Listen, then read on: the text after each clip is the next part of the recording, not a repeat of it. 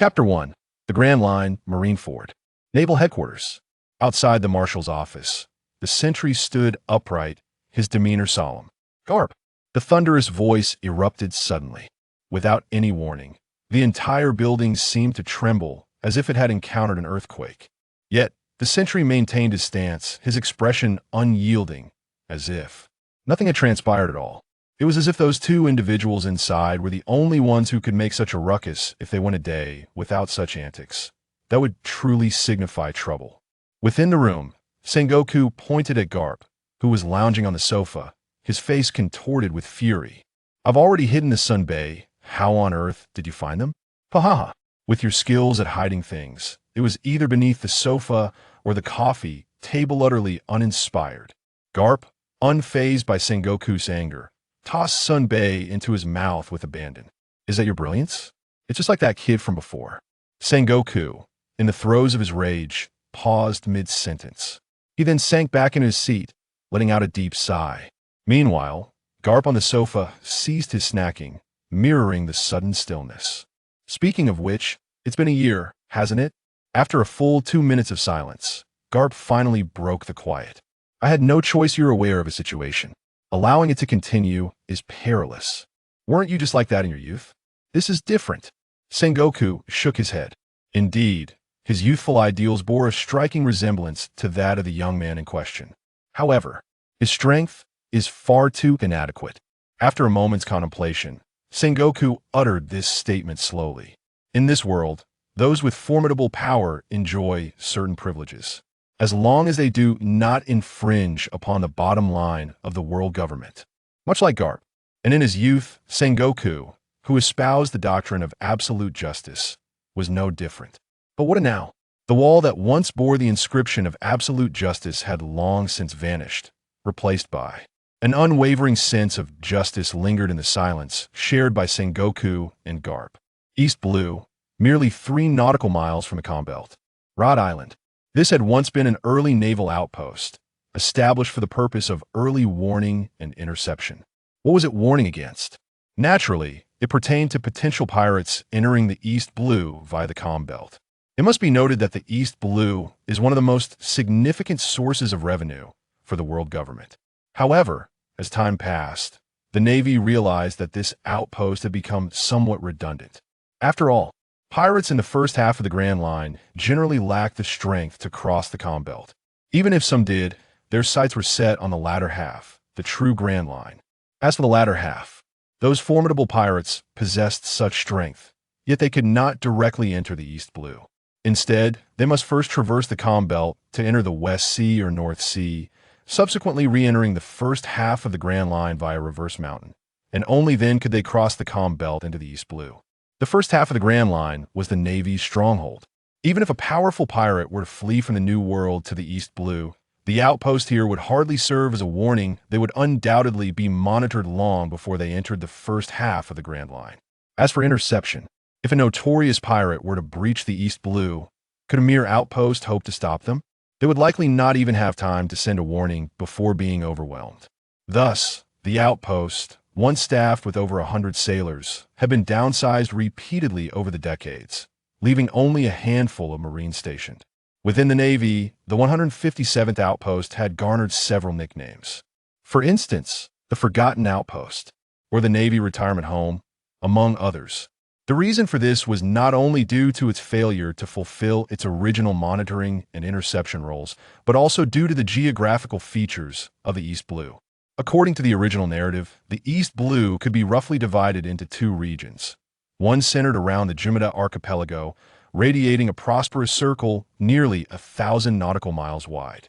All kingdoms and 99 of the islands were concentrated within this area. The East Blue region that Luffy had ventured into after setting sail was also encompassed here. As for the other region, it lay in the direction of the Combelt, extending over 1,000 nautical miles. This area lacked any kingdoms, with hardly a few islands, most of which were mere desolate islets. Not even pirates would deign to visit. After all, no pirate would willingly navigate 1,000 nautical miles to this barren wasteland devoid of any plunderable targets. Thus, the answer was evident. Without formidable pirates crossing the Combelt, The local waters were devoid of even East Blues pirates. Every day, they found themselves at a loss for what to do. Was this not a retirement home for the Navy? For decades, this had been the status quo for the 157th outpost. Yes, until a year ago, inside the laboratory, Roland's eyes were fixed on the syringe filled with a deep blue, mysterious liquid on the testing table. For once, a glimmer of excitement crossed his face. Beside him stood a disheveled man, his shirt buttoned incorrectly, draped in a wrinkled white lab coat. "Silas, have you conducted the tests?" Taking a deep breath, Roland finally spoke. 20 years. He had been an utter failure for a full 2 decades. Despite having honed his body to its limits, what was the outcome? 5 points of combat power. It is worth noting that even an ordinary Marine in the headquarters possesses around 10 points of combat power, let alone an untrained average adult, who would typically have 7 or 8 points. As for him, perhaps today, all of this would come to an end. How could Roland not feel exhilarated? "Colonel, we have tested your cells, and the results are exceptional. However, given that there is no second case like yours in the world, we cannot proceed with live clinical trials." Roland nodded. No second case in the world? This was undoubtedly true, for he was not a native of the pirate world, but a transmigrant. A transmigrant from Earth. In fact, the very kind that had taken over a body. Originally, possessing a body was quite advantageous, as soul transference into another's body always felt somewhat disconcerting. However, the issue with body possession was that his body was that of a human from Earth. Have you ever seen an Earthling capable of training their body to such extremes as those in the pirate world? There was simply no way it was a racial imitation. This was precisely why Roland had remained at 5 points of combat power until now. It was not that he lacked effort, on the contrary. During his time at the Naval headquarters, he had trained harder than anyone else. Yet the results were disheartening. "Can I inject it directly?"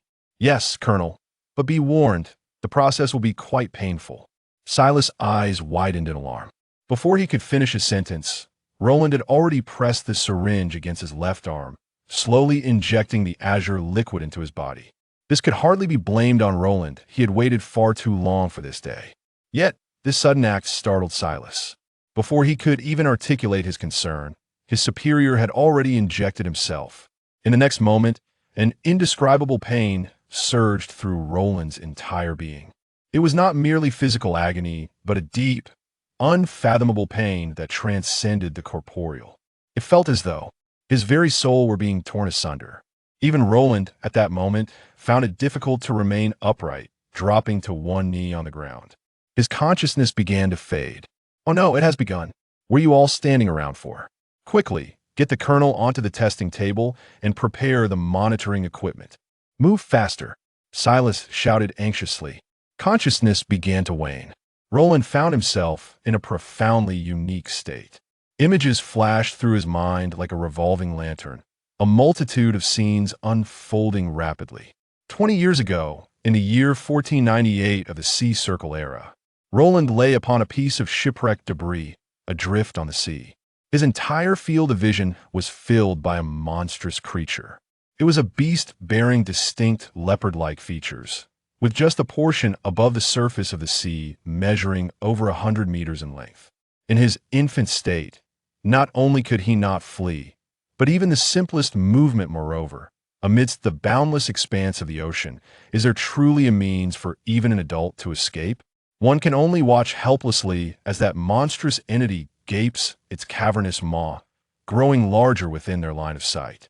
Yet, suddenly, a figure emerges within the field of vision, positioning itself between Roland and the beast.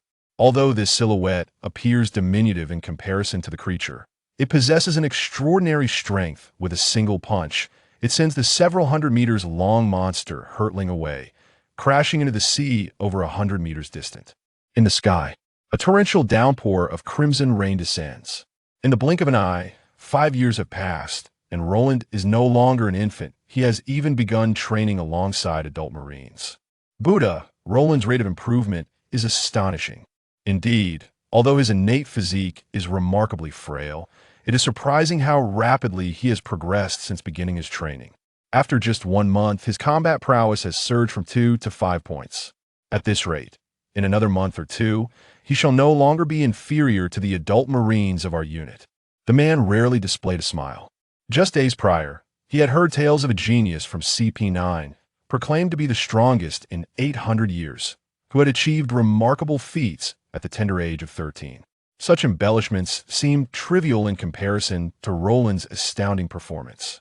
A month's advancement from 2 to 5 points is nothing short of extraordinary for a child barely 5 years old. If all goes according to plan, Roland is destined to become a leader among the younger generation of the Navy. However, the phrase "if all goes according to plan" implies that unforeseen events may arise. 3 months have elapsed once more. Despite Roland's unwavering dedication, the man gazes at the results of Roland's recent assessment, utterly bewildered. His combat prowess remains stagnant at 5, with no sign of improvement. In the subsequent year, the man contemplated numerous solutions, even redeeming his military accolades for a precious ancient Zoan-type devil fruit. It is well known that Zoan-type devil fruits significantly enhance physical capabilities, and ancient varieties even more so. Yet what was the outcome? Utterly ineffective.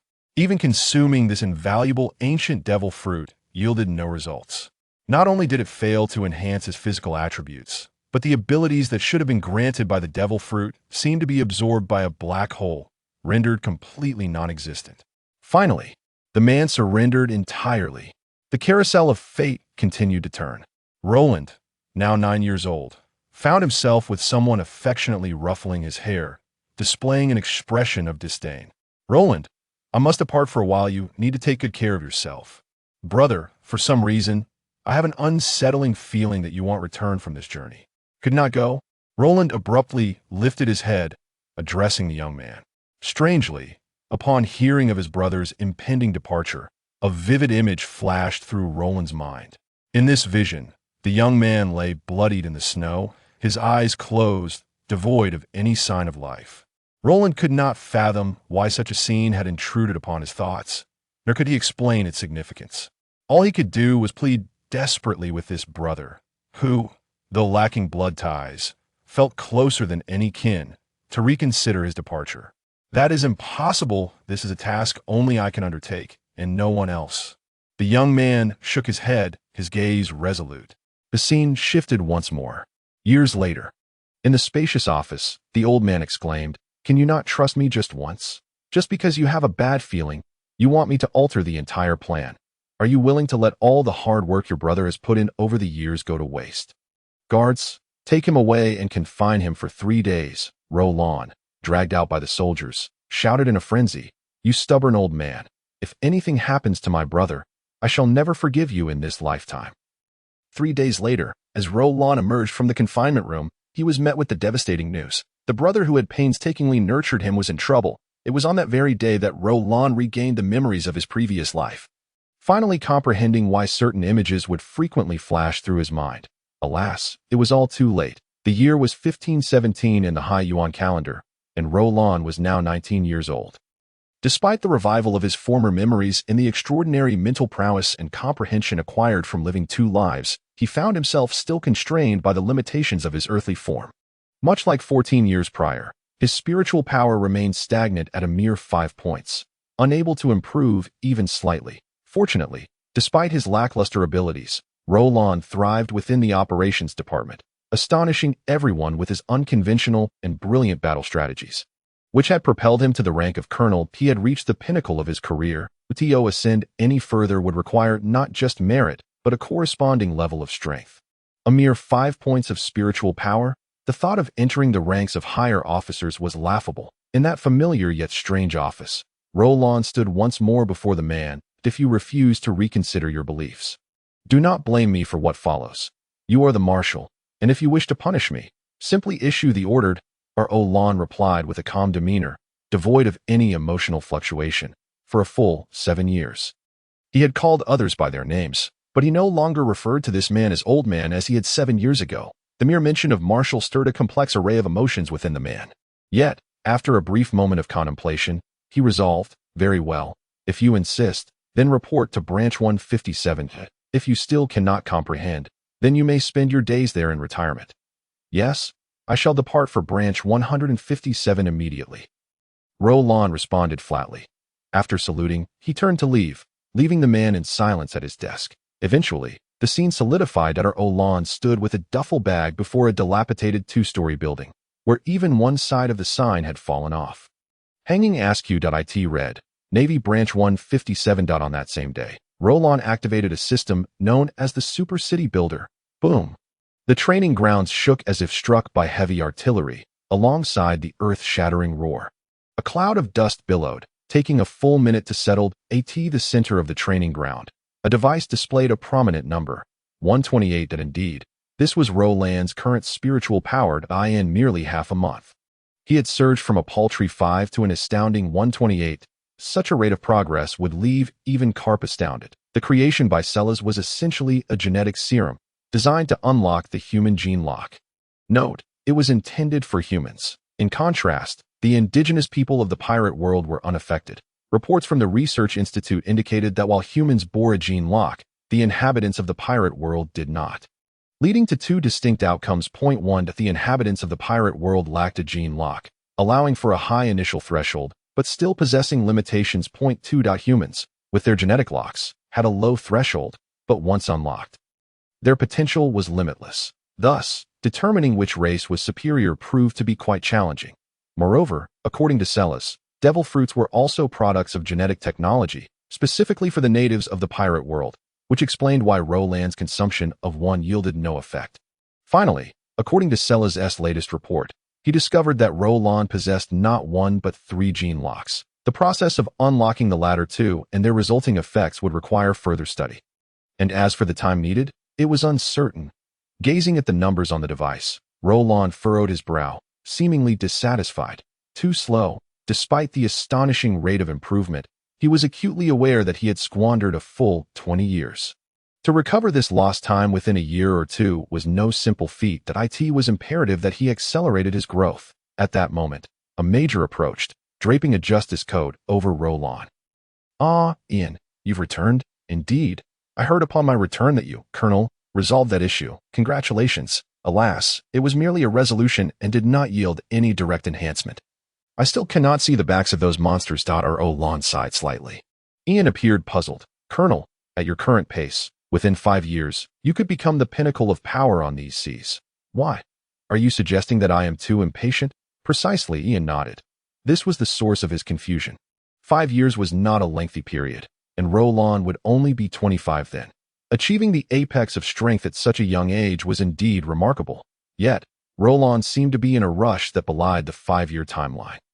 "Ian, do you believe that in 2 years, the entire world will erupt into chaos? Before that, I must acquire sufficient strength. 5 years. By then, it will be too late." Roland gazed skyward, speaking with profound intensity. This only deepened Ian's confusion. Nevertheless, as a loyal aide who had followed Roland since their time at headquarters, even volunteering to accompany him into exile a year prior, he refrained from pressing further. "By the way, how did the task fare?" After his moment of contemplation, Roland shifted his focus from the sky and inquired at his aide. Ian often found himself away from the branch, evidently engaged in significant missions. "It has been accomplished. This time, we garnered a substantial yield of over 17 million berries, all successfully deposited."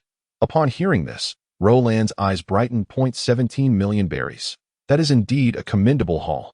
"Colonel, I also brought back 2 other critical pieces of news."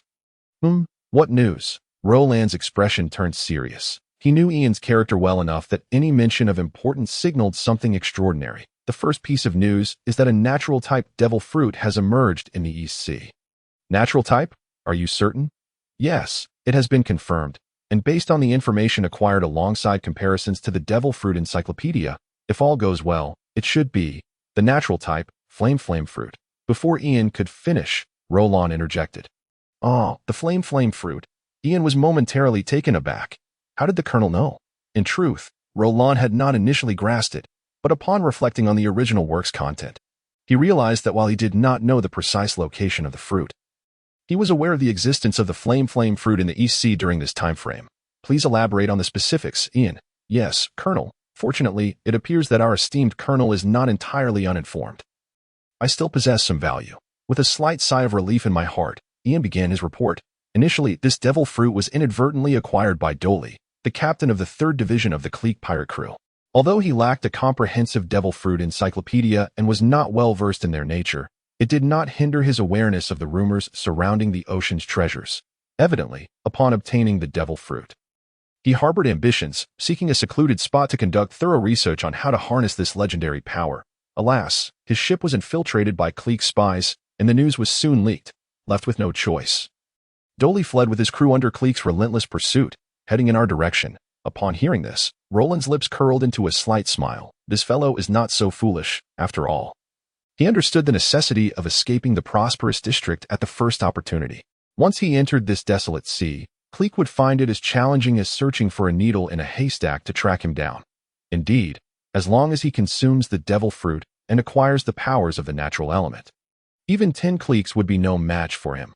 Ian wholeheartedly agreed with Roland's analysis. However, he was oblivious to Roland's current thoughts. Consume this Mara Nomi, although I am unaware of how Ace ultimately acquired it. One thing is certain, Doli does not have the fate to claim it.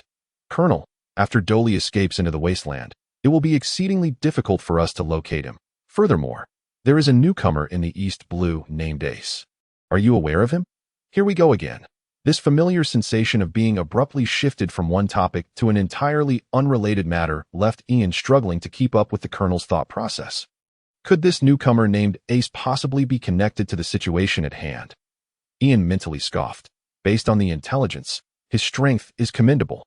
Yet, he remains a lone commander with only a flimsy raft. He is far from becoming a threat. Well, keep an eye on him. He will lead us to Doli. What a perplexing connection. Is there truly a relationship between these two? But, yes, Colonel, I understand. During my time in the headquarters staff department, I had already cultivated a habit. Whenever Roland spoke of something, no matter how absurd, the first course of action was not to question or inquire, but to execute. For ultimately, one would discover that every command issued by Roland seemed to possess an uncanny foresight. Precise and unerring to no task was ever superfluous. Roland's super city building system is an exceedingly costly endeavor. This is because all functionalities require points for activation, and the only means of acquiring points, aside from sporadic missions, is through the exchange of berries. One can trade 10,000 berries for 1 point. It's straightforward, yet the problem lies in Roland is broke. Indeed, upon arriving at the 157th branch, he had merely 100,000 berries to his name. Well, 10 points won't accomplish anything.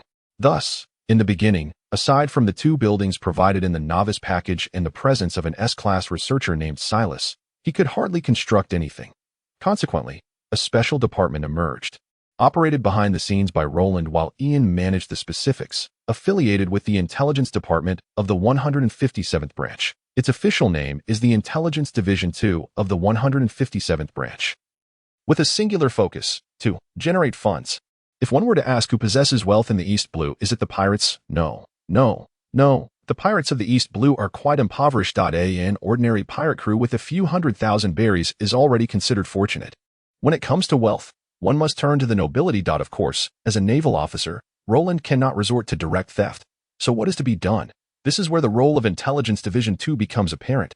First, 2 suitable targets are selected. The reason for choosing 2 is clear. 1 wealthy noble and 1 ambitious pirate crew. Once targets are identified, Intelligence Division 2 will provide indirect information to the pirate crew through various means. They may even covertly lend a hand to ensure the success of their plundering endeavors and maximize profits. And once everything is concluded, the pirate crew in action will often vanish without a trace. Thus, over the past year, many pirate crews have not only been hunted by the Navy, but have also attracted high bounties from some nobles. Yet, the result? These pirate crews have yet to be apprehended. In just 1 year, Intelligence Division 2 has brought back over 100 million berries for Roland.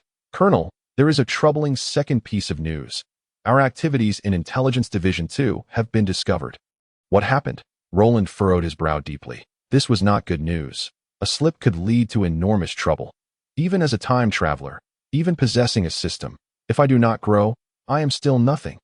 It is like this. During our final dealings with those pirates, we discovered a letter aboard their ship. The contents reveal that someone is aware of everything we have done. If we wish to keep this under wraps, we must assist him in eliminating the dragon pirates that are entrenched in Kokoja village. Should we succeed, he will not only keep our secret but also reward us with 60 million berries.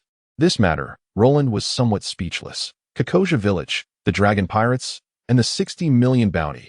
This unmistakably points to Nami, right? Although in the original narrative, she managed to gather $1 billion. That was 2 years later. So, has she already amassed 60 million? How intriguing, exceedingly intriguing. What contact information did she provide you? Yes, along with the letter, there was also a directional transponder snail. Oh, this young lady is indeed willing to spend money. A pair of directional transponder snails do not come cheap. A young lady? A woman? Colonel, do you know this person? Ian's mind was once again clouded with confusion. Pass me the transponder snail. Yes, Colonel. Regaining his composure, Ian retrieved a transponder snail from his pocket. This was not an ordinary transponder snail, but a directional one, meaning only the paired transponder snails could connect with each other. While this type of transponder snail may seem rather foolish compared to a standard one, after all, a typical transponder snail can communicate with any other as long as a different number is dialed. This directional version possesses its own advantages. It cannot be eavesdropped on. Taking the transponder snail from Ian, Roland promptly activated it. Brew, brew, brew. Have you made your decision? Moments later, a voice emerged from the transponder snail. Female, and not very old. Ian quickly reached a conclusion. Just as the colonel had said, it is indeed a young lady. However, how did the colonel know? Never mind, I won't think about it. The more I ponder, the more my head aches. Meanwhile, hearing the voice emanating from the transponder snail, Roland's lips also curled into a slight smile. No problem, I can help you deal with the dragon pirates, but the reward of 60 million berries is insufficient. Hey, you are being unreasonable. Although the dragon is formidable, the total bounty on all of his crew members does not even amount to 60 million berries.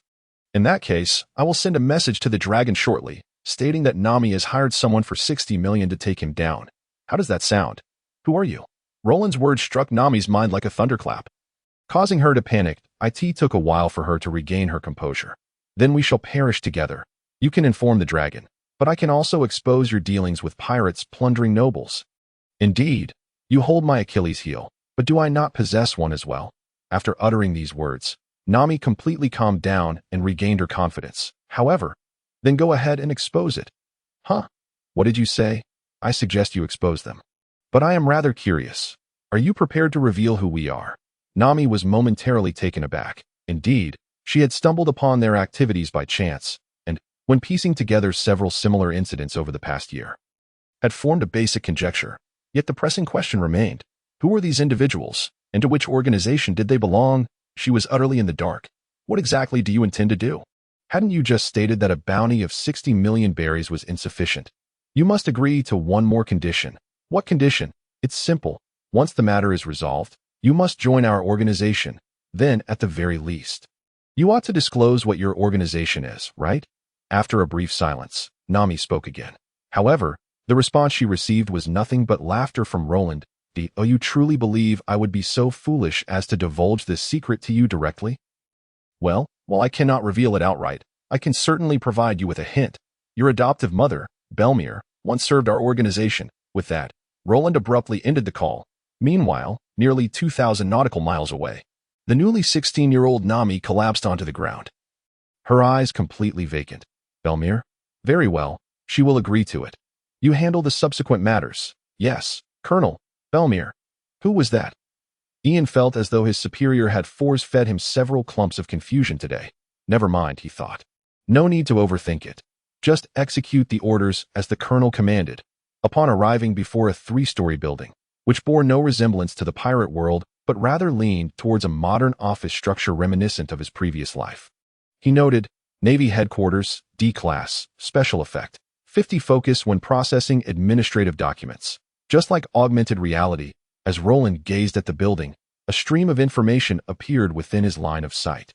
Indeed, this edifice possessed special effects. Roland had constructed 2 such buildings, choosing this one as the branch headquarters precisely for its unique effect. Whenever various administrative documents were processed within the branch, it would enhance concentration, minimizing errors. Although this was of little use to Roland himself, he was not the only one working in this building. As for the other building, it granted a 50 bonus to analytical abilities when handling intelligence documents. It went without saying that it was designated for the intelligence department. Ascending to the 3rd floor, he pushed open the door to a vast office. Like the exterior of the building, The interior was an incongruous modern minimalist design. Particularly striking was the floor-to-ceiling glass wall, which created a breathtaking visual effect. Through the immense glass panels, half of the branch was encompassed within view, resembling a modernized small office park. 2 3-story buildings. 3 2-story buildings, 2 warehouses, 1 factory, 2 dormitory buildings, a large training ground, and a military residential area composed of several villas. This was the entirety of the surface layout. Naturally, this was not all of Branch 157. For beneath it lay 2 special structures granted by the initial novice package, an S-class structure, a honeycomb-style underground comprehensive research center, and a Class A structure, an 800-meter underwater prison. As for personnel, Branch 157 boasted a total of 487 members. Including Roland himself, besides the 150 combat personnel, there were intelligence officers, researchers, logistics staff, factory workers, and more. It was hard to fathom that just a year ago, this place had merely consisted of a dilapidated 2-story building, one that appeared on the verge of collapse, and 7 sailors. All of this remained concealed within the confines of Rod Island. At the heart of the island lay a vast expanse of forest, occupying nearly 23 of the entire land. The former Branch 157 had been established just outside this woodland, a few hundred meters from the coast, but now, a section had been leveled within the forest itself for construction. Unless viewed from the sky, it would be nearly impossible to detect. The previous dilapidated branch building had been preserved, as the Navy delivered supplies every 3 months. Of course, aside from the personnel of Branch 157, nearly 100 pirates were also held captive in the underwater prison. These were all captured by the intelligence department.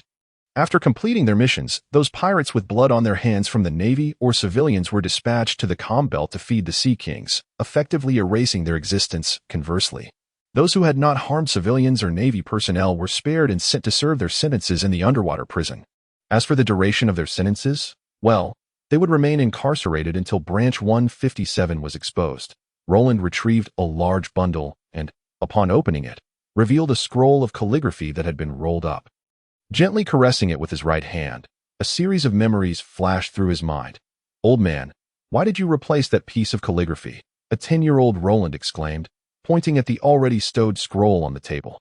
"Roland, you are still young. There are many things you do not understand. Just because I am young does not mean I lack understanding. Absolute justice? Huh, what a joke. It seems to me it is absolute obedience." Enough. Sengoku's booming voice silenced the room. What had the original calligraphy read? It proclaimed, "Justice that rules over all." What did this signify? It meant that justice always occupies the highest position, regardless of who it is. Even the celestial dragons could not transcend justice. In his youth, Sengoku adhered to this principle. However, now that he had become the fleet admiral and encountered a wider array of people and events, his perspective had evolved over time. Justice that rules over all was merely an unrealistic ideal. If he persisted in such a view of justice, the world government could easily dispose of him and replace him with a more obedient figure. Who could guarantee that the newly appointed individual would also possess a sense of justice? Perhaps the entire Navy would be transformed into a dark and murderous organization under the complete control of the world government. By then, not only would the notion of justice that rules over all be rendered moot, but even the existence of justice itself would be called into question. Thus, Sengoku's pursuit of justice gradually transitioned from justice that rules over all to limited justice. This entailed upholding the scant remnants of justice while yielding to the world government. In the world of pirates, absolute justice could also be interpreted as absolute obedience. To obey meant to embody justice. Even with blood-stained hands, to oppose him was to be a pirate, a force of evil. Therefore, in order to preserve that limited semblance of justice, Sengoku replaced the original calligraphy with the phrase, "absolute justice." In a certain sense, was this not Sengoku's way of pledging loyalty to the world government? "Since you have forgotten your initial purpose, then allow me to carry forth this justice from here on." A diminutive figure cradled the calligraphy scroll close to their chest before turning to depart, leaving only the solitary presence of Zhang seated in silence. Reflecting on this, Roland could not help but express his admiration. After regaining his memories, he found himself able to comprehend Zhang's actions. After all, Zhang was not the protagonist. He lacked a system, the foresight of a time traveler, and the formidable strength to dominate an era. One could argue that Zhang had performed admirably within the limits of his capabilities. As for Roland, having spent a year in this place, he had refrained from revealing the scroll precisely because he understood that, in his previous state, he lacked the necessary strength. However, circumstances had since transformed. It was time for the scroll to be displayed once more. Before long, the previously bare wall was adorned with the expansive scroll, upon which 7 grand characters were inscribed. Justice of Junlin Tianxia, Kikixia Village, Noki Gao. Do you believe this matter to be true? Did Belmel truly serve this organization? If so, what manner of organization could it be? It had been quite some time since she had last spoken with Roland, yet she remained in a state of indecision. The only organization that came to mind, which Belmel might have served, was the Navy. After a moment of contemplation, Noki Gao finally spoke. Upon hearing this, Nami was initially taken aback, but soon began to shake her head vigorously. Impossible. How could it be the Navy? This organization specializes in exploiting pirates to plunder the nobility. Is that something the Navy would engage in? Yet, the subsequent words from Noki Gao left her stunned. Nami, have you not noticed that over the past year, all the nobles who were plundered were the most corrupt among them? And after each incident, the pirate crews involved have mysteriously vanished without a trace. Though these events appear quite nefarious, over the course of the year, the only ones to suffer harm have consistently been those corrupt nobles and the pirates. Not a single civilian has been implicated. Even the workers and slaves aboard the ships were merely taken away in small numbers, rather than being killed on the spot. That night, Nami pondered for an extended period. It was not until late into the night that she finally retrieved the special transponder snail, which had cost her a fortune of over 1,000,000 berries. Nami, are you not going to sleep? What time is it? The transponder snail rang for nearly a minute before finally being answered. The familiar voice, laden with grievances, was immediately conveyed. The transponder snail even mimicked Roland's disgruntled expression. Nami, who had been quite tense, nearly burst into laughter. I just want to confirm one thing. After joining the organization, you won't make me engage in any nefarious deeds, will you? Rest assured, our organization is dedicated to justice. If you dare to do anything wrong, beware that I shall spank you. Be serious. I am serious. Do you have any other questions? If not, I shall hang up. Honestly, I had just fallen asleep 10 minutes ago. Wait, Nami quickly interjected, fearing that the individual on the other end might terminate the call at any moment. My dear aunt, is there anything else? When will you all be able to take action? In about a month. Why so long, Nami? Do you think I live next door to you? Roland replied with exasperation. Where is Rhode Island? On the far edge of the East Sea, right next to the Windbelt. And Kikixia Village? Well, it happens to be near the Jumida Archipelago, quite close to the heart of the East Sea's prosperous region. The distance between the two locations was over 1,000 nautical miles. Next came the matter of transportation. What era is the pirate world in? The age of sailing ships. Ordinary vessels can only manage a speed of 7 to 8 knots, and even at maximum speed, they cover less than 200 nautical miles in a day. Traveling from Rhode Island to Kikixia Village, it would take at least 10 days, if not more. Not to mention that Roland would first need to address the issues concerning Doli and Ace before setting off to Kikixia Village. Thus, a month's time seemed to be a reasonable estimate. But doesn't your organization have people over here? There are some, but they are only capable of dealing with ordinary pirates that I cannot specifically allocate personnel to handle the evil dragon pirates. Do you think that would suffice? Fine. A month it is. Nami gritted her teeth and nodded. If it were up to her, she would prefer not to wait a single day. However, Roland was correct. Eliminating the evil dragon was no simple task. The evil dragon and his crew constantly propagated the notion that fishmen possess innate strength 10 times that of humans, or that they are a superior race. And given the scarcity of information in the East Sea, Kikixia Village was even more isolated, including Nami. Nearly everyone had been brainwashed into believing that fishmen were exceedingly powerful, to the extent that even the Navy would struggle against them. Thus, she had even interpreted Roland's words as implying that the personnel the organization had stationed in the East Sea were insufficient for the task, necessitating the dispatch of true powerhouses from the Grand Line. Regardless of how Nami interpreted it, the essence remained largely unchanged. For Roland's location was merely separated from the Grand Line by a windless zone. Crossing it would take less than a day. The time required to reach Kikixia Village was indeed comparable to that of someone arriving from the Grand Line. The following day, after receiving a call from Celis, Roland, accompanied by his aide, made his way to the underground research facility. When the elevator doors opened, Celis was already awaiting their arrival. Let us proceed directly to the testing area. Understood. Colonel, please follow me. Roland gestured, taking the lead. Celis wasted no time and promptly guided them forward. Before long, The trio arrived at a testing range located on the third level of the hive. The vast and lofty space made it difficult to believe they were situated hundreds of meters underground. At that moment, several scientists in lab coats awaited their arrival, alongside a long, flat case and a briefcase. "Colonel, which would you like to test first? The rifle." "Very well." Sellers nodded, then waved his hand. Two researchers immediately opened the elongated case, revealing a rifle and 2 boxes of ammunition. Roland stepped forward, not reaching for the gun first, but instead taking one of the boxes filled with bullets. Upon opening it, he extracted a bright yellow bullet. Roland smiled. "Excellent. This is precisely what I wanted." The bullet in his hand was not the typical spherical lead projectile of the pirate world, but rather a distinctly modern bullet. Yes, the kind of modern ammunition from his previous life. Ian observed the bullet in Roland's hand with great curiosity. To him, its design was utterly bewildering. Weren't bullets supposed to be spherical lead projectiles? How had they transformed into this form? "Sellers, please provide an introduction."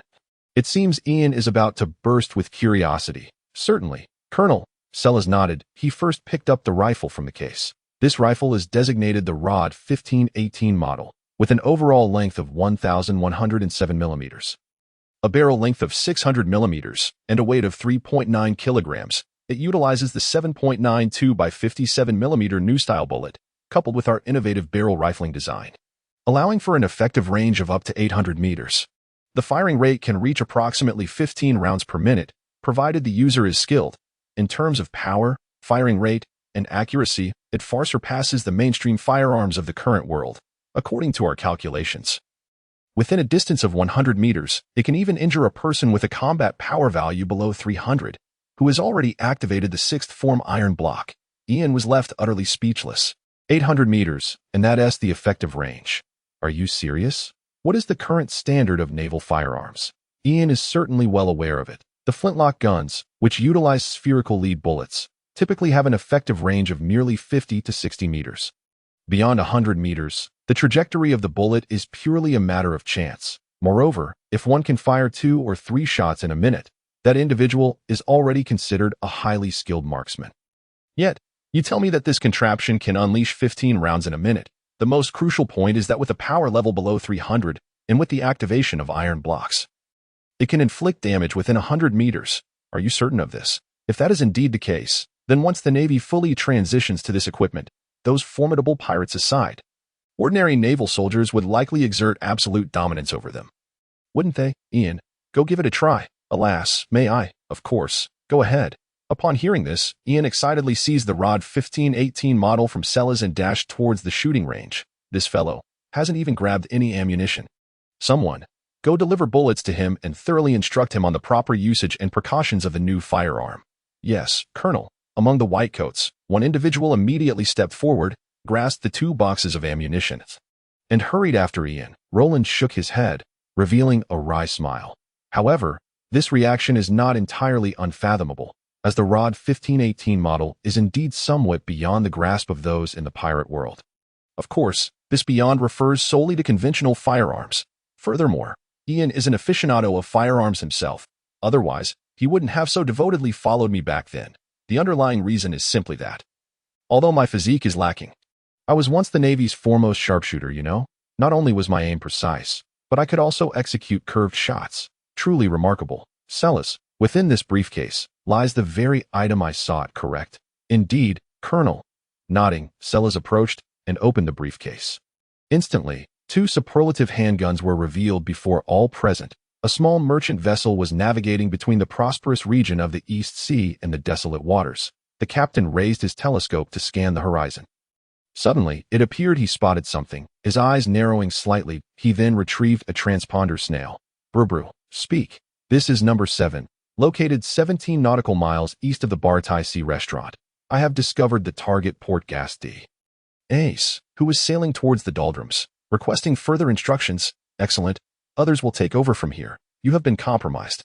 Leave the area immediately and do not raise a suspicion. Understood, Minister." After ending the call, the captain gestured, adjusting the course to depart. After a time, the merchant ship vanished from Ace's line of sight. Of course, Ace paid no heed to the chance encounter with the merchant vessel, for at that moment, he was blissfully asleep on a small raft, completely unaware that he had drifted into the desolate waters of the East Sea. Meanwhile, Ian had knocked on Roland's office door. "Colonel, we have located Ace's whereabouts." "Where?" Upon hearing this, Ian unfurled a map of the East Sea and circled a specific location with a pen. "This is near the Bar Thai Sea restaurant, correct?" "Yes, precisely the establishment situated at the intersection of the prosperous region and the desolate waters, where the cuisine is notably exquisite." Cough coughed up mid-sentence. Ian seemed to realize something, mechanically turning his head, only to find Roland glaring at him with an intense gaze. "That I heard a meal there costs at least several 100,000 berries. Colonel, I swear that is money I saved up myself. Really, more genuine than pearls. I don't believe it, unless you treat me to a few meals in the future. No problem. Colonel, you..." Noticing the sudden smirk on Roland's face, Ian grasped the situation. Is the colonel trying to ensnare him? And for multiple meals at that? With his meager salary of several tens of thousands of berries, could he genuinely afford it? As for the one time he went, it was merely a small indulgence during a business trip to the prosperous region.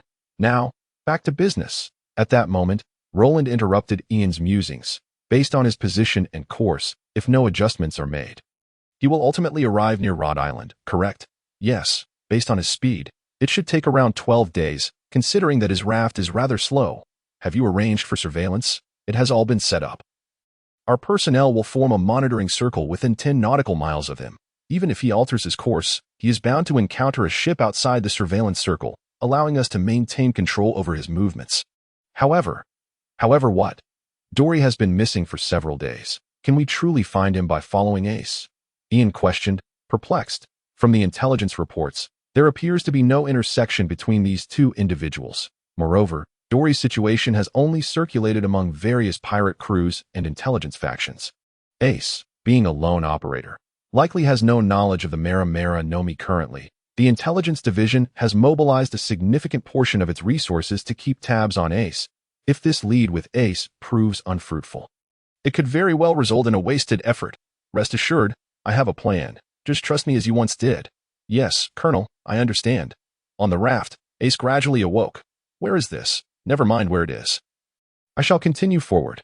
I hope to find a navigator on some island to ease my journey." "Ha!" Laughing heartily, Ace retrieved a bottle of liquor from his bag and took another hearty swig. Meanwhile, over 200 nautical miles away, another sailing ship was also heading towards the doldrums. Its hull bore multiple damages, and the sails had several gaping holes, presenting a rather pitiful sight. "Chief, we've identified the traitor. It is him." Two pirates dragged a bloodied figure onto the foredeck. Dory, clad in tattered captain's attire and a pirate hat, turned around. "It is you." Dory was furious. After being pinpointed by Cleek twice, he realized there must be a spy aboard a ship. Yet he never imagined that this person was one of his most trusted confidants. After all, he had once shielded him from bullets. Why? Why betray me? These two questions, Dory nearly screamed. "For no reason. I was originally sent by the Admiral to monitor you. As for that incident from years ago, it was merely a charade. Dory, I advise you to return and apologize to Admiral Cleek. Rest assured, with the devil fruit in hand, the Admiral will not..." Bang! Before the man could finish, the sound of gunfire rang out. A wisp of blue smoke escaped from Dory's gun barrel. "Now that we have identified the traitor, we shall delve deeper into the desolate waters and find a place to temporarily hide. Once I decipher how to harness the power of the devil fruit, then neither Cleek nor anyone else in the East Sea shall stand a chance against us. Women, wealth, you shall all acquire these. Even more and better than what the nobles possess." Putting away the gun, Dory shouted passionately. Strangely enough, those small-time pirates were entirely captivated by his words, instantly erupting in fervent cheers. The next question to address is where to go. "Does anyone have familiarity with the desolate waters?" "Chief, I previously emerged from the desolate waters." Upon hearing Doli's inquiry, a young pirate immediately stood up with excitement. This was an opportunity to impress the captain, and he had to make a good showing. "Oh, you hail from the desolate sea, are you certain?" "Indeed, Captain. Although the desolate sea is sparsely populated, there are a few villages, and the village where I was born lies deep within this sea." "Excellent. Then tell me, are there any good hiding spots?" Seeing the young pirate's confirmation, Doli chuckled heartily, patting his shoulder before asking, "Well, hiding places are somewhat challenging to pinpoint. No, wait, Captain. If it's just for a short while, I have a perfect hiding spot. Spill it." "Actually, there is a naval branch in this sea." "A naval branch here? You must be joking." No, Captain, believe me, I'm not making this up. The young pirate was startled and quickly assured him. Captain, near the doldrums, there is indeed a naval branch, but it has fewer than 10 personnel stationed there. Moreover, supplies are only delivered every few months. If we could seize this place. Doli's eyes brightened instantly. Exactly. We quietly land on the island and eliminate those few sailors. Not only would we secure an unexpected hiding spot, but we would also remain undetected by the Navy for some time. Splendid. Go inform the navigator of the location. Yes, Captain. 10 days later, a dilapidated pirate ship had approached within 10 nautical miles of Rhode Island. Even from the lookout atop the towering mast, the coastline of Rhode Island was already visible. Captain, that is Rhode Island. Good. Prepare the crew. We will stealthily approach under the cover of night. Understood. In Roland's office, so, this fellow arrived 2 days earlier than Ace and is now waiting for nightfall to launch a surprise attack. Yes, that is our analysis. Ian nodded. As Rhode Island served as Roland's stronghold, how could there be no surveillance in the vicinity? In fact, Doli had already been detected when he was over 30 nautical miles away from Rhode Island. How was he discovered? Let us not forget that the 157th branch has an 800-meter underwater prison located over 600 meters deep off the coast of Rhode Island. Submarines, naturally, are part of this prison's facilities. Otherwise, how would they transport prisoners down? And when there are no transport missions, those 2 submarines are utilized for patrolling the surrounding area. Even now, one submarine is merely hundreds of meters away from them. Yet Doli remains oblivious. Your analysis seems sound. It appears that Doli has indeed done his homework and is aware of our 157th branch's situation, albeit his information seems slightly outdated. Once they land tonight, we will conduct a comprehensive field test of the new rifles. Roland stood up, waving his hand. Yes, Colonel. Soon, the entire branch became bustling with activity. Teams of sailors, after receiving their operational ammunition, were led by their respective captains into the woods. At this moment, there were still less than 2 hours until nightfall. More than 2 hours passed in the blink of an eye. Under the cover of darkness, a pirate ship was making its way towards Rhode Island. Ultimately, it docked just 100 meters from the shore. Shortly thereafter, a small boat carrying several pirates swiftly rowed to the beach. The leader among them was the young pirate born on a small island in the desolate sea who had proposed bringing Doli here. That building ahead must be the so-called Naval 157 branch, right? As soon as they reached the shore, the trio spotted the dilapidated 2-story structure, given its proximity to the coast. Come, stay silent, and follow me. The young pirate waved his hand, and the other 2 stealthily followed, wary of making any noise that might alert the sailors. However, 2 minutes later, the 3 of them were left dumbfounded. How many years has it been since this house was last repaired? After inspecting the area and finding no signs of life or recent habitation, they quickly retreated, fearing the structure might collapse at any moment due to its dilapidated state. It seems this naval branch has been completely decommissioned. Let us return and inform the captain. It's safe to come ashore. The young pirate waved his hand again, and the 3 hurried back to the shore. Unbeknownst to them, 2 individuals from a nearby tree were observing their every move. Colonel, they are likely returning to inform Doli that it's safe to land. It seems they are completely unaware. Prepare everyone. Once we confirm the presence of the devil fruit, we will strike immediately. Understood. Before long. Several small boats had made numerous trips, ferrying batches of pirates and ample supplies ashore. On the beach of Rhode Island, behind Doli stood a formidable lineup of 77 figures. In truth, Doli's second squad had originally boasted over 100 members. However, after narrowly escaping 2 assassination attempts by Click, many had perished under cannon fire. Thus, only this few remained. Nonetheless, even so, this was still a considerable force compared to ordinary pirate crews in the East Sea. Soon, Doli began leading everyone inward, laden with a substantial amount of supplies. However, he clutched a small box tightly in his hand. Judging by its size and Doli's cautious demeanor, it was likely the Logia-type Nami. Upon arriving outside the old 157 branch building, Doli instructed his crew to set up a temporary camp. He himself sat on a nearby rock, opening the small box. Indeed, inside lay a devil fruit, its surface resembling swirling flames. Undoubtedly, the Nami. Doli's understanding of devil fruits was primarily based on rumors, such as tales of the sea's hidden treasures or the notion of a devil residing within the fruit. While it was said that any devil fruit must be consumed without a secure environment, he was hesitant to try it directly. Holding the Nami, Doli fell into deep contemplation. Should he consume it, or refrain? If he did eat it, What if something went awry? Would his subordinates be safe? Yet if he chose not to eat it, he would forever remain devoid of its power. He pondered left and right, but could not reach a decision. Ace, I bet you hesitated for at least 2 days without eating it. Otherwise, how could it fall to me in the original story? Just then, bang, a muffled gunshot shattered the night sky, followed by a chorus of screams. Ah, my hand, my hand. Those setting up the camp suddenly realized their captain's right hand had been shattered, his palm lying on the ground, and the devil fruit had rolled away as well. Before they could comprehend the situation, a barrage of gunfire erupted once more. One by one, the pirates, exposed in the open, fell like targets. When the gunfire ceased, a quick glance revealed at least 30 pirates sprawled on the ground. All were stunned.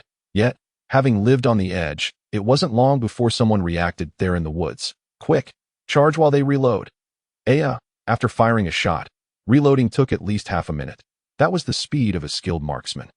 For the untrained, it could easily take a minute or more. That wasn't this common knowledge. Although it was merely half a minute, for those inhabiting the world of pirates, dashing into the woods a few hundred meters away was by no means a daunting task.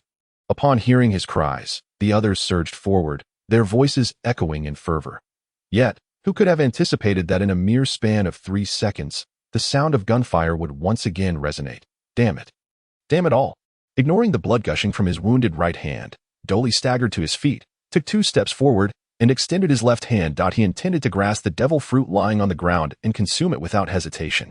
There was no time for doubt. His fate rested upon this very moment. However, before his left hand could touch the flame fruit, another gunshot rang out. Bang! In the next instant, his left wrist was similarly shattered. Turning back, he caught sight of Roland, who stood nearby, brandishing a black pistol in his left hand. Behind Roland lay a multitude of pirates, all fallen in their reckless charge, with not a single survivor. Doli suppressed the urge to use his hands and lunged towards the flame fruit instead. Without hands, I still have my mouth. He opened wide, preparing to devour the devil fruit. Yet, he was far too naive. Bang! As the deep sound of gunfire echoed once more, the entire island fell silent. If anyone believed that the greatest threat to civilians came from the notorious pirates, they were gravely mistaken. It is imperative to understand that the world is only home to a select few who could be deemed true pirates. Most of these pirates possess their own territories and operate much like kingdoms. In stark contrast, it is the mid-tier and lower-tier pirate crews that pose the most significant danger. Their threat does not stem from their individual strength, but rather from their sheer numbers. They are as numerous as the stars in the sky. Even with hundreds of thousands of Navy personnel stationed worldwide, they are utterly incapable of managing them all. It is these pirates who revel in plundering and slaughtering civilians, and therein lies the greatest value of the ROD 1518 model, for it enables Navy soldiers to decisively crush their lower-tier pirate counterparts, thereby mitigating the gravest threat to civilians. Approaching the spot where Doli had fallen, Roland picked up the flame fruit from the ground. So, this is the nature-type flame fruit. Quite beautiful, indeed. Gazing at the fruit in his hand, adorned with scales that resembled flames, Roland couldn't help but admire it. The only pity was, Roland himself could not wield it. Otherwise, he would have relished the opportunity to consume it. Although the original narrative depicted the flame fruit as somewhat lackluster, often overshadowed by Akainu's magma fruit, Roland firmly believed that this was merely a result of Ace's misguided development path. What temperature does magma reach? Between 700 to 1200 degrees, with 1200 degrees being the upper limit.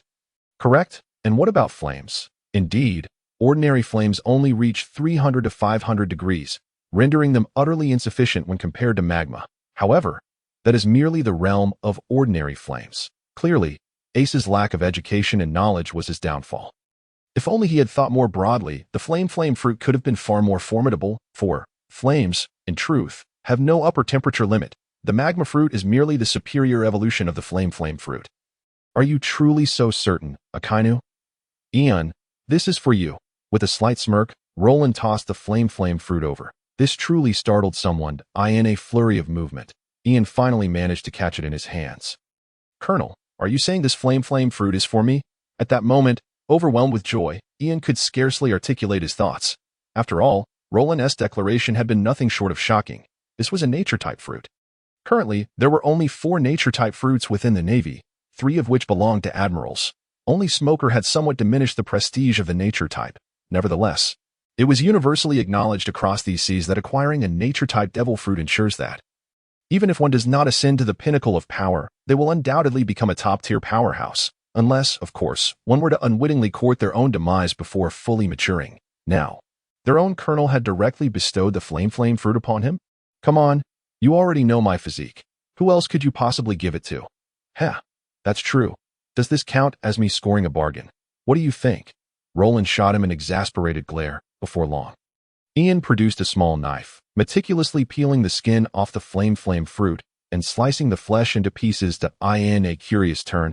He even retrieved a handkerchief from somewhere, unfolding it and tucking it into his collar.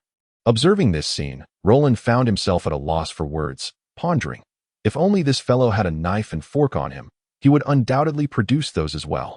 Yet, in the next moment, Ian actually pulled out a fork, delivering a piece of fruit to his mouth. What the hell? Roland was genuinely flabbergasted. His subordinate, while generally more finicky about food than he was, had never exhibited such an exaggerated demeanor. Were such theatrics truly necessary for consuming a devil fruit? Moreover, he knew that merely a single bite sufficed. Yet here Ian was, consuming 3 pieces in succession. No, he was still going, and now it was the 4th piece. The most bewildering part was that while the fruit's taste was said to be akin to feces, the rapturous expression on Ian's face was utterly perplexing. Ian, this is a nature-type devil fruit. How could I not indulge in the ritual of consumption? As for the taste, sure, it might be a bit off. But just thinking about the fact that I am eating a nature type makes even the foulest taste seem sweet and delightful, okay? After a full 5 minutes, Ian finally finished all the fruit flesh. Rising to wipe his mouth, the next moment, a flame surged skyward, enveloping Ian entirely. Roland stepped closer, gauging the temperature, and fell into contemplation. This temperature was not particularly high, still within the realm of ordinary flames. Clearly, mastering the devil fruit would require a solid foundation in mathematics and chemistry. Colonel, what do you think? As the flames dissipated, Ian asked eagerly, his face brimming with excitement. Roland cast him a sidelong glance. Terrible. Starting tomorrow, you will attend Research Academy classes for 3 hours each day. I will have sailors arrange for someone to instruct you. Without waiting for Ian to respond, Roland turned and left. Meanwhile, Ian was left in a state of utter confusion. Attend class. What in the world is this about? The following day, Ian was reporting on his findings from the previous night. Colonel, we have completed all inventory work. From Doli's ship, we seized a total of 57.8 million berries in cash, along with possessions valued at approximately 25 million berries. The only remaining issue is how to handle Doli's corpse, given that he has a bounty on his head. Previously, Ian had only dealt with low-profile pirate crews that had no bounties, so he never had to consider the matter of bounty claims. However, Doli was different. Despite his mediocre strength, he was the second in command of the Click pirate crew. With a bounty of 4.8 million berries, even the smallest mosquito is still meat. Not to mention, just a trip to the floating restaurant Bartai would be enough to indulge several times over. Ian had no desire to let this opportunity slip away. This is indeed a dilemma, but acquiring that bounty could prove quite troublesome. Colonel, why don't we go through the Bounty Hunter Guild? Ian suggested. Roland fell into thought. He was well aware of the Bounty Hunter Guild that in fact, many who found it inconvenient to claim bounties after dispatching wanted criminals sought cooperation with the guild. The process was straightforward. The Bounty Hunter Guild would send someone to collect the bounty, and the two parties would split the profits evenly. A win-win situation, right? However, the notion of relinquishing half the bounty to others did not sit well with Roland. Furthermore, Doli was rather special, as even the more formidable organizations or pirate crews in the East Blue. Now, everyone is aware that this individual possesses a Logia-type devil fruit. The Navy's intelligence system is equally informed. This raises the concern that bounty hunter guilds may resort to cunning tactics regarding this matter. Particularly on the Navy's side, once someone presents the corpse of Doli, do you suppose they might pursue this lead to its very end? After all, it is a Logia-type devil fruit. Throughout this process, no matter how cautious one might be, it is nearly impossible to avoid leaving some trace, while collaboration on the matter of the dragon can be arranged. This Doli is different, a mere 4.8 million. It is best to adhere to the old protocol and send him, along with his ship, into the calm belt. All the pirates' corpses will be transported aboard Doli's vessel. Subsequently, the helm will be locked, and the sails raised, heading towards the calm belt. 3 hours later, a sea king, measuring several hundred meters in length, swiftly approaches the pirate ship, which remains motionless due to the lack of wind. 58 million berries have been credited to the system. Roland's builder score has reached 10,760 points. As for the assets valued at 25 million berries, that presents a slight complication, as the system only accepts berries. Therefore, it is necessary to convert these assets into berries first. Of course, although it may be somewhat troublesome, it is not a significant issue. The intelligence department has handled similar matters numerous times over the past year. After disassembling the assets, they will be distributed through various underground black market channels, in small quantities over multiple transactions, though losses during the entire process may exceed 30%. The advantage lies in its safety and secrecy. This task can be entrusted to Ian. Roland need not concern himself too much as for what to do about Ace next. In his office, Roland placed his right hand on the table, tapping rhythmically. After a moment, he suddenly broke into a mischievous grin. Very well. It's time for you to reminisce about those days when I had you under my control 7 years ago, in the vast ocean. A wooden raft is propped up by a small sail. Though it is quite rocky, there are no signs of capsizing as it swiftly moves forward. Meanwhile, an individual lying on the raft suddenly awakens. Drenched in sweat. Damn, how could I dream of that guy, Roland? Remembering the 3 months of torment he endured alongside Garp upon arriving at Windmill Village 7 years ago, Ace couldn't help but shiver. No. He was simply too young back then, which is why he was crushed by that old gun. The current him would not fear him anymore, even if that fellow's bullets could curve. But a flintlock pistol is hardly impressive. Ace threw back his head and bellowed, seemingly trying to dispel the fear within him. However, so flintlock pistols are unimpressive, are they? Hearing that voice, though it bore some differences from the past, Ace immediately recognized who was speaking. Like a robot, he slowly turned his head. There, behind the raft, a portion of a massive metallic structure had appeared without him realizing, and Roland was seated atop a raised section, holding a slender black pistol in his left hand, his justice coat billowing behind him. Roland, what are you doing here? Very well, let us settle the scores from 7 years ago today. Ace instantly adopted a posture indicating his readiness to fight Roland. Of course, had his legs not been trembling slightly, he would have appeared much more convincing. Yet Roland remained seated, lazily raising his left hand before suddenly flicking it. Bang. After a thorough assessment, ensuring that no part of him felt pain, Ace let out a long breath. Humph. Your marksmanship has certainly declined since 7 years ago. Was that truly a miss? Roland's lips curled slightly. At this moment, Ace sensed something was amiss. A disturbing sound reached his ears from behind. Prompting him to swiftly turn around, he saw that the pillar holding up the sail had been blasted through, with cracks spreading like a web and emitting a mournful cry under the strain. In the next instant, it could no longer bear the weight and collapsed entirely. The struck point was directly behind him. Damn it, that curving bullet again. How foolish of me to think it had missed. Its target was never me, but rather the sail on my raft. How infuriating. How could Roland, who was not even a devil fruit user, manage such a feat? The most critical issue was that the speed of that bullet. I didn't even have time to react. When did flintlock bullets become this powerful? If I am to surrender, then let it be with this. With that, Roland casually tossed a flare gun over. He then returned to his pistol, opened a heavy metallic cover, and re-entered that enormous metallic structure. Moments later, the cover sealed shut, and the entire metallic entity swiftly descended, vanishing from sight. Ace stared at the flare gun in his hand, utterly dumbfounded.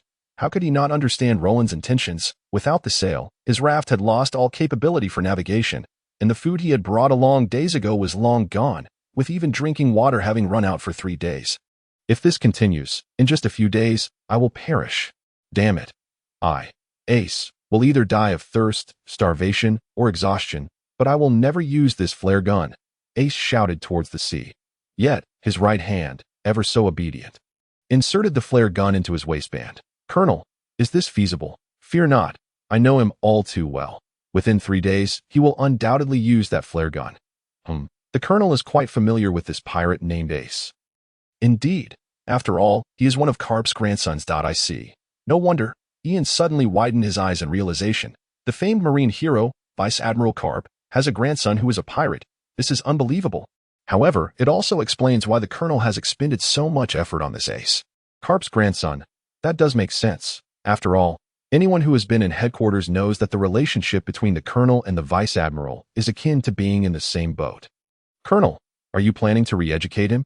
Ian inquired tentatively, eyeing the current 157th branch, There exists a building that Roland uses for ideological reform. Strangely enough, it is merely an ordinary building, yet once individuals are brought inside, and a random person conducts a lesson on ideological education, the results are surprisingly effective. Not only effective, but the results are remarkably pronounced out of course. Roland would never disclose to Ian that this building possesses special effects.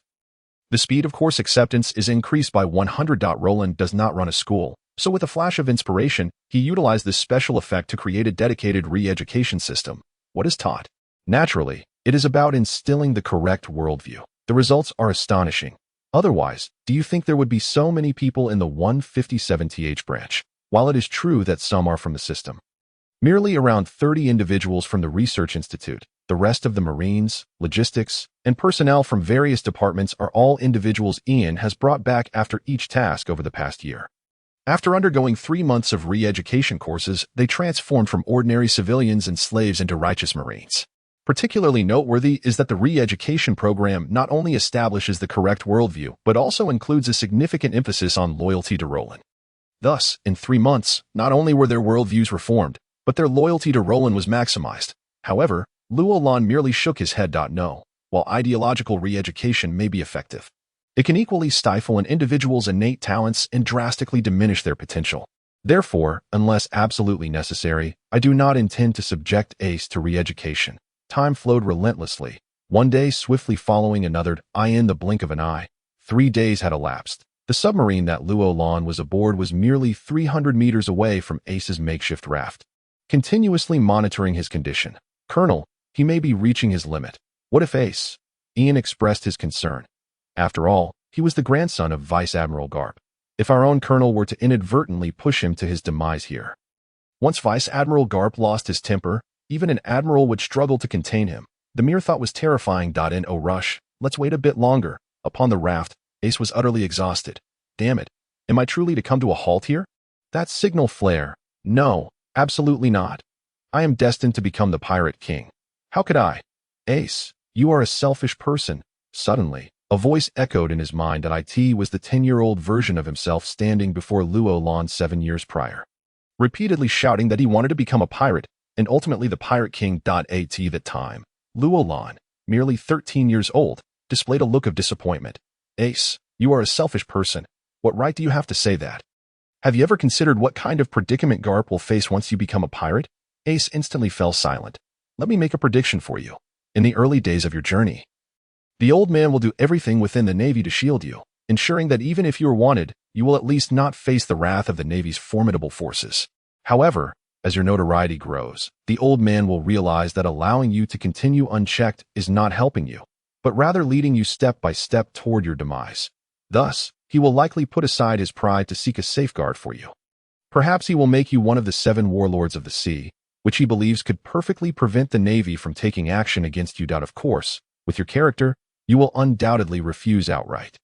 After that, as you enter the new world, you will likely challenge the strongest man in that realm, Whitebeard, because after all, you aspire to be the Pirate King. However, you are destined to lose, and lose quite miserably. Coincidentally, Whitebeard has a penchant for taking in sons. After losing to him, you will most likely become one of his adopted sons. Given Whitebeard's attitude towards his sons, it won't be long before you are utterly won over by him, even going so far as to willingly share your lineage with him. Perhaps under his protection, you will experience paternal love and enjoy a period of stability, but your identity will always remain a significant issue. There are no walls that cannot be pierced in this world, no secrets that can remain forever hidden. At that point, if a strong individual captures you and hands you over to the world government, can you guess what will happen next? A colossal battle will ensue between Whitebeard and the Navy, and you will become a tool for the world government to bolster their prestige, subjected to public execution. The 4 Emperor's pirate crews are indeed powerful, but a single 4 Emperor facing off against the Navy in a grand confrontation will find themselves unable to save you, and will likely lose their own life, along with all your companions in the Whitebeard pirates. Moreover, that reckless fellow, Luffy, will probably charge in to rescue you, while the old man will suffer immense psychological torment. Ultimately, regardless of the decision he makes, he will be left in extreme anguish. Thus, nearly everyone who cares for you will perish because of you, leaving only the ambitious individual who handed you over to the world government to reap the benefits and become the new 4 Emperor. So tell me, Are you not foolish and selfish? The 10-year-old Ace, upon hearing Luolan's predictions, even scoffed at the absurdity of it all. Yet now, at 17, Ace's thoughts had matured significantly.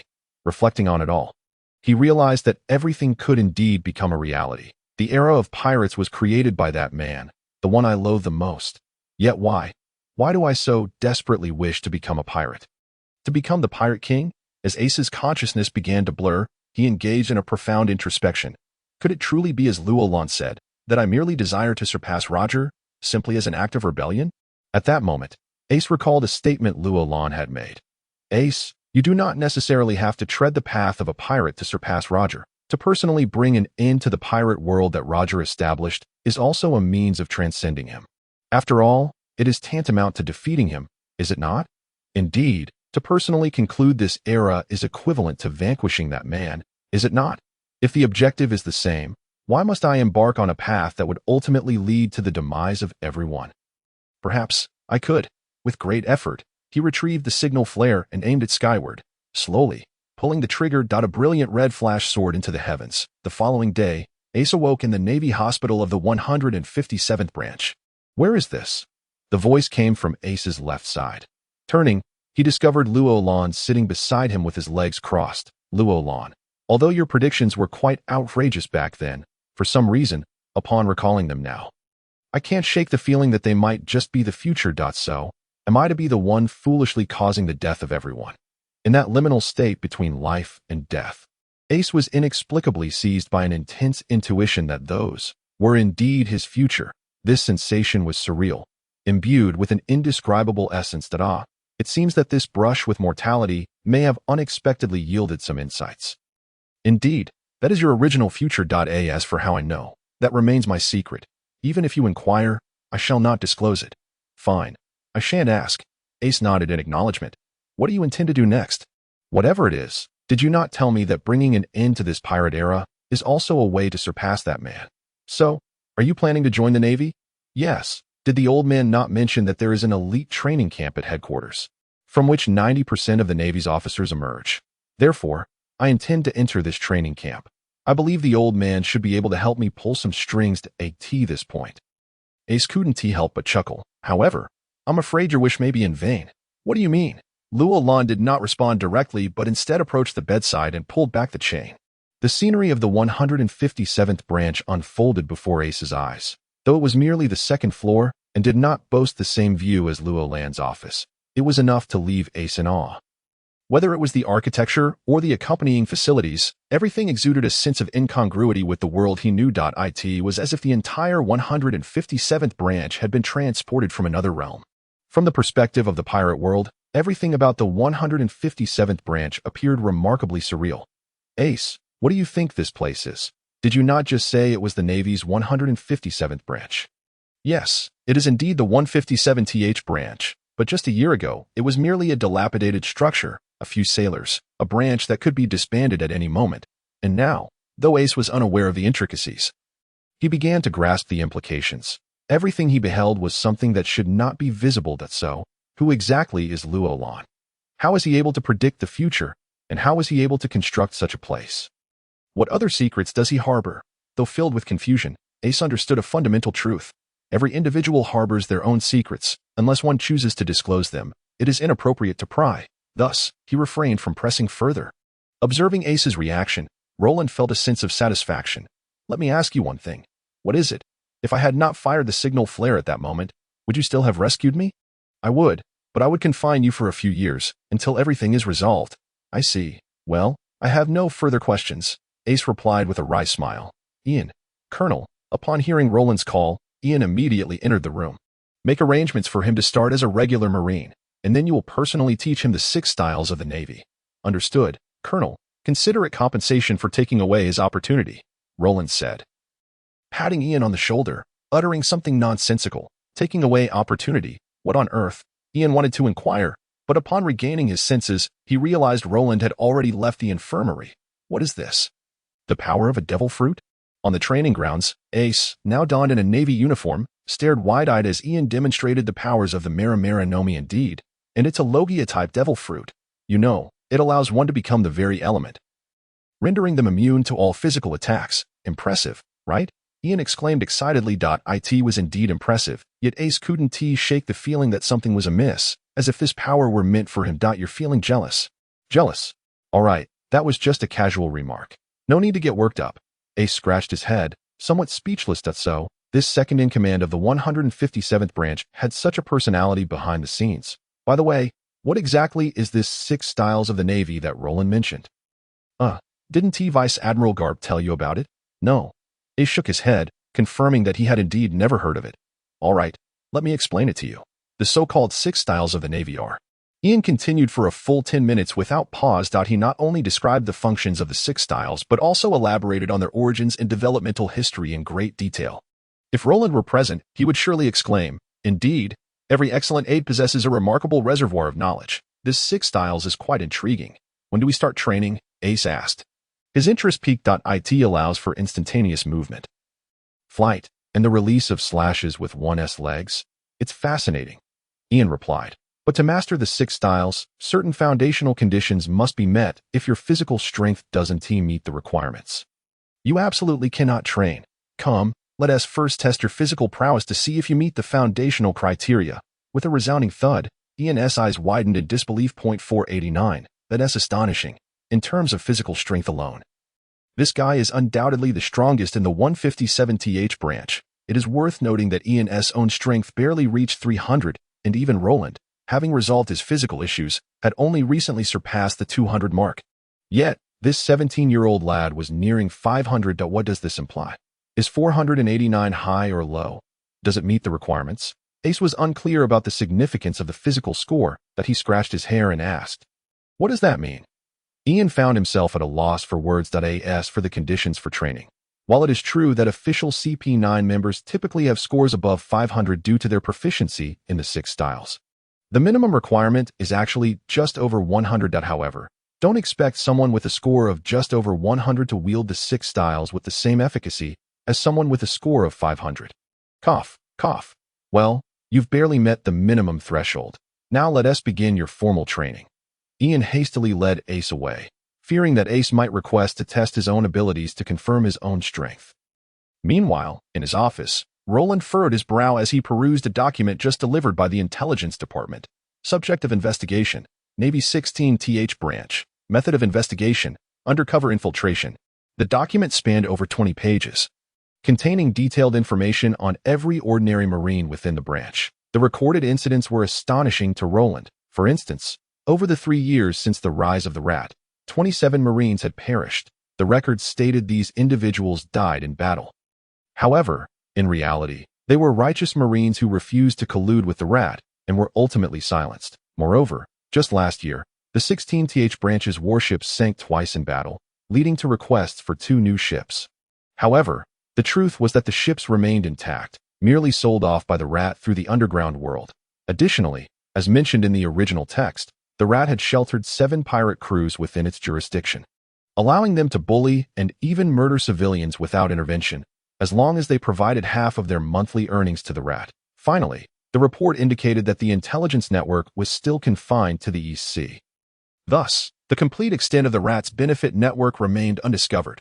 However, one thing was certain: someone within the headquarters was complicit and had been continuously shielding the Rat, as the money earned by the Rat was only partially received by this individual, with the rest unaccounted for. Clearly, this person held a significant position of power and possessed considerable authority over matters concerning the 4 seas. Who could it be? No matter, once the Rat is apprehended, we will interrogate him slowly. Refusing to speak? It's not that Roland looks down on the Rat. He simply lacks the courage. Setting aside the intelligence document, Roland retrieved a black snail phone. BRR. I will arrive at Kokoja village in 3 days. Prepare yourself. Without waiting for a response from the other end, Roland promptly hung up. Though the 157th branch had a small warship, this time Roland did not intend to utilize it. The ship was too dilapidated, appearing as if it could fall apart at any moment. Furthermore, it was too slow and lacked stealth. Traveling at a maximum speed of 7 knots, it would take over 10 days to reach Kokoja Island. Moreover, the East Sea's bustling area was filled with ships coming and going, making it impossible for a warship to go unnoticed. So how would they travel without a ship? It was quite simple. Just as Roland had done when capturing Ace, they would commandeer a submarine from the underwater prison. Although the submarine was small and could only accommodate about 20 people, its speed was remarkable. With an underwater cruising speed of up to 38 knots, they could reach Kokosia village in less than 3 days. The next day, 2 submarines surfaced near Rod Island. Nearby, several small boats filled with Marines were present. "Is this what you rode on that day?" Ace asked, recognizing the familiar metallic structure. "Yes, this is called a submarine. Its primary function is to transport prisoners and supplies from the underwater prison. Of course. It can also be used for covert operations when necessary, as traveling underwater allows one to remain undetected," Roland explained. Ace nodded, continuing to gaze curiously at one of the submarines. To be honest, this was the first time he had heard of a vessel being able to navigate underwater. He was utterly intrigued. However, once inside the submarine, particularly as it began to descend, Ace started to feel anxious. What if it breaks down halfway? Roland once remarked that this contraption navigates hundreds of meters beneath the surface of the water. Although Ace lacks an understanding of the concept of water pressure, he is acutely aware of one undeniable truth. Should anything go awry in such depths, the outcome for all involved would be tragically inevitable: death. "Roland, are you certain that this device is safe?" In truth, it is not entirely unfounded for Ace to be consumed by such thoughts. Anyone embarking on their inaugural voyage within a submarine is bound to feel a sense of trepidation. After all, it is akin to being encased in a coffin and buried underground. Even if one is assured that they will be extricated before their oxygen supply is exhausted, can one truly remain unperturbed? It is only a matter of time before anxiety begins to take hold. The first obstacle a submariner must conquer is precisely this fear. Witnessing Ace's unease, Ian comprehended his sentiments well. After all, he too had experienced similar apprehensions during his own maiden voyage. He promptly took Ace aside for some psychological reassurance. Meanwhile, Roland gestured with his right hand, signaling their departure towards Kokosia village, simultaneously instructing the second vessel to follow suit. "Yes, Colonel. In the East Sea, Kokosia village lies hidden behind a cliff, featuring a modest beach that remains largely undiscovered." Nami concealed herself behind a rock, cautiously peering out to survey the ocean's surface. Will they truly arrive? Memories of the fisherman's terrifying deeds flooded her mind. She harbored lingering doubts about Roland and his companion's ability to vanquish the dragon. Just then, a flickering light appeared hundreds of meters from the coast. It was a signal. The agreed-upon signal. They had arrived. But where was their ship? Nami felt a twinge of confusion, yet her hands remained busy. She dragged a wooden sail from the underbrush and brought it to the water's edge. With a determined leap, she hopped onto it and paddled towards the signal. As night enveloped the scene, it was only upon drawing near that Nami finally discerned the truth. The surface of the water revealed a colossal metallic structure, upon which stood a young man. The crisp sound of the marine justice coat flapping in the wind sent a shiver down Nami's spine. Indeed, it was the Navy. Recalling what Noki had once said, she pondered whether the organization that Belmir had served could truly be trusted. Not just Nami, but the villagers of Kokosia and the surrounding dozens of settlements had no faith in the Navy.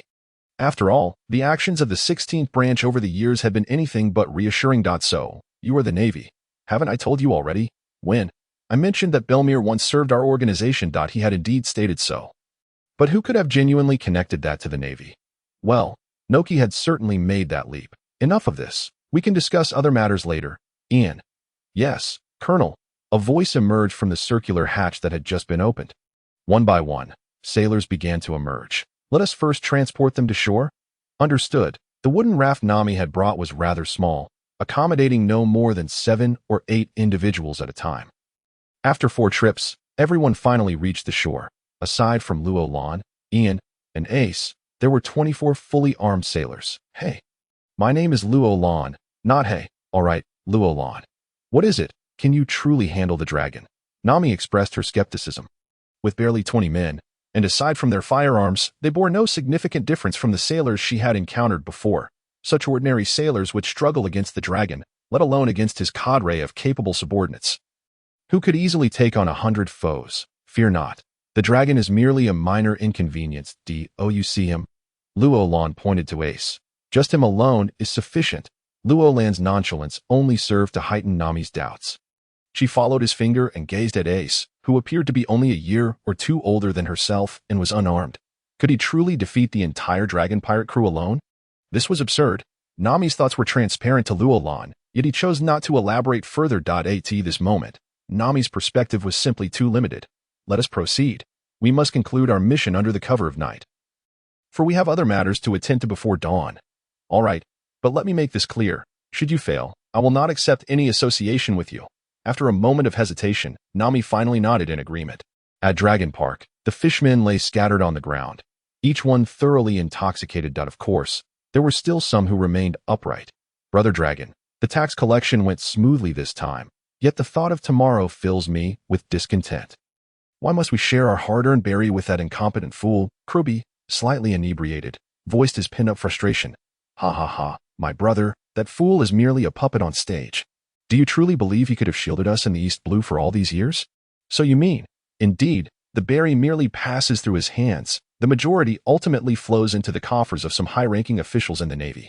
Kruby's realization dawned upon him. He had long wondered how the dragon pirates could create such upheaval, controlling over 20 villages for years on end. How could a mere rat manage to maintain such a faade without drawing the attention of other Navy branches, or even the headquarters? It became clear that the true puppeteers behind the scenes were the corrupt elements within the Navy itself, those with actual power. Humans are indeed a lower species, for the sake of a paltry sum of berry. They allow their own kin to be bullied and even slaughtered. With this understanding, Kruby felt a wave of relief wash over him. He no longer harbored resentment over sharing the berry with the rat. However, just as he lifted his cup to continue drinking, boom, a tremendous explosion erupted, sending splinters of wood, iron, and stone flying in every direction. A single stone struck Kruby's cup, shattering it. Liquid spilled forth, cascading onto the ground. Who dares? Who has the audacity to invade Dragon Park? Fueled by alcohol, Kruby leapt to his feet, roaring in anger. In stark contrast to Kruby's outburst, the dragon remained seated in silence. Yet, the narrowing of his eyes and the subtle aura of menace he emitted indicated that he was far from at ease. Meanwhile, the fishmen, who had been sprawled out in various positions, began to stir, albeit with confusion. It was not until they noticed the heavy door had been destroyed and a line of sailors had entered that they grasped the severity of the situation. The Navy. Weren't they supposed to arrive tomorrow? Fools, look at the door. These are not the 16th branch. They must be here to cause trouble. What? These lower beings dare to provoke us. They seek death. The fishmen turned in unison to look at the dragon and his cadre. Should the dragon utter a single word, they would undoubtedly charge forth to tear the sailors apart. However, the dragon remained seated, offering no command to engage. Which Navy are you from? Gazing intently at the youth cloaked in the mantle of justice. The evil dragon, seasoned by experience, recognized him as the leader of those Marines. Yet, Roland merely observed the dragon with a curious demeanor, displaying no intention to respond. This indifference incensed him greatly. At that moment, among the throng of fishmen lackeys positioned between the two, one could no longer restrain himself. He stepped forward, pointing an accusatory finger at Roland. You brat, the boss wants to ask you something. You mute. But before he could finish, without any forewarning, the sound of gunfire erupted. A bullet struck the fishman squarely between the eyes, sending him crashing to the ground. In stark contrast, it was Roland's right hand that held a white pistol, from which a wisp of smoke curled upwards. Seeking death, eliminate them. The fishmen, enraged, charged forward with a cacophony of cries. The evil dragon and several of his subordinates made no attempt to intervene, merely watching the unfolding chaos. In their estimation, over 60 fishmen against a mere 12 Marines meant the advantage lay with them. These Marines were scarcely distinguishable from corpses. Then, as a volley of gunfire rang out, they found themselves momentarily mocking the situation. Indeed, such a lower race could only resort to firearms. The worthless remained worthless. Yet, in a mere heartbeat, their expressions turned to shock. The fishmen charging at the Marines fell like wheat before the scythe. Collapsing in droves, the remaining fishmen, stunned by this turn of events, halted their advance, casting bewildered glances at their fallen kin. However, the Marines showed no signs of mercy. They reloaded and raised their weapons once more. Another barrage of gunfire shattered the air, and yet more fishmen succumbed to the ground. The Marines, well trained, continued their relentless assault. Click. A line of rifles was raised again. Stop.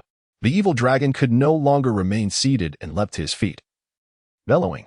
Alas, the Marines would heed not the words of a pirate. The third round of gunfire had already commenced. It was a massacre, a one-sided slaughter. After 3 rounds, only 10 fishmen lackeys remained. At this juncture, their faces bore no semblance of the proud arrogance of their race. Instead, they were stricken with terror. turning to flee towards the evil dragon. Yet, this was a futile hope. Nearly 3 seconds later, as the fourth round of gunfire echoed, there were no fishmen left standing between the Marines and the evil dragon along with his few subordinates. 24 Marines raised their rifles in unison, awaiting their captain's command. Outside the evil dragon's park, Nami concealed herself among the branches, keenly observing the battle within this moment. Her body trembled, not from fear, but from exhilaration. In the brief span of mere seconds, for volleys had been unleashed. Had all those formidable fishmen been eradicated so effortlessly? Firearms? Nami had encountered them before and even wielded them herself. She had once witnessed a fishman wounded by a bullet, which had merely penetrated the skin before losing momentum after a mere few millimeters. For fishmen, unless struck in particularly vulnerable areas, gunshot wounds were at best superficial. Most crucially, fishmen were remarkably swift. Firearms found it challenging to achieve accurate hits. Yet, what had just transpired? Nami could not comprehend it. However, this did not hinder her excitement as she continued to sneak peeks. Perhaps, the demon that had tormented Kokoshiya village for years could finally be vanquished today. Just like before the chaos, dozens of fishmen lay sprawled across the ground. The difference now was that they were not merely inebriated. They were dead, truly lifeless. Streams of blood flowed, ultimately converging into a vast pool connecting to the sea. You brat, you're seeking death. Kruby crossed his arms protectively over his head. With a swift motion, he dashed towards Luolan. Sheer muscle strength. He even surpassed the evil dragon. Bullets would not pierce his defenses. Nevertheless, the crossed arms indicated he took the Marine's firearms seriously. Otherwise, such a gesture would be unnecessary. The next moment, as anticipated, a series of gunshots rang out. The fishman renowned for his 40-level fishman karate, Kruby, suddenly froze, his body seizing up. From the perspective of the evil dragon and his companions, the situation was utterly baffling. Yet, from Luolan's vantage point, Kruby was riddled with bloodied holes. His head, arms, legs, chest, and more were all perforated without exception. It was no jest. Sellers had previously stated that the Rod 1518 would inflict damage even on those with a physical prowess of 200 within a 100-meter radius. What then of this mere muscle-bound fishman? Blood gushed forth like a torrent from the 24 gaping wounds. With a thunderous crash, Kruby's massive frame collapsed to the ground. Witnessing this, the evil dragon's eyes were bloodshot. Kruby! Kruby! His eyes blazed with fury, resembling an enraged sea king. Yet, in the next moment, the evil dragon executed a bewildering maneuver. Plop, plop, plop. 5 splashes echoed in succession. The first was from the evil dragon, followed by 4 more from his remaining 2 subordinates, Shuba and Gio. Captain, it seems they have fled. Ian pointed towards the pool within the evil dragon's park, which connected to the open sea. His heart heavy with frustration. He had envisioned capturing the remaining 3 fishmen and showcasing the impressive techniques he had devised since consuming the devil fruit days ago. But how could he manage this now that the fishmen had escaped into the sea, dive in and fight? He was no swimmer. Moreover, even if he could enter the water, it would be an arduous task. Humans slowed and struggled due to water pressure, while fishmen became even swifter underwater. Most critically, once fishmen decided to flee beneath the waves, there was no way to apprehend them. This predicament was proving to be quite troublesome. Do not worry, if my hunch is correct, they are likely seeking reinforcements. Reinforcements? Yes, they have a Sea King brought from the Grand Line. A Sea King? Ian's eyes widened in astonishment. He was all too familiar with such creatures. After all, the 157th branch was adjacent to the Calm Belt, where Sea Kings frequently surfaced. Unlike the first half of the Grand Line, Sea Kings in the Calm Belt were generally much larger, often measuring hundreds or even thousands of meters in length. It was said that within the deep seas of the Calm Belt, there existed Sea King royalty reaching lengths of 10,000 meters. Thus, the Sea Kings in the Calm Belt had shaped Ian's understanding of all Sea Kings. Fear not, the Sea Kings from the Grand Line are not comparable to those in the Calm Belt. They likely measure around 100 meters in length. What? Only 100 meters? That's so small? Ian's eyes widened even further. Indeed, compared to those in the Calm Belt, a 100-meter-long Sea King seemed almost juvenile. The previous urgency dissipated in an instant. Just then, a colossal figure surged forth from the pool. Is that a cow? Ace suddenly inquired. Yes, indeed, it's a cow. Ian replied with utmost seriousness. Is it delicious? A roasted whole cow should be quite delightful. Shall we give it a try? Very well, let us proceed. I shall personally handle the roasting shortly. Listen to the earnest conversation between the two below. Just moments ago, he appeared fierce and menacing, yet now his eyes are brimming with tears. The two, wearing mischievous smiles, inch closer toward me. How frightening. I must return to the Grand Line. I need to find my mother. The colossal figure gradually sank, until only its head remained above the surface, threatening to submerge entirely within moments. Ace and Ian grew anxious. This is bad. It's about to flee. Fear not. Leave it to me. Ah, no. I'm a landlubber. You take charge. I will do it, for the sake of a whole roasted cow feast. Ace leapt into the water with a splash, charging toward Moo. With his current strength, he could easily dispatch this creature with a single blow. Well, if we disregard the fact that he is swinging punches underwater. However, due to the limited visibility in the water, he failed to notice 3 other pairs of crimson eyes lurking nearby. In the next instant, the monstrous dragon shot out like a torpedo from Ace's side. Moving with incredible speed, the proximity, combined with the water, left no room for evasion. Reluctantly, Ace turned and crossed his arms to defend himself. As a result, he was sent hurtling away, crashing hard against the rocky bottom. After executing this maneuver, the dragon shot a glare at Moo, causing it to halt its flight and instead charge fiercely at the still recovering Ace. Captain, it seems Ace is in dire straits. Ian expressed his concern from the edge of the pool. Why don't you go assist him? I would consider it, but I'm a landlubber. Ian wore a troubled expression. Meanwhile, Roland shot him an exasperated glare. What were you two fooling around about earlier? Did you see a cow-like sea creature and forget about the enemies you hadn't yet disposed of? There was no choice. After removing his justice coat and handing it to Ian, Roland leapt into the water with a splash. Soon, he spotted Moo, now at the bottom, and the dragon, which was fixated on him. As for Xiaoba and Gio, they were momentarily out of sight. After all, visibility underwater was severely limited. Yet, that wasn't the most pressing issue. The real trouble lay in the fact that although the 2 guns Silas had crafted for him were designed to be waterproof, they were utterly ineffective. One must not be deceived by cinematic portrayals of protagonists leaping into rivers while a horde of villains fires wildly at the surface. The reality is that bullets, once fired underwater, lose all kinetic energy before even traveling a meter. The effective range for inflicting damage is merely a little over half a meter. Moreover, if one were to shoot from the shore at the water's surface, the effective range upon entering the water would be even shorter. Those chaotic underwater bullet scenes in movies are entirely nonsensical. So, what was he to do? Observing the dragon assume a jaws-on-dart stance, Roland furrowed his brow slightly. Engaging in a battle of strength was impossible, as he could not exert his power normally. Competing in speed was equally unrealistic. The specially designed guns, while still operable, had an effective range of only a little over half a meter. A little over half a meter. That doesn't leave me entirely without options. In the next moment, the dragon transformed once more into a torpedo, hurtling toward Roland at great speed. Jaws on darts was the dragon's signature move, particularly devastating when executed underwater, where both speed and power were greatly amplified. Most importantly, when both parties are submerged, if the opponent isn't a fishman, hitting them becomes significantly easier. This is because humans face considerable limitations in their movements underwater. Roland made no attempt to evade, instead bracing himself for the impact. In an instant, the two collided violently. However, a peculiar phenomenon occurred. The dragon did not send Roland flying. Rather, it was the dragon that staggered back. Dazed, seizing the opportunity, Roland extended his right hand, locking it around the dragon's neck while his left hand drew forth the black pistol, pressing it to the creature's heart. He pulled the trigger with conviction. Indeed, the effective range for underwater shooting was less than a meter, but that was of no concern to T0 distance. Wasn't it feasible? This straightforward logic resulted in a gaping, bowl-sized wound in the dragon's chest. What transpired was utterly incomprehensible to Xiaoba and Gio. Why did the dragon's signature move, which clearly struck its target, leave it dazed instead? Was that man's body forged from steel? If only Ian were present, he would undoubtedly recognize that the technique Roland had just employed was none other than the iron block from the Navy's sixth form.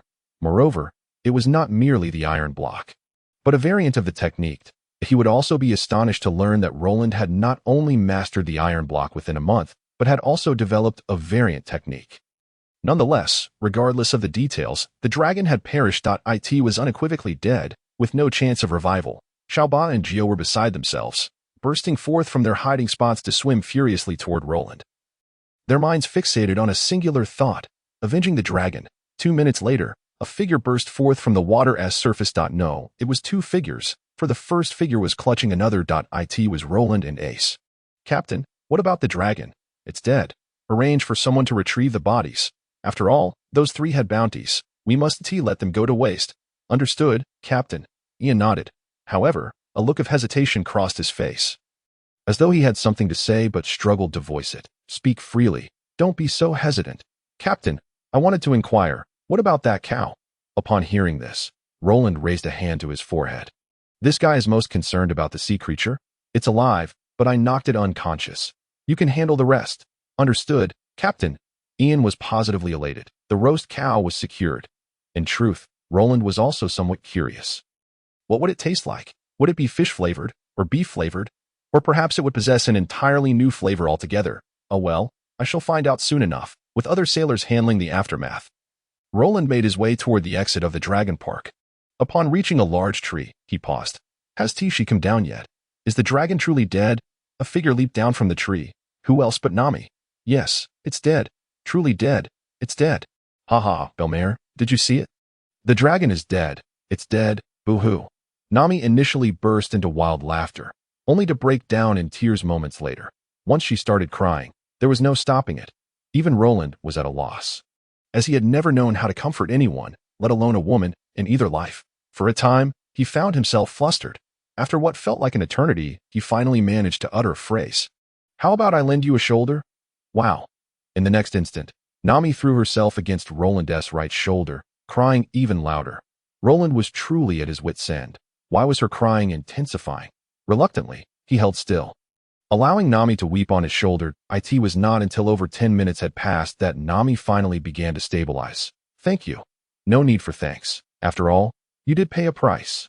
You wish to join the Navy? No. Join my 157th Division. Is there a difference? Nami was perplexed. Of course there is a distinction, for we shall soon pay a visit to the 16th branch. Upon hearing the name of the 16th branch, a look of disdain immediately crossed Nami's face. How about we eradicate this pestilence within the Navy together?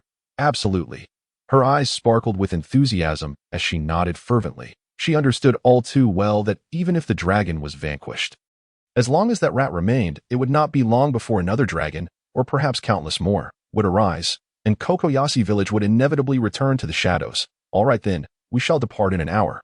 You should go prepare your belongings. After today, I shall be unable to return here for quite some time. Roland patted Nami on the shoulder and then turned to stride towards Dragon Park. Indeed, this was the very condition she had agreed to. Kokoyashi village, the place where she had grown up, was now bidding a temporary farewell. Well then, I should go say goodbye to Nojiko. After casting one last glance at Roland's receding figure, Nami turned towards Kokoyashi village. Yet, just then, Roland's voice called out to her once more. By the way, don't forget to bring your little treasure chest. After all, that 6 million berries is one of the costs. The 16th branch was not far from Kokoyashi village. With the submarine's speed underwater, they could arrive in just over an hour at this moment.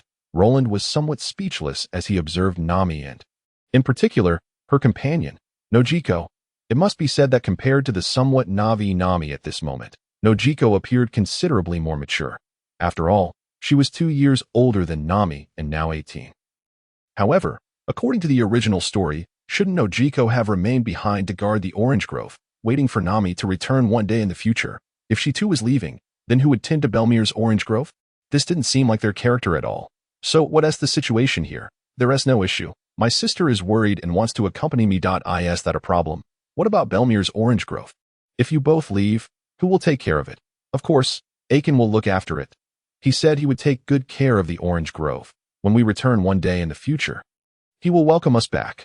Roland was utterly dumbfounded. Wasn't this Nojiko's idea in the original story, that when Nami completed her dream and returned here one day, he would say, Nami, welcome back? What a twist that it had now become Aiken. However, if Aiken were to guard Belmere's orange grove, it would indeed be quite fitting. After all, before he could continue contemplating, Nami interrupted him. I've always been curious. It seems like you know everything, whether it be the past, present, or future. Regardless of the person involved, it's as if you are aware of my matters, Belmere's affairs, and various other aspects. How do you manage it? Nami looked at him with suspicion. If I were to say that I could see through the past and future, would you believe me? I don't believe it. You see, I would be willing to tell you, but you don't believe me. Roland shrugged his shoulders, displaying an expression of helplessness. You. Nami was infuriated. Fine, if you want to say. At least you should tell me what I am supposed to do over there. Well, my chief navigator, you will also serve as the chief financial officer. Your rank will begin at lieutenant. How does that sound? After pondering for a moment, Roland spoke. This revelation left Nami quite astonished. She had long anticipated becoming a navigator, as that was her forte. However, she did not expect Roland to also grant her financial authority. Did he truly trust her this much? Are you serious? Of course. Roland nodded. Nami felt a surge of joy within her. Initially, the thought of parting with 6 million berries had caused her great distress. But now, becoming Roland's chief financial officer meant that those 6 million would ultimately still be under her control. How splendid! If Roland were to discover her thoughts at that moment, he would undoubtedly scoff and say, "You overthinking it." After all, she would likely only retain a small portion for personal expenses while the rest would be allocated for branch operations. Nojiko, what are you skilled at? Or what do you wish to do once you arrive at the 17th branch?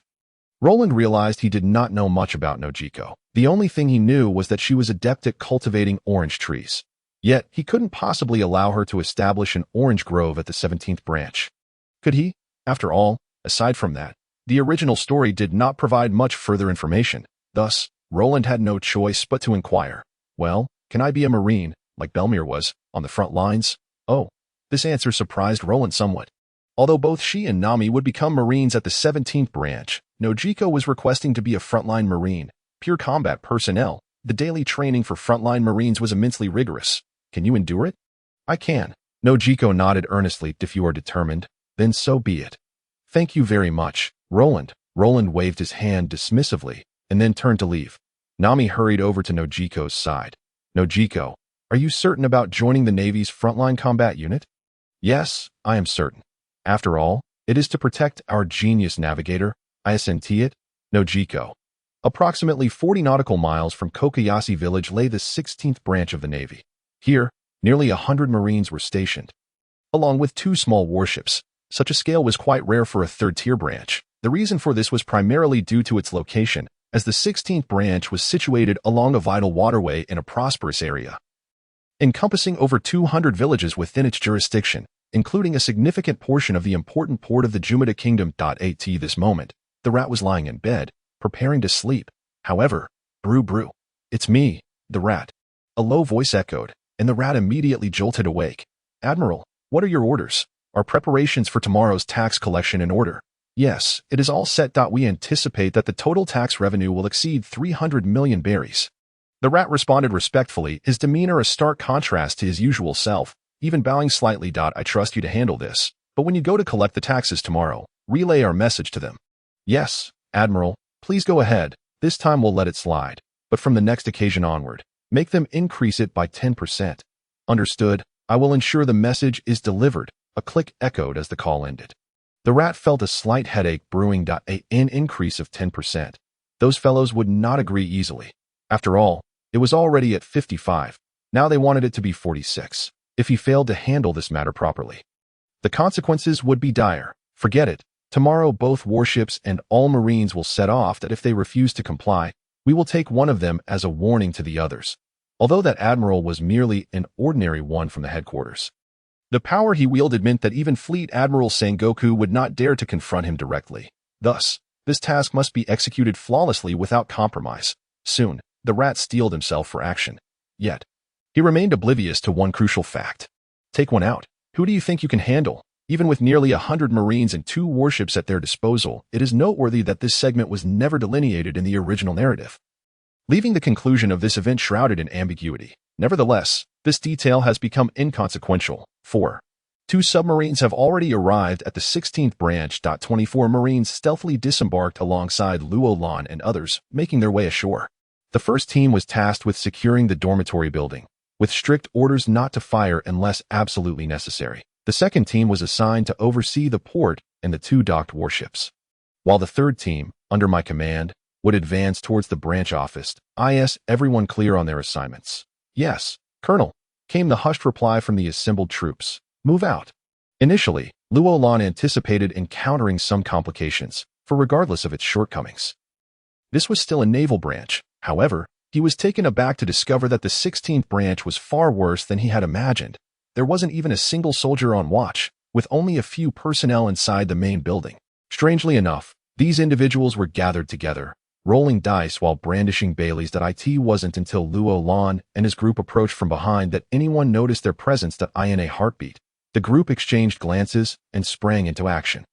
Within moments, several Marines from the 16th branch lay unconscious on the ground. 10 minutes later, the three teams reconvened in the parade ground. Report: the dormitory has been subdued, with a total of 49 individuals in custody. Report: the port has also been secured, with 17 individuals apprehended. The leaders of the previously dispersed teams provided their updates in succession. The entire operation had unfolded without a hitch, coupled with the 7 captured within the branch office. The total came to 75 individuals. According to intelligence, if the 16th branch was not included in the count of rats, there should have been 82 personnel present. Where are the remaining 5? Most crucially, Ian. What of our undercover agent? Report: no sign of him, and we are unable to establish contact. What on earth is going on? Luo Lan furrowed his brow. Regarding this matter, I have some suspicions. Speak. Yes, Colonel. 2 days prior, the undercover agent at the 16th branch contacted me, stating that the rat was about to take action against a few insubordinate recruits and inquired how to proceed. You advised him not to act prematurely.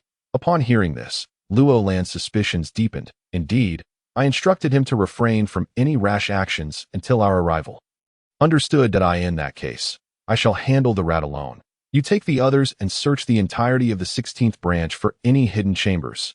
Yes, Colonel. After the assignments were given, the Marines followed Ian to commence a thorough search of the branch.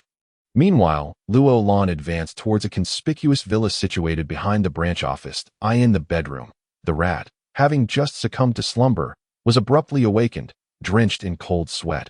After confirming that he was indeed in his own room, he let out a sigh of relief, thinking it was merely a nightmare. Back to sleep. However, just as he settled back down, he was startled awake once more, sensing a draft.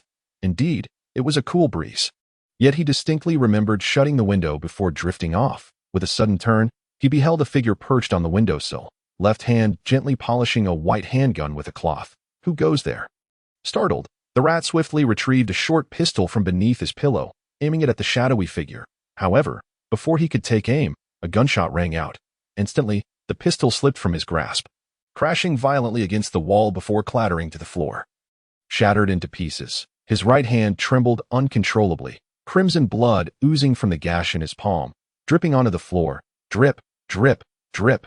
At that moment, the figure on the windowsill leapt down and advanced towards the rat. Bathed in moonlight, the identity of the visitor became clear. A military coat. Though he could not recognize the individual, the attire unmistakably belonged to a Marine, likely of at least the rank of Colonel. In an instant, the rat's not-so-bright mind began racing, albeit in vain, as he struggled to devise a conclusion. If I recall correctly, rat, you are a cousin of the flying squirrel, are you not? Knowing this, you dare to assault me? With the flying squirrel's temperament, if he were to discover your actions in the East Sea, he would likely take it upon himself to eliminate you. Luo Lan's lips curled into a mocking smile. He was all too familiar with the flying squirrel's disposition, and during his time at the naval headquarters, he maintained an excellent rapport with him. Yet here was the rat, attempting to use that connection as a threat against him. You know my cousin. The rat was momentarily taken aback. Simultaneously, he envisioned the consequences of the flying squirrel discovering his deeds and shuddered at the thought. Just as this individual suggested, the flying squirrel would undoubtedly take matters into his own hands. Who on earth is this person, and what is their intent? Could it be that the headquarters is aware of the situation here and has dispatched him to apprehend me?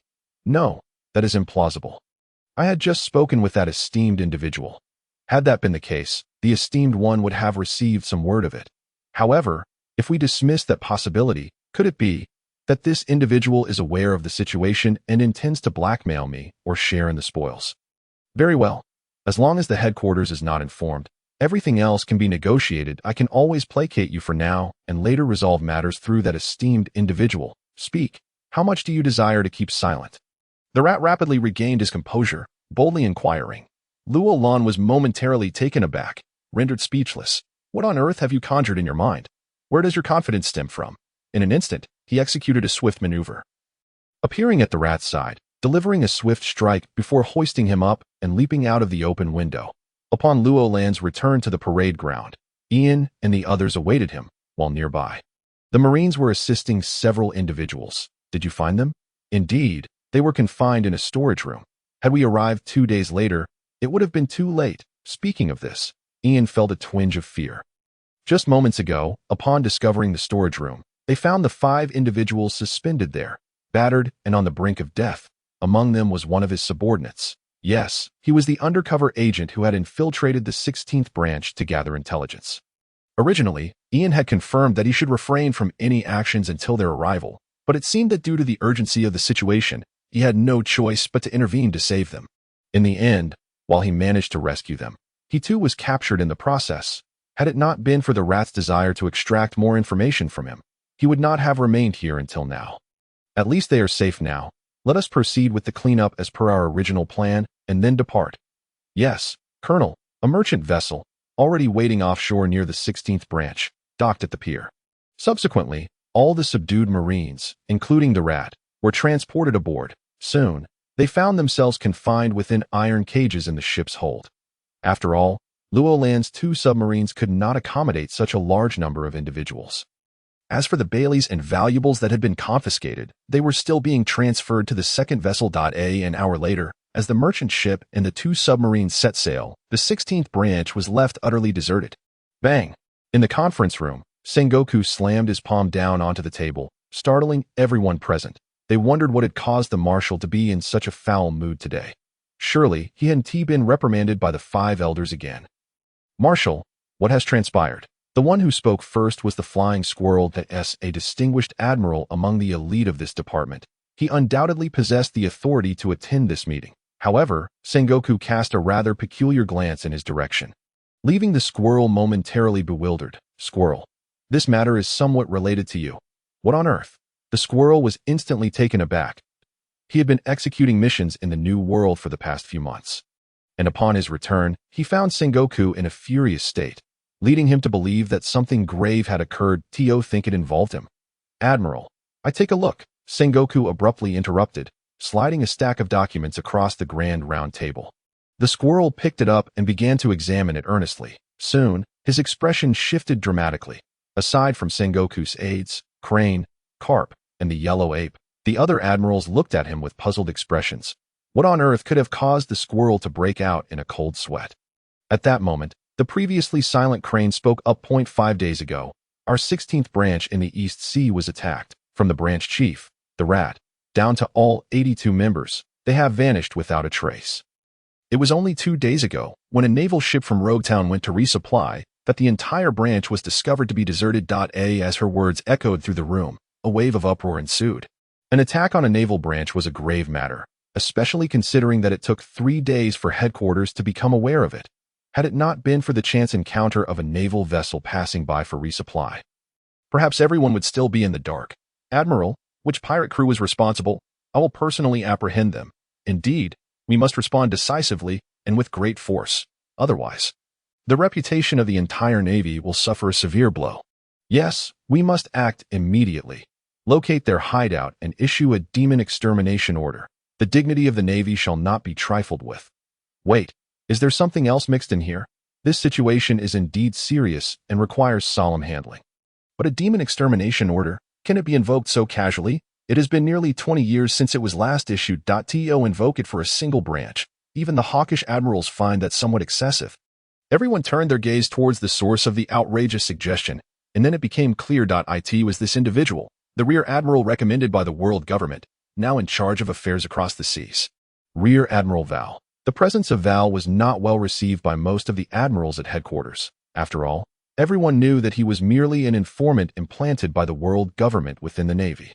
Lacking strength and capability, he was also known for his greed and lecherousness. If it were possible, they would have expelled him from headquarters long ago, but alas, without sufficient grounds to persuade the 5 elders. No one could act against him. To inform the 5 elders of Val's greed or lechery, useless, as these flaws might even be viewed as virtues in their eyes. The more he behaved this way, the easier he was to control. And as for his abilities, For a government that already holds dominion over the world, loyalty has always been paramount. Soon, the arguing subsided, and everyone ignored Val, as if he had never spoken at all. No one noticed Val suddenly freeze in realization. Wait, why does that sound so familiar? Wasn't Sengoku just talking about the rat's 16th branch? So, the problem lies with the rat? Damn it. How could it be there that issues arose? Finally coming to his senses, he slammed his thigh in frustration. After all, just yesterday, he had told several people that they could increase the tax collection in the East Sea by an additional 10%.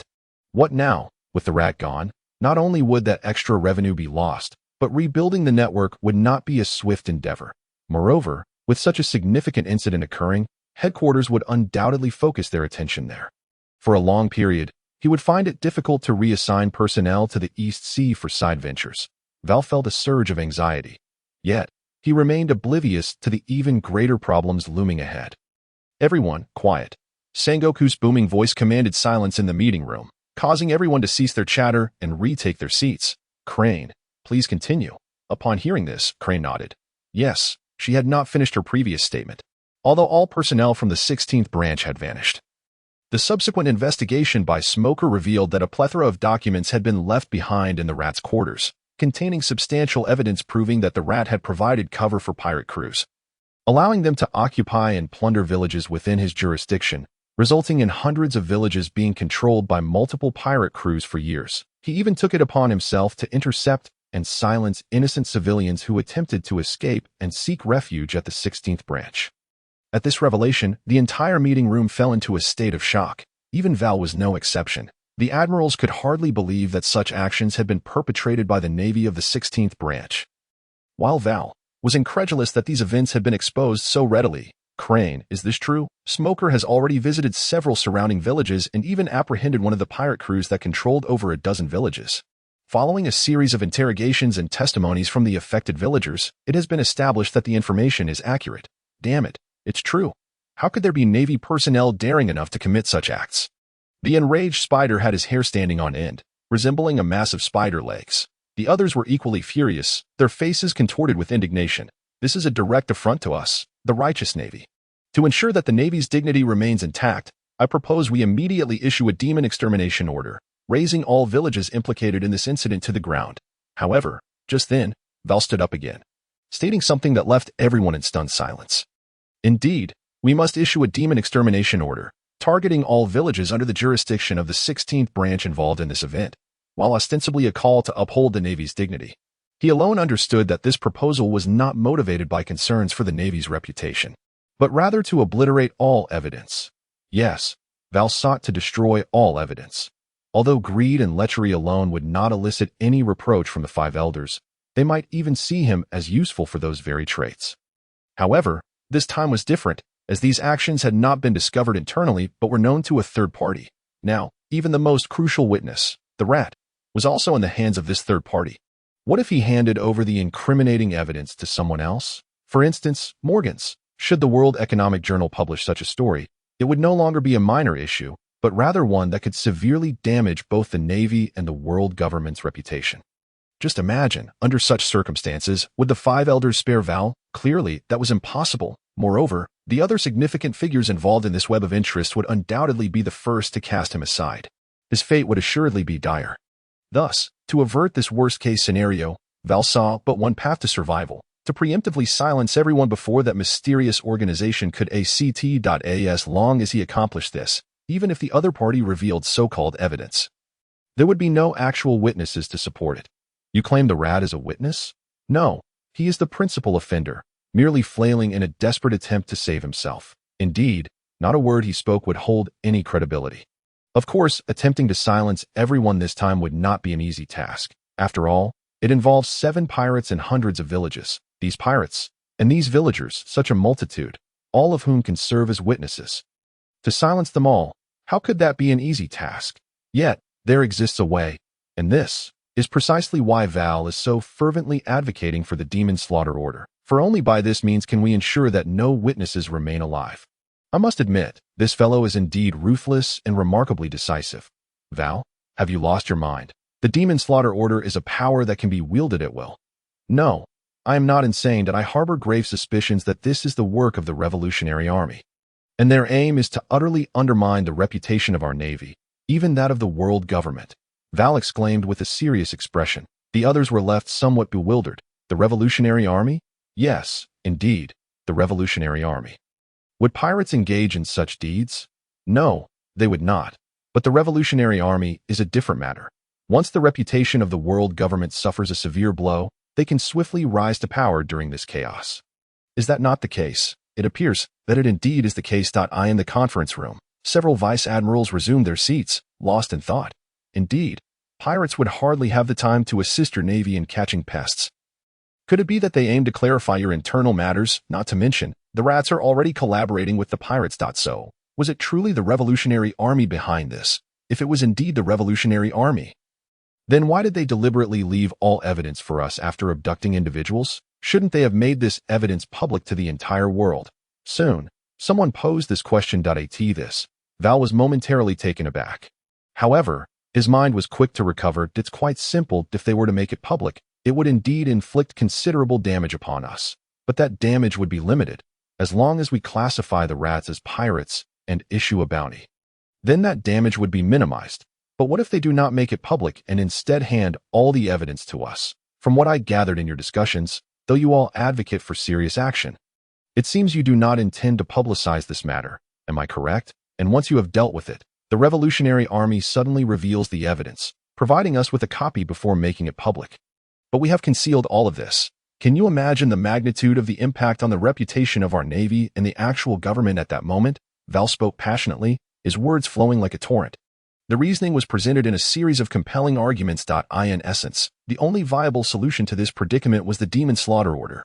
Indeed, we must annihilate those pirate crews and all implicated villages. In comparison to the reputation of the world government, what does the loss of a few lives matter? Of course, while many present were swayed by Val's rhetoric and took his speculation seriously, even the hawkish vice admirals did not concur with the demon slaughter order. What a joke! To annihilate hundreds of villages using the demon slaughter order over a few rogues. Such an act was beyond their moral compass. However, Val was unconcerned. He was well aware that this group of Navy personnel would not agree in no matter. I shall approach the guise directly as long as they consent. Sengoku will have no choice but to execute the order. An hour later, the meeting finally concluded. Naturally, Val's proposal garnered no support. Sengoku decided that an investigation would precede any decision, for there remained many unanswered questions. For instance, who exactly attacked the 16th branch and abducted the rats and other sailors? Moreover, why did they leave all the evidence behind? Although many acknowledged Val's reasoning, the core figures such as Sengoku, Tsuru, and Garp were far from convinced. There were simply too many logical inconsistencies in his argument.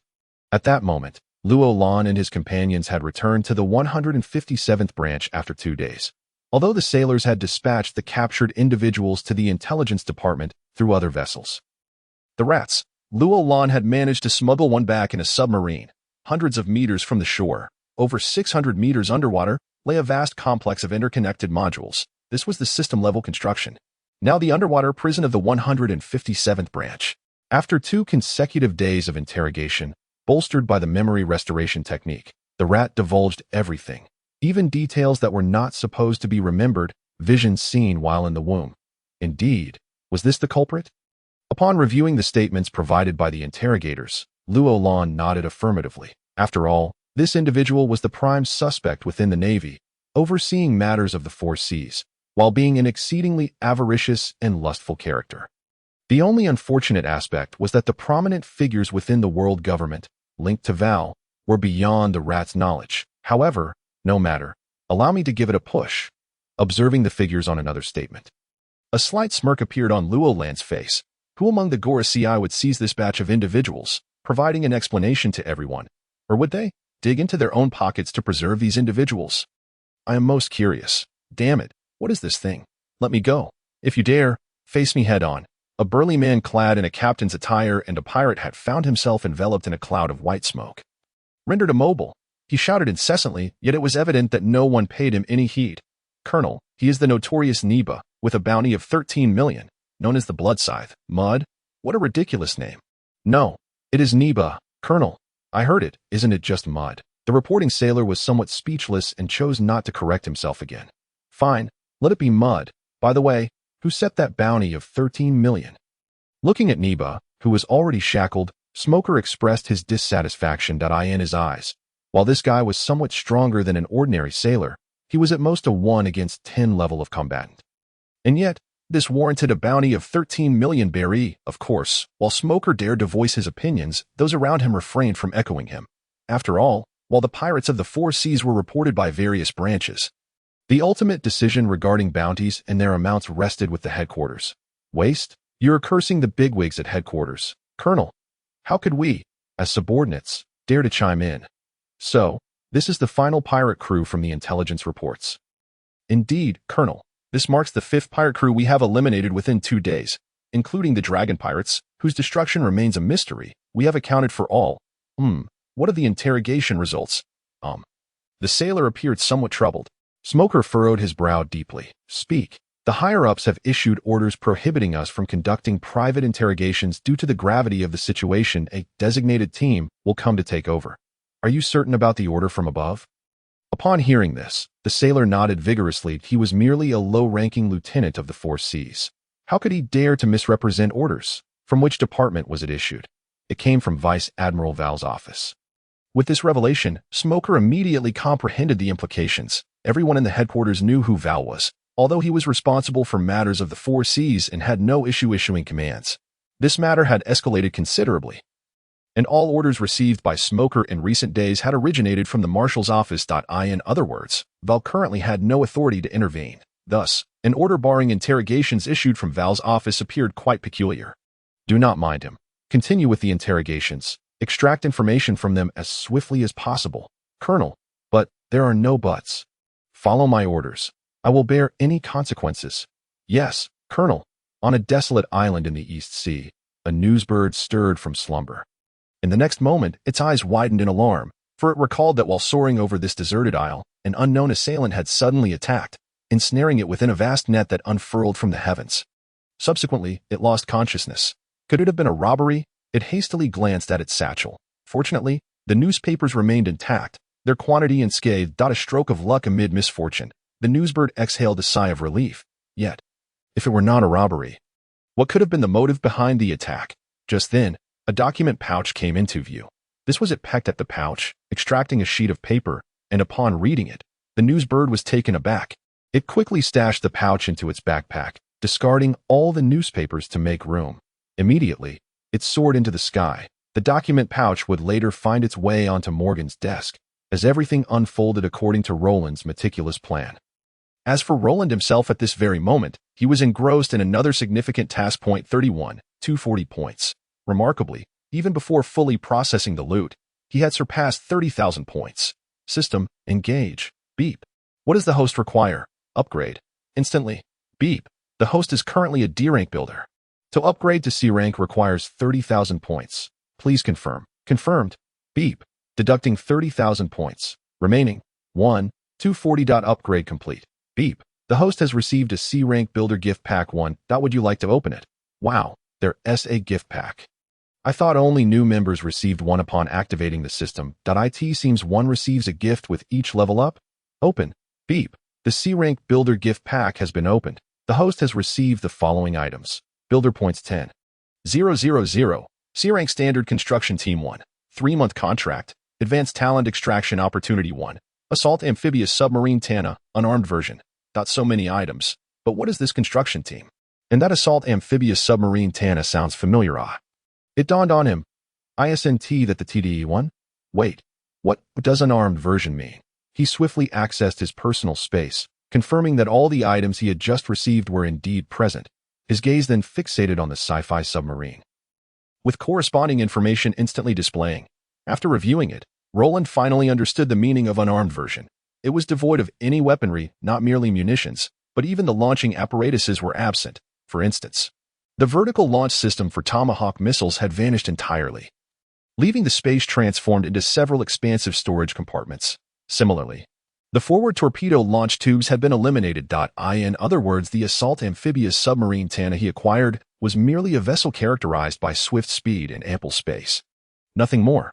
Though somewhat disappointed, Roland couldn't help but concede one truth. Even without armaments, the submarine was still incredibly sleek. As for the other item, The C-rank construction team. Its description read, C-rank construction teams can be utilized to build all C-rank or lower structures within the system. Roland understood the words, but found the implication perplexing. Previously, when constructing buildings, he would simply purchase the necessary items within the system, and a vessel would arrive at Rod Island with the construction personnel, without any need for him to possess a construction team, right? System, shouldn't you clarify this for me?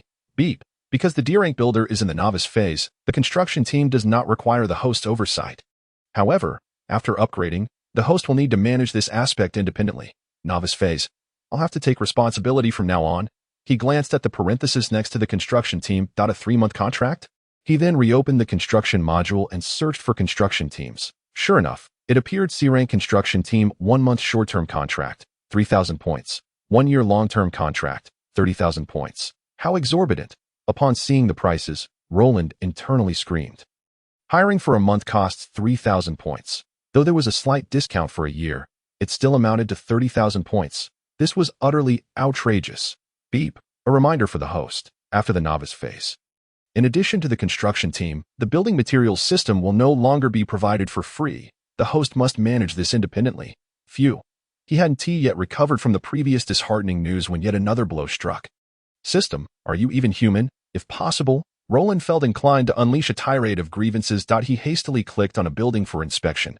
Indeed, the system merely sold architectural blueprints and to obtain the final product. One could only rely on the construction team. Moreover, the required materials could not utilize the displayed materials. They must consist of a substance called standard building materials. Each building indicated how many units of standard building materials were necessary. Upon searching for this standard building material, he discovered that it cost 1 point per unit, reflecting on the earlier dormitory building, which required 500 units of standard building materials. He realized that he would need to expend an additional 500. 000 Bailey. Were they trying to drive him to despair? Gazing at his 11,240 points, which he had initially thought would afford him significant endeavors, Roland could only let out a deep sigh. Indeed, he was still impoverished. Once he became stronger, he would have to venture to the empty island. After silently vowing, Roland diligently resumed his tasks. System, utilize the advanced talent extraction opportunity. Beep. Extracting. Congratulations, host. You have acquired 1 B-rank manufacturing talent. Manufacturing, and only B-rank. In the initial novice gift pack, I directly drew an S-rank scientific talent, Salus. Now this B-rank talent. Truth be told, Roland felt a tinge of disappointment. Yet, disappointment aside, having something was better than having nothing. Wasn't he it? He began to scrutinize the character introduction. Burton Baker race. System biohuman loyalty. 100, permanently locked. Special effect. Increases the efficiency of all managed production lines by 30 and the yield by 3. It seemed not too shabby. Rubbing his chin, Roland reassessed. Currently, within Sector 157, there were 2 factories, one producing firearms and the other catering to daily necessities. Both had long lacked a manager, resulting in a certain level of chaos. After all, Roland was not well versed in this area, nor were others. Now, with a professional who could enhance efficiency and yield, it would indeed prove beneficial. Roland nodded and promptly utilized the summoning function within the system. Based on past experiences, the character would arrive at the branch in 3 days. As for how they would arrive, it was unnecessary for Roland to concern himself. The system could manage that. Next, Roland reopened the construction module. With 11,240 points, what should he construct? First and foremost, a port. The Tana, over 200 meters long, would require a suitable docking place. However, there was a quandary. Constructing a large port was not difficult. He could have done so even before the system upgrade. Yet, doing so would expose Sector 157 to the outside world, making it easily discoverable by anyone passing by. This simply wouldn't do. Uncertain of whether there existed any concealed ports among the sea-level builders, I initiated a search for ports. A series of potential construction projects materialized before me. The initial selections were, of course, the conventional ports associated with D-level builders. I continued to scroll down. Soon, sea-level options began to emerge, larger, more formidable, and boasting a wider array of functionalities. Yet, Luolan persistently shook his head. It was not until he encountered a fully enclosed, hidden military port structure. It utterly fulfilled my requirements.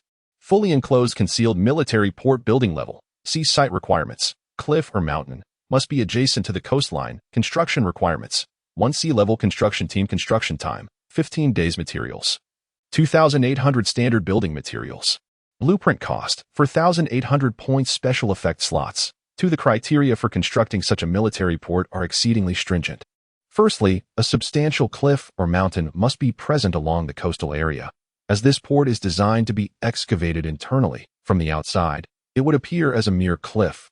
However, when necessary, a massive camouflage door would swing open, allowing vessels to enter. Furthermore, submarines could access it without even needing to open the camouflage door, passing directly through the water. Its concealment capabilities are remarkably robust. Not to mention, it can accommodate 2 special effects.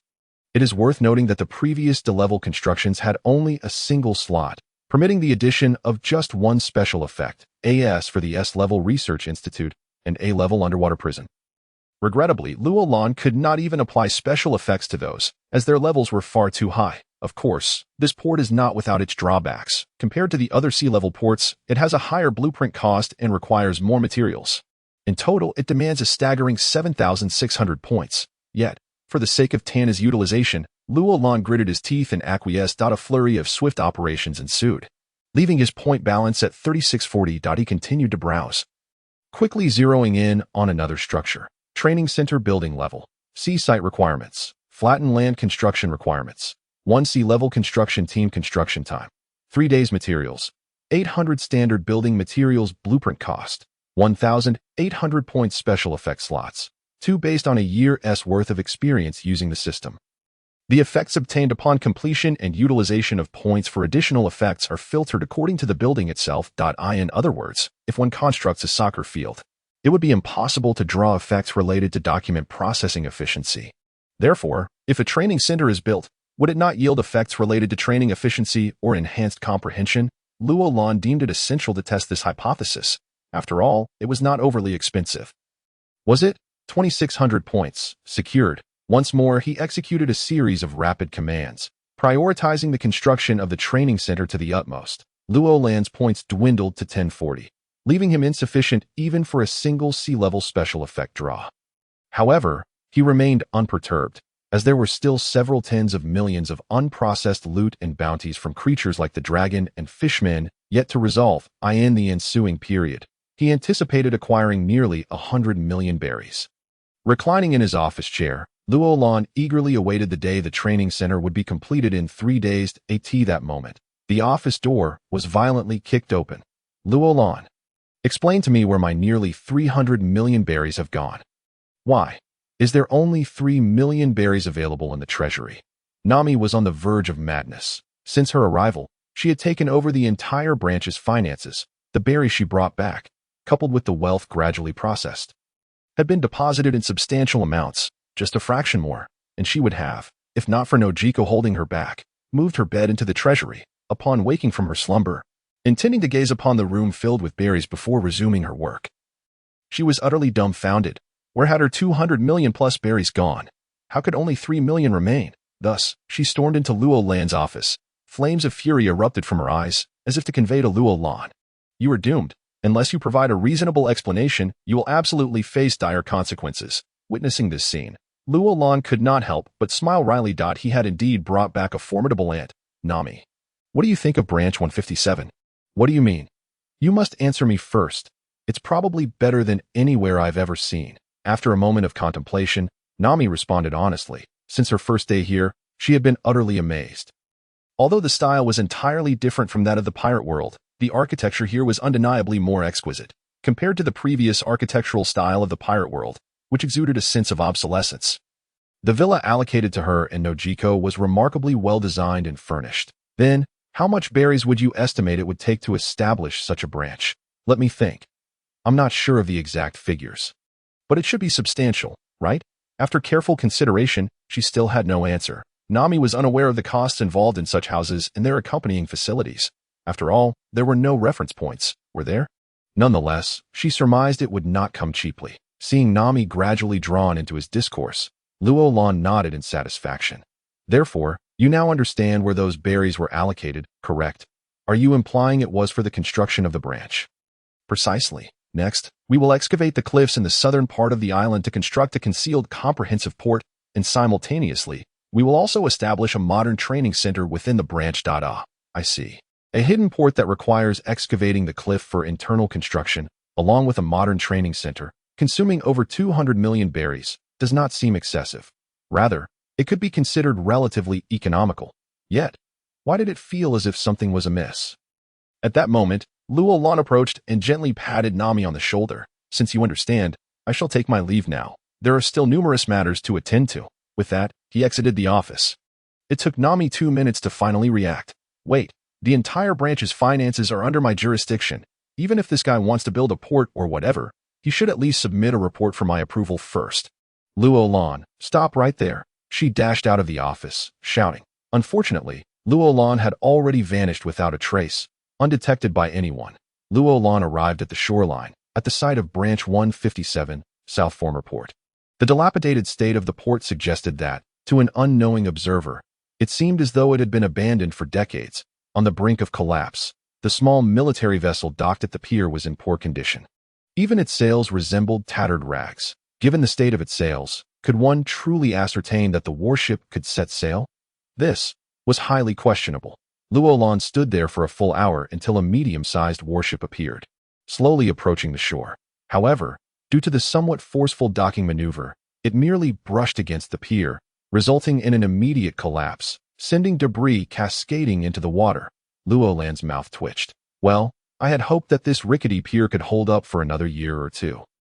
Yet, I'm sorry for damaging your pier, Tina, but it's not Tina's fault. The beige shirt, paired with a rose-red women's suit and complemented by a white justice coat, adorned the figure of a newly appointed colonel in the Navy headquarters, who, at the tender age of 30, had achieved such a distinguished rank.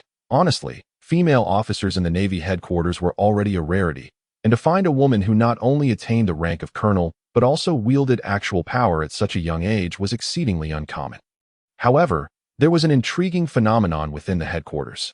Every female officer who managed to ascend the ranks was invariably strikingly beautiful. Take, for instance, Guillaume, or the formidable female vice admiral from the Marineford War. Even Teru, in her youth, was undeniably a beauty.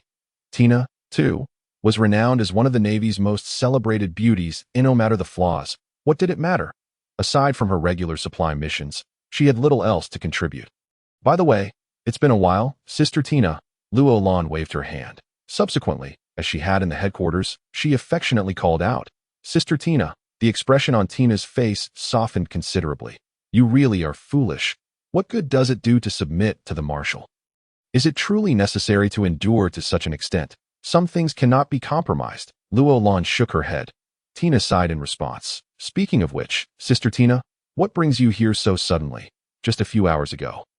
Roland had received a call from Tina, announcing her intention to come for a visit, which took her by surprise. After all, Tina was usually occupied with her demanding duties, hardly ever finding time to return to headquarters. Why the sudden appearance? Do you think Tina wanted this? She had been engaged in an important task when she received an unexpected order from the marshal, instructing her to temporarily abandon her mission and head to the East Blue to investigate matters concerning Branch 16. After all, Tina was situated at the very edge of the Grand Line, and it took her most of the day to traverse the calm belt to arrive here. Thus, she decided to swing by to see how you were doing. So that was it. I never imagined the headquarters would send Sister Tina over. However, it wasn't entirely incomprehensible, considering that Smoker was not particularly adaptable. Whenever faced with an issue, he would confront his superiors head-on. For the Navy's higher-ups, who wished to suppress this matter, Smoker was evidently not the most suitable candidate to lead the investigation. Therefore, it was only natural to assign someone to take charge. Furthermore, having Tina handle it would likely ensure that Smoker would not resist too vehemently.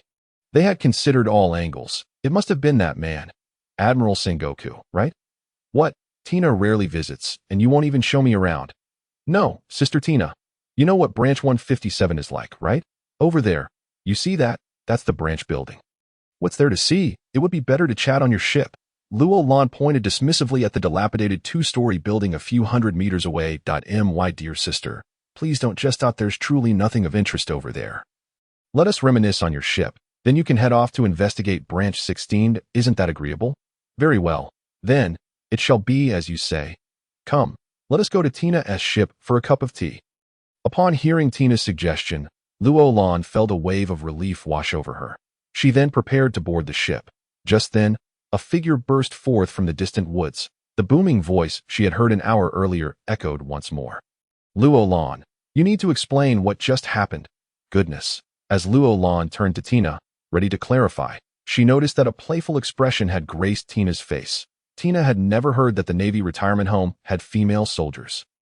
Luolan felt somewhat speechless. Was it just over 200 million berries? Did Nami not have her eye on that? Yet, given the situation, what could she do? Sister Tina, regardless of the circumstances.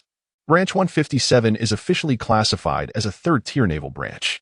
According to regulations, a third-tier branch can have a maximum personnel count of 100 sailors. Moreover, if additional funding is not required from headquarters, the branch commander can recruit independently, provided the numbers do not exceed the limits. That child's mother was once in the Navy, which is why I took her in. Luolan spoke earnestly. Once? What do you mean? She was killed by pirates. So, that's the case. However, the conditions here are rather poor. Why not let her accompany Tina instead? No way. Tina's voice rang out loudly. However, it was not Luolan who spoke, but Nami, who had sprinted to the dock. Although she hadn't heard what the two had discussed prior, she did catch the last few sentences. Nami, this is Colonel Tina from headquarters, here specifically to investigate the incident at Branch 16. Luolan introduced, subtly signaling to Nami not to say anything inappropriate. She believed that with Nami's intelligence, she would surely understand. Yet, Nami returned Luolan a knowing glance, a look that measured worth in berries, and Luolan immediately comprehended. They exchanged glances back and forth in a silent negotiation for a second, until Nami finally smiled satisfactorily, and Luolan let out a slight sigh of relief. Only the two of them understood the agreement struck amidst that exchange of glances. A full 10 million berries. As a hush fee. Then, Nami straightened up and saluted Tina. Colonel. What? You don't want to go with Tina. My life was saved by Luolan, so I will always stay with him. Nami spoke gravely, leaving Tina unable to discern any flaws in her statement. Only Luolan secretly gave her a thumbs up. Who would have thought that this lady's acting skills were quite impressive? Very well. Next, I'll be heading to Tina's ship for tea and to discuss a few matters. What about you? I have work to do, but thank you for your kind offer, Colonel. Nami saluted once more. Tina did not press the issue. After Nami turned to leave, she led Luolan aboard the ship. Inside the cabin, Luolan, to be frank, Tina came here not only to see you, but also to inquire about your thoughts on this incident. After all, Vice Admiral Tsuru and Vice Admiral Juga have both praised you, claiming that your strategic acumen is certainly on par with theirs, if not superior. Tina was not lying. She genuinely had not seen Luolan in quite some time and had come to check on him. However, she also harbored the intention of seeking his counsel. After all, Luolan's achievements during his time in the staff office were quite extraordinary. Even Tina herself had executed 2 missions that were conceived by Luolan. Those 2 tasks were the most challenging yet the most successfully completed missions Tina had ever undertaken. Luolan picked up a teacup, blew on it, and took a sip. Sister Tina, it's futile to ask me about this matter. Why not? Because the most correct course of action is one that the current Navy would never adopt. Luolan shook her head. You should share your thoughts with Tina. Very well. The solution is quite simple. It involves fully and transparently publicizing the entire affair, investigating it thoroughly, and publicly punishing everyone involved while providing double compensation to all victims. Tina finally understood why Luolan had said that the most correct method was one the Navy would never adopt. She had heard some details from the previous high-level meetings that it was said that most of the higher-ups agreed to investigate and to crack down on internal corruption. However, at the same time, they all supported suppressing this incident to prevent it from becoming public, fearing it might tarnish the Navy's and the world government's reputation. Was there truly no other way? None. Moreover, if headquarters continues down this path, even if they wish to take action in the future, it will be too late.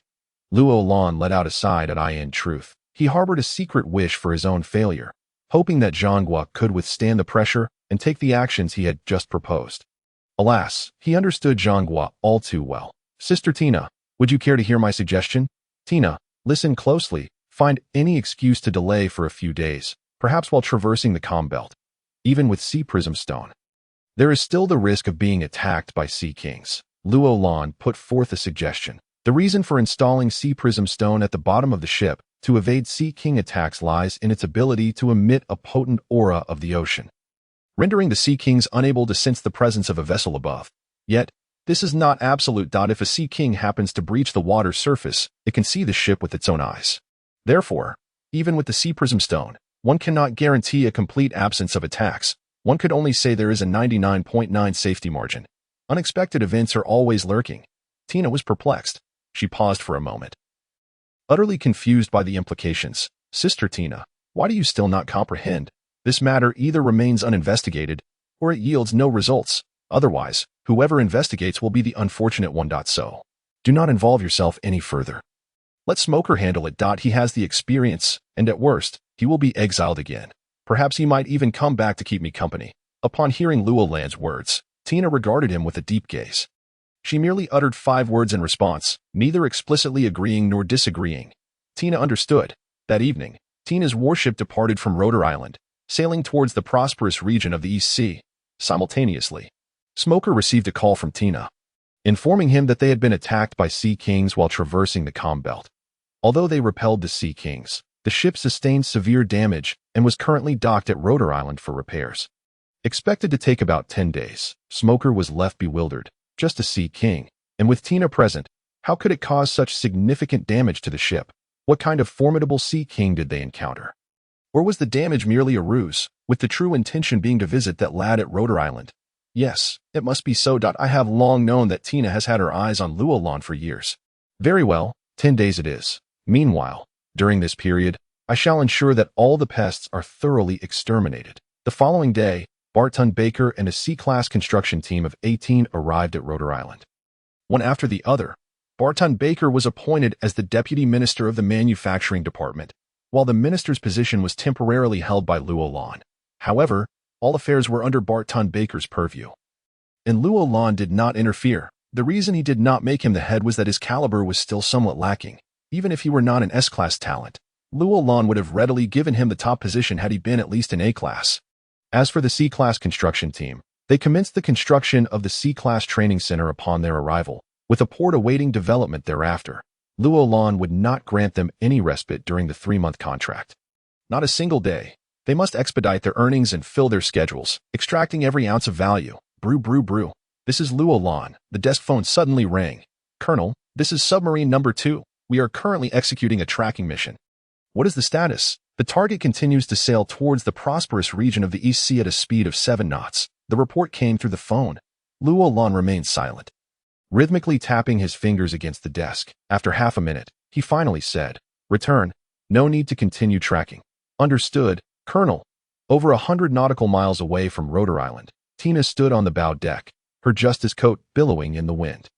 Her long-closed, beautiful eyes slowly opened. That brat. Even Tina is tailing him. What secrets are you hiding atop Rotor Island? Helmsman, change course. Destination, Rotor Island. With a swift turn and a flick of her right hand, Tina issued her command with striking poise. In truth, Tina had sensed something amiss since that day at the dock. First, there was that dilapidated 2-story building.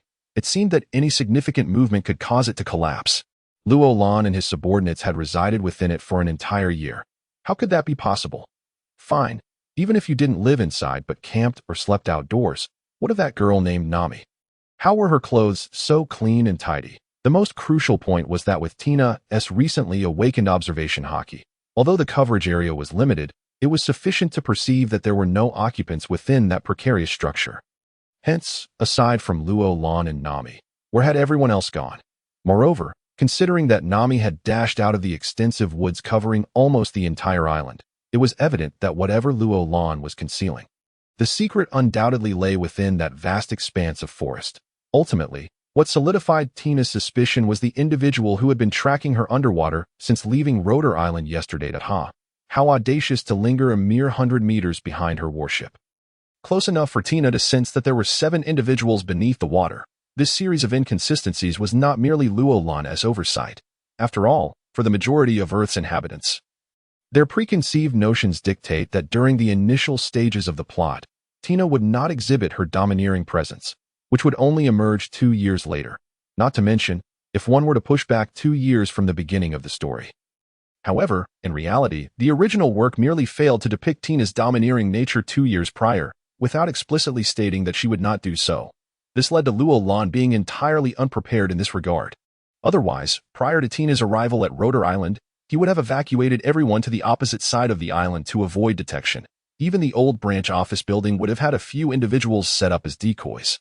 Furthermore, for the final tracking, he would have specifically instructed them to maintain a greater distance. A day later, in the deep of night, approximately 20 nautical miles off the southern coast of the island, the warship that should have departed mysteriously reappeared. It extinguished all lights. If one did not approach closely or shine a bright light, it would have been easily overlooked. Meanwhile, a small boat carrying 3 figures was being rowed ashore by 2 Marines from the southern part of Rotor Island. Tina leapt from the small boat, gazing at the towering cliff before her, over 200 meters high. Afterward, Tina would proceed alone. "You shall remain here on standby." "Yes, Colonel." For ordinary Marines, this vertical cliff of over 200 meters was nearly insurmountable. But for Tina, it posed no challenge whatsoever. At the same time, within Luolan's office, "Colonel, just as you suspected, Colonel Tina has landed from the southern cliff and is now deep in the woods." As captured by the monitoring phone bug, after placing down the phone bug, Ian reported. Luolan sighed softly. Were it anyone else, he might have directly set a trap to capture her and confine her first. However, with Tina, he truly could not bring himself to do such a thing. After all, she was one of the few individuals who had treated him well during his years at headquarters, convincing her to keep his secrets. Luolan was confident he could achieve that, but would it be the right or wrong course of action? Never mind, I shall not dwell on it. When she arrives, I will assess the situation then. Ian, inform everyone not to intercept. Understood, Colonel. Ian nodded, then conveyed the command through the telephone book. Meanwhile, Tina, utilizing her still-developing observation hockey, stealthily evaded one dark sentry after another within the woods, continually drawing closer to the central area of the island. If Tina recalled correctly, with the 157th Division, alongside Roland and that fellow named Ian, they could scarcely muster 10 individuals. Yet, there seemed to be more than a dozen sentries along her path. What secrets are you concealing here?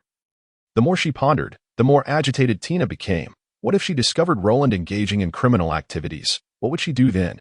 With these thoughts swirling in her mind, Tina quickened her pace once more, until her vision suddenly opened up, revealing a place resembling a miniature city. It was evident that someone had been felling trees and clearing a substantial area, even undertaking significant construction, observing those buildings. Although their style was entirely foreign to this world, for some inexplicable reason, Tina found them remarkably aesthetically pleasing, in stark contrast to the architectural styles she had previously encountered, which she deemed antiquated, indeed, quite outdated. This miniature city before her seemed as if it had sprung from the future. What on earth is this place? The answer to this question emerged just a moment later, leaping atop a 2-story building. Tina surveyed the interior of this diminutive urban landscape. She then witnessed 2 squads of patrolling Marines engaged in a handover. Marines? How could they be Marines? She quickly shifted her gaze to other directions, ultimately resting upon one of the 3-story buildings that a massive glass wall occupied an entire side, illuminated by lights within, allowing Tina to clearly discern 2 figures inside. Seated was none other than Roland. The other figure, standing across the desk and seemingly reporting, was none other than Roland's subordinate, Ian. The entire branch building was devoid of even a single sentry. Tina effortlessly entered the 1st floor, 2nd floor, 3rd floor. At last, Tina encountered her first person since entering the building. Ian, standing outside Roland's office. Ian. Colonel Tina, our esteemed colonel, is awaiting you. Ian gestured with his right hand, inviting her in, without a moment's hesitation. Tina pushed open the door and stepped inside. As the office door slowly closed behind her, Ian returned to his previous position, akin to a sentry stationed at the entrance. Inside the office, the 2 exchanged silent glances, neither uttering a word. This silence persisted for a full 3 minutes. Finally, "Now, Tina demands your explanation immediately." After a few seconds of silence, Roland sighed. "Sister Tina, I don't understand what needs explaining. Have I betrayed the Navy? Or have I violated justice?" Roland spread his hands wide. "Stop playing coy. You were involved in the affairs of the 16th Division, weren't you?" "Indeed, that was my doing." Roland nodded candidly. Tina was momentarily taken aback. She had merely been wondering if it was possible that Roland was the culprit, which prompted her to casually inquire, hoping to establish dominance for the ensuing conversation. But the result? It truly was him? Moreover, he offered no defense, simply admitting it outright. This truly acceptable. Sister Tina, is it wrong for me to apprehend that rat? By rights, I am merely cleansing our ranks, am I not? Once again, he spread his hands. leaving Tina utterly speechless. It felt as if every punch she threw landed upon cotton. All right, I'll concede that what you've done could be deemed correct, but why conceal it from headquarters afterward? Do you not realize that your actions have thrown the entire Navy headquarters into disarray? One misstep, and the Navy's reputation could suffer significantly. What exactly are you plotting? Tina placed her left hand on her hip and leaned her right hand on the desk, questioning him sternly. In truth, it was precisely as she suspected. She could overlook Roland's audacious creation of an oversized branch or his efforts to purge the Navy of its corrupt elements. However, the aftermath was something she found hard to accept. For no matter how one viewed it, Roland's actions targeted the Navy's reputation. In other words, it was as if he had declared the Navy his enemy. Sister Tina, do you know who is behind the rat? Tina understood. If her assumptions were correct, it should be Vice Admiral Varl, who was in charge of the Navy's affairs across the seas. Indeed, it is Vice Admiral Varl. So, is he truly the mastermind behind all this? Upon hearing this, Tina paused, but soon, she recalled how Varl had entered the Navy and ascended to the rank of Vice Admiral.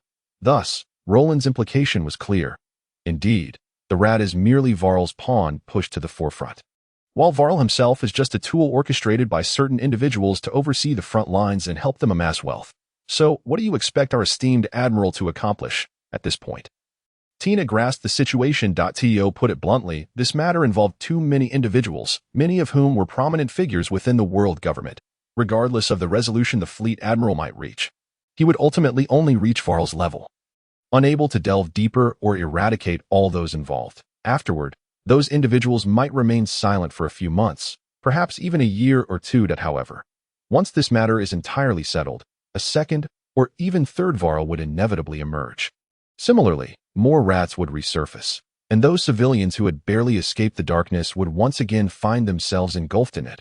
Unconsciously, Tina felt a flicker of doubt, but soon, that does not justify your scheming against the Navy. Roland, heed Tina's words. There is still time. If you inform the Admiral about this, he will find a way to resolve it. Tina shook her head, casting aside the fleeting doubt that had crossed her mind, and began to persuade him. Yet Roland raised his hand, pointing towards a wall. Sister Tina, do you recognize this? Tina turned to look where Roland was indicating. On that wall hung a calligraphy scroll, representing a sense of justice, much like those in the offices of high-ranking Navy officials. However, the calligraphy displayed in Roland's office was one Tina knew all too well. In fact, among the Marines who had served for over a decade, few were unaware of it. Justice reigned supreme. Rest assured, Sister Tina, for I am still a Marine. Unless there is truly no hope left, I will not take action to destroy the Navy. The ultimate goals of this endeavor are: first, to expose all individuals involved and ensure they receive their due punishment. Second, to compel the world government to pay reparations to all victims, doubling their compensation. Third, to sever the world government's corrupt influence from within the Navy. Tina gasped in shock, her mouth agape. You're insane. Such things are impossible to accomplish. Not only would slapping the face of the world government not suffice, but you also want them to pay compensation to the civilians. Furthermore, you aim to weaken the world government's control over the Navy. How could that be feasible? I fear the five elders would rather initiate a purge than make such a concession, Sister Tina. After knowing each other for so many years, have you ever seen me undertake an uncertain task or propose an impossible plan? This, Tina pondered for a moment, seemingly realizing that indeed, there was none. No matter how improbable the actions devised by Roland appeared, they invariably culminated in flawless execution. How about this, Sister Tina? You can stay with me for a while. After a month, if you find that I have failed to deliver, feel free to report me. But if I succeed, you must help me keep it a secret. How does that sound? Roland proposed. However, Tina furrowed her brow. Are you planning to put me under house arrest? What do you mean by stay temporarily? This is clearly confinement, and this brat has grown quite bold, daring to imprison me. It seems he needs a lesson. In the next moment, flames of fury ignited in Tina's eyes. If you wish to keep me here, then you must defeat me first. If you can do that, I will agree to your terms. Otherwise, it's back to see the Marshal. The dawn broke with brilliance. The training ground was already surrounded by a considerable crowd. In the central position stood two figures clad in white coats of justice, facing each other. Tina was taken aback. She had not anticipated such a large gathering in the 157th Division. Scanning the area, she was genuinely astonished. Goodness, There were hundreds of people. Of these, 2/3 were donned in naval uniforms. The remaining third, while lacking naval attire, were standardized uniforms, some in white lab coats, others in gray work attire. Still, this number is far too scant for my objectives. Roland shook his head. This was not mere boasting. He genuinely believed so. The quantity of powerful individuals and basic naval personnel was alarmingly low, particularly in terms of strength. Only Ace approached the realm of superhuman. With a battle power of 500 up beyond that, the strongest were Roland and Ian, and in terms of raw battle power, they fell notably short of Ace. Barely reaching the level of apprentice CP9. Of course, battle power does not encompass all. It merely quantifies an individual's physical capacity, comparing Roland to Ace, despite the significant difference in battle power. If it came to an unrestricted one-on-one duel, Ace would find it impossible to best Roland. The title of the Navy's gun god was not merely for show. With Gasol and Jackal in hand, Ace would struggle to even approach him. Merely lasting a minute without being defeated would be quite an achievement. At this moment, Gasol and Jackal were already firmly gripped in Roland's hands. Though it was evident, Tina remained unfazed. What if the weapons appeared innovative? Even somewhat sci-fi to her. A firearm is still a firearm, regardless of its design. It cannot escape the fundamental nature of being a gun. This battle could conclude in mere seconds, and then she would take Roland to apologize to the marshal. Tina silently resolved, raising her hand and biting the end of her glove to tighten it. This signature pre-battle move of Tina's was undeniably captivating. Are you not planning to remove your gloves? No need. Since their days in the elite training camp with Zephyr, they had known each other. Roland was exceedingly familiar with the kankank fruit. This familiarity allowed him to know many details not yet mentioned in the original work, such as the reason Tina always wore gloves. Yet evidently, in Tina's eyes, Roland still remained in a state where his battle power would never exceed 5. Relying solely on 2 pistols, there was no need for her to remove her gloves. In fact, she wouldn't even use her fruit abilities. If she were to lose, she better not claim it doesn't T-count. Humph. Does she think she is? All right then, let us begin. Nodding, Roland spoke. To be honest, he lacked confidence in defeating Tina. It could even be said that as long as she did not underestimate him and utilized her devil fruit abilities, Roland would have no chance. After all, a year ago, Tina's battle power had already surpassed 700. And unlike Ace, she possessed rich combat experience. But as previously mentioned, this was contingent upon her not underestimating him and fully utilizing her abilities at this moment. In the next instant, Tina vanished entirely. Roland, relying solely on his eyesight, could not keep up and completely lost track of her point. 1 black and 1 white. The 2 guns were already raised. Roland even closed his eyes. Then, bang, bang, bang. 3 shots rang out in quick succession. 1 bullet even grazed Tina's cheek. If she hadn't reacted swiftly and tilted her head, it would not have merely grazed her cheek, but rather resulted in a fatal shot. Tina was startled, yet still considered this merely a coincidence. After all, Roland had fired before she reached that position, half a beat earlier. Simultaneously, she noticed that Roland had fired 3 shots in total, each aimed in different directions. This indicated he had not seen her. Otherwise, there would have been no need to shoot in multiple directions. The only explanation was, he was shooting blind, and remarkably, he had been fortunate enough to hit her. In the next moment, Tina rapidly propelled herself off the ground, her figure disappearing once more from Roland's right. This time, however, Roland stood his ground instead of moving as he had previously. It's over. Due to her incredible speed, Tina appeared as but a fleeting shadow. Yet, her gloved right hand was already clenched into a fist, poised to strike Roland. But what followed was a scene of utter bewilderment. After unleashing her punch, Tina stared blankly at the vanishing figure before her. She had failed to strike anyone, and instead, nearly stumbled forward, struggling to regain her balance. Before she could collect herself, an arm reached from behind and ensnared her. Simultaneously, the temperature around her dropped, as a black handgun pressed directly against her. Sister Tina, you have lost your body. Indeed, my bodily issues have been resolved. Just a month ago, Roland confessed outright. Tina was furious. You solved your bodily issues and didn't inform me. Tina's anger flared. Did he have any idea how much she had worried about this insufferable brat over the past year? With a battle power of merely 5, any pirate crew could have easily dispatched him. Yet this guy had recovered but chose not to tell her. Her face burned with fury, sensing her murderous intent. Roland released his hold on Tina. Sister Tina, I accept your anger and am willing to apologize. However, the result of our battle cannot be altered. You lost. Taking a few steps back, Roland spoke earnestly. How you want me to apologize? I will concede, but the outcome of our duel is non-negotiable. A deal is a deal. Humph. Had you not kept this from me, would I have been foolish enough to not use my devil fruit abilities? Or to be unprepared for your shave? And you actually fired at me just now. At such close range, were you truly intent on taking my life? With her anger rekindled, recalling the events of their recent battle. Tina was utterly enraged. Roland, on the other hand, could only manage a wry smile. He then detached the magazine and handed it over. What kind of bullet is this? Why does it look like this? Wait, is this not a real bullet?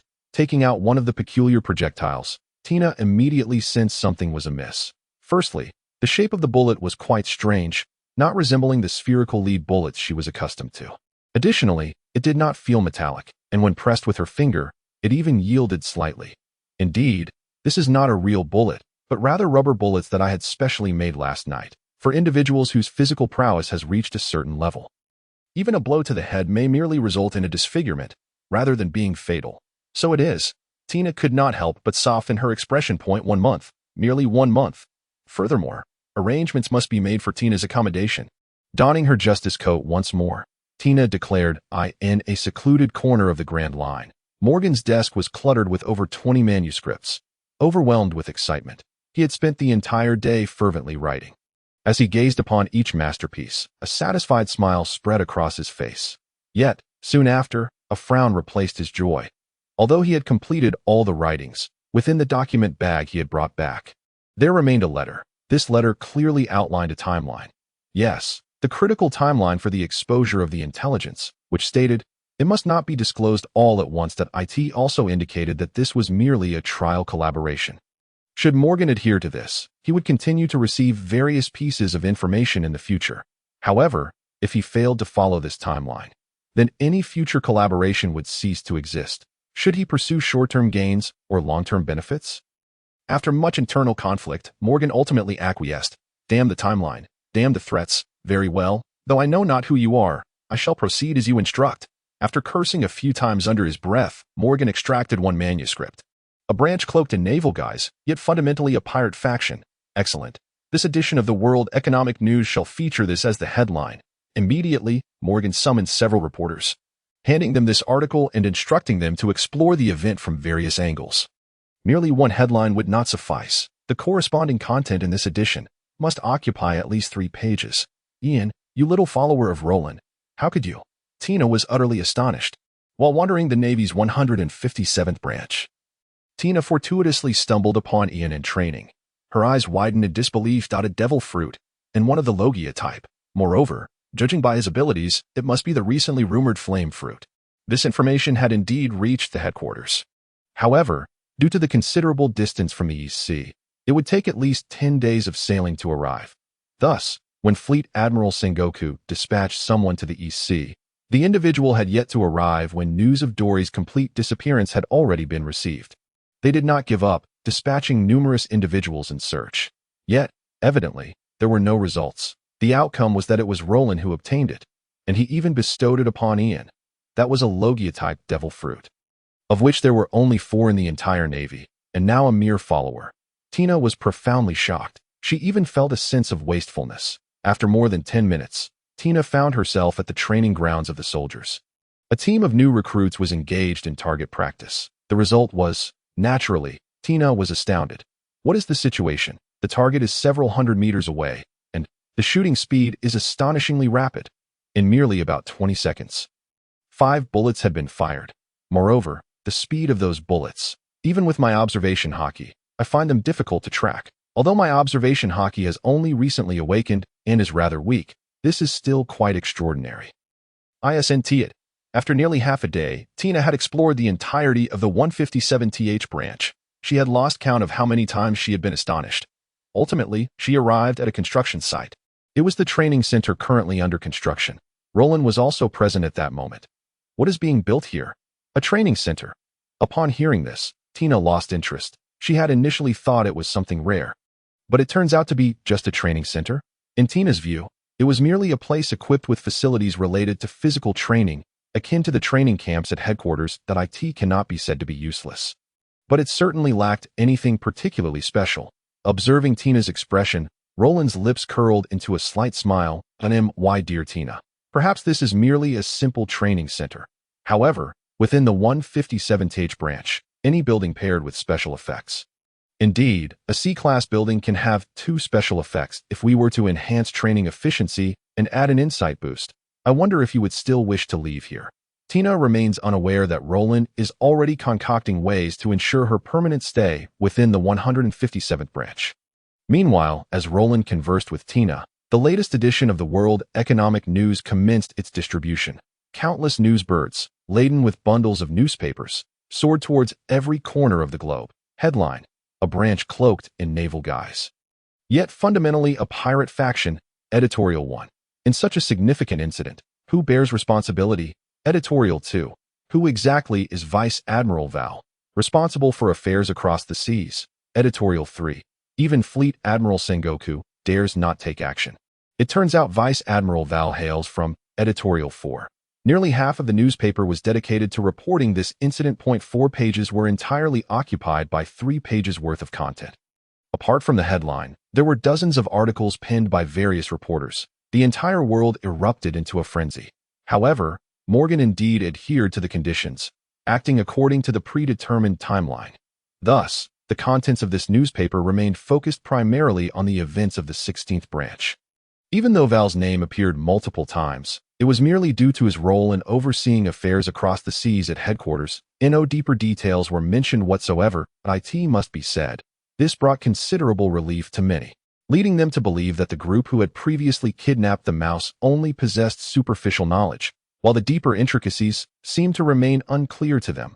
If this were the case, subsequent matters would become considerably easier to handle. It even appeared that Val would not need to be sacrificed. After all, cultivating a second Val would require substantial time and resources. If it could be avoided, that would be most favorable. Meanwhile, Val was summoned to Mariewa.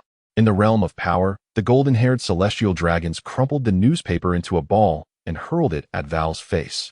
You fool! Were you sent to the Navy to engage in such undertakings? Val knelt upon the ground, cold sweat beading on his forehead. My lords of the celestial dragons, it truly was not. Silence. Do you take us for fools? No. I dare not. Val trembled, pressing his head to the ground. Barely able to articulate his words. Dare not. To activate the demon-slaying order, and to do so consecutively over 100 times, annihilating that multitude of villages. I see you are quite bold. Yes, yes, for the reputation of the world government. Those lowly peasants are expendable. This is the safest course of action. Safest, my foot.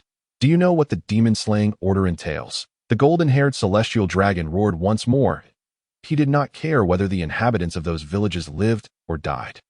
But can the demon-slaying order be wielded at will, and consecutively over 100 times?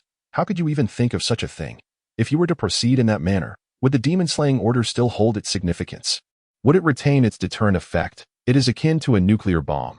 Its true deterrence lies in being concealed within its launch silo. Should it be deployed continuously throughout the day, while it may instill fear, its deterrent power would significantly diminish. To encapsulate this notion in a single phrase. When death becomes commonplace, then death itself ceases to be terrifying. Ultimately, the 5 elders refrained from eliminating Val. The reasoning behind this is rather simple. There is no other. But loyalty and convenience. Minor errors can indeed be tolerated. Upon returning to the naval headquarters, Val transformed from his previous demeanor amidst power struggles and proceeded to the office of Sengoku with an order in hand. Henceforth, the investigation into the 16th branch would be entirely entrusted to Val, with the headquarters and various East Blue branches required to provide full cooperation. In just a few minutes, Val emerged from Sengoku's office with a triumphant expression. Sengoku, on the other hand, slammed his palm onto the table in frustration, his face a mask of anger yet rendered helpless. Though he held the title of Admiral, he was merely that, an Admiral. On that very day, Val boarded a large warship, departing from headquarters toward the East Blue. In the blink of an eye, 2 days passed. The newly constructed training center of the 157th branch was finally completed. System. Begin extracting special effects. Ding. Extraction in progress. Please hold. Extraction complete. Building feature 1. Body shaping 80. Building feature 2. Stamina consumption -30. What does the host wish to imprint? No, absolutely not. Luolan outright rejected it. What is this nonsense about body shaping? And as for stamina consumption, it is rather redundant, as it only pertains to training expenditure. Although the first extraction is free, luck seems to be rather unfavorable. Upon reviewing his previous balance and the additional points accrued over the past 2 days, he sighed, just over 3,000 points. Each refresh of a C-class building feature requires a hefty 1,000 points. In other words, he only has 3 chances to refresh. System, refresh building feature 1. Ding, refresh complete. Building feature 1. Building gravity adjustable up to 10 times. At first, Roland could hardly grasp the implication. Gravity adjustable? He delved into the specifics of this feature and discovered it was indeed as he had hoped. The gravity within the building could be adjusted according to one's needs. Furthermore, different rooms within could be set to varying gravitational levels, with an adjustment range of 1 to 10 times gravity. This is simply marvelous. There is no need for further consideration. System, begin imprinting building feature 1. Ding, imprinting complete. Excellent. Now on to refreshing building feature 2. Ding, refresh complete. Building feature 2. Building solidity 50. Building solidity. What use is that? Those who lack the capability to breach it will find no issue regardless of solidity. Conversely, those who can break and will flatten it with a single strike, regardless of an additional 50 solidity. It holds no significance. System, continue refreshing. This is the last opportunity. Should I fail to obtain a worthy one, I shall have to make do with what I have. After all, I am out of berries. Ding, refresh complete. Building feature 2. All feature effects doubled. Goodness, yet another feature Roland had never encountered before. All feature effects doubled. Roland focused on the detailed explanation. This effect can only be applied to the other features of the same building, doubling their original effects. Hiss. Does this mean? System, imprint building feature 2. Ding, imprinting complete. The system's voice resonated in his mind, and Roland quickly turned his attention to the enormous training center before him. Comprehensive training center level. C. Building feature 1. Building gravity adjustable up to 20 times, including feature 2's effect. Building feature 2. All feature effects doubled. Goodness, this is truly remarkable. In a flash of inspiration, Roland maximized the building's gravity to its utmost. A full 20 times. Subsequently, he manipulated several independent training rooms to different gravity levels. Quite convenient, he mused in admiration, just as Roland was reveling in his newfound capabilities. Is this the training center? I must say, it is aesthetically pleasing. Tina should come and take a look. Tina was not particularly impressed by the various facilities for physical training, as they were merely barbells and dumbbells, commonplace from her time at the elite training camp and headquarters. However, this building was undeniably beautiful from the outside, entirely composed of glass, rendering the walls invisible. Instantly, it piqued Tina's interest, compelling her to venture inside for a visit. Of course, Roland was indifferent to this request.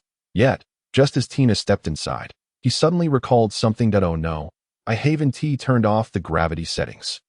The 20-fold gravity rendered Tina's body unbearably heavy. Coupled with the lack of mental preparation, she was instantaneously brought to one knee, supporting herself with her right hand. What is happening? In the next moment, that unusual gravity dissipated without warning, leaving her feeling light as a feather.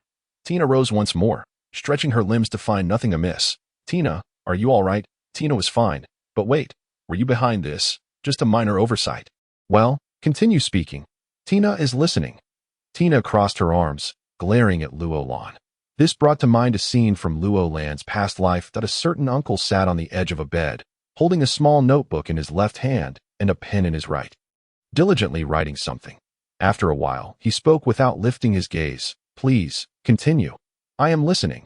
The vividness of the memory stunned Roland momentarily. He quickly shook his head, dispelling the nonsensical image. Sister Tina, there exists a fruit known as the heavy fruit. You must have heard of it. The devil fruit encyclopedia. Tina has seen it. It is a paramecia type, correct? Yes, actually, this building's capabilities are quite similar to that fruit, allowing for gravity adjustments within a certain range. What is this nonsense? How could such a thing be possible? Surely, you do not mean to suggest this building has consumed the heavy fruit. Although there have been rumors that the scientific department is developing technology to enable inanimate objects to consume devil fruits, it seems they are far from success. After all, even Vegapunk has yet to achieve such a feat, and you are claiming to have accomplished it with an entire building? Tina was utterly bewildered. As for the systems matters, Roland had no way to explain and would not attempt to. Therefore, The peculiarities of the 157th branch would need a plausible explanation moving forward. The notion of inanimate objects consuming devil fruits seems quite fitting. It can be elaborated upon without issue. Tina is astonished. After a moment of imaginative reverie, Tina stared blankly, finally grasping why the 157th branch exuded an air of the extraordinary. It all makes sense now. So, what do you say, Sister Tina? Would you like to secure a permanent private room here? At that moment, Roland stepped forward, smiling beside Tina, immediately arranging for Tina. It truly is that fellow, bam. A tremendous force struck the tabletop, causing it to splinter. Smoker was seething with fury. After several days of investigation, although no leads emerged from the 16th Division, he managed to extract some information from a few pirates captured elsewhere. It was said that during a tax collection, a certain mouse, inebriated, divulged some matters. According to the pirates' accounts, the mouse had proclaimed, "What is there to fear? Behind me stands Vice Admiral Var. And behind Vice Admiral Var is the world government. So, understand this. As long as you submit your taxes punctually, you are guaranteed safety." With 2 cigars clenched between his teeth, the room became increasingly shrouded in smoke. Smoker was deep in thought. Indeed, he was contemplating, not whether to cease his efforts, but rather, pondering the very existence of justice within the Navy. In his earlier days, he had been one of the standout figures in the elite training camp. Yet, what followed? His discontent with the higher-ups' methods, even going so far as to berate his superiors, led to his exile to the East Blue. Despite both he and Tina holding the rank of colonel, the distinction between a colonel of the 4 Seas Division and one from the headquarters was monumental, both in significance and in future prospects. Finally, after a span of over 10 minutes, Smoker reached for the den mushy that he resolved to place his trust in the Navy once more. Instead of contacting his direct superior, Vice Admiral Var, he audaciously called Sengoku directly. Brew. This is Sengoku, Marshal Sengoku. This is Smoker. Smoker. What is the matter? Sengoku replied, somewhat taken aback. By protocol, a colonel from the 4 Seas Division was not permitted to directly communicate with him. Any inquiry should have first gone through his immediate superior, which, indeed, was various. Moreover, with Tina's ship stranded in the doldrums, Smoker was still tasked with overseeing the investigation in the East Blue. Sengoku promptly grasped why Smoker had bypassed protocol. He likely uncovered something significant, something that pertained to various. Marshal, I have gathered some insights regarding the situation in the East Blue. Speak directly. As anticipated, Sengoku sighed inwardly. It was not that he wished for Smoker to remain oblivious, but rather, no matter what Smoker had unearthed, it would ultimately be futile. The order from the guise was unequivocal: protect Var at all costs. Even he, the Marshal, was powerless to alter this directive. For the next 10 minutes, Smoker meticulously reported all the findings he had amassed over the past few days. With every detail, Sengoku's ire intensified. Initially, he had presumed Var was the mastermind, but as Smoker's revelations unfolded, Var was merely a pawn. The true puppeteers were high-ranking officials within the world government. Thus, the guise must have been aware of this, which explained their protection of various. The web of complicity involved was simply too vast. Sengoku nodded. Smoker. Yes, Marshal Sengoku. The officer responsible for this incident is en route. You are to cease all operations immediately until they arrive and take over. Tina. No, not Tina. It is Vice Admiral Var. Smoker's eyes widened in disbelief. He could hardly fathom it. Just moments ago, he had informed Sengoku of his findings, only to be told to halt his investigation and hand everything over to let him investigate himself. What a farce. Marshal, I cannot accept this. This is an order from the guise. You must comply. Sengoku bellowed. In truth, he had always held high hopes for Smoker, considering him a capable Logia user brimming with a sense of justice. However, this stubbornness was concerning. He was reminiscent of that brat, Robin. If this continued, even a rare Logia user would eventually be purged by the world government. Hence, he had opted for Smoker's exile, planning to reinstate him in the headquarters after 7 or 8 years, once he had matured. Yet, years had passed, and Smoker remained unchanged. Marshal Sengoku, however you choose to punish me, I shall accept, but I will not compromise. You insolent Smoker, are you defying orders? I am merely fulfilling my duty as a Navy officer. Until your formal orders are issued, I shall not cease my investigation. What constitutes a formal order? It is a written directive that traverses the Navy's command structure, ultimately reaching Smoker's hands. Even Sengoku's verbal command over the phone does not count as a formal order. Of course, while Smoker's stance was firm, there was no one within the Navy who would dare disregard Sengoku's words as mere suggestions. Before Sengoku could retort, Smoker unilaterally hung up the din mushy. "Bring in the messenger, Marshal." Upon hearing Sengoku's call, the messenger hurriedly entered the room. Swiftly, he issued an urgent command to strip Smoker of all his duties, demote him to the rank of private, and assign him to the 157th Division. "Understood, Colonel." After saluting, the messenger turned and departed. Once outside the office, a look of shock crossed his face. What on earth had Colonel Smoker done to warrant such a drastic demotion, even being relegated to a private? Most notably, he was to be exiled to the 157th Division, the Navy's retirement home. The Navy's communication system was set into motion at full speed. Within half an hour, a written order adhering to all protocols was delivered to Smoker. Furthermore, it was his own major aide who brought it. The efficiency was astounding, almost uncharacteristic of the Navy. "Colonel, it's merely those in higher echelons attempting to obstruct our investigation, but this is excessive." When the order was faxed over, the major had already reviewed it. The multitude of stamps was absurdly excessive. Even the sanitation department had stamped it. The contents were even more outrageous: dismissal, demotion, and exile. What in the world had their colonel done? "Colonel, this order is undoubtedly problematic. Someone must have forged it. How could it possibly have the sanitation department stamp? Enough. This is indeed an order issued directly by the Marshal." Smoker shook his head in disbelief. He truly hadn't anticipated the swiftness of Sengoku's actions. To eliminate any potential excuses, every department within the Navy had stamped it. Even the sanitation department was not exempted. With a deep sigh, he declared, "Before the new division commander arrives, the Roga Town investigation will be handed over to you. Also, arrange for a ship to take me to Rhode Island." Having spoken, Smoker waved his hand and exited the office. Behind him, the major remained standing at attention, his saluting hand lingering in place for quite some time. Since the establishment of the training center, it had become the favored locale for all the sailors of the 157th Division. However, due to spatial constraints, it could not accommodate all sailors at once. Thus, Robin instituted a set of guidelines. Of course, the 8 individual rooms within the facility did not share such restrictions. Currently, only 4 individuals in the entire 157th Division were entitled to enjoy the single rooms: Robin, Ian, Ace, and Tina. The remaining 4 rooms were unoccupied. Originally, Robin had considered arranging rooms for Nokigao and Nami as well. However, both declined. Nokigao stated he was merely an ordinary sailor and did not wish to receive special treatment. As for Nami, she preferred to focus on monitoring the storeroom to prevent any of her berries from being misappropriated by Robin. "Very well. If they do not wish to use them, let them remain vacant.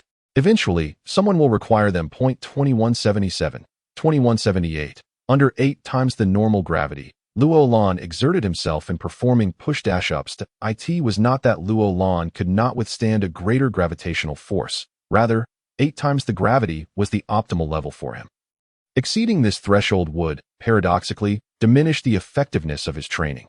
After 10 minutes, he completed a warm-up of 3,000 push-ups. Rising to his feet, he commenced his training in a technique known as slicing. Slicing, a cacophony of thunderous stomps erupted. However, Luolan's body remained steadfast, unmoving. One reason for this was that under 8 times the gravity, his stomping speed had significantly decreased. In the same span of 0.36 seconds, he found himself unable to execute even 10 stomps. Additionally, each stomp exerted immense force, also influenced by the gravity. Yet, these challenges were anticipated. Luolan persevered, practicing repeatedly. He firmly believed that if he could master the technique of slicing in such a high-gravity environment, then in normal conditions, both his speed and control over the technique would see qualitative improvements. Unbeknownst to him, time had slipped into the evening. After exiting the training facility, Luolan returned home for a quick shower. Subsequently, he made his way to the branch headquarters. Adjacent to the office of the branch leader, in a meeting room, Luolan, Ian, Nami, Celis, and Barton arrived in succession and took their seats, just as Luolan was about to speak. The door to the meeting room was abruptly pushed open. The newcomer was none other than Tina. "Sister Tina, we are in a meeting." Tina was aware of this and had come specifically to listen in. "Is that not permissible?" For a moment, Luolan found himself at a loss for words. "You ask whether it is allowed. What do you think?" "Sister Tina, while it is indeed acceptable to listen in, are you certain? Are you suggesting that once Tina has listened in, she will be unable to leave your 157th branch forever? Exactly. In the next moment, the atmosphere in the meeting room became somewhat oppressive. It was palpable hostility, and for the first time since knowing Tina, Roland felt her murderous intent directed at him. It lingered for a full 3 minutes, until even Nami began to tremble. Before Tina finally retracted her aura, if you wish to keep Tina here, it must be through strength, and her presence today has no bearing on that. Indeed, Roland conceded this point during their last confrontation. He had exploited Tina's misperception of him, believing his combat capability to be a mere 5 points, with proficiency only in firearms. Consequently, Tina had refrained from utilizing her devil fruit abilities, only demonstrating a fraction of her martial prowess. Moreover, the unexpected turn of events had provided Roland with an opening, which he seized. Otherwise, unless it were a life-and-death battle, Roland would have had no chance of overcoming Tina. After all, one could hardly employ real bullets or even see prism stone projectiles. Could one? With a slight sigh, Roland quickly came to terms with the situation. After all, it was only a matter of time before he became a member of the 157th branch. This was merely a preview of his future role. And while he may be at a disadvantage now, who could say what a month might bring? All right, as is customary, Nami, you shall begin. Me? Starting? Nami was taken aback. She realized that this was her first time attending such a meeting since her arrival. Lacking experience, she was unsure where to begin. Yes, you start by discussing the current financial status of the branch. Oh, I see. Nami nodded. If that were the case, she could speak for 3 days and 3 nights without running out of things to say. Currently, the financial situation of the branch is quite dire. There are only 8 million berries left in the treasury. Once salaries are distributed this month, we will be at rock bottom. I demand that anyone wishing to withdraw funds from the treasury must submit a report and receive my approval first. The last statement was almost bitten out through gritted teeth. However, rejected. Next, Celis, you may speak. Without hesitation, Roland outright denied her request. Before Celis could even begin, Nami exploded with indignation. Rejected? On what grounds do you deny me? I explicitly stated that certain individuals referred to you. Pointing an accusatory finger at the person in question, Nami confronted Roland directly. But evidently, this was futile. Nami, you have visited Cella's research facility, have you not? I have, and I truly do not understand how you constructed such an underground complex. Nami nodded in acknowledgement, setting aside the rest. The hive-like underground research facility was truly astonishing to Tio this day. Nami questioned whether she had merely imagined it, for it was unfathomable how it could have been built. Very well, we are currently commencing work on another super project in the southern part of the island. The previous sum of over 200 million berries has been returned to the treasury, and I will no longer withdraw funds from it. However, you are responsible for completing this project. If the berries are insufficient, then you shall cover the difference out of your own pocket. Upon hearing this, Nami was left utterly dumbfounded. A super project was underway in the southern part of the island. One of the same caliber as the research facility. How much would that cost? Nami's eyes transformed into symbols of berries, spinning incessantly. Ultimately, she could not fathom the amount, even as her mind began to smoke. But one thing she was certain of was this. Even if it were 200 million, it would be impossible to construct a facility of that magnitude. And for a super project of equivalent status.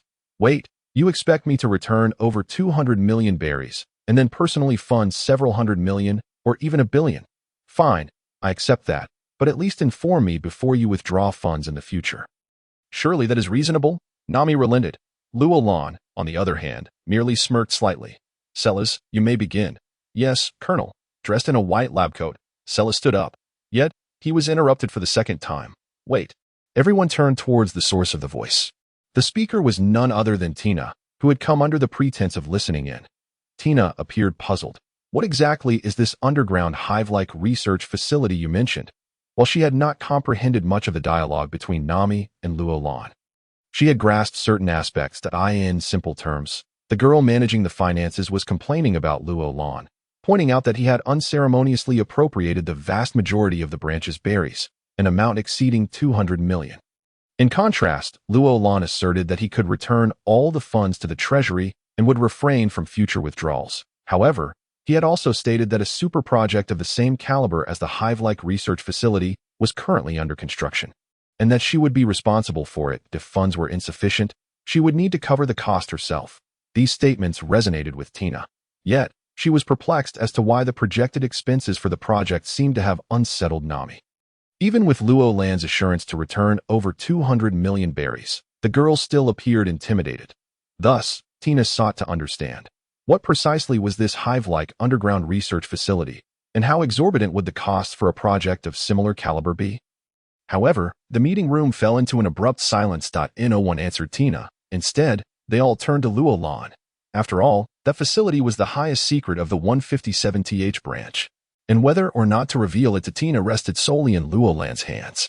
They dared not speak out of turn. Sister Tina, did you not inquire previously about how I resolved my physical issues? You also asked who invented the firearms for the 157th branch. The answers to all of this lie within this honeycomb-like underground research facility. And Silas is the head of our scientific department at branch 157. The scientific department? Now that Tina recalls, the attire seems familiar. A group from the scientific department had come to the headquarters for equipment testing. Donning similar uniforms. So, you are a scientist? Tina looked at Silas in astonishment. Indeed, he is our branch's chief scientist, the very one who resolved my bodily issues, and those rifles were also developed by the scientific department. As for the honeycomb-like underground research facility, to put it simply, it is a subterranean city far larger than the current surface area of branch 157. Roland nodded in acknowledgement and continued to elaborate. Tina's worldviews were utterly shattered. Over the past few days, she had toured the entirety of branch 157, only to be told there exists an even larger underground city. It is no wonder that the young girl earlier seemed intimidated. If that is the case, hundreds of billions of berries might prove insufficient, let alone a mere 200 million berries. Yet, a new question arose. How did Roland manage to accomplish this with just over 200 million berries? Of course, this was something Roland would not disclose to Tina. In truth, not even 200 million berries would suffice. Even 2 billion. Roland could not possibly construct such a thing. After all, it is an S-class structure. And to build it from scratch would require at least 1 million points. Fortunately, luck was on his side, as he had directly opened a new player gift pack. Well then, Silas, please continue. Yes, Colonel. Silas began by surveying the room. Relieved to find no one eager to interject, having already been interrupted twice, which had left him feeling somewhat anxious. Colonel, since the mass production of the Rod 1518 rifles commenced, the scientific department has been divided into 3 teams. One team, which I personally lead, focuses on genetic research, with the primary objective of unlocking the second genetic lock for you, Colonel. The second team is responsible for extending the design of the Rod 1518. While the third team is engaged in preliminary research on a new type of cannon, if I may be frank, Colonel, our department is severely understaffed. By the end, Silas resorted to a somewhat pitiful plea. However, Roland was at a loss. He was currently too impoverished to afford research bioengineers. After all, even the most basic research bioengineer in the system cost a staggering 100 points. With the meager points he had left, he could barely purchase a few individuals, which would do little to remedy the situation. Most critically, he also needed to accumulate points. Otherwise, once the port was completed, he wouldn't even have enough points to enhance his attributes. How could that be acceptable? I understand your difficulties, and I urge you to hold on a little longer. I will do my utmost to assist you next month. All right then.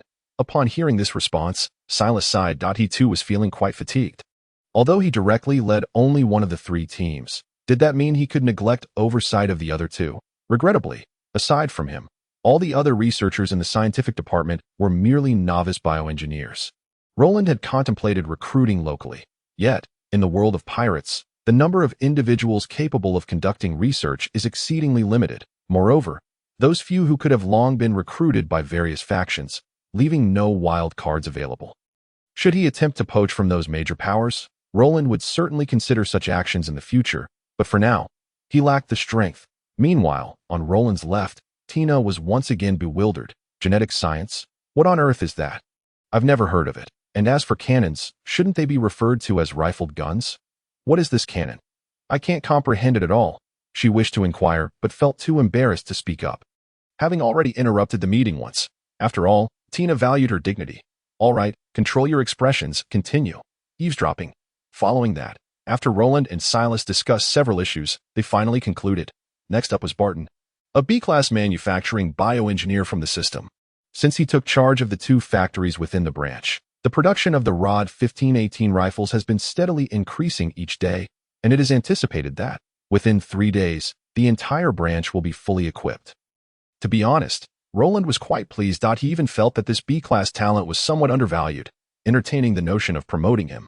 However, there was no rush. He would observe for a while longer. Barton had little to say, primarily presenting 2 requests. The first request was similar to Silas's. Manpower, manufacturing, requires personnel. This isn't the fully automated production line of Roland's previous life. The production line currently in use barely qualifies as semi-automated. The efficiency achieved in recent days was already Barton's limit. To enhance it further, the only solution was to increase manpower. Fortunately, Barton's request was manageable, as he needed not highly skilled personnel like researchers but merely workers. The current workforce in the manufacturing department was comprised of commoners and slaves that Ian had brought back over the past year. Thus, Roland agreed to assist him promptly. However, the second request posed a dilemma. That was, the various raw materials required for production. After all, production isn't magic. One cannot create something from nothing.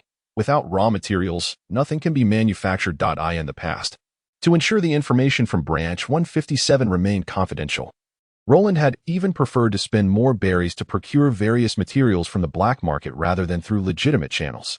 Thus, this also raised the issue of berries. Sigh, why must I always be so impoverished? With a deep sigh, Roland found himself momentarily at a loss. That moment, Tina's voice once again broke through on his left. You lack money? Tina's inquiry struck Roland as peculiar. Yes, I do lack money. Are you offering to support me? Of course, he could never voice such a thought aloud. After all, maintaining several hundred individuals meant that his monthly payroll alone amounted to several million berries, not to mention other daily expenses. It does seem that way. Tina nodded, as Roland's statement held truth. After a moment's contemplation, she produced a parchment scroll. This was a treasure map Tina had acquired some time ago, located in the East Sea, though she could not guarantee its authenticity. If you are interested, you could give it a try. She pushed the parchment treasure map in front of Roland. Tina then resumed her original posture, continuing to eavesdrop. Roland, meanwhile, picked up the treasure map and took a glance. Thank you, Tina. The meeting concluded with Ian's report. He currently managed a considerable workload, overseeing the combat sequence, logistics sequence, and new recruits. Furthermore, he was also responsible for the largest department in Branch 157. The intelligence department, alleviating much of Roland's pressured, so much so that midway through Ian's work report, Tina shot Roland a fierce glare. The meaning was clear without translation. Even as a tool, one should not exploit him so ruthlessly. After all, he had been by your side for several years. This implied that as long as Ian remained alive, he would be worked to the bone, correct? Yet simultaneously, Tina was astonished. The total number of personnel in Branch 157, including new recruits, approached 300. The most astonishing aspect was the intelligence department, which boasted over 100 agents and thousands of auxiliary personnel, with a network that nearly spanned the entire East Sea. Did a branch truly possess such capabilities? After forcefully attending a meeting, he found himself utterly bewildered by Tina's state. However, what truly left him speechless was yet to come. Just minutes before the meeting commenced, the intelligence department had received the latest intel concerning Colonel Smoker. So, how many ranks has he been stripped of this time? Roland initially paused, then directly inquired. His astonishment stemmed from the fact that this development had occurred sooner than he anticipated. After all, he had previously mentioned to Tina that allowing Smoker to continue his investigation would eventually lead to punishment. Perhaps he would even be dispatched to the 16th Division to keep him company. He simply hadn't expected it to happen so quickly. Colonel, you already know? I guessed it. Continue the report. Yes, according to the information we have received. The Navy headquarters has ordered that the investigation in the East Sea be handed over to Vice Admiral Var, and Colonel Smoker must immediately cease all investigations until Vice Admiral Var arrives. As a result, he defied orders? Indeed. Consequently, Admiral Sengoku issued a command to strip Colonel Smoker of all his positions, demoting him to the rank of Private Third Class, and reassigned him to Division 157. As Ian relayed these details, his expression bore a hint of peculiarity. Was Admiral Sengoku not merely providing us with talent?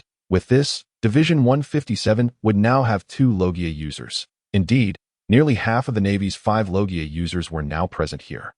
Smoker has been dismissed, and Admiral Sengoku actually entrusted Vice Admiral Var with full responsibility for the investigation. How could one investigate oneself? What could possibly be uncovered? Tina is baffled. If anyone reacted the most profoundly upon hearing this news, it was undoubtedly Tina. Of course, she had anticipated Smoker's predicament. After all, Roland had previously mentioned it. While she was somewhat surprised, it was not entirely unexpected. However, the idea of Var being in charge of the investigation. Tina was genuinely disgusted. Sister Tina, now do you understand why I had to take those actions? This command was evidently issued by the 5 elders, with the sole purpose of safeguarding Var. As for Admiral Sengoku, he dared not defy the wishes of the 5 elders. Absolute justice. No, it was, in fact, absolute obedience. Obedience is justice. Opposition is piracy, and thus evil. The notion of Navy justice, that has always been a farce. The latest orders from the Admiral, along with Roland's assertions, deeply impacted Tina so much so that she felt somewhat dazed on her way back. Meanwhile, Roland, in his office, examined the treasure map he had acquired from Tina is Carl Island located within the East Sea's prosperous zone. Ian, are you familiar with the situation of this island? Setting aside the treasure map, Roland turned to his aide. Colonel, it is a small island located on the northern side of the Jomada archipelago. Even the Navy dares not approach it recklessly. What do you mean? Roland was taken aback. The Navy does not dare to approach this small island. What makes it so special? Because this small island is the lair of Click. It is fortified with hundreds of cannons. Well then, I was overthinking it. After hearing Ian's explanation, Roland finally comprehended the gravity of the situation. After all, aside from Lobe Town, the other branches in the East Sea typically only had 1 or 2 small warships at their disposal. Furthermore, they lacked genuinely capable individuals. Faced with an island bristling with hundreds of cannons, akin to a porcupine, a mere 1 or 2 warships would indeed be powerless. Could it be? Click was able to amass 50 large warships within a mere 2 years precisely because he discovered this treasure? If that were the case, then this treasure was no trifling matter. At the very least, it could be worth tens of billions of berries. Ian, assemble 100 fully armed sailors. We shall set sail for Karo Island tomorrow morning. Yes, Colonel, but our 2 submarines cannot. Before he could finish, Roland interrupted. The vessel we shall be taking this time is a new type of submarine. If it weren't for the need to leave some personnel behind and to free up space to accommodate returning crew members, I would have wanted all sailors to hone their skills. A new, large submarine. Hiss, when did the Colonel acquire something like this? Well, such matters were not for him to concern himself with. Yes, Colonel, I will take care of it immediately. The following morning, Roland and Ian, accompanied by 100 sailors, arrived at the old port. Although the dock had been damaged by Tina's warship, it mattered little, for they had not intended for Tina to dock there. Sister Tina, why did you come along? If one wished for Tina not to accompany them, then they might as well return the treasure map. No, come along. You are free to follow. Want the treasure map back? Not a chance, absolutely not. By the way, where is your ship? With over 100 people, even if that small warship were still functional, it wouldn't suffice. Tina pointed at the severely damaged little warship on the shore and inquired. Yet Roland pointed in another direction. The ship is coming. Look, the ship is coming. Roland raised his hand, gesturing towards the sea. However, the others were left in utter confusion, for they could see only the vast ocean. Where was the ship? Just at that moment, as if a colossal whale had breached the surface, a black submarine over 200 meters long materialized before everyone. Then descended heavily, crashing down onto the sea's surface. Allow me to introduce. This is the flagship of our Division 157, Tana, designated TDD-1, weighing over 30,000 tons. They were utterly dumbfounded. What sort of monstrous vessel was this? It is worth noting that even the Navy's large warships were nowhere near 200 meters in length. Their tonnage was merely in the thousands. Yet here was a warship exceeding 200 meters in length, over 30,000 tons, and capable of operating underwater. Tina was left speechless. Meanwhile, Nami beside her was brimming with excitement. Roland, can I take the helm of this ship? No. Roland flatly refused. This infuriated Nami. You clearly stated that I am the chief navigator of Division 157. Why can't I? Because you don't know how to pilot it. Humph. There is no ship in this world that I cannot navigate. Nami crossed her arms, haughtily snorting. Roland could only helplessly shake his head. You wouldn't even know how to start this thing, just last night. Roland suddenly recalled something. Could his subordinates truly operate Tana? Forget about the complexities. Merely getting it started might be beyond their capability. After all, this was not a simple function submarine like those in underwater prisons, but rather a highly intricate vessel. Just the operating system alone might leave everyone utterly bewildered. Thus, Roland inquired of the system whether there was an appropriate training program available for his sailors to utilize. Unfortunately, no such program existed. However, the system did inform Roland that he could rent a crew akin to a construction team. One would temporarily assist Roland in maneuvering Tana, while the other would train competent crew members within the rental period. The total number would be 97, for a duration of 1 month, at a cost of 1,500 points. While this was good news, the cost of 1,500 points left Roland in despair.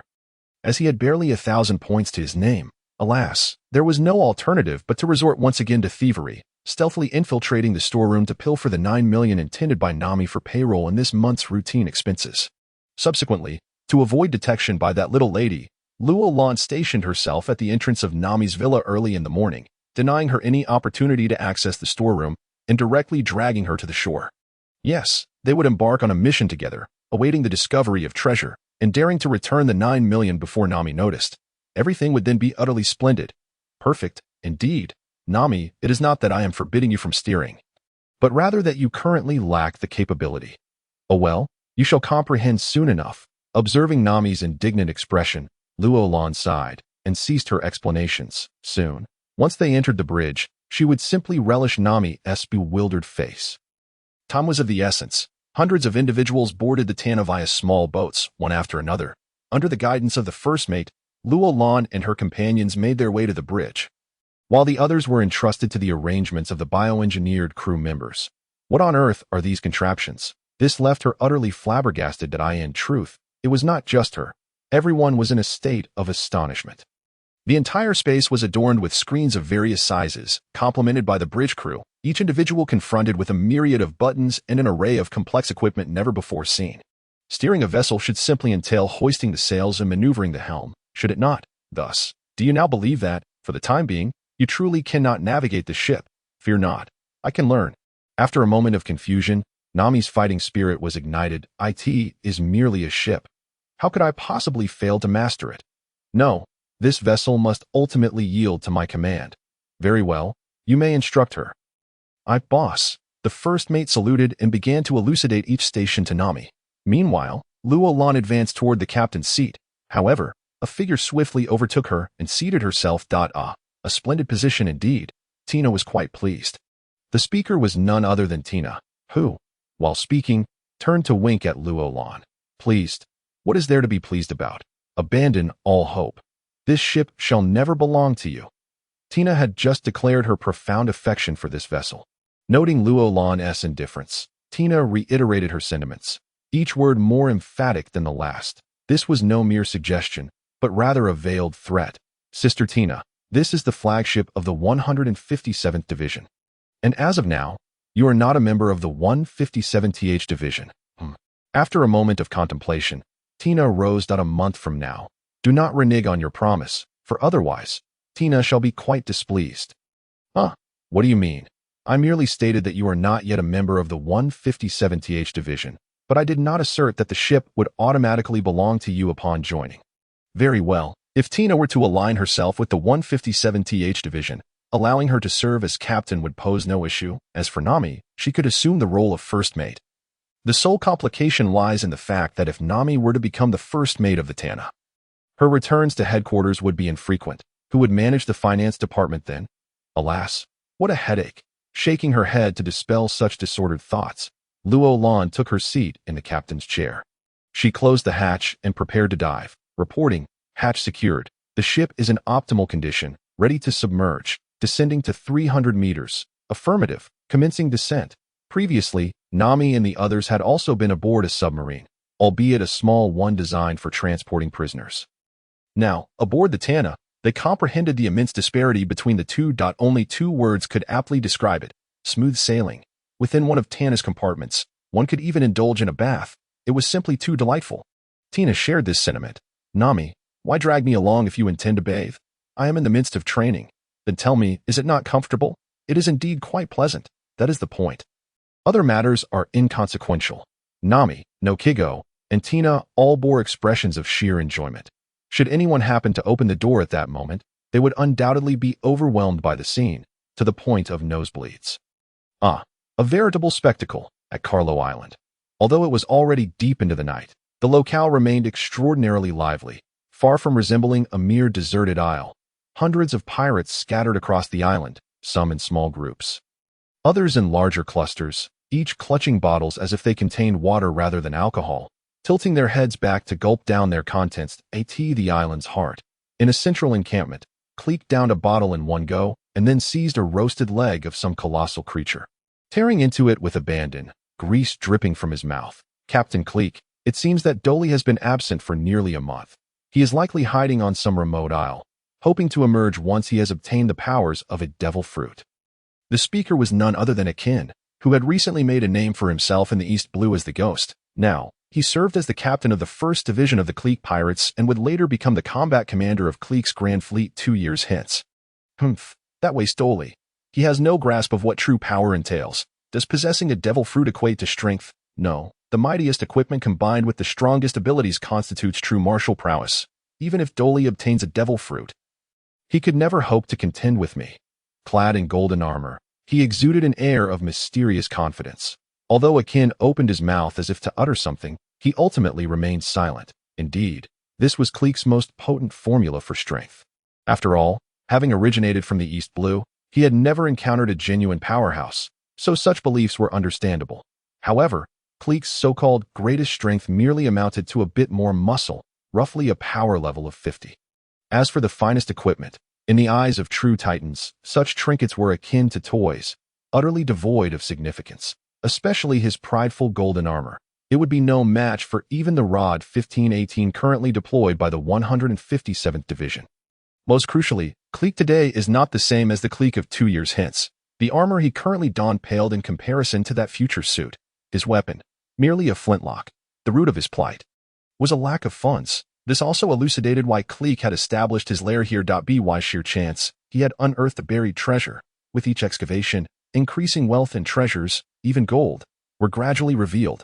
Akin, how much treasure have we excavated thus far? All treasures combined amount to around 3 billion berries. However, these items are not located in a single spot, so it remains uncertain whether more treasures lie hidden on the island. Excellent. With this wealth, I can recruit numerous subordinates and forge a super fleet of dozens of warships, while simultaneously upgrading my own capabilities. Cleek's face was alight with excitement. In less than 2 years, he envisioned himself commanding thousands of followers. Alongside a super fleet that time, he would finally behold the grand vistas of the Grand Line. Captain, everything else is inconsequential. We merely need to maintain a low profile for now. Rumor has it that the Navy headquarters has dispatched a rear admiral to the East Blue to investigate matters concerning the 16th Division. Merely a rear admiral. What is there to fear? We should still exercise caution. After all, it is said that the monsters of the Grand Line can obliterate an island with a single strike. Rumors are mere tales, not truths. Obliterating an island with a single blow? How could that be possible? Rumors of this nature have long circulated in the East Sea. However, Kellic has always scoffed at them, utterly disbelieving in his view. It was inconceivable that humanity could achieve such feats. It must surely be mere gossip. He then carelessly seized another bottle of liquor, commencing to drink heartily. Only Jean, seated nearby, remained somewhat pensive, lost in his thoughts. Yet, no one noticed that 300 meters above them, a small artificial object hovered silently. Tina was astounded. Inside the bridge of the Tana, the enormous main screen displayed a vivid image of Kellic guzzling his drink. Clear enough to discern even the fine hairs on his skin. It was worth noting that the Tana was currently hundreds of meters away from Carlo Island, and nearly 3 kilometers distant from the island's center. How was this possible?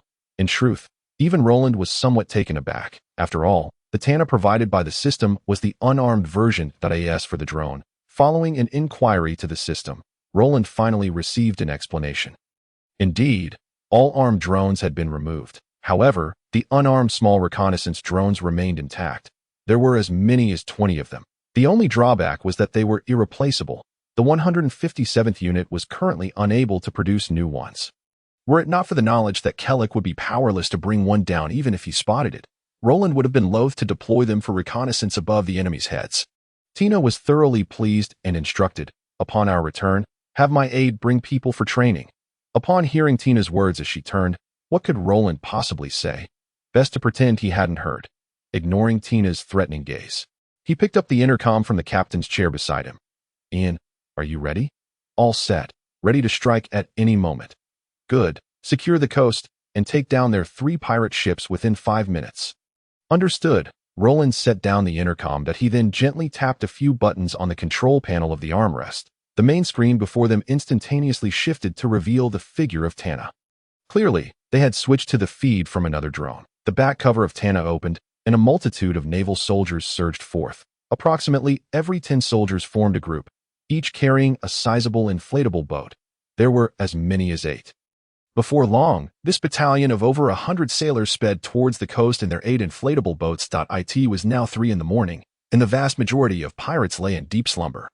Intoxicated from the previous night's revelries, with not a single guard in sight, the 3 ships docked at the makeshift pier were similarly quiet. At that moment, one pirate staggered over to the side of a warship, leaned over the railing, and began to vomit violently. After a considerable time, he finally managed to clear his stomach and lifted his head. Remarkably, after emptying his stomach, his mind felt somewhat clearer. He gazed into the distance and suddenly squinted his eyes, rubbing them once more before looking again. He beheld 8 inflatable boats racing towards Carlo Island, each brimming with fully armed sailors. Just as he opened his mouth to shout a warning about the naval assault, a gunshot rang out. Bang! The pirate collapsed, yet there was no further commotion. Many of those sprawled on the ground merely cursed in irritation. What time is it? Who the hell is still firing a gun? They soon drifted back into slumber. After all, it was common for shots to be fired during feasts. This spectacle took Ian by surprise as well. He had prepared for a robust assault.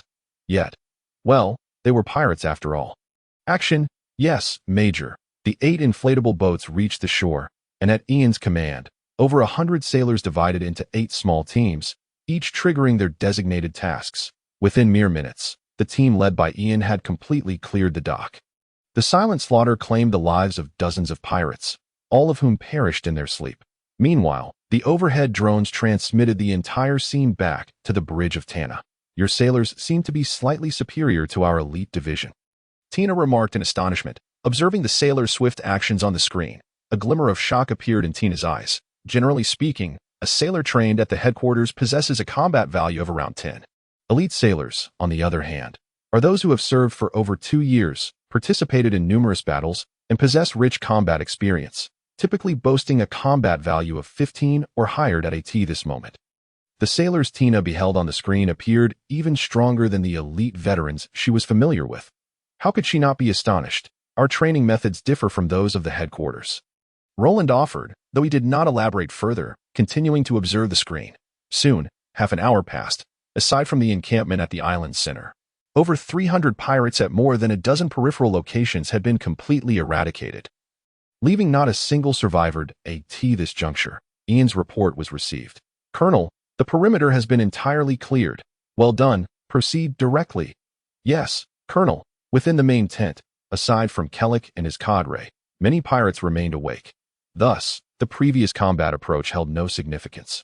Given this situation, a direct assault was warranted. Roland had no intention of personally engaging with Kellic's pirate crew.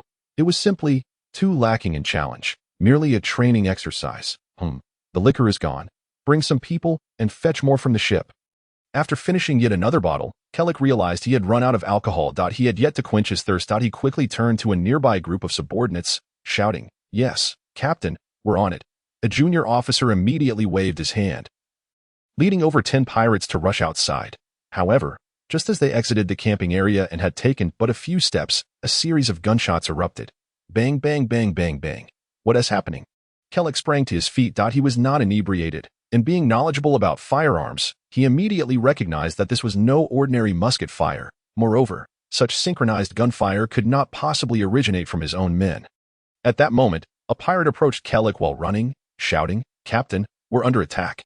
Bang! A bullet struck him in the back of the head. With a thud, the junior officer collapsed face down, blood pooling around him. "Damn it! Everyone grab your weapons and let us charge out after that, Admiral." "Yes, Admiral. Let us go." Those present in the tent were all members of Kellic's pirate crew, comprising officers and elite combatants. Faced with such a situation, rather than fear, they displayed maniacal, bloodthirsty grins, howling as they rushed towards the exit. Kellic stood there, observing it all, having no intention of joining the fray. "Captain, the intruders are likely formidable, and our perimeter pirates may already be wiped out." "You mean all our men outside are dead?" "It seems so. Otherwise, they wouldn't have been able to kill their way here without anyone noticing." IG nodded. He then grasped his weapon tightly in hand. "Captain, I'll go take a look. Well, remember to leave a life for the leader. I am eager to see who possesses the audacity to attack my clique of pirate crew." "Yes, Captain." With those words, Ajin charged outward, moving with remarkable speed. It was at this moment that it seemed the pirates who had ventured out earlier engaged in combat with the enemy. A cacophony of gunfire erupted, resembling the effect of dozens of firearms discharging simultaneously. Could it be the Navy? Kliku furrowed his brow deeply. Although he could not discern the type of guns being used, he could certainly tell that they were all of the same make, standard-issue firearms. In this world, the only forces capable of wielding such weaponry on a large scale were either the royal guards of a kingdom or the Navy. Nevertheless, Kliku, who had clashed with the Navy numerous times, had long established a fixed perception. Within 50 meters, the Navy was formidable, but within that distance, pirates were even more ruthless. Indeed, battles at the grassroots level had always unfolded this way. The Navy's advantage lay in their uniform standard weaponry. Beyond 50 meters, their firepower was indeed fierce. However, when it came to cautious combat, to be frank, Navy soldiers were no match for pirates. After all, pirates were a bunch of bloodthirsty individuals, and it was only natural for them to be more ferocious. Judging by the gunfire, the enemy seemed to number around 100. As for himself, he still had nearly 300 men and 4 senior officers. Thus, Kliku felt no concern. But soon, the situation took an unexpected turn. In a mere 2 or 3 seconds, another series of gunshots rang out. Moments later, the gunfire resumed again. It continued in rapid succession. Finally, after approximately 2 minutes, the gunfire ceased. A disheveled figure appeared in Kliku's line of sight. It was Ajin, who had just charged out, notorious for his ferocity. However, at this moment, his appearance bore no resemblance to that fearsome moniker. He had suffered 3 gunshot wounds, blood flowing freely as if it were currency. Moreover, a significant portion of his clothing was missing, revealing skin marred by burn marks. "What on earth happened to Ajin, Captain?" "Run. I will hold them off." "Run." "No.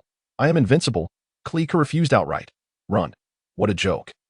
He was invincible in these parts. Why should he flee? "Captain, our men are all dead. Among them, there's one who can transform into flames and is immune to all attacks. We cannot win," Ajin shouted desperately. Kliku was utterly bewildered. Should he heed the madness spewing from Ajin's lips? A being immune to all attacks, capable of wielding flames. Surely, he must still be intoxicated.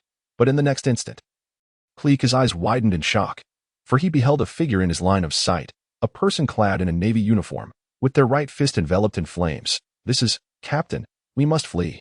Ajin, too, spotted this individual, and, disregarding his grievous injuries, swiftly positioned himself in front of Kliku, shouting in alarm. "Controlling fire? What manner of ability is this?" For Kliku, hailing from the East Sea and lacking in information, weapons meant strength combined with armament. The mightiest force, coupled with the most formidable weaponry, constituted the pinnacle of power. As for devil fruits, advanced martial arts, swordsmanship, and hockey, he had never encountered such things. He had merely heard rumors, dismissing them as mere tall tales. But at this moment, he was witnessing one of those absurd powers firsthand. Could this be the so-called power of the devil fruits? "Captain, hurry." At that moment, Ajin turned back and shouted, his face a mixture of terror and determination. To claim he was unafraid would be a lie. However, Kliku had shown him kindness, and thus, even if it meant his demise, he would buy time for Kliku to escape. Yet, this was destined to be in vain. In the next moment, from various directions within the encampment, waves of Navy soldiers surged forth, swiftly surrounding them. Hundreds of Rod 15-18 rifles aimed squarely at the two. "I will fight you." In response, Ajin bellowed and charged forward. However, bang, the shot was fired by Ian, and Ajin was struck in the forehead, collapsing backward, lifeless. "I surrender. I surrender." Although Kliku considered himself superior to Ajin, he acknowledged that such superiority had its limits. Yet now, without inflicting a single casualty upon the enemy, his nearly 300 elite men, and several officers lay defeated, and even a Jean had perished. It was crucial to note that he had yet to acquire the myriad of odd equipment he would possess 2 years hence, although he donned a set of seemingly intimidating armor. It was not the same as what he would wield in 2 years, to be frank. Facing the close-range targeting of hundreds of firearms, even ordinary guns would be too much for him to withstand. He immediately lost his nerve. While he would likely be tossed into a prison cell, at least he would still be alive, right? Moreover, he could devise a plan for escape later. Surrender? Yes, I surrender. Take me away. Klika nodded resolutely, even extending his hands as if to say, please, put the handcuffs on me and escort me away. If he had encountered any other Navy unit, this might have indeed concluded without further incident. For being alive was more advantageous than being dead. Alas, Klika found himself face to face with the 157th Division. Ian shook his head. The colonel had stated that if one bore a bounty, then no mercy would be shown. No survivors. Ian's words left Klika in a state of utter disbelief. Just as he uttered those 2 syllables, Ian's hand descended. In rapid succession, gunfire erupted within the Tana's bridge. The large screen displayed Klika, transformed into a veritable sieve. Tina, puzzled, questioned the meaning of Ian's earlier statement. Are you suggesting that those without bounties can be detained, but those with bounties must be killed? Precisely. Tina nodded in agreement. What sort of nonsense is this? Why is it permissible to detain those without bounties while those with bounties must be eliminated? Just as Roland was about to explain. Nami, who had been learning to operate the helm, suddenly burst into laughter. Turning to speak first, she said, Sister Tina, Roland once mentioned that we are, after all, the Navy. Even if we capture a pirate with a bounty, the headquarters won't pay us a single berry. However, if we eliminate him, we can collaborate with other factions to have them deliver the bounty to the Navy's branch, and then we can divide the spoils as agreed upon. While it was true that living pirates could be exchanged for bounties, doing so would inevitably reveal the information of the 157th Division, wouldn't it? Thus, they had no choice but to kill. After spending the past 2 days bathing together aboard the ship, the bond among the 3 women had rapidly deepened. As a result, Nami and Nojiko began addressing Tina as Sister Tina rather than Colonel Tina. Upon hearing Nami's explanation, Tina finally grasped the meaning behind Ian's earlier statement. Yet, was Roland truly so desperate for money that he would not spare even the bounties on pirates? Moreover, one would rather part with a significant sum of money from other factions than rely on these bounty criminals for profit. If Roland were aware of the thoughts currently swirling in Tina's mind, he would undoubtedly exclaim, Indeed, I am in dire need of funds. With the conclusion of the battle, Roland severed the drone's visual feed. The next step was to uncover the treasure. Roland, are we going to search for the treasure? I wish to go as well. Nami, who had been learning from the helmsman, suddenly sprang to her feet. She dashed towards Roland, her eyes filled with the symbols of berries, spinning like a slot machine. You stay here and learn properly. You need not concern yourself with the treasure hunt. I am the chief financial officer of the 157th branch and must go. Nami insisted vehemently. Yet, Roland remained unmoved. He turned and exited the bridge, instructing the 2 stationed Marines outside. No one is to allow Nami to leave the bridge without my command. Yes, Colonel, it was absurd. Treasures were not meant for Nami's eyes. In the end, he would reserve 1/10 for the branch's daily expenses and recharge the rest on the spot. Then he would simply inform Nami that they had found these. This way, she would cease her relentless pursuit of him. How clever I am. Satisfied, Roland nodded and made his way outside. Nami stayed on the bridge, glaring at Roland's retreating figure. However, as a sudden thought crossed her mind, she broke into laughter. This person? She trotted over to someone, yet she didn't even know their name, as Roland had never called it out. Richard Meducas, you may call me Richard, the first mate replied. Richard, Roland has tasked you with teaching me how to operate this vessel, correct? Indeed, that is the Colonel's command. Very well then, teach me how to use that drone from earlier. Certainly, please follow me. Richard nodded. As a bioengineered individual, he would execute Roland's orders without question, and indeed, Roland had commanded him and the bridge crew to instruct Nami and other selected Marines on how to operate the submarine. Thus, he did not hesitate to agree as for Nami. Her lips curled into a mischievous smile, a sign of her cunning plan coming to fruition. Observing this, Tina could easily discern Nami's intentions. After a wry smile, she decided to feign ignorance and left the bridge. After all, she had provided the treasure map and was curious to see if there truly was a treasure. Hmm. 7 out of 10 points have already been excavated? Luo Lan arched an eyebrow. Indeed, it was clear that 2 years later, Creek was able to assemble a fleet of 50 warships and recruit thousands of followers due to this treasure, in other words. That meant, suddenly, a thought struck Luo Lan, and he looked at Tina with a bemused expression. Sister Tina, were you not originally planning to seek out this treasure? Tina, perpetually busy to the point of neglecting her own rest, could hardly have intended to search for treasure, just as I suspected. Creek. Oh, Creek, you can only consider yourself unfortunate. Had it not been for Sister Tina providing me with this treasure map, you might have lived a few more months. Colonel, we have completed our inventory. The estimated value of the treasure unearthed thus far, including berries and other items, is approximately 3 billion berries. So much. Have the arrangements for the other 3 locations been made? Yes, they are set. We can have everything resolved within 2 hours. Excellent. This time, we shall indeed prosper. The final acquisition may even exceed 4 billion. Well then, let us reserve 200 million berries for Nami. The rest shall be recharged. What? I had initially planned to set aside 1/10. That was merely a fleeting thought and not a statement. Thus, it does not count.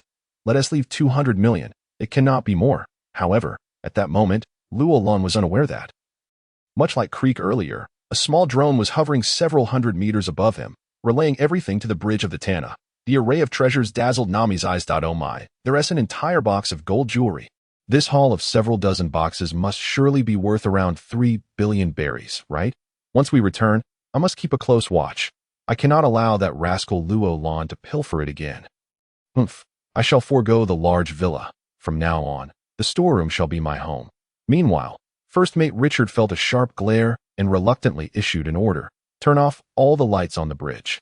Alas, at that moment, Nami's eyes sparkled like searchlights, utterly blinding. 2 hours later, the treasures buried at the other 3 locations were also unearthed. After a brief estimate, their value was approximately 1.18 billion berries. Adding this to the previous 3 billion, the total amounted to around 4.18 billion berries, of which 1.8 billion was in cash. Do not touch the cash, and move the remaining items to Tana. Yes, Colonel. The Marines immediately began the transport, once all had departed, leaving only a few boxes of berries behind. System, recharge all of this. Ding. Recharge complete. The host has gained 180,000 points. Ding. The current remaining points for the host are 180, 300, so many points. I suppose I could be considered wealthy now. But upon reflection, perhaps not quite. After all, I am merely a C-level builder. If I were A-level or S-level, holding 180,000 points might not yield much. Well, I shall ponder that later, at least for now. The items Sarah's desires are secured. Those other constructions that previously fell short of points can now commence with fervor. The construction team on the 3-month contract do not expect a single day of rest, ha ha ha, upon arriving at the shore. The others had already returned to the ship, leaving only Ian and 2 Marines guarding a rubber dinghy, awaiting their return. Let us return to the ship. Colonel, you. Do not ask what should not be asked. Yes, Colonel. The 2 Marines exchanged puzzled glances. Only Luo Lan and Ian understood the nature of the prior conversation. Ian inquired, Colonel, are you leaving those berries behind on the island? Luo Lan replied, do not inquire into matters that should not be questioned. The more you know, the quicker your demise. Ian responded, understood. Those berries never existed from the start. Yes, that was essentially the gist of it. Luo Lan, where are my berries? As soon as she boarded the ship, Nami confronted him with her hands on her hips. This left Luo Lan utterly bewildered. How did this little lady know about the berries? Could it be there was a traitor among his crew? What berries? I know nothing of such things. Keep lying. I saw it with my own eyes. There were several boxes filled with berries. You saw it with your own eyes? Impossible. She should not have set foot on the island. Yet soon, Luo Lan recognized a significant flaw in his earlier orders. Indeed, there was a serious oversight in his commands. So, you used a drone to spy? Luo Lan's expression turned stern. This was no trivial matter. It was not merely a matter of Nami seeing the berries. That was a minor issue. The critical concern was whether she had witnessed the scene of him recharging the berries. That was the crux of the matter. Indeed, I have now learned how to operate it. Clever, I assented. Aside from those few boxes of berries, what else did you see? At this question, Luo Lan's heart skipped a beat. Had she truly seen everything? Previously, I instructed the drone to monitor those boxes all the way to Tana, But why? When I turned back to look at your side, did the boxes that were originally filled with berries turn into empty ones? Huh. Roland let out a sigh of relief that it turns out that Nami only saw the outcome, not the process. That's good. That's good. It seems that in the future, when I operate on my own, it's not just essential to ensure that no one is around. It's best to be in a completely enclosed space for the utmost safety. Don't even think about those boxes. I have other uses for them. Even if there's nearly 2 billion berries, did you just appropriate them? Fine. This time I will reluctantly agree, but it won't happen again. Sigh. Has this little lady changed her ways? That is 1.8 billion berries.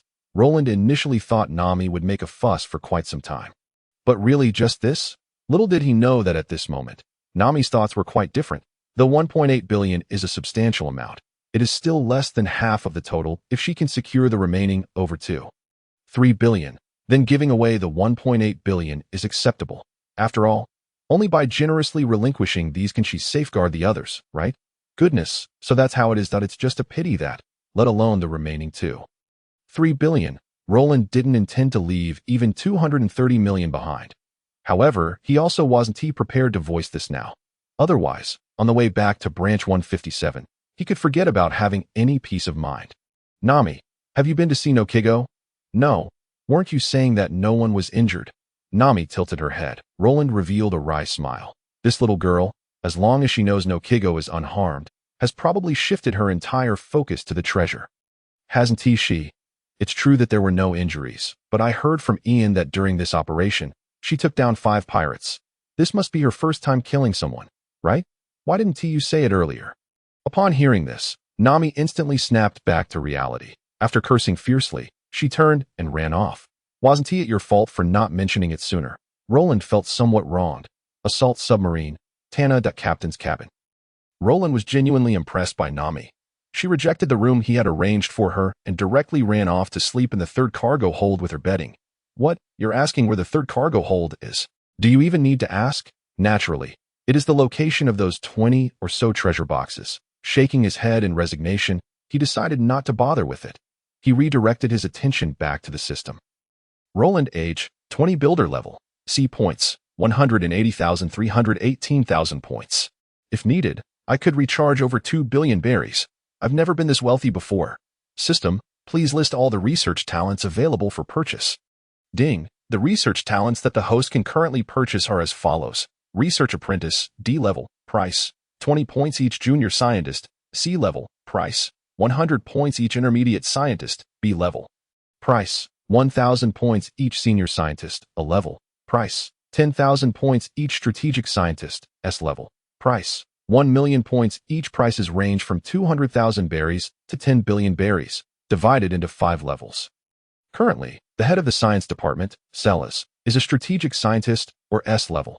Aside from that, everyone else is either a research apprentice or a junior scientist. There was no choice. At that time, Roland was too poor. Buying just over 30 research apprentices and 5 junior scientists nearly drained him a year ago.its. No wonder Celas was crying about having no one to help out, of course, according to the system's explanation. These 5 levels are merely the factory levels of the bioengineered individuals. They are not different from real humans and possess the ability to learn. They may start as D level upon leaving the factory, but after a few years, they could become C level or even B level. Just take Celas' subordinates, for instance. Most of them are now junior scientists. However, the higher they progress, the slower the advancement becomes. And Roland doesn't have the time to nurture them himself. Therefore, since he has the funds, Roland cannot be stingy and purchase only research apprentices. System, give me 500 research apprentices, 100 junior scientists, 20 intermediate scientists, and 3 senior scientists. I have the money. Ding, a total of 70,000 points will be deducted from the host, and all personnel will arrive within 3 days. 70,000 points is nothing. I believe this time Celas will be quite pleased. Right? As for the strategic scientist, 1 million points each. That's a whopping 100 billion. Roland felt that even if he sold himself, he still couldn't afford it. After securing the research personnel, Roland turned his attention to construction modules. The port and training center would only take a C-level construction team 18 days, and with their 90-day contract, there are still 72 days of free time left. This absolutely cannot go to waste. They must be pushed to the limit. Let me see what good options are available. Oil drilling platform building level. Sea site requirements. Proven oil field construction requirements. 1 sea level construction team, work time. 10 days materials. 59.50 standard building materials blueprint price. 5,500 points special effects slots. To this thing. It is indeed a good item, but there is no oil on this wretched island. Moreover, I don't currently need oil. After all, even Tana uses a palladium reactor. Once I secure Alabasta, I might consider building one there. As there should be plenty of oil, for now. Let us skip it. Continuing to browse. City defense wall building level. Sea site requirements. City periphery construction requirements. 3 sea level construction teams work time. 30 days materials. 17850 standard building materials blueprint price. 9,500 points special effects slots. To goodness. After looking at the description and the effect diagram presented by the system, Roland immediately understood what this defense wall was all about. It is somewhat similar to the Navy's G8 branch. The difference is that the G8 branch utilizes the natural island terrain to create an outer wall surrounding the G8 branch and deploys numerous coastal defense cannons within it. However, this city defense wall directly constructs a metal city wall, which is higher, stronger, and more complex than that of the G8 branch. Of course, the weaponry must be dealt with separately. This building does not include any weapons. Looking at the material consumption, it is several times more than the port currently under construction. However, this is understandable, as it must encompass the entire city.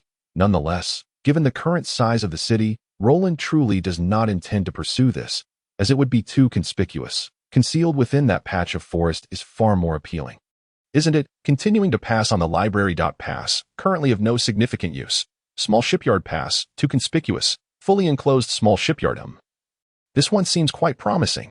After passing through a series of buildings, Roland's eyes suddenly lit up as he gazed at the details of a particular structure.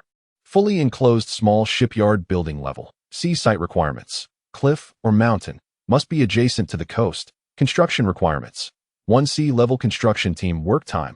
12 days materials. 1950 standard building materials blueprint price. 4,200 points special effects slots.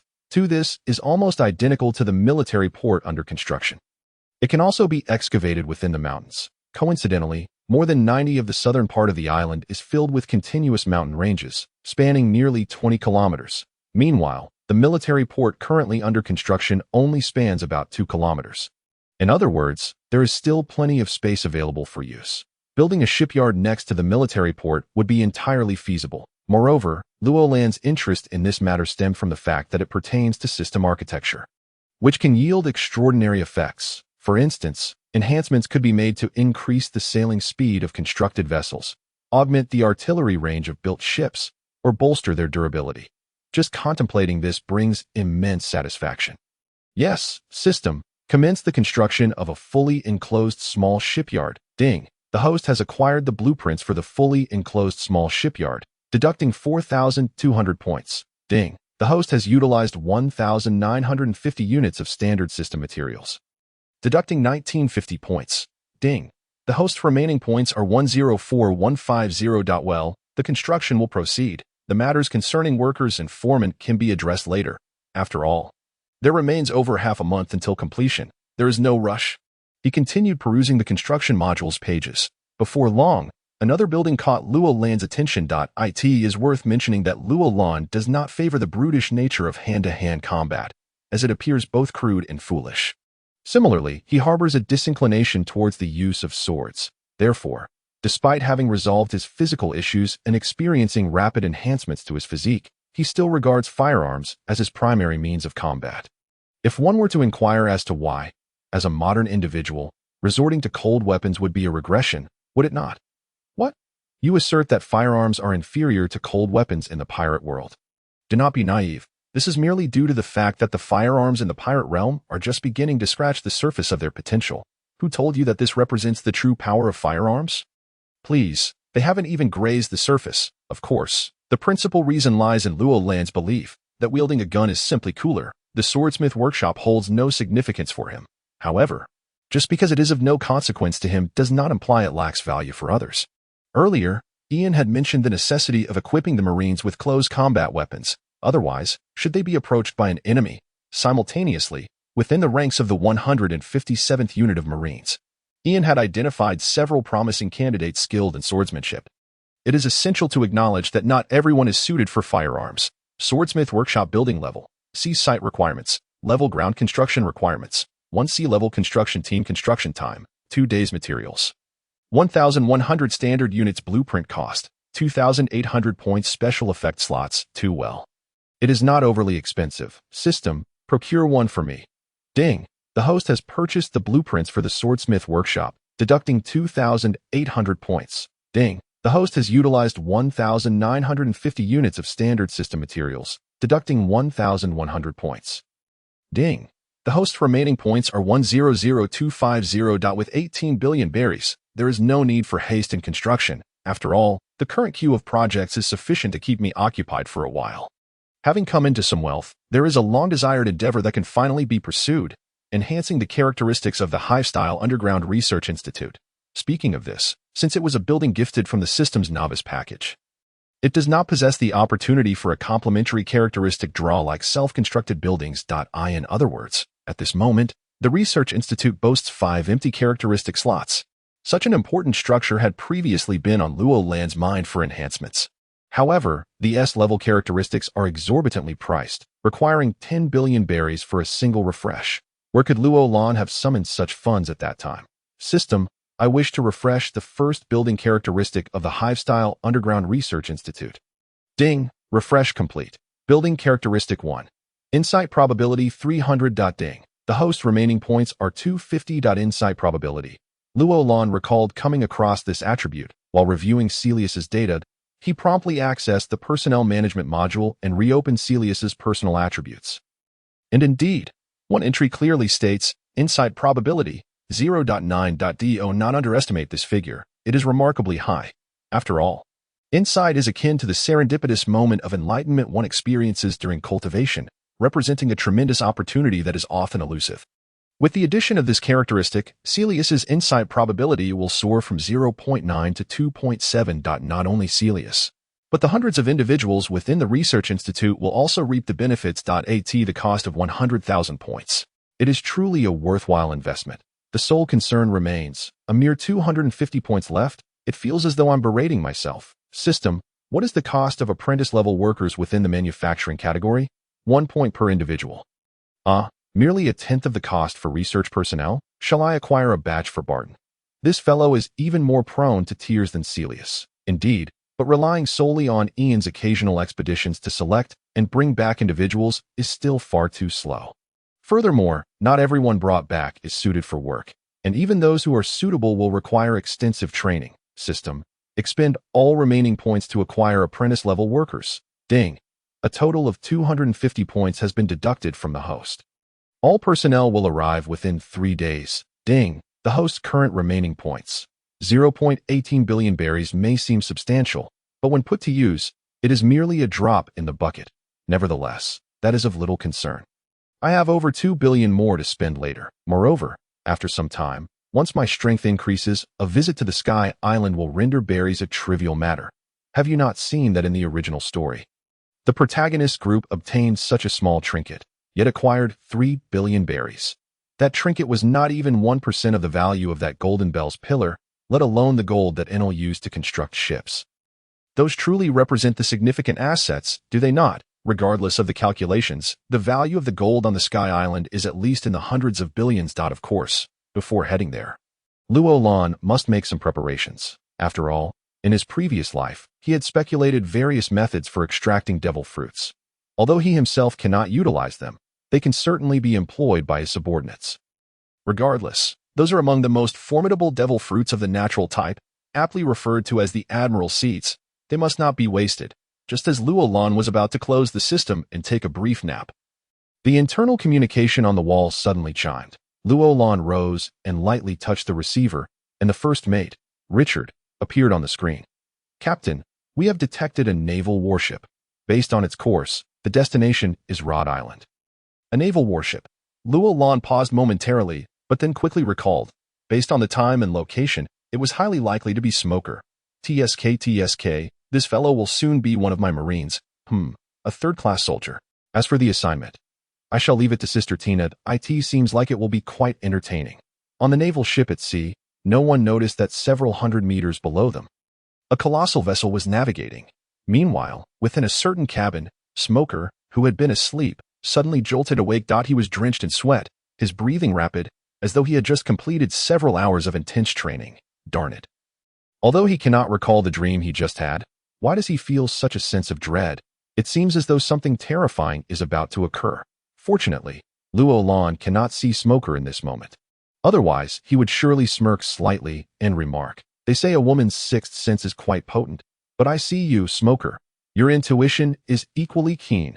Rest assured, given your long-standing relationship with Sister Tina, I believe she will surely take good care of you." With Tana's impressive speed of 50 knots, the return to Rhode Island took less than 3 days. However, the port has yet to be constructed, so Tana cannot dock.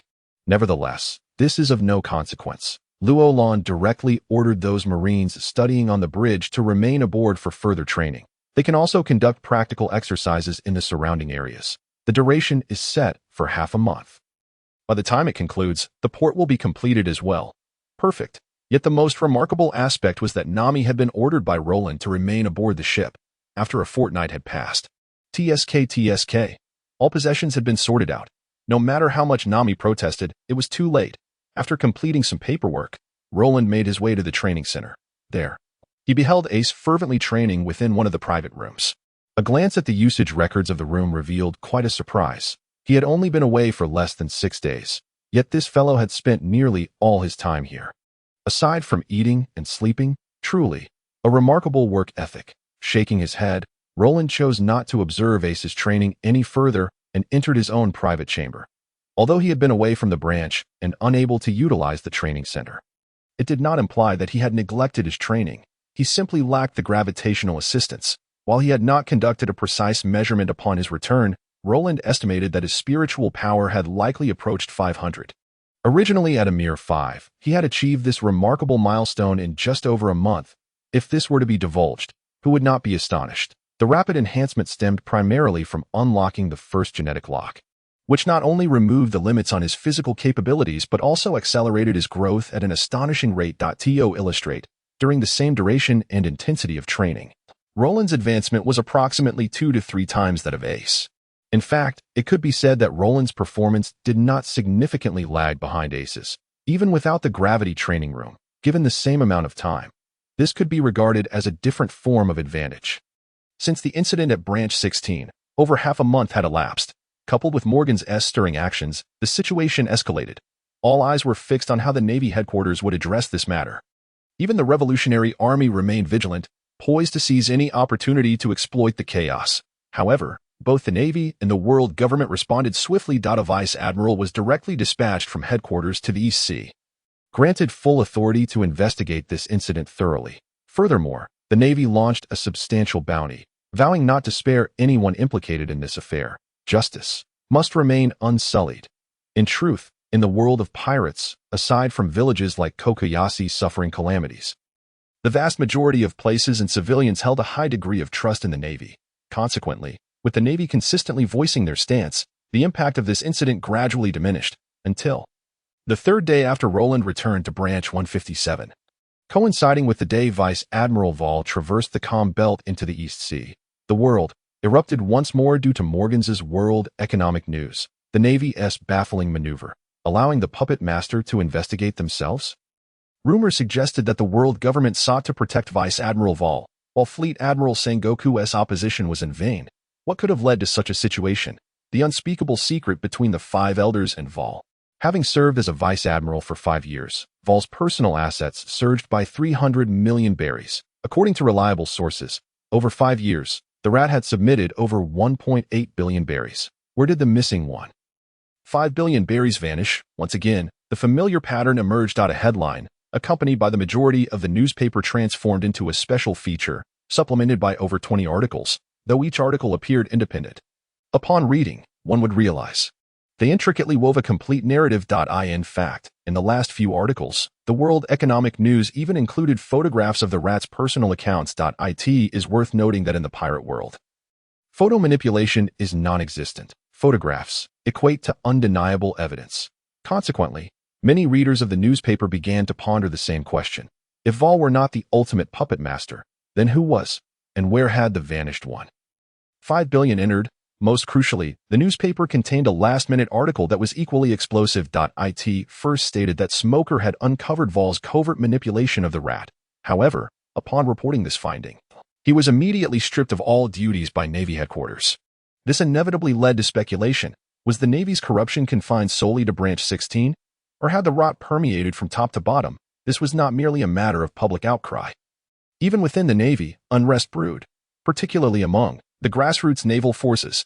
Hundreds of thousands of grassroots sailors formed the backbone of stability in these waters. After all, it had been previously stated that the greatest harm to civilians did not stem from the grand pirates, but rather from the innumerable lower-tier pirate crews scattered across the seas. Now, nearly the entire grassroots Navy was in an uproar, clamoring for higher-ups to provide explanations and execute all involved parties. They exhibited a sentiment that if a satisfactory response was not forthcoming, they would sever ties with the Navy entirely. Had only a few individuals or a particular branch been implicated, the 5 elders would likely have ordered their execution by now. However, the current uproar involved nearly the entirety of the grassroots soldiers, numbering in the hundreds of thousands. Even the 5 elders could not possibly decree the annihilation of so many. They might even feel a twinge of regret, questioning why they had previously protected that fool Vol. Had they eliminated him outright, this situation would not have escalated so dramatically. How could he be so utterly incompetent, a liability more than an asset? Within the power dynamics, a 5 elder spoke with a grim expression. The situation had indeed become rather troublesome. If mishandled, not only could the Navy face significant issues, but the world government's reputation could also suffer catastrophic damage. Thus, it was imperative to swiftly and decisively resolve this issue. The most direct and effective solution would be to publicly oust Vol and all other involved parties, providing the populace with an explanation, simultaneously confiscate all assets from these individuals, and allocate a portion of the Navy's budget to compensate the affected villages. By doing so, the situation would undoubtedly ease rapidly, perhaps even enhancing the world government's standing. Of course, having endured such a significant setback, the 5 elders would not let this matter rest. Just moments ago, the blonde 5 elder had issued orders to CP to mobilize all resources to uncover the mysterious force stirring trouble behind the scenes. Morgans felt a headache coming on. Just earlier, the 5 elders had personally warned him not to delve any deeper into this matter, insisting that he cooperate with the world government to guide public opinion. They also demanded he disclose his sources of information. Should he refuse, the world government would place him on a kill list. Morgans was acutely aware of the consequences of being placed on such a list. Open bounties and pursuits by the Navy, coupled with clandestine assassination attempts from CP, unless one were a pirate of the 4 Emperors caliber. Few could withstand such pressure. Being one of the underground world's titans, as long as he did not conflict with the world government, it was a mutually beneficial relationship. However, once, Morgans understood a fundamental truth. He could write negative news about the world government. But if he crossed a red line, especially after a direct warning from the 5 elders, he had to cease immediately. Although he possessed a wealth of sensitive information and could even stand up to the world government if necessary, there was truly no need for that. After all, everything that needed to be reported had already been disseminated. At this moment, he could not help but admire the informant, for even he did not know their identity. Allowing him to disclose how he obtained the information to the 5 elders without fear of exposure. After all, it was unlikely he would truly reveal the source of the information, right? You see. The affairs of that enigmatic organization have been resolved independently. Subsequently, the repercussions of the world government's fury were also addressed. In the future, I firmly believe that this mysterious organization will continue to collaborate with me.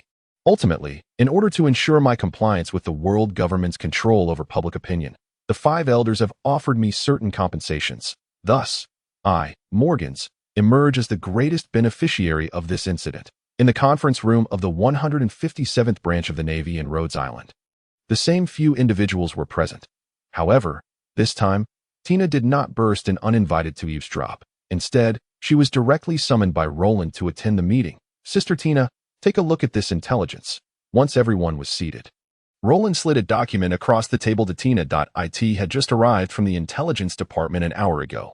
Tina picked up the document and, after a brief glance, her eyes widened in shock. Tina was astonished. The world government is willing to compromise. In her previous perception, the world government had never shown any signs of yielding. Yet this time, I had prepared several contingency plans, anticipating that it would take a month to achieve such a result. But it appears someone behind the scenes has given a significant push, accelerating this outcome. Roland chuckled and handed over another document. Tina took it, and, moments later, the Revolutionary Army? Indeed, the Revolutionary Army seems to have seized this opportunity, aiming to tarnish the world government's reputation while simultaneously strengthening their own position.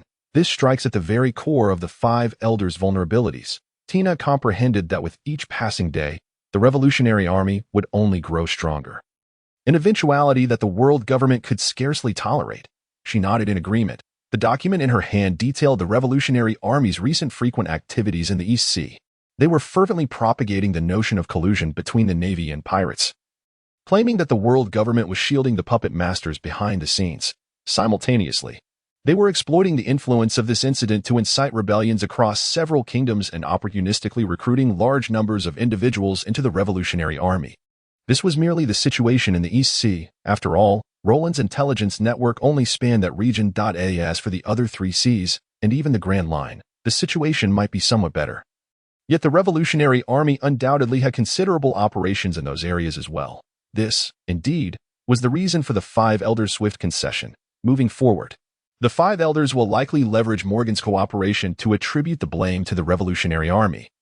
For instance, publicly proclaiming that those who committed the offenses are undercover agents of the Revolutionary Army, plotting against the world government while simultaneously raising funds for the Revolutionary Army. Roland rested his hands on the table, fingers interlocked, articulating his predictions regarding the forthcoming developments. Surely, not many will believe this, right? Tina was taken aback. Such reasoning is undeniably an affront to one's intelligence. Are all the high-ranking officials of the world government undercover agents of the Revolutionary Army? The number of individuals who would believe this is inconsequential. What matters is that as long as such claims exist, they cannot be considered definitive proof. Moreover, Sister Tina, you overestimate the discernment of the masses. Among 10 brainwashed individuals, 9 will believe themselves to be the enlightened ones who see through it all. As for the remaining 1, well, they might suffer from cognitive impairments. Roland shook his head. He had witnessed enough of such rhythms in his previous life. The ability to discern the truth always resides within a minuscule fraction of the population. So, what do you intend to do next? Tina found herself unable to refute Roland's theory. Indeed, the capacity to discern truth exists only among a select few. And this group is predominantly comprised of individuals who have reached certain heights and possess their own channels of information. Thus, from a certain perspective, it can be argued that it is not these individuals who possess discernment, but rather, they have access to information that the common populace lacks. No, I have resolved not to intervene further in this matter. Let the Revolutionary Army and the world government engage in their own dog-eat-dog struggle. Huh? Tina was taken aback, surprised. It was indeed quite unexpected. However, this was not in reference to whether Roland would continue to participate, but rather his attitude towards the Revolutionary Army. Tina had initially thought that, given Roland's sense of justice, he would hold a favorable view of the Revolutionary Army. Yet now, hearing him describe the situation as dogs fighting one another, it seemed otherwise. The Revolutionary Army, a group of individuals who toy with the lives of commoners for their own gain. Last year, they incited a rebellion in the kingdom of Sisek in the South Sea, ultimately succeeding in overthrowing the royal family. But what was the outcome? They recruited a significant number of personnel from among the rebels and fled the kingdom before the Navy and the world government's suppression fleet arrived. Ultimately, the hundreds of thousands of commoners left behind faced brutal repression. Thus, the question arises, did the Revolutionary Army genuinely seek to overthrow this kingdom to liberate the hundreds of thousands of commoners exploited by the nobility? No, they did not. They merely aimed to use this action to enhance their reputation while conveniently recruiting another batch of individuals. But how many lives were lost due to their actions, Sister Tina? I recall you participated in that operation, did you not? Tina's expression darkened. Indeed, as Roland had stated, she had been involved in that operation, although she had merely been on patrol in the outer seas and did not participate in the suppression. She was still aware of the circumstances within that kingdom. The brutal repression was inhumane, with over 100,000 individuals killed and the survivors reduced to slavery. The number of allied nations dwindled by 1, leading to the complete disappearance of the kingdom of Sisek. This was the outcome of that rebellion, all of which stemmed from the Revolutionary Army's instigation. Did they not know that the Navy and the world government would come to suppress them before inciting the rebellion? No, they were aware. Did they not realize that once the Navy and the world government arrived, they would be utterly defenseless? No, they knew that as well, which is precisely why they fled in advance, taking with them all the benefits they had garnered from this uprising. Ultimately, the Revolutionary Army is merely a faction, driven solely by self-interest. For a moment, silence enveloped the conference room. A minute later, Roland suddenly turned his gaze towards Tina, a slight smile gracing his lips. Sister Tina, let us set aside these matters for now. You have not forgotten our previous agreement, have you? In the Marine headquarters at Marineford, within the Marshal's office, Sengoku furrowed his brow deeply. Just moments ago, he had received a call from Tina, which reminded him of when Smoker had contacted him directly, bypassing the usual hierarchy. Now, with Tina doing the same, he couldn't shake off a sense of foreboding. As it turned out, it was indeed troubling news. Tina had expressed her disappointment with the headquarters' handling of Smoker's situation and had requested a transfer to the 157th branch. If the headquarters disagreed, she would retire. Goodness, is this truly the same Tina who was once mature, adaptable, and obedient?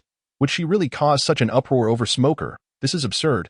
Furthermore, the 157th branch. Could it be that Tina's outburst was not merely due to Smoker's situation, but rather his exile? Sengoku seemed to grasp something. Letting out a soft sigh, he then acquiesced. Orders were swiftly issued, but she was only permitted to remain in the 157th branch for a year, after which she must return to headquarters. Tina understood. For Sengoku, these matters were trivial. Although Tina was exceptionally talented, she was not a core asset of the Navy. Currently, the most pressing concern lay in the East Sea. While the world government had reached an agreement with Morgans, damage had already been inflicted, and restoring the Navy's original reputation would not be a simple feat. What troubled him the most was that, according to the latest intelligence, the Revolutionary Army had deeply infiltrated this incident and was continuously engaging in small-scale operations in the East Sea, seemingly brewing something significant. This was a situation that could not be overlooked. As I pondered these matters, the sudden ringing of the telephone on my desk interrupted my thoughts. This is Sengoku. The voice on the other end, gruff and authoritative, identified itself as Admiral Doberman from the Navy headquarters, one of the 5 elite admirals involved in the infamous Judicial Island extermination order in the original story. Doberman, are you not stationed at G1?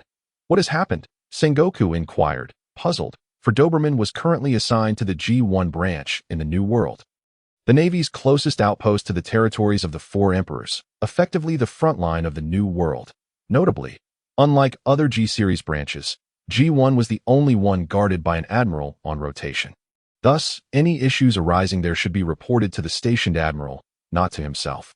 Unless, of course, something had happened to Akainu. But that seemed unlikely. Admiral Kaido of the Beasts has inexplicably invaded Whitebeard's territory. What? He is seeking trouble with Whitebeard again. Sengoku felt a surge of frustration. Kaido had a notorious habit of going berserk every so often, either targeting the Navy or provoking other emperors. Among them, Whitebeard was his favorite adversary, despite invariably receiving a thorough beating in their encounters. Logically, one might think that a clash between 2 emperors would benefit the Navy. Yet, Sengoku's reaction was intense, and the reason was simplicity itself. Balance. Since becoming fleet admiral, Sengoku's perspective had shifted dramatically, rather than merely eradicating pirates. He now prioritized maintaining equilibrium among the powers at play.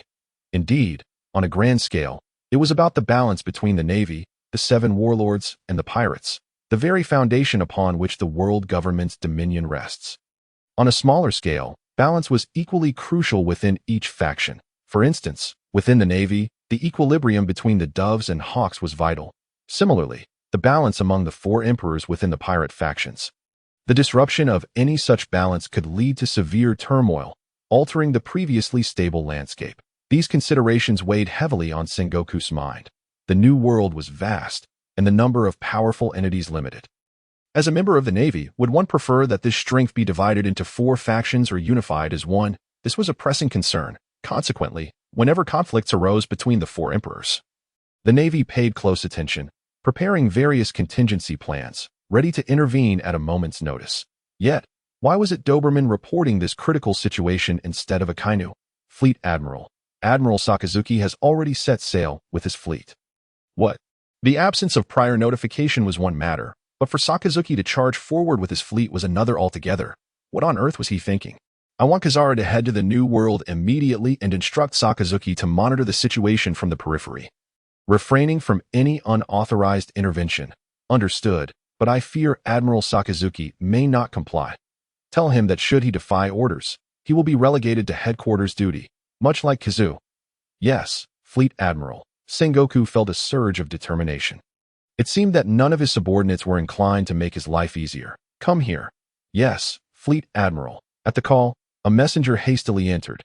Relay to Kizaru that he is to depart for the New World immediately to rendezvous with Sakazuki. The messenger hesitated upon hearing the command. What is it? Fleet Admiral, it's already night. And so, Sengoku began, only to pause abruptly. For others, the hour would be inconsequential, and even at midnight, they would rise without hesitation. However, Kizaru was an entirely different case. He was notorious for clocking out precisely at the end of the day, and locating him post-work was nearly impossible. Never mind, I will call him myself. With a dismissive wave, he signaled for the messenger to exit. Once again, Sengoku picked up the transponder snail and dialed 0.1 minute past 0.2 minutes 0.3 minutes. There was no response. Concurrently, in a corner of Marineford, Kizaru, having heard the transponder snail ring, retrieved it from within his coat. Hello, this is Borsalino. Brew.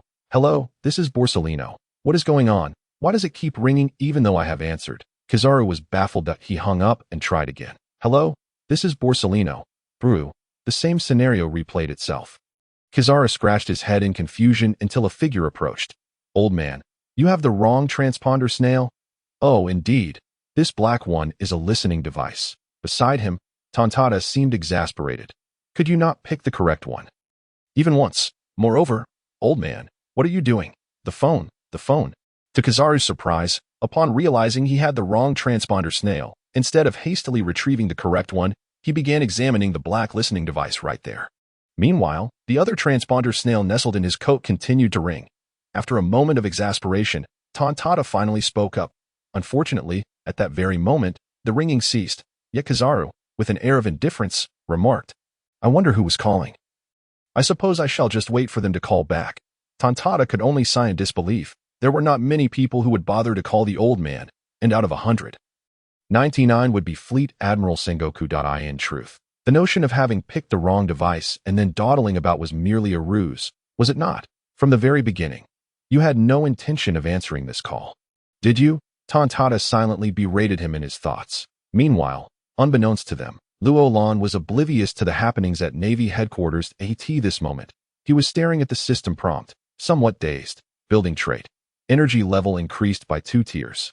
Although it would take time to convert the treasure worth over 2 billion into belly, as transporting the goods alone would require several days, let alone the speed of the black market. However, the last payment for the previously handled assets had finally arrived, an amount not insignificant. Just over 20 million, even 2 million, could facilitate certain endeavors. For instance, as a D-rank builder, there were many free traits of D-rank buildings that he had been unable to draw due to lack of points. Now, with over 2,000 points in hand, this regret could finally be addressed, could it not? Drawing a D-rank trait cost a mere 100 points, quite affordable. Roland's first target was the cafeteria, a result. On his first attempt, he drew a trait that increased meal satiation by 50. A direct pass. Did I appear to be someone who could not even provide food? On the second attempt, he drew a trait that enhanced meal deliciousness by 30. Another pass. On the third attempt. This time, luck was particularly unkind, as after more than 10 attempts, Roland still had not encountered a trait that caught his eye, until, on the 15th attempt, building trait. Energy level increased by 2 tiers. Energy level. Roland found himself perplexed, and the subsequent increase was not even a percentage point 2 tiers. What concept did that entail? For the first time encountering such a feature, Roland felt somewhat uncertain. He immediately began to examine the detailed description. Before long, his face was illuminated with unrestrained joy. Indeed, this feature was astonishingly remarkable. The so-called energy actually refers to the vitality contained within the ingredients. For instance, if you were to receive a piece of pork alongside an equal-sized portion of sea king meat, could their energy content possibly be the same? No, it is evidently not the case. They belong to entirely different tiers. In the world of pirates, the more formidable a creature, the greater the energy it harbors within. Furthermore, the higher the energy rank of the food consumed, the more significant the enhancement to one's physique. Now, with this feature in hand, Even consuming ordinary meat could yield effects approaching that of Sea King meat. Just imagine, what if one were to directly consume Sea King meat? Roland could hardly fathom the possibilities. System, let us commence the engraving on this. Ding! The engraving has been completed. The current architectural feature of the marine cafeteria is ingredient energy level increased by 2 ranks. Engraving complete. Roland nodded in satisfaction. He then turned his attention to other buildings. Approximately 5 minutes later, he had expended the remaining 800 points, successfully completing the engraving on 2 D-grade structures. They were the Marine Barracks, with a feature enhancing sleep quality by 80, and the Marine Hospital, with a feature increasing pain recovery speed by 70. Both attributes were commendable, particularly the Marine Hospital. One should not underestimate that 70. It could genuinely be a lifesaver in critical moments. Having completed all tasks, Roland shut down the system and subsequently picked up the din mushy on his desk. BRR, this is Tina, Sister Tina. It's me, Roland. What brings you to call Tina at such a late hour?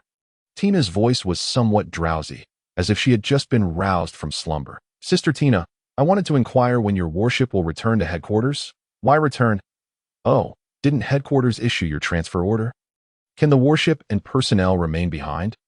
Why not? The Marshal hasn't given any command for the warship to return. Those aboard were subordinates who had served alongside her for many years, as long as the Marshal had not issued such an order. Tina would not initiate their return to headquarters. All right, whether they stay or go doesn't concern me, Roland thought. What mattered to him was, in that case, Sister Tina, please have your crew dismantle the sea stone from the ship's hull tomorrow. That can be arranged, but what do you intend to do with it? Although Roland did not disclose his intentions, Tina could not conceive of any other reasons. It must be that he wished to craft something from the sea stone, yet lacked any for himself. What else could it be? However, Sister Tina, after the sea stone is removed, let us go fishing in the calm belt, shall we? Fishing. Tina was taken aback.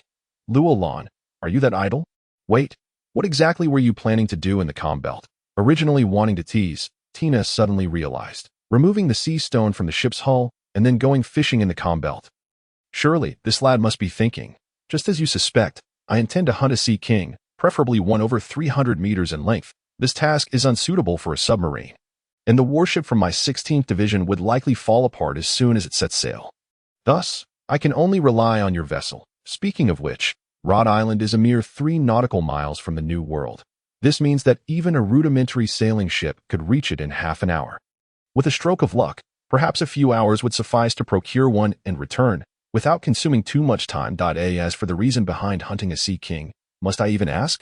The cafeteria has unveiled such an impressive feature. To not experience it would be sheer waste. Tina, however, could not comprehend why one would seek to hunt a Sea King. There's great utility in it. Once we bring one back tomorrow, you'll understand. Very well, I will have them sail the ship over in the morning. Also, please arrange accommodations for them at the division. Living on the ship indefinitely is not a viable option. No problem. However, it will take a few days, as both the Marine Barracks and workers' dormitories are currently full, necessitating the construction of a new building.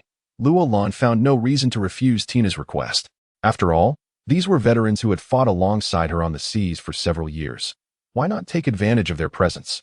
As for the future return to headquarters, apologies, but if you are not considering returning now, it will be even less likely later. Just as Roland had mentioned earlier, both dormitory buildings in the 157th Division were already fully occupied.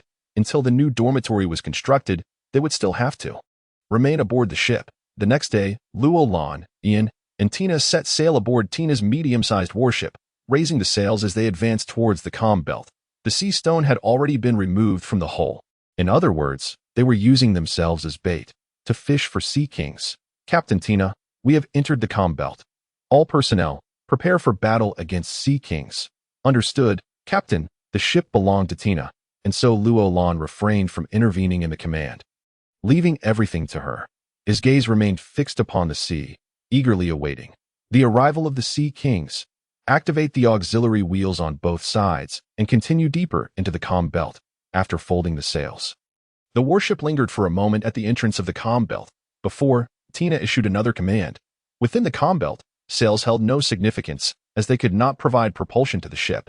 Hence, alternative power sources were required. The Navy currently employed a device resembling a turntable concealed within the sides of the ship. When needed, it could be deployed, utilizing its rotation in the water to generate propulsion. Yes, powered by manpower.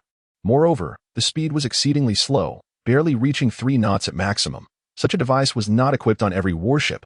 Only those frequently traversing the comm belt for missions or those of officer rank would have priority in allocation. In Tina's case, it was the former, as her usual responsibilities often required her to traverse the comm belt back and forth. This allowed her to possess such a warship even at the rank of captain. An hour later, under Tina's orders, the warship came to a halt once more. This should suffice. Venturing deeper would be somewhat perilous. On the foredeck, Tina stated, given the combined strength of Tina, Ian, and Roland. Ordinary Sea Kings posed no threat. Each of them possessed the capability to defeat one independently. However, this referred only to ordinary Sea Kings. What does that imply? Adult Sea Kings typically attain sizes of at least 200 to 300 meters. Of course, as they continue to grow, they can become even larger. This species boasts remarkable longevity. Within the comm belt, there exist Sea Kings whose age surpasses that of the world government, and by a wide margin. These particular Sea Kings belong to their species royalty, with individual lengths reaching a terrifying magnitude of over 10,000 meters. Therefore, a considerable portion of a Sea King's strength can be gauged by its size. As for the remaining portion, it pertains to its form. For instance, a Sea King with a tiger-like appearance would undoubtedly be far more ferocious than one with a cow-like appearance of the same length.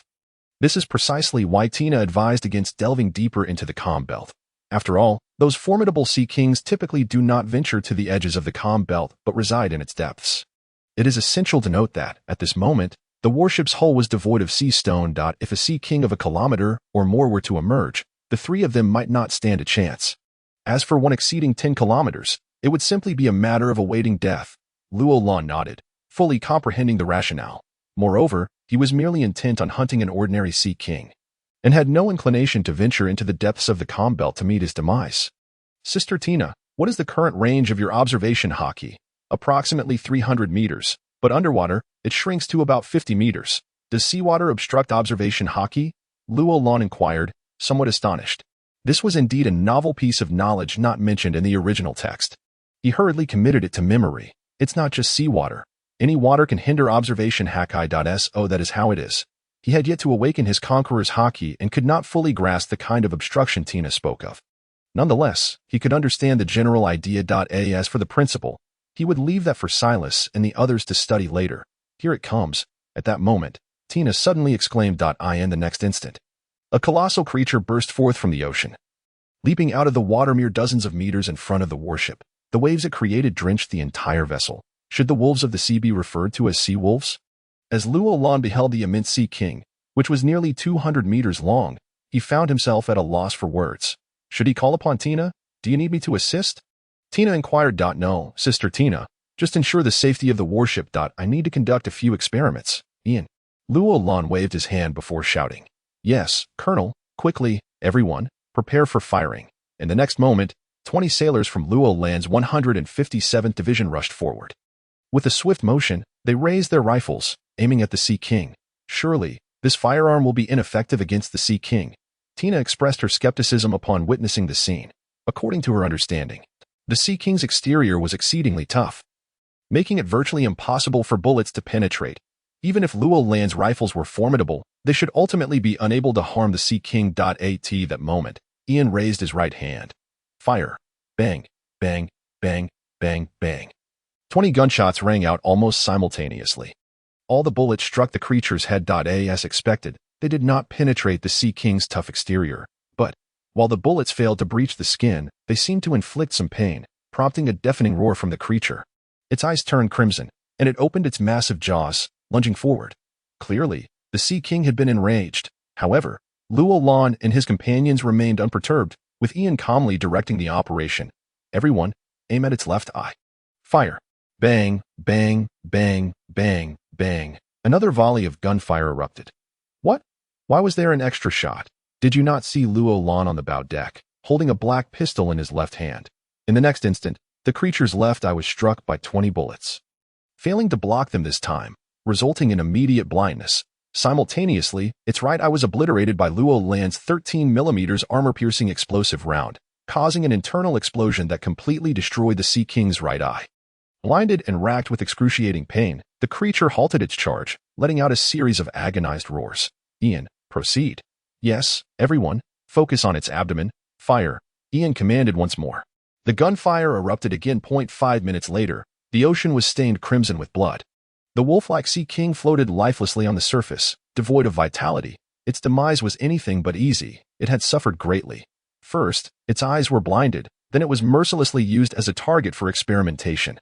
Enduring a barrage of shots before finally succumbing, Colonel, based on this test, aside from the few hardened areas on the head and the eyes, the Sea King doesn't seem to have any other weaknesses. If ordinary sailors wish to hunt, relying solely on rifles is rather precarious. Ian analyzed beside Luolan.it was impractical to summon Luolan for every hunting expedition. Thus, this test aimed to determine whether regular sailors, equipped with new weapons, could independently accomplish such a task. It appeared, however, that they still faced considerable challenges. The primary issue lay in the inability to achieve a swift kill, even after blinding the creature. It had charged at the warship twice within those 5 minutes, only to be repelled each time by Tina. In other words, without the protection of a formidable ally, ordinary sailors attempting to hunt sea kings remained in grave danger. Of course, during this interval, Luolan had also made multiple attempts. Although bullets could not penetrate areas other than the vital points, this referred to the Rod 15-18 ammunition for Luolan's black gun. The 13mm armor-piercing explosive rounds could indeed breach its exterior and inflict substantial damage. It seems he would need to have Silas develop a large-caliber firearm and more powerful specialized ammunition, while they had successfully eliminated the Sea King. A new dilemma arose regarding how to transport it back. Though the creature would float on the surface after death, a medium-sized warship alone could not manage the weight. Furthermore, in the calm belt, the ship could only rely on its auxiliary propulsion wheels for movement, which provided significantly less power than sails. Faced with a headache, Luolan reluctantly decided to sacrifice the majority of the Sea King's meat. Allowing the sailors to cut it on site and take the best parts back first, they would send the warship back later. If the remains were still there, well and good. If not, then so be it. In that moment, Luolan vowed that once the shipyard was operational, he would construct an oversized vessel specifically for hunting sea kings in the calm belt. Thus, the deck of the warship transformed into a grand slaughterhouse. Enormous chunks of sea king meat, meticulously cut, were continuously transferred into the cargo hold. When the hold could no longer accommodate them, the meat began to pile up on the deck. Consequently, during the return journey, the ship's waterline dropped significantly, and even with the auxiliary wheels operating at full capacity, the vessel could only achieve a speed of 1 knot. 3 hours later, they finally returned to Rhode Island. In a private room of the sailors' mess hall, a gathering of high-ranking officials convened around a large round table. Luolan and Tina were perplexed. It's merely a sea king. Is it necessary to go to such lengths? Did you really need to summon us all for a meal? Indeed, it is just a sea king. While ordinary individuals rarely had the opportunity to sample it, Tina had enjoyed it numerous times and found it rather unremarkable. Hearing this, Luolan chuckled heartily, offering no further explanation. Soon, 4 enormous bowls and an even larger soup pot were brought forth, standard fare of 4 dishes and a soup, although the pirate world lacked such customs. Luolan had established this as a standard, even for ordinary sailors. Each meal consisted of 4 dishes and a soup, the only difference being that individual servings were slightly smaller. Tina was astonished. Why did it smell so delightful? Regardless of the 4 dishes or the soup in the center, all were crafted from sea king meat. Of course, Tina was not surprised by this. She had eaten sea king meat many times and acknowledged its superior quality compared to ordinary meat. Yet, it had never been this fragrant. What was going on? She could not help but cast a sidelong glance at Luolan. This fellow, had he perhaps spiked the food? No, the last time she had tasted the milk cow sea king's meat. Though it had been fragrant, it had not been this intoxicating. The speaker is Nami. Beside her, Ian and Ace nod vigorously, although they did not manage to bring back an entire sea king from the village of Kokochia. They did procure a substantial portion of its meat, which everyone got to savor. I must say, the taste was indeed exceptional, but when compared to what we have now, it pales in comparison to mere rubbish. Just as several of them were struck with astonishment, the astute individuals had already begun feasting. Observe Silas and Barton. Despite being bioengineered beings, they are undoubtedly consummate gourmands. Without hesitation, they each seized a hefty chunk of meat and began to devour it ravenously. Hey, you too. Ace and Nami interjected with mild reproach as they lamented the situation. Is this any way to behave? However, Silas and Ian paid them no heed. Why waste time responding when they could indulge in more bites? Consequently, their pace of consumption quickened. Witnessing this spectacle, Ace and Nami ceased their complaints and joined the fray. Roland could only shake his head in bemusement. Was it really necessary? They could simply request the kitchen to prepare more after finishing. Rising, he speared a large piece of meat and placed it in Tina's bowl. Tina, give it a try. I assure you, it's unlike any Sea King meat you've had before. Tina gazed at the braised Sea King meat in her bowl, inhaling its tantalizing aroma, and could not help but swallow hard. Lifting her knife, she carved off a small piece and, with grace, brought it to her mouth. At once, she was taken aback. What divine flavor was this? In the next moment, she tossed the knife onto the table and impaled the entire chunk of meat with her fork. Disregarding decorum, she stuffed her mouth to the brim. Good heavens, Roland was equally astonished. Having known Tina for many years, it was the first time he witnessed her eat in such a manner. Was it truly that delicious? He decided to cut off a piece of meat for himself. And mere seconds later, his eyes lit up with realization, prompting him to eat even faster. Half an hour later, all 6 of them reclined in their chairs, gently patting their distended bellies. Did anyone else feel a slight warmth in their bodies after eating? Yes, I certainly did. Do not be alarmed. This is due to the vast energy contained in the Sea King meat. It will pass shortly, Tina explained, drawing from her experience in response to their inquiries. Yet, she was also filled with questions herself. Indeed, it was not unusual for those with weaker physiques to feel such effects when consuming Sea King meat for the first time. However, why was she, too, experiencing this sensation today, and more intensely than when she first tried Sea King meat? Roland, did you perhaps add something illicit? Suddenly, Ace bellowed, leaping to his feet and bolting from the room. This prompted Tina to cast an increasingly peculiar glance at Roland. Soon after, Nami and Ian followed suit, racing out one after another, followed by Silas and Barton. Ultimately, only Tina and Roland remained. Roland, what on earth did you put in the dish? Truth be told, Tina also felt invigorated and yearned to release some energy. Preferably by engaging in a fight. She could feel her cheeks flushing with pent-up energy. I added nothing at all. It's merely the heightened energy of this Sea King.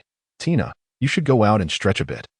Holding it in is not good for your health. After a moment of silence, Tina rose, glaring daggers at Roland before striding out. Although not at the sprinting pace of the others, her steps were decidedly quicker than usual. At last, Roland found himself alone in the room. Why do I feel nothing at all? Could it be that the enhanced Sea King meat had no effect on him whatsoever? Surely that could not be the case. The following morning, with a resounding boom, all of Roland's worries from the previous night dissipated. In the span of a night, as the remnants of the Sea King meat faded away, he discovered that his power had increased by a staggering 50 points. This was utterly astounding. As for why he felt no immediate effects after eating, was it possible that, after unlocking his genetic potential, his physical constitution surpassed that of the inhabitants of the pirate world? Or was it merely a first-time occurrence? It seemed he would need to conduct further experiments. Ian, Captain, please arrange for some Sea King meat to be sent to Tana. Understood. After testing his power, Roland suddenly recalled something and promptly issued an order to Ian. After all, Nami and a dozen or so sailors were currently training at Tana, and Roland could not possibly summon her back suddenly as he did yesterday. It would be far more prudent to send a supply up, thereby avoiding the disruption of their training sessions. Shortly after Ian departed, a red figure barreled towards Roland, leaving behind a trail of tall shadows. Roland, what on earth did you feed Tina yesterday? Tina seized Roland by the collar, demanding an explanation, which drew the attention of numerous onlookers. Tina, what do you mean? Roland genuinely did not understand. What was the issue? He had merely consumed some higher energy Sea King meat. Perhaps it left him feeling invigorated and in need of release. But what else could it be? Stop playing coy, Roland. What precisely did you add to yesterday's dish? I added nothing. That's impossible. Even the most robust Sea King meat wouldn't produce such effects. Tina was still grappling with the shattering realization. Though she had never conducted a precise test, she was certain her physique had improved significantly. Was it truly just from a meal of Sea King meat? Don't be ridiculous. Perhaps that particular Sea King was unique? Really? I don't know if that's true, but I assure you I haven't added anything else. Upon hearing this, Tina released her grip on Roland, her mind swirling with introspection. Could it be that the Sea King was indeed extraordinary? Roland, what is it? From now on, I want to eat Sea King meat at every meal. Sure. Roland readily agreed. What was the big deal? The quantity they had brought back yesterday was sufficient to feed the entire branch for 3 months. And that was merely about one-third of the Sea King's total weight. If they could acquire a large ship in the future and bring back entire Sea Kings after each hunt, they would never lack for provisions. In fact, they could even have Silas investigate the possibility of transforming Sea King meat into pills to be taken daily. It might just work. Time flew by. And 5 days had passed in the blink of an eye. Roland and Tina arrived at the old port of the branch. Yes, it was the dock that had been damaged by Tina's warship. Consequently, the warship could no longer dock properly and had to anchor 100 meters offshore, relying on small boats to ferry people to shore. At that moment, a military vessel was anchored there, lowering a small boat as 2 sailors vigorously rowed towards them. Tina, what are you still doing here? A series of question marks instantly appeared in Smoker's mind. After all, he had previously heard that Tina was temporarily staying at Branch 157 due to damage to her ship, waiting for repairs before heading to the East Blue Prosperity Zone. Now, time had long since passed, yet she was still here. Tina did not respond. She simply walked past. Then, Private Smoker, are you unaware that you should salute when encountering a colonel? Tina exclaimed sternly, leaving Smoker utterly bewildered. Roland, standing behind, struggled to suppress his laughter. Tina, stop fooling around. Mind your words, Private Smoker. Tina is a colonel. Good heavens. It seems Tina has developed a penchant for mischief. After a moment of contemplation, Roland decided to stoke the flames further and stepped forward, standing beside Tina. Sister Tina, where did this ill-mannered private come from? Upon hearing Roque Town, Tina responded. What? The Marines from Roque Town are so unruly that a private doesn't even know to salute a colonel. It's not just a matter of being unruly. Look at him, still puffing on a cigar in front of Tina. I think a thorough re-education is in order. Tina agrees, listening to their banter, especially Roland's emphasis on the words private. Smoker felt a headache coming on. You two are ridiculous. Ha ha. Smoker, you rascal, a private? I'm dying of laughter. Finally, Roland could no longer hold back and burst into laughter, unable to contain himself. A natural type Private Smoker. How amusing. Colonel, the personnel have been delivered. We shall take our leave now. 2 Marines who had been rowing approached, standing at attention and saluting before speaking. Roland returned the salute. You've worked hard. Not at all. After another salute, the 2 Marines rowed away. Meanwhile, Smoker surveyed his surroundings until he spotted a precarious-looking 2-story building. Roland, are you sure this place is still habitable? Come, let me take you to the real 157th Division. What do you mean by real? Smoker asked, perplexed. However, before Roland could respond, Tina interjected. After over a decade of friendship, let me remind you, prepare yourself mentally. Don't be frightened. What nonsense. I've seen my fair share of things over the years. I won't be scared. Clearly, Smoker remained unimpressed. Roland and Tina chose not to elaborate further and led the way into the forest.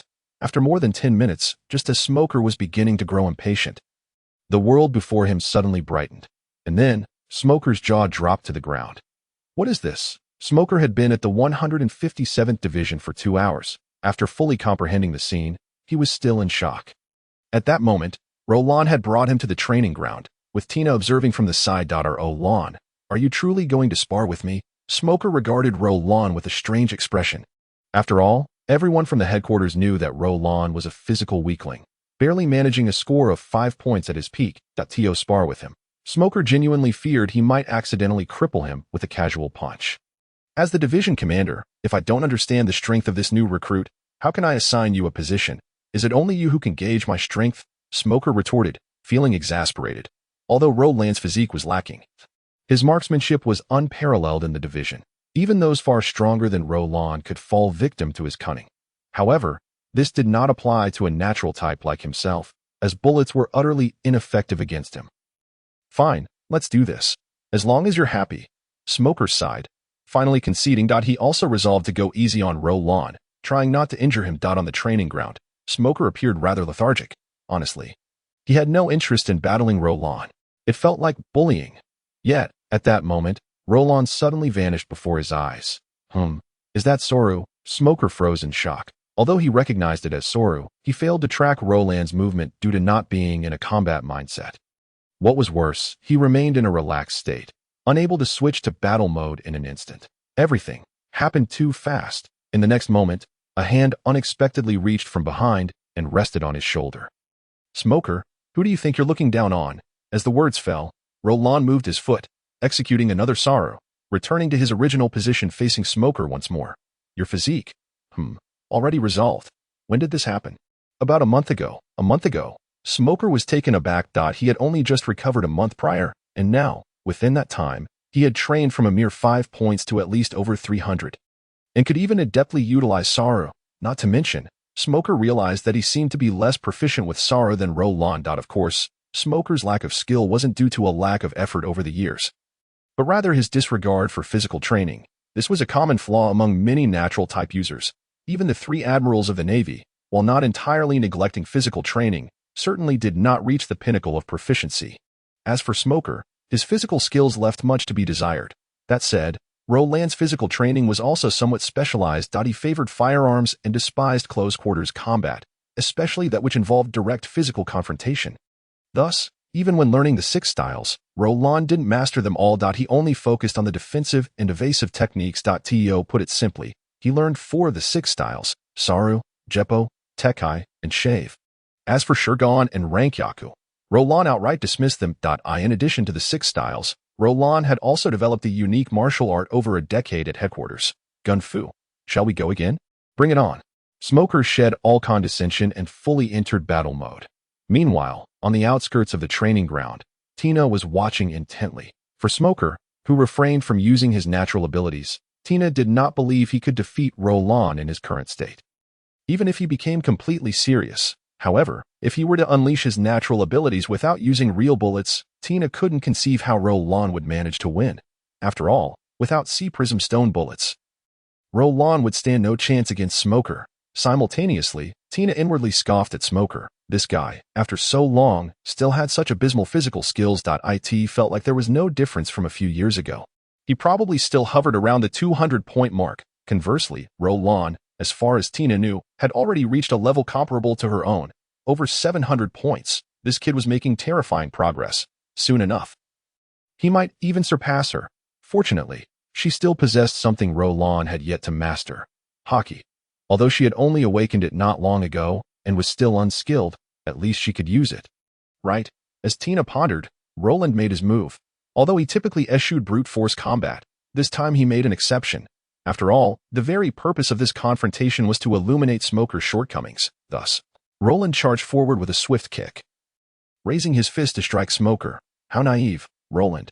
Even if your physique surpasses mine at present, it still cannot. Boom. Smoker transformed into his elemental form, only to be sent flying by a single punch.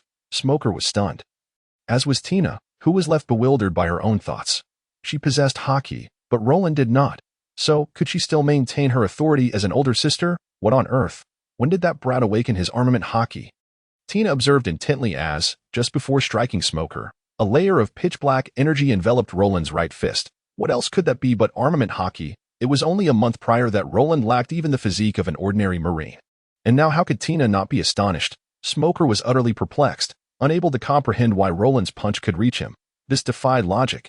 After shaking his head in disbelief, Smoker looked up at Roland, only to be taken aback. For in his line of sight, Roland's right arm was entirely shrouded in darkness. Armament hockey? How could that be possible? Smoker, do you now recognize your shortcomings? If you intend to remain in the first half of the Grand Line or in the 4 Seas, perhaps it is acceptable. After all, even a mere child with a natural devil fruit can dominate those regions. Yet, if you aspire to venture into the New World, then your recent battle serves as a forewarning of the fate you will encounter against the pirates there. Even the current 3 admirals, though their combat skills may not be top tier, are at the very least competent. You truly believe that Kazu, who is constantly berated by Zephyr, is lacking in martial prowess? Spare me. He is a man who engages in close combat daily. Smoker's eyes widened in disbelief. Am I truly being schooled by that brat Roland? Yet, he could not deny the validity of Roland's words. To be honest, he had not always been this way. While he had favored the powers of the devil fruit during his training, he had also invested time in honing his physical skills. However, after being assigned to the East Blue, he discovered that physical prowess was unnecessary each time. Relying solely on the powers of his devil fruit allowed him to easily defeat all pirates. It was from that point on that his training in physical combat diminished, ultimately leading him to abandon it altogether. Roland was right. He had been entirely limited by the East Blue. If he were to venture into the New World in this state, forget about the Yonko cruise. Even any other pirates with armament hockey could easily overpower him. Indeed, physical training must be intensified, just like the three admirals. Even if he could not reach the pinnacle, he must not fall short. All right, I understand now. I will strive to elevate my physical prowess significantly within a year. Clenching his fist tightly, Smoker spoke resolutely. Meanwhile, Roland mused. Actually, it won't take a year, within the training center of the 157th branch. Smoker's jaw dropped once more. The outer area designated for marine training had a gravity level twice that of normal, while the 8 individual rooms inside could be adjusted to a gravity level of up to 20 times.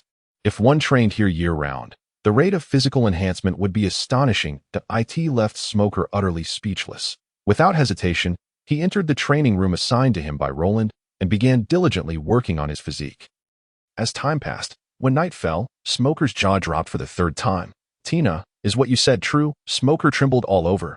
What did I just hear? The meat in front of me, even without training, can increase my power level by dozens on the first consumption. And later, although the effects aren't as pronounced as the first time, I can still gain around 10 power points daily just by consuming that energy. If that's true, then what need is there for training? After all, by simply eating, I could acquire 3,650 power points in a year. That already surpasses the average power level of a rear admiral in the headquarters. Don't overthink it. This is a special Sea King. Missing one meal means missing out on benefits. Thus, Tina glanced at Smoker and, without wasting time on lengthy explanations, immediately joined the others in a hearty feast. Just as she had said, missing one meal meant losing one meal. Who has the time to explain things slowly? Only Roland, seated at the same table, couldn't help but smile wryly, silently musing, in truth, it isn't about missing one meal. In fact, in the future, hunting a 1,000-meter-long Sea King would surely yield even better results. Moreover, once I reach level B, I might even establish a level B restaurant, complemented by level B architectural features. What if I manage to procure ingredients that boost energy levels by 3? Or even 4 or 5? No worries, not a single worry. Of course, Roland kept these thoughts to himself. Thus, the others continued to devour their meals, even forfeiting a piece to avoid losses. Time continued to flow. Finally, just days before Nami's training concluded, a staggering 1.6 billion berries were delivered, although nearly 700 million berries remained unprocessed and could not be retrieved in time. With this 1.6 billion, Roland felt a great sense of relief. To be honest, seeing Nami now genuinely made him anxious. When he first brought this little ant over, it was uncertain whether it was a gain or a loss after a flurry of operations. Roland's points surged to 160,000. Coincidentally, the construction team also relayed good news. The port had been completed. Thus, Roland took Ian, Tina, and Smoker with him to oversee the inspection. After all, when it came to the construction and layout of the military port, Tina and Smoker were far more knowledgeable than he. Naturally, they were unaware of the engineering work in the southern part of the island. Throughout the journey, they repeatedly questioned one thing. Roland, did you really excavate the mountains in the south and construct a secret port? Moreover, a port spanning over 10 square kilometers that can accommodate dozens of large ships simultaneously? It's not that we don't believe you. It's just that what you're saying is a bit too far-fetched.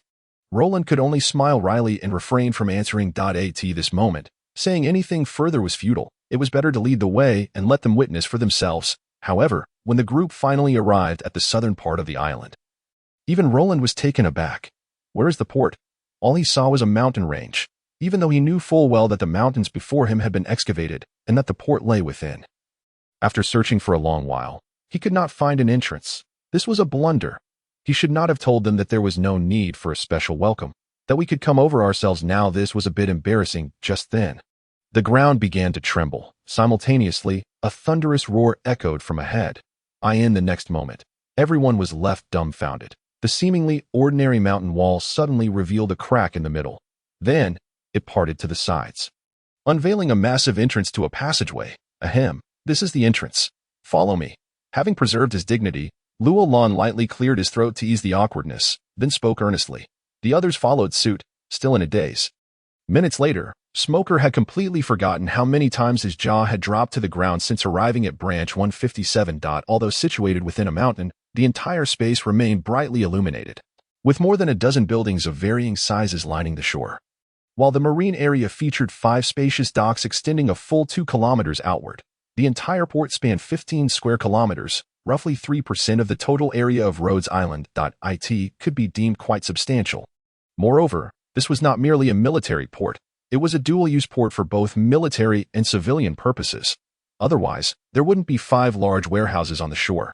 Tina, why do I feel that this port, aside from its size, surpasses our main port in nearly every other aspect? Indeed, Tina shared the same sentiment.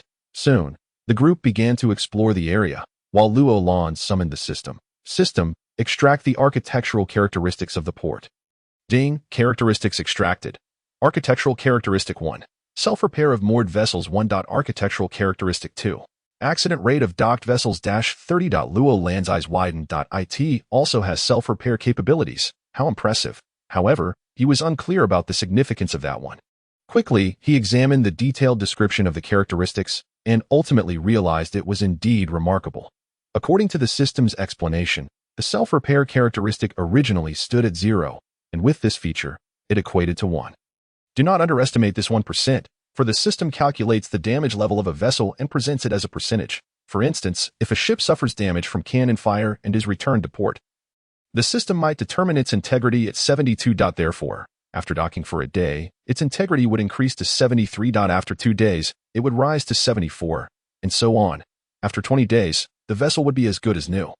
Of course, for ordinary vessels, Luolan believed this repair capability to be somewhat redundant. It would be more efficient to wait for the nearby shipyard to complete repairs, which could take just a day or 2. What truly excited Luolan was his ship, the Tana. Not to mention the present, even a year or so from now, it would be unrepairable in the pirate world. After all, that vessel surpassed current technology by leaps and bounds. And even with the system, he had no solution. But with this port's characteristic, could it be a way to exploit a bug? It wouldn't matter if the ship exceeded current technological boundaries. It would simply undergo a fixed daily repair of 1. He no longer had to worry about the Tana being damaged and irreparable. Simply marvelous. As for architectural characteristic 2, Luolan contemplated whether to refresh it. It should be noted that port accidents are exceedingly rare events. And to reduce the accident rate by 30 at the expense of 1 characteristic entry seemed excessive. Moreover, it was a reduction based on the original probability. For instance, if it were originally 1, it would decrease to 0.7. Was that worth it? After a moment's reflection, Luolan resolutely decided, not worth it. System, refresh the second characteristic. Ding. Architectural characteristic 2 refreshed. Architectural characteristic 2, control of local sea conditions within 3 nautical miles. What the heck? Upon seeing this characteristic, Luolan couldn't help but curse. Control of sea conditions. Is the system serious? Luolan quickly delved into the detailed description within the system to his astonishment. Although there were limitations, this characteristic was truly extraordinary. Starting from the port, it extended outward 3 nautical miles. Within this range, Luolan could manipulate the sea conditions. However, he could only do so once a day, with each instance lasting a maximum of 1 hour. And it was restricted solely to sea conditions, excluding weather phenomena such as tornadoes or blizzards. Yet, this was already immensely powerful. Should anyone attempt to assault Rhodes Island, disregarding other directions, Luolan could utilize this characteristic to instantly obliterate all approaching vessels from the port's side. Alternatively, in the event of extreme weather, he could use this ability to artificially create a calm sea within a 3 nautical mile radius, ensuring the safety of the port and the vessels docked there. It was undeniably useful. System, commence imprinting the characteristics. Ding, imprinting in progress, imprinting completed. Next. Luolan spent 77 million berries refreshing the remaining unsuitable architectural characteristics within the branch. Shooting range. Training efficiency 50. Factory 1. Production efficiency 30. Factory 2. Quality rate locked at 100. Villa area. Gradual increase in mental strength during sleep. Warehouse 1. Eternal preservation of item condition. Warehouse 2. Over a dozen D-level buildings. Luolan refreshed all of them. Satisfied, he nodded his head. At that moment, Tina and the others returned after a brief exploration. What do you think? Luolan smiled, looking toward Smoker. Among the 3, Smoker undoubtedly had the most experience with port operations. After all, although the port of Roguetown was not large, it was certainly not small in the East Blue. As the overseer of Roguetown, Smoker had managed that port for many years. As for Tina, despite being stationed at the headquarters with the Navy's largest port, she shared Luolan's experience. They merely used the port and had no involvement in its management. Thus, she lacked substantial experience. To inquire. One must ask Smoker, who was undoubtedly the most professional among them. Luolan, I truly don't know how to respond to this port. Smoker's expression had shifted from earlier excitement to a hint of concern. This left Luolan perplexed. Could it be that there was a significant issue with the port? Logically, it shouldn't be the case. Considering it was a product of the system, what could possibly be wrong? The port itself is fine, but Smoker paused, shaking his head slightly before continuing. However, to fully operate such a port, at least 1,000 personnel are required. Even for the most basic functions, around 200 people are needed. And this does not include the number of Marines required to secure the port. Upon hearing Smoker's explanation, Roland slapped his forehead in realization. So that was the concern. This wasn't a problem at all. Smoker, there's no need to worry about this matter. 1,000 port staff and 200 new recruits will be arriving at Rhodes Island in the next few days, and from then on, this port will be entirely under your management.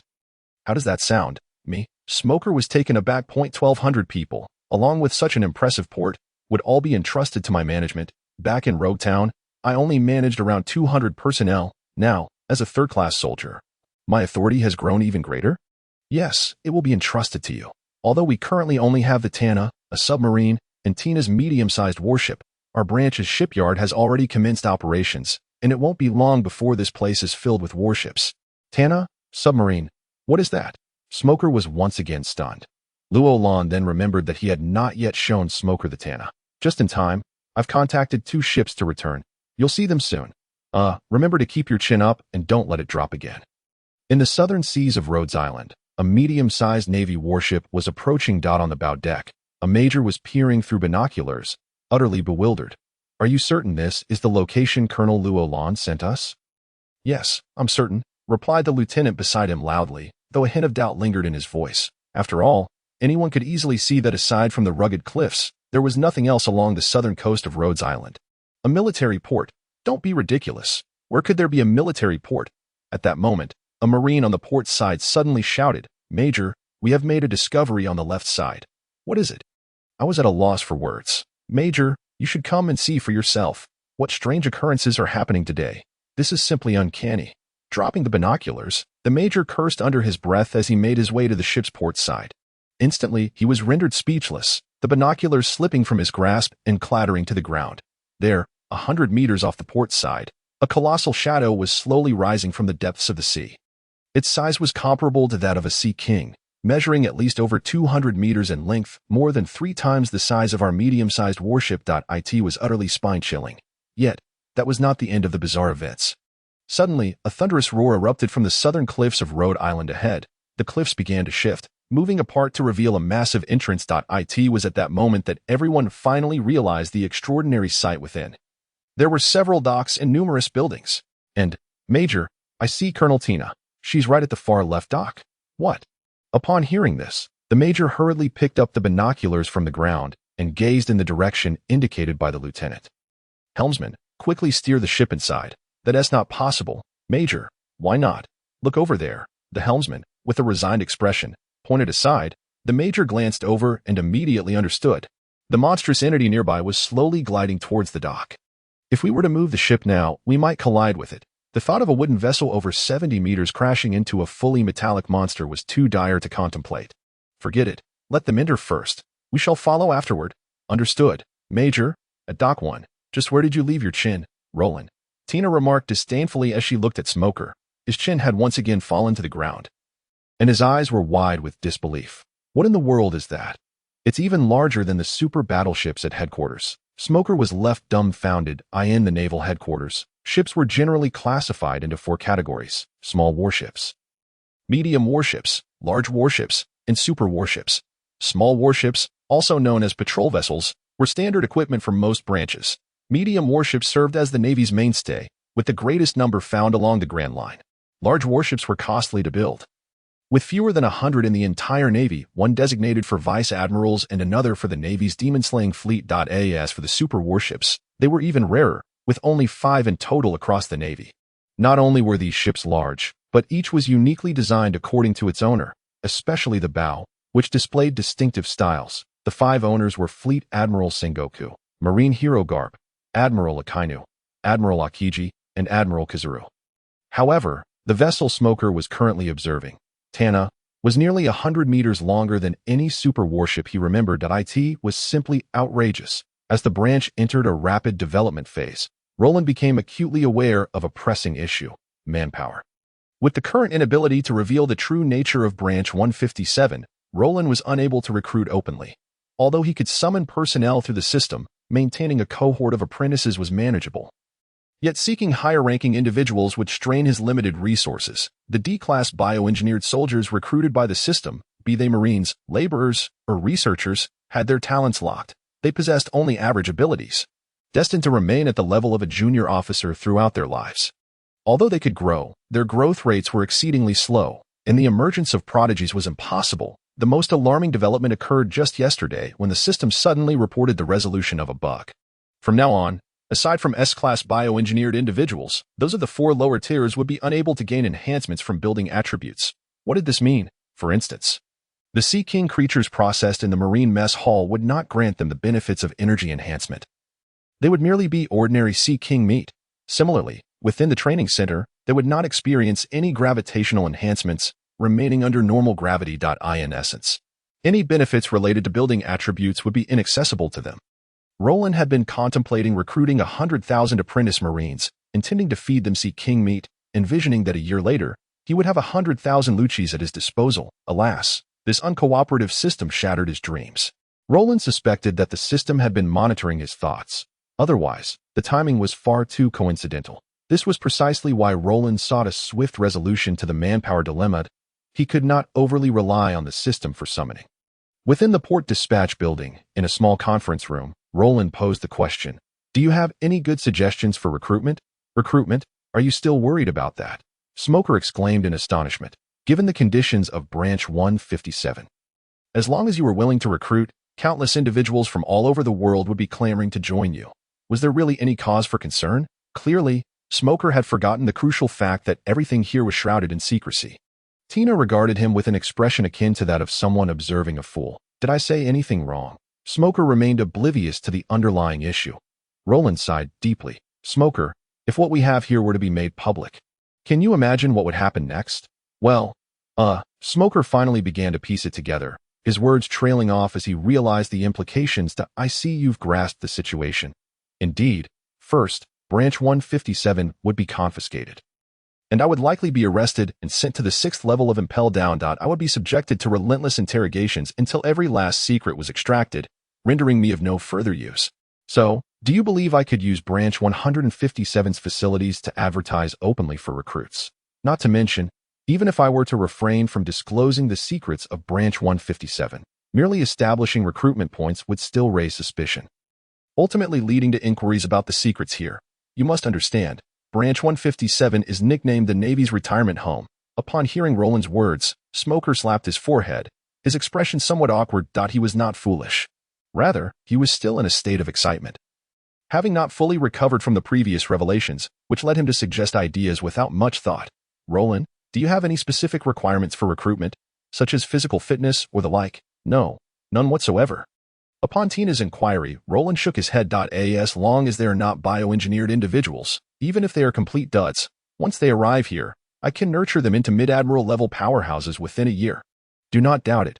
Simply by consuming Sea King meat daily, they could gain an astounding 3,650 points of combat prowess over the course of a year. This does not even account for the benefits of training. Transforming into a Luchi in a year is by no means an exaggeration. Although their combat techniques may not rival Luchi's, imagine 10, 100, or even thousands, by then, before the original storyline even begins. I could single-handedly topple the world government, denying Luffy even a chance to set sail. Ding. A new bug has been detected, and the system is currently undergoing repairs. Ding. The bug has been resolved. Energy tier attributes will experience a certain degree of reduction. For further details, please inquire on your own. Host. Roland was bewildered. Just yesterday, he had indulged in a fantasy of recruiting 100,000 D-rank sea soldiers, relying on the flesh of Sea Kings to raise 100,000 Rob Lucci within a year. Suddenly, the system intervened, announcing a bug fixed. He had endured it.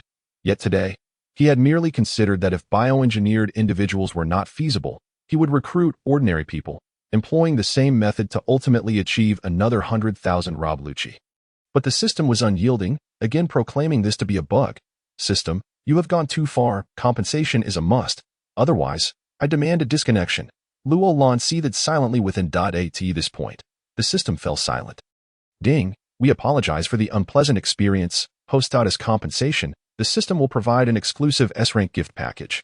Who needs it? What rank is this package? S-rank. Ding. Indeed. The package has been delivered to your personal space. Ahem. The bug has affected the experience. You have done well, system. With a light cough, Roland proceeded to enact a true delicious scene. As for the reduced aspects, Roland had already perused them. In summary, the initial effect remains unchanged, but subsequent uses will see a continuous decline in efficacy. Perhaps it could enhance by 10 points at first, but after some time, it would diminish to 9 points, then 8 points, until ultimately, it would reach 0, and no enhancement could be obtained thereafter. Regarding whether switching to another Sea King could reset the initialization, the answer is contingent on the circumstances. For instance, if the recently hunted Sea King possesses an energy tier of 5, then after processing by the Naval cafeteria, it becomes 7 if another Sea King with an energy tier of 5 is hunted thereafter. Consuming it will yield no benefits. This is because your body has become completely immune to energy levels of 7 or lower, unless you hunt a Sea King with an energy tier of 6. This may necessitate hunting a more formidable Sea King, potentially one of 500 meters or even 1,000 meters in size. The specifics can only be determined through trial.as for that S-rank gift package. System, open the compensation package immediately. Ding, the package has been opened. The host has received the following items. Super Naval Academy, S-rank. 1. Island level propeller, S-rank. 1. C-rank instructors 20, B-rank instructors 1. His. 2 S-rank buildings at once. No, 1 S-rank building and 1 S-rank device. This is quite extraordinary. Roland hurriedly examined the details. Super Naval Academy level. S. Site requirements. Leveled ground. Construction requirements. 1 S-rank construction team. Provided as part of the compensation package. Construction time. 20 days. Materials. 17,800 standard building materials. Provided as part of the compensation package. Blueprint cost. 980,000 points. Provided as part of the compensation package. Special effect slots. 5. Island level propeller level. S. Site requirements. Islands smaller than 1,000 square kilometers. Construction requirements. 2 S-rank construction teams. Provided as part of the compensation package. Construction time.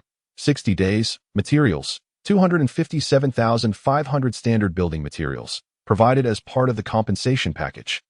Blueprint cost. 1,480,000 points. Provided as part of the compensation package. Special effect slots. 5. The reason the Super Naval Academy is classified as S-rank is not due to the grandeur of its structure.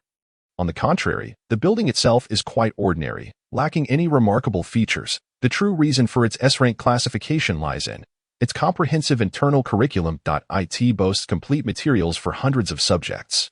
For instance, there are specialized courses in intelligence, firearms training, navigation, and much more. In essence, any subject you can conceive of can be found here.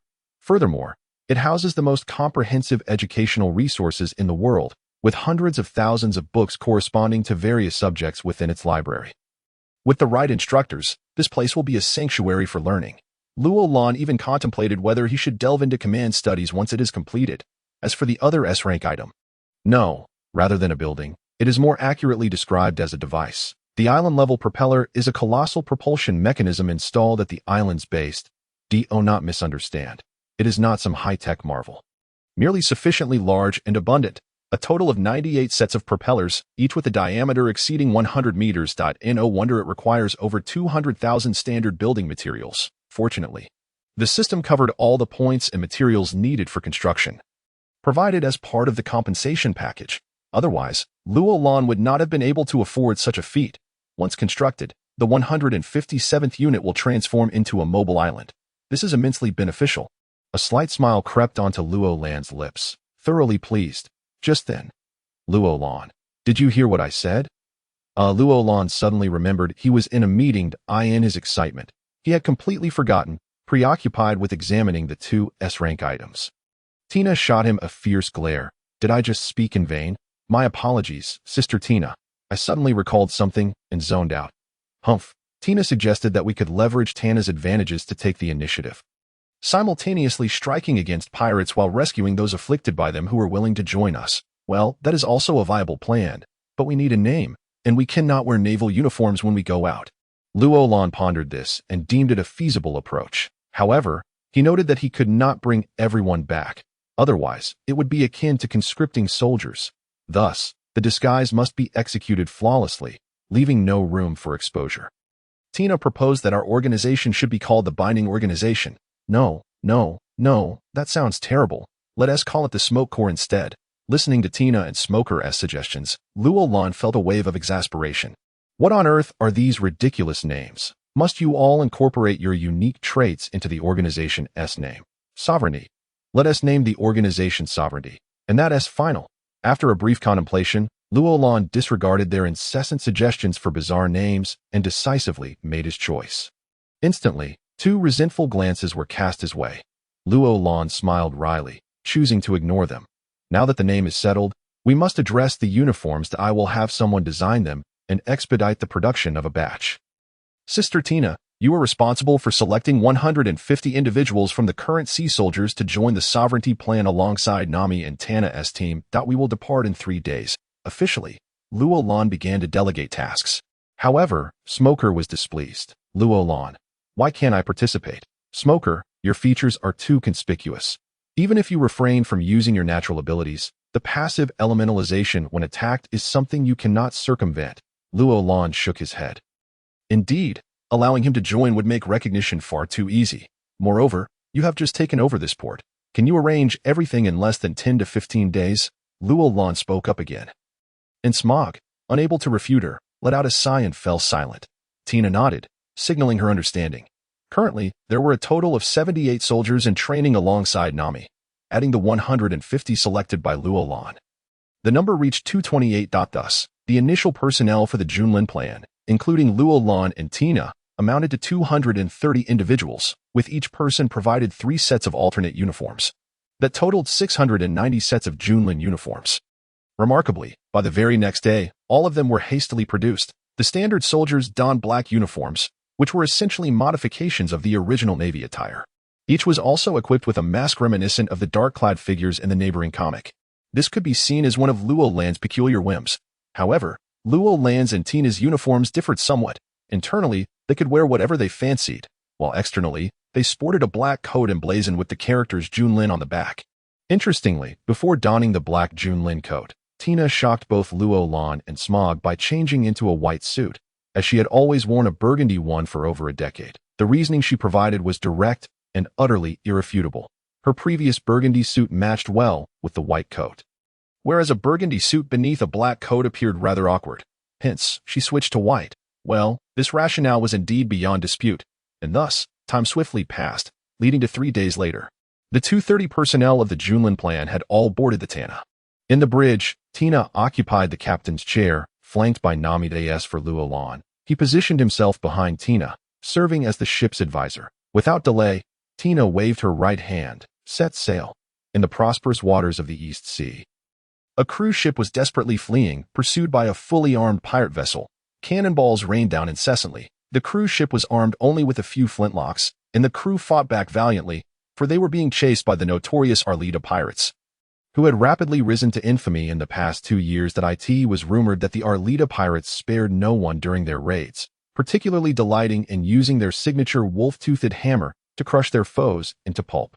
How tragic! Alas, the firearms in this world were not only weak but also had limited range, typically effective only within a few dozen meters. Consequently, their counterattacks posed no threat to the pirates. On the contrary, their own ship had already been struck by 3 cannonballs, one of which had hit the main mast, visibly cracking it and threatening to break at any moment.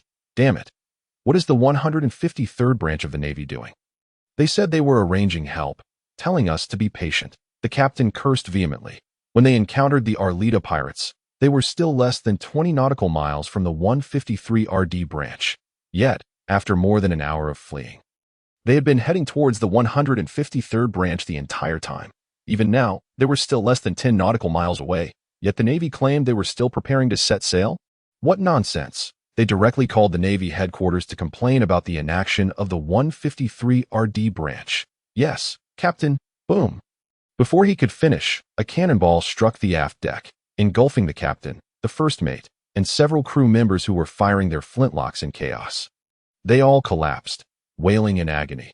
Most critically, the first mate dropped the transponder snail he had been holding, which now lay motionless before the captain. It was unclear whether it was stunned or had perished. After all, the transponder snail was, at its core, still a living creature. This was truly catastrophic. In the pirate world, transponder snails were not cheap. They were far from being commonplace. The one before them was rendered useless. And there were no spares on board. Thus, they had lost all means of communication with the outside world.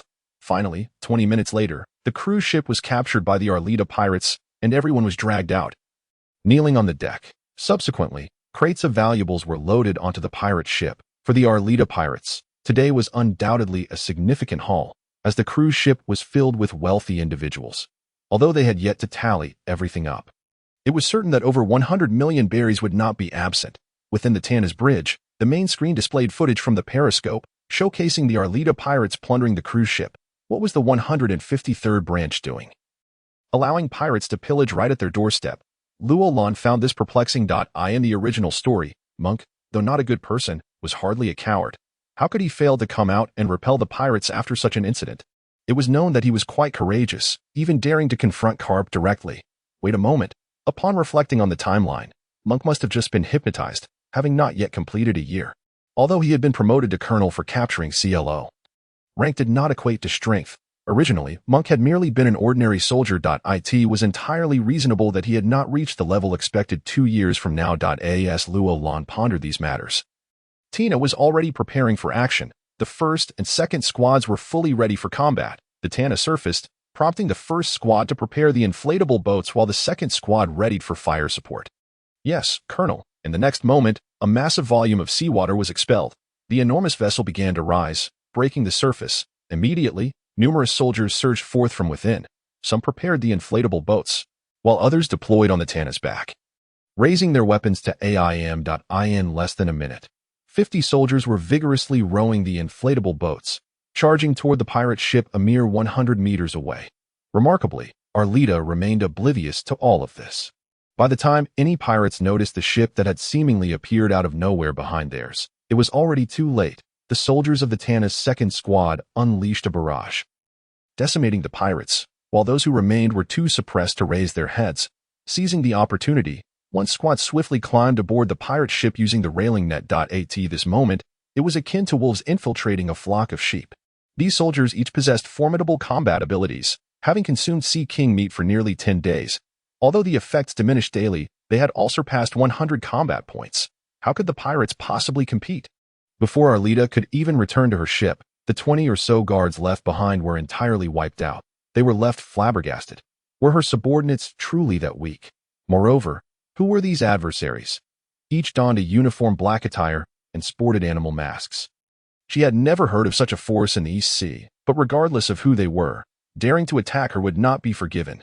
Boys, kill them. The enormous spiked club pointed forward, and the more than 30 pirates, who had originally followed Arleta onto the cruise ship, suddenly howled in disarray, retreating back with fervor. One by one, they leaped over the ship's railing. However, as a volley of gunfire erupted, the airborne pirates abruptly halted mid-air, before plummeting into the depths of the sea. Ultimately, a pirate wielding a sword completed his leap, landing on the side of his own pirate ship, where he immediately bellowed at the top of his lungs, "Kill!" Yet, in the next instant, he sensed something was amiss. The atmosphere was eerily silent. Turning around, he realized, weren't there 30 of us charging together just moments ago? Why am I the only one left, like a mechanical automaton? He rotated his head, only to find dozens of individuals clad in matching black uniforms simultaneously aiming their firearms at him. "I surrender," the pirate declared with startling decisiveness, discarding his sword and kneeling on the ground with his hands raised. However, in the next moment, a bullet pierced his forehead. The reason was simple. His sword was stained with blood, fresh blood at that. Thus, he had forfeited any right to live. This was also a decree established by Roland. Any pirate who harmed civilians or soldiers was to be executed on the spot, with no chance of imprisonment granted. Consequently, the entire pirate crew was left with only Arleta. But she was not alone. A pink-haired individual trembled in the lower hold of the pirate ship, shivering behind a crate. Who were these people? How could so many pirates be annihilated without even a semblance of resistance? Once they finished dealing with the upper deck, they would inevitably come down to search. Would they not execute me as well? If I were to tell them that I was not a pirate, but rather someone who mistakenly boarded the wrong ship a month ago and ended up here, forced into servitude. Would they believe me? Probably not, especially since many witnessed me helping to move boxes onto the opposing ship just moments ago. KB was filled with trepidation. She could only hope that when they came down to search, they would not be overly thorough, allowing her to escape unnoticed. Simultaneously, both the hostages on the cruise ship and the pirates, as well as the soldiers on the Tana, were left in a state of shock. Just moments ago, they had all aimed their weapons at the jumping pirates and executed them without hesitation. Suddenly, a tremendous splash echoed from the cruise ship. Why was it described as tremendous? Because the sound resembled a massive stone crashing into the water. One could not deny the sheer weight of Yalata was truly remarkable. Meanwhile, Yalata had vanished. The soldiers, regaining their senses, rushed from the pirate ship to the opposite side of the cruise ship, raising their guns and firing downwards. "Cease fire," a voice rang out from above. It was Roland, gracefully descending with moonwalk steps. Once all the soldiers halted their fire, Roland couldn't help but smile wryly. Clearly, it was time to educate them on some basic knowledge. For instance, the lethal range of ordinary bullets in water was at most 1 meter. Thus, even if they were aiming correctly, they couldn't possibly hit anyone, unless Yalada was merely skimming the surface of the water without submerging. Utilizing his recently awakened observation haki, Roland was somewhat astonished to discover that she had already swum 30 meters away and submerged to about 10 meters depth. You handle the aftermath. Also, there's a pink-haired individual in the lower hold of the pirate ship. Find him and wait for my return to deal with him. Understood. After issuing his orders, Roland glided toward Yalata's direction. Approximately 3 minutes later, through the perception of his observation haki, he noticed Yalata beginning to surface. Ultimately, her head broke through the water's surface as she gasped for air frantically. After all, she was human and could not breathe underwater like a fish. To endure for that long was already quite an achievement. Damn it, I will repay this grudge sooner or later. But before she could finish her thought, a bullet pierced her forehead, causing her to slowly sink back into the depths. At this moment, it was still not 2 years later when Yalata would experience her first bounty. Valued at 1 million. Originally, Roland had contemplated that 1 million was indeed a considerable sum. However, witnessing Yalata's current predicament, goodness, for the sake of 1 million, he would have to dive down to retrieve her. And the entire journey would be a visual assault. Never mind. I do not need that million. Roland turned and departed. Half an hour later, all valuable items aboard the pirate ship had been thoroughly stripped away. Even those they had seized from the cruise ship were no exception. Return them? Don't be ridiculous. All those who could board such a cruise ship were immensely wealthy individuals. Consider it a reward for rescuing you. Meanwhile, the aftermath on the cruise ship had also been addressed. All injured individuals had received appropriate medical attention. Subsequently, Roland led his team away. Minutes later, Tana submerged before everyone, eventually disappearing from sight, inside Roland's quarters.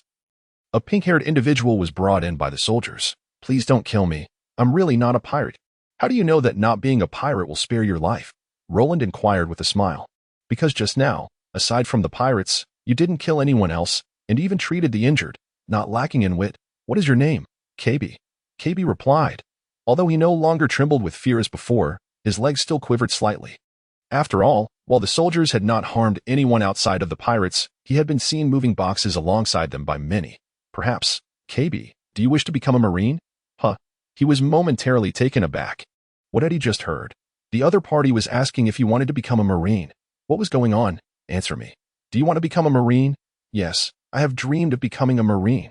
Very well, take him down. Before we depart, you are responsible for escorting him.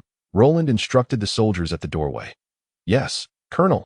KB was bewilderedly led away, his mind racing with a single question. Colonel, so they are Marines.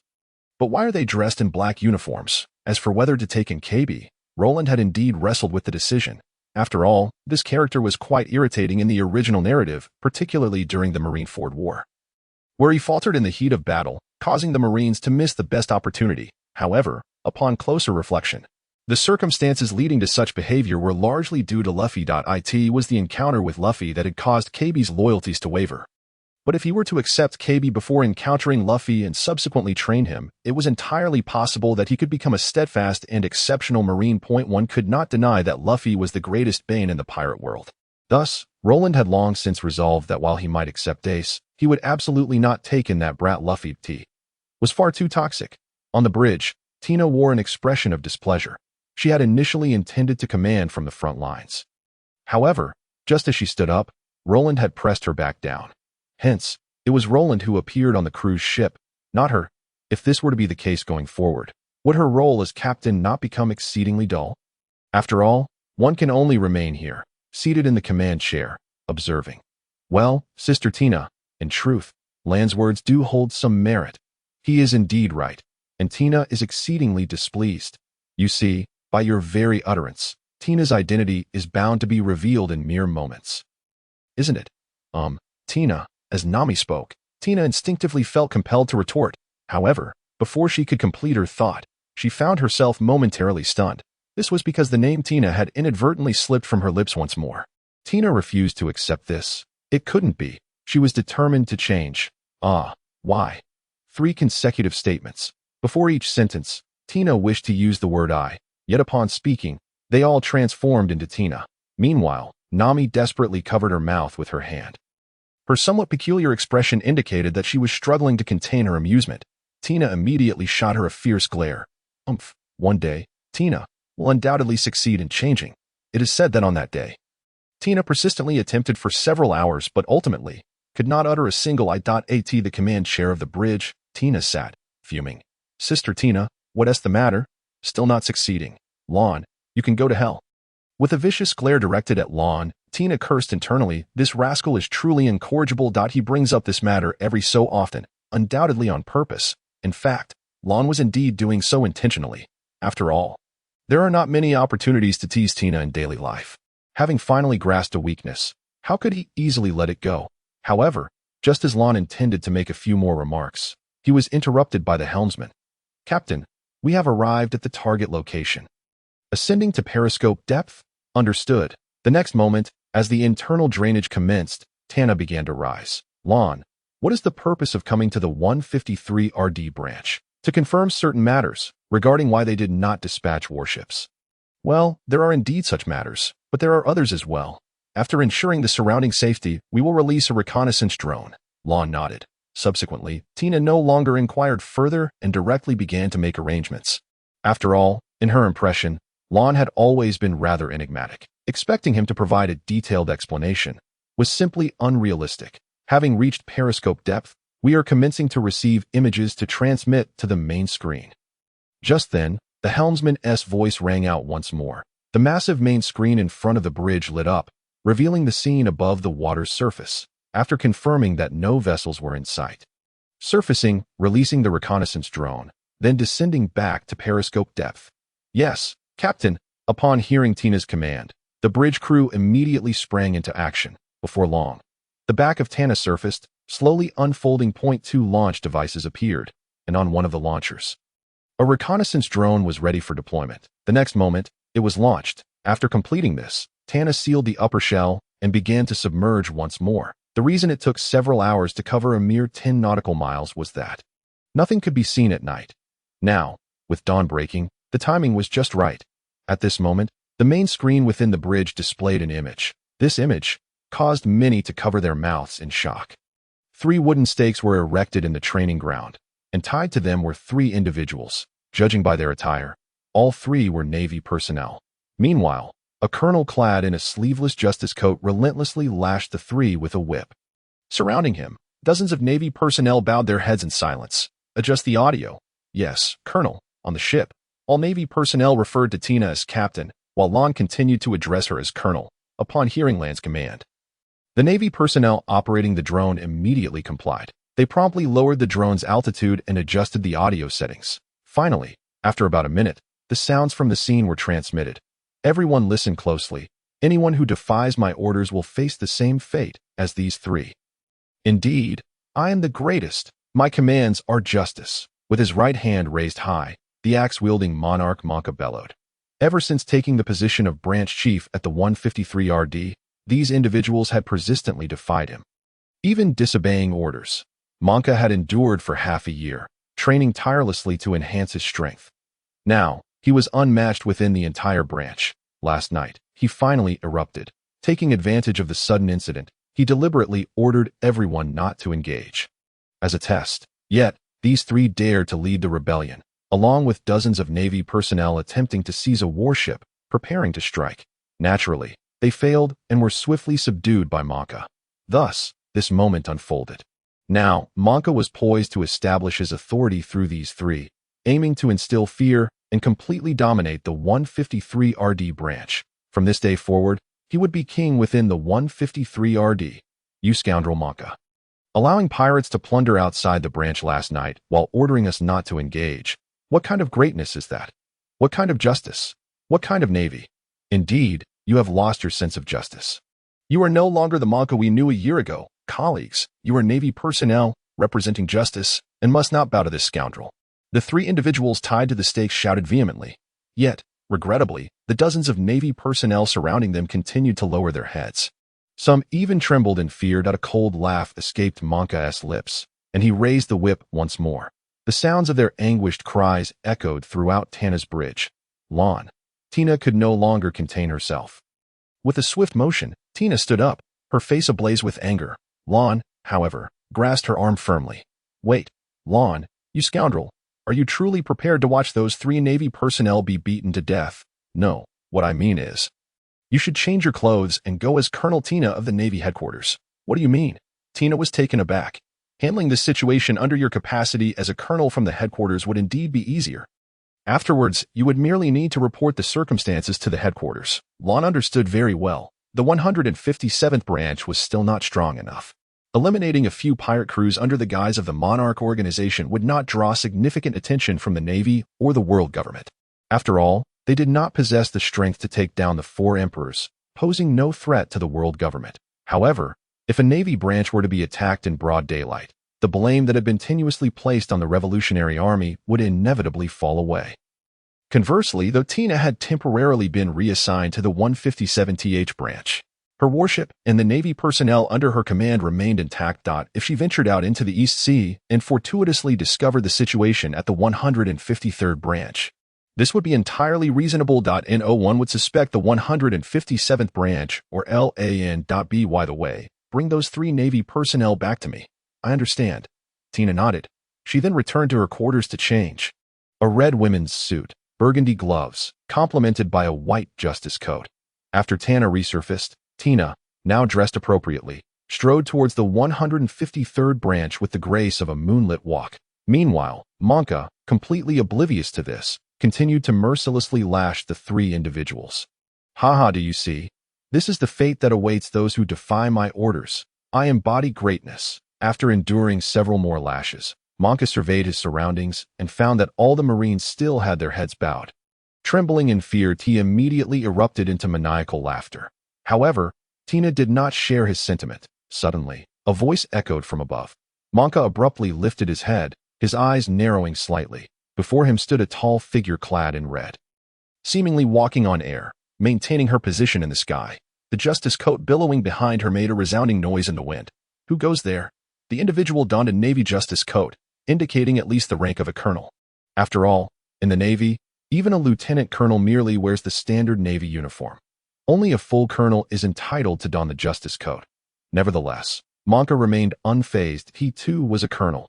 As long as this individual was not a colonel from headquarters, he had no reason to fear someone of equal rank in the East. No matter who you are, you have no right to interfere in the affairs of the 153rd branch.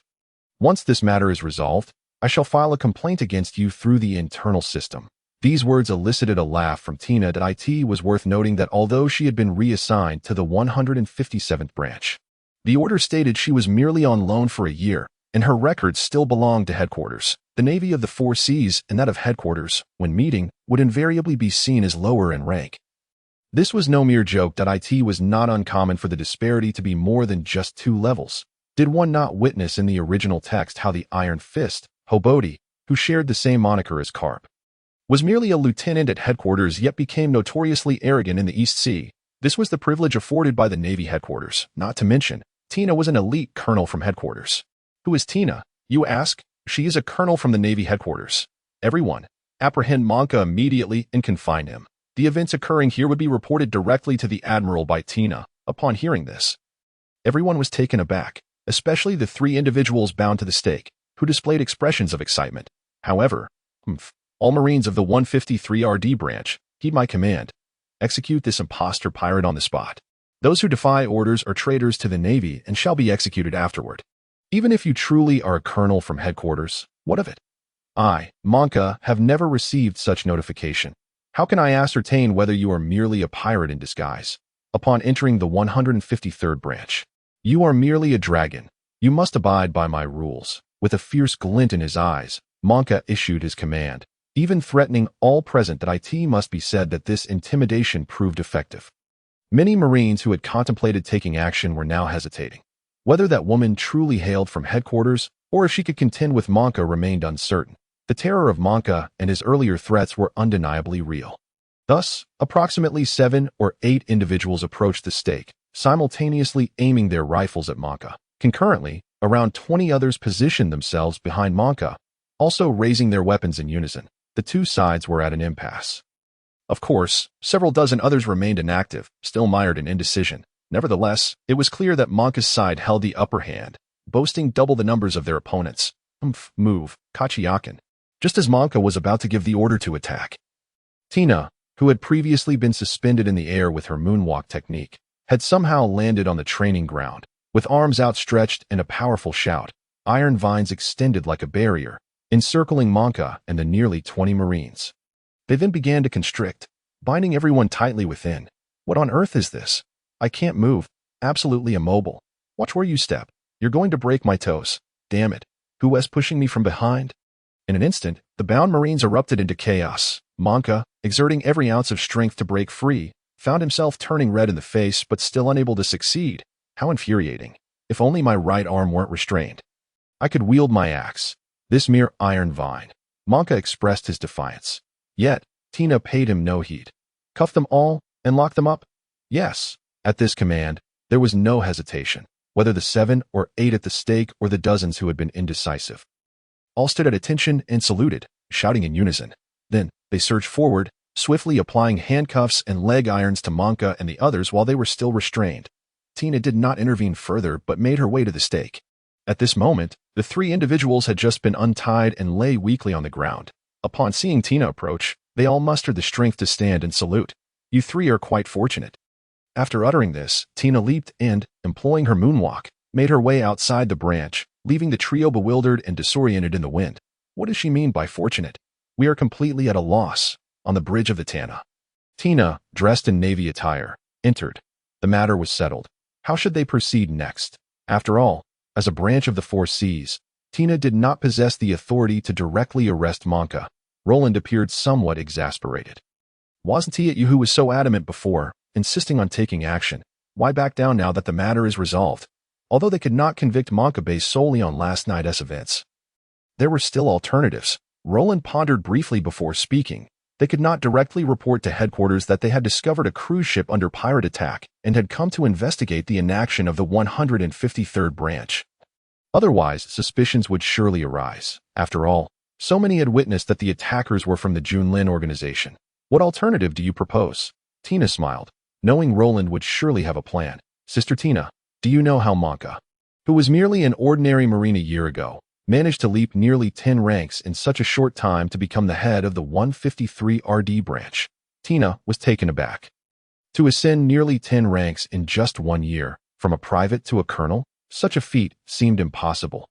Even in the East Sea, known as the weakest sea, Roland chuckled, then recounted the events surrounding Monka's capture of Kuro in full detail.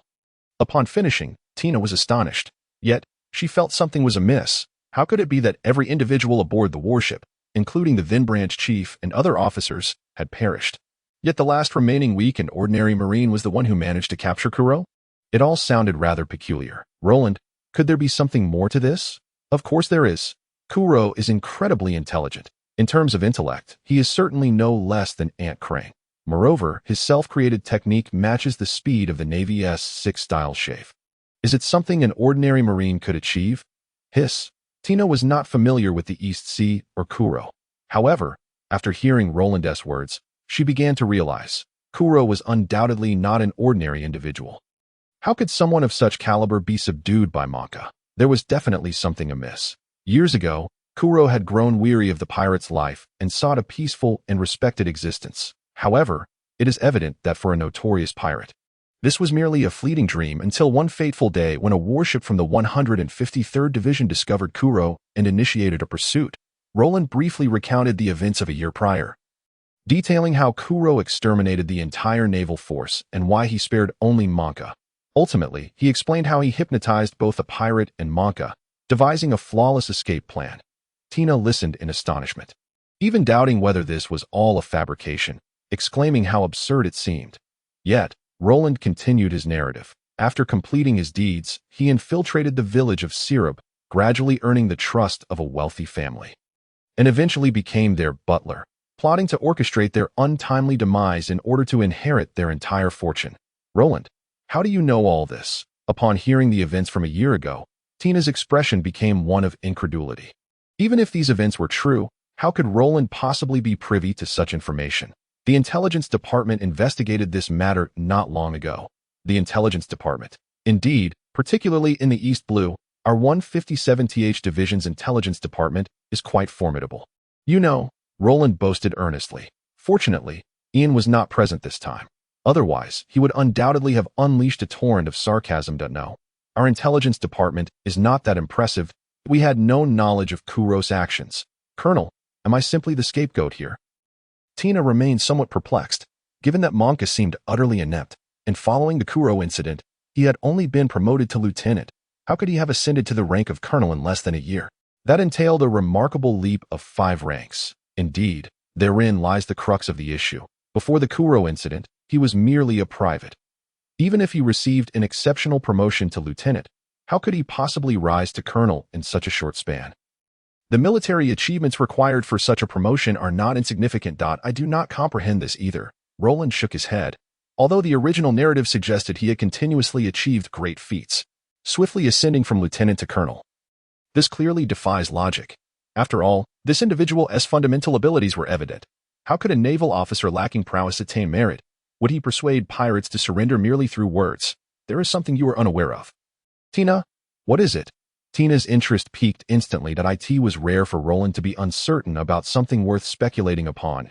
If I were Kuro, and Syrup village fell under the jurisdiction of the 153rd Division, combined with Zhang Yao's hypnosis techniques, trust me, I would thoroughly exploit Monka's value. On one hand, I would ensure Zhang Yao instilled in him the ambition to grow stronger and vie for the position of head of the 153rd Division, while on the other hand, I would implant the suggestion that he could completely dominate the 153 RD Division, positioning himself as its king. In such a case, even if my plans encountered obstacles in the future, I could threaten Monka with incriminating evidence to ensure his compliance. After all, Kuro himself is Monka's greatest leverage, isn't he? Tina gasped in shock. Thank goodness. Thank goodness this fellow is a naval officer. But if what Roland suggests is true, Kuro may indeed be plotting such a scheme. It appears that the more intelligent a person is, the more sinister their heart. I understand now. I will manage the subsequent matters that I asked for the 3 individuals you requested. They are currently tending to their wounds within the 153 RD Division. Shall we first visit Syrup village and then bring them over upon our return? Upon hearing Tina's suggestion, Roland nodded in agreement, not opposing the idea. In the Grand Line, at the Marine headquarters, Marine Ford, within the office of the Marshal. Knock, knock, knock. Come in, Marshal.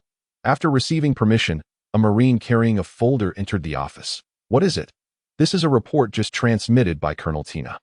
It was originally meant for Vice Admiral Wall, but given that he has been relieved of duty. Very well, place it on my desk. Yes, Sengoku. The Marine saluted before stepping forward, placing the document down and departing. Tina had gone to the 157th Division. What could possibly go wrong? After the Marine left, Sengoku picked up the file and began to read it meticulously. After a few minutes, a resounding crash echoed from the office, startling the Marines outside. Inside, Sengoku was seething with fury. The situation regarding the 16th Division had yet to resolve, and now another incident had arisen within the 153 RD Division. Kuro, I remember that name. Crane once remarked that this individual was too clever and could pose a future threat to the Navy, suggesting that we dispatch someone from headquarters to address him. Yet, he was apprehended by the Marines of the 153 RD Division at that moment. I thought Crane was exaggerating, but now it seems everyone has been deceived by him. With this thought, Sengoku picked up the Den Den Mushi. This is Sengoku. He immediately issued orders to Tina, granting her full authority over the Kuro matter, insisting on seeing him alive or dead. Furthermore, since Garp had returned to the East Blue for a vacation, instruct him to stop by the 153rd Division on his way back to retrieve Monka. Grabbing the phone, Sengoku did not allow the other party a moment to respond, delivering his commands swiftly before hanging up. At Syrup Village, by the shore, Kuro, donned in a black butler's outfit, raised his right hand, instinctively adjusting his glasses at the wrist. It had been over half a year since he eliminated Kaya's parents. Were it not for the suspicious circumstances surrounding the deaths of the 3 family members within a year, he would have a myriad of methods to ensure Kaya's demise without a trace. However, to be prudent, it would be better to wait an additional 2 to 3 years before taking action. As for the situation with the 153 RD Division, the initial plan had proceeded smoothly, and now, all that remained was for Monka to exert absolute control over everyone through sheer terror. Only then would his grand design come to fruition. That a tranquil yet esteemed life was beckoning him. Kaya. At that moment, a female voice called from behind. Judging by the tone, the girl seemed physically weak, lacking vigor. Kuro slowly turned around, and the cold demeanor he had just exhibited vanished, replaced by a warm expression. "Miss, your health is frail. How could you come here?" "Kuro, here." Approaching Kuro, Kaya revealed her hands from behind her back, presenting a beautifully wrapped gift box. "Miss, this. Did you forget? Today is your birthday." "My birthday?" Kuro's eyes glistened with moisture. "Come, let us hurry back. I had Mary prepare a birthday dinner." Cough, cough, cough. As Kaya spoke, she was suddenly seized by a violent coughing fit. Kuro quickly hoisted her onto his back and made his way into the village. Yet, at that moment, Kaya could not see Kuro's earlier expression of concern, which had now contorted into something sinister. Within the villa, Mary, witnessing Kaya's pale face as Kuro carried her back, was filled with alarm. She rushed to assist, helping Kuro lay Kaya down on the bed. "Mary, how could you allow the miss to venture out alone? Do you not realize how perilous this is?" "Apologies, Clabatel. It is entirely my fault."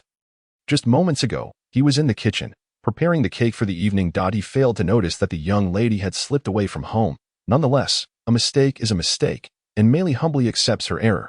It is incumbent upon us to be more vigilant in the future, as the young lady's health cannot withstand any strain and requires prolonged rest. "I understand." As Kuro conversed with Meili, Usopp was engaged in a game of make-believe with 3 little ones along the shore, playing what they referred to as the Usopp Pirate Crew game. "Remember, from today onward, you shall address me as Captain. Do you understand?" "Whoa." At this moment, the events transpired 2 years earlier than those depicted in the original tale. The children were blissfully unaware, merely indulging in their innocent game of make-believe. Regardless, the 3 little ones were thoroughly enjoying themselves until one of the children raised a hand and pointed in a certain direction. "Captain, the Navy is coming." Such commitment to the role. Usopp paused momentarily upon hearing the words of the child. Yet, he swiftly dismissed any lingering thoughts and shouted out loud, "What is there to fear? We have an army of 8,000 under our command. We need not fear a mere handful of navy." As he spoke, Usopp turned to follow the direction indicated by the child. Before he could finish his declaration, he found himself frozen in place. There, on the beach, 3 peculiar small boats, not of wood, had surged forth, each carrying approximately 10 sailors. Among them, 2 were clad in the Navy's justice coats. Although Usopp had not yet reached the age of 17 as in the original narrative, he was already 15 and well acquainted with the Navy. That he naturally understood that those adorned in such cloaks were high-ranking officers. However, in the East Blue, even a major was indeed a significant figure. Without hesitation, he turned and fled towards the village. "You all stay hidden. I shall go raise the alarm." Upon hearing this, the 3 little ones gazed at Usopp's retreating figure, each tilting their heads in confusion. "Why does the captain want us to hide?" "I don't know. Aren't he the Navy the good guys? That's what my parents always say. Mine say the same." Usopp ran at full speed. Finally returning to Syrup Village 3 minutes later, he opened his mouth to shout, "Pirates are coming. No, the Navy is here. The Navy is here." However, was this lad merely altering his script due to our recent lack of response? But that couldn't be right. Even if he was changing lines, what was this nonsense about the Navy arriving? Perhaps we should react somehow. Otherwise, this lad could keep shouting indefinitely. That makes sense, but what should our reaction be to the Navy's arrival? Upon uttering these words, several villagers were left dumbfounded. If Usopp had cried out that pirates were coming, they could have pretended to retreat to their homes and shut all the windows. But with the Navy, how should they respond? Truly, they were at a loss. Meanwhile, in the heart of Syrup Village, within a luxurious villa, Kuro instinctively adjusted his glasses with a flick of his wrist. The Navy is coming? He and T heard of the 153rd unit scheduled for inspection today. Could it be yet another of that boy's pranks? But that didn't T add up. If it were a prank, why would he announce the Navy's arrival? Kuro found himself perplexed. However, to err on the side of caution, he prepared himself fully. He retrieved a long suitcase from beneath his bed. Roland and Tina walked ahead, followed closely by 30 Navy soldiers, all of whom had donned their Navy uniforms. Before long, they entered Syrup Village. Leaving the villagers utterly astonished, it seemed that Usopp had not played a prank this time. To the two Navy commanders, "I am the mayor of Syrup Village. What brings you here?" The mayor, appearing to be around 50 years old, approached shortly after Roland and the others entered the village, speaking cautiously, clearly intimidated by the presence of the Navy. This was not a good sign. After all, Roland had grown up under the red flag, where soldiers were always considered the most beloved of people. How could there be fear? "Mayor, may I inquire as to where the Kaya residence is located?" "Kaya, she is a good child. She would never." "Do not worry. We are not here to apprehend anyone. If anything, we are here to assist her," Roland interjected, calming the mayor somewhat. "Please, follow me." Roland left a group of soldiers to guard the village entrance and led the others behind the mayor into the interior. Approximately 6 or 7 minutes later, they arrived at the center of the village, where a villa came into view. Knocking on the gate of the outer wall, the mayor soon had the door opened by a man dressed in black butler attire, adorned with a horn decoration. "Melee, these Navy officers say they have business with Miss Kaya," the mayor announced directly. Melee approached to open the gate, her face a mask of confusion. "May I ask what brings you to seek our young lady?" "Roland, is that him?" Before Roland could respond, Tina's voice rang out. She looked up at the second-floor window, where a bespectacled man was peering down. Roland, having read the original tale, immediately recognized the individual. Who but Kuro could it be? He quickly focused his observation haki and confirmed that there were indeed 2 other individuals in the villa. Aside from Kuro, there was certainly one more on the 3rd floor. Undoubtedly Kaya. Leave the one above to you. I will ensure the safety of that young lady on the 3rd floor. All right. Tina nodded, and in an instant, the two vanished from sight. Almost simultaneously, the sound of shattering glass echoed through the air. It was only then that everyone reacted, looking up to see the windows of the 2nd and 3rd floors had exploded outward, with violent crashing noises emanating from the 2nd floor. Meanwhile, the 20 or so Navy soldiers outside swiftly dispersed, each assuming a combat stance despite lacking the Rod 15-18 rifles. This scene left Melee and the mayor utterly speechless. On the 3rd floor of the villa, Roland sat beside Kaya's bed. "Who are you? Where are Clabatel and Melee?" Kaya was somewhat flustered but managed to maintain her composure. Even at just 15, she proved to be a remarkably strong girl. "Do not worry. It will all be over soon." Roland reassured her, ruffling Kaya's hair. He then stood up, retrieving the black jackal and pointing it toward the ground, activating his observation haki. The next moment, bang! On the 2nd floor, Kuro felt cold sweat trickle down his forehead. Just a few exchanges had already confirmed that this woman was exceedingly dangerous, especially with that bizarre ability. Had he not been swift enough, a misstep could have led to dire consequences. This must surely be the power of a devil fruit. He mused. Kuro is no ordinary character. According to the original text, prior to his famed death escape, he was relentlessly pursued by the world government, bounty hunters, and the Navy. Each day, he faced assassination attempts from agents of the world government, as well as encirclement by the Navy and bounty hunters. Yet, despite these relentless efforts, no one could truly harm him for a considerable time. Besides his exceptional intelligence, his strength was equally formidable as for being defeated by Luffy. If one were to pinpoint a reason, it could only be attributed to the demands of the narrative. After all, Oda himself declared that Kuro's IQ ranks just below that of Beckman, and his self-created technique, Shakashur, rivals the speed of the 6 forms. Could such a person truly have been vanquished by the Luffy of that time? Clearly, apart from the necessity of plot-driven events, no other explanation suffices. Consequently, following their confrontation, Tina astonishingly failed to achieve a swift victory, resulting in a stalemate between them. It is worth noting that Kuro possesses the Kankank fruit, which grants him remarkable speed. The activation of the Kankank fruit requires time. And to fully restrain an opponent, even more time is needed.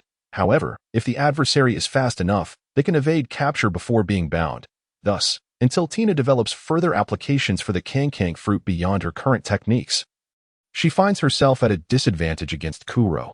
She can only rely on her physical prowess to exert pressure on him. Therefore, while it may appear as a draw, the circumstances are somewhat unfavorable for Kuro. After all, his self-created Shakashur cannot be effectively executed in such confined quarters. The only technique he previously employed was the basic silent step.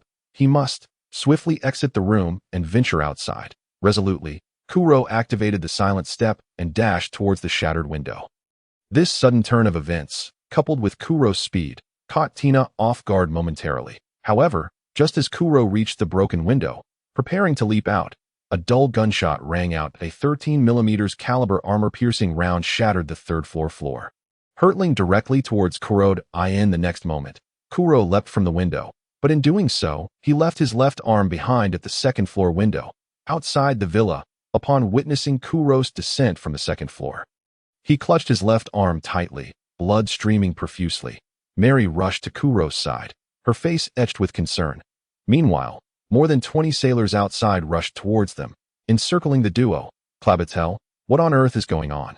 Captain of the Black Pirate crew, Kuro, with a bounty of 16 million berries, had faked his death a year ago to arrive at Syrup Village, where he killed Kaya's parents and disguised it as a natural death.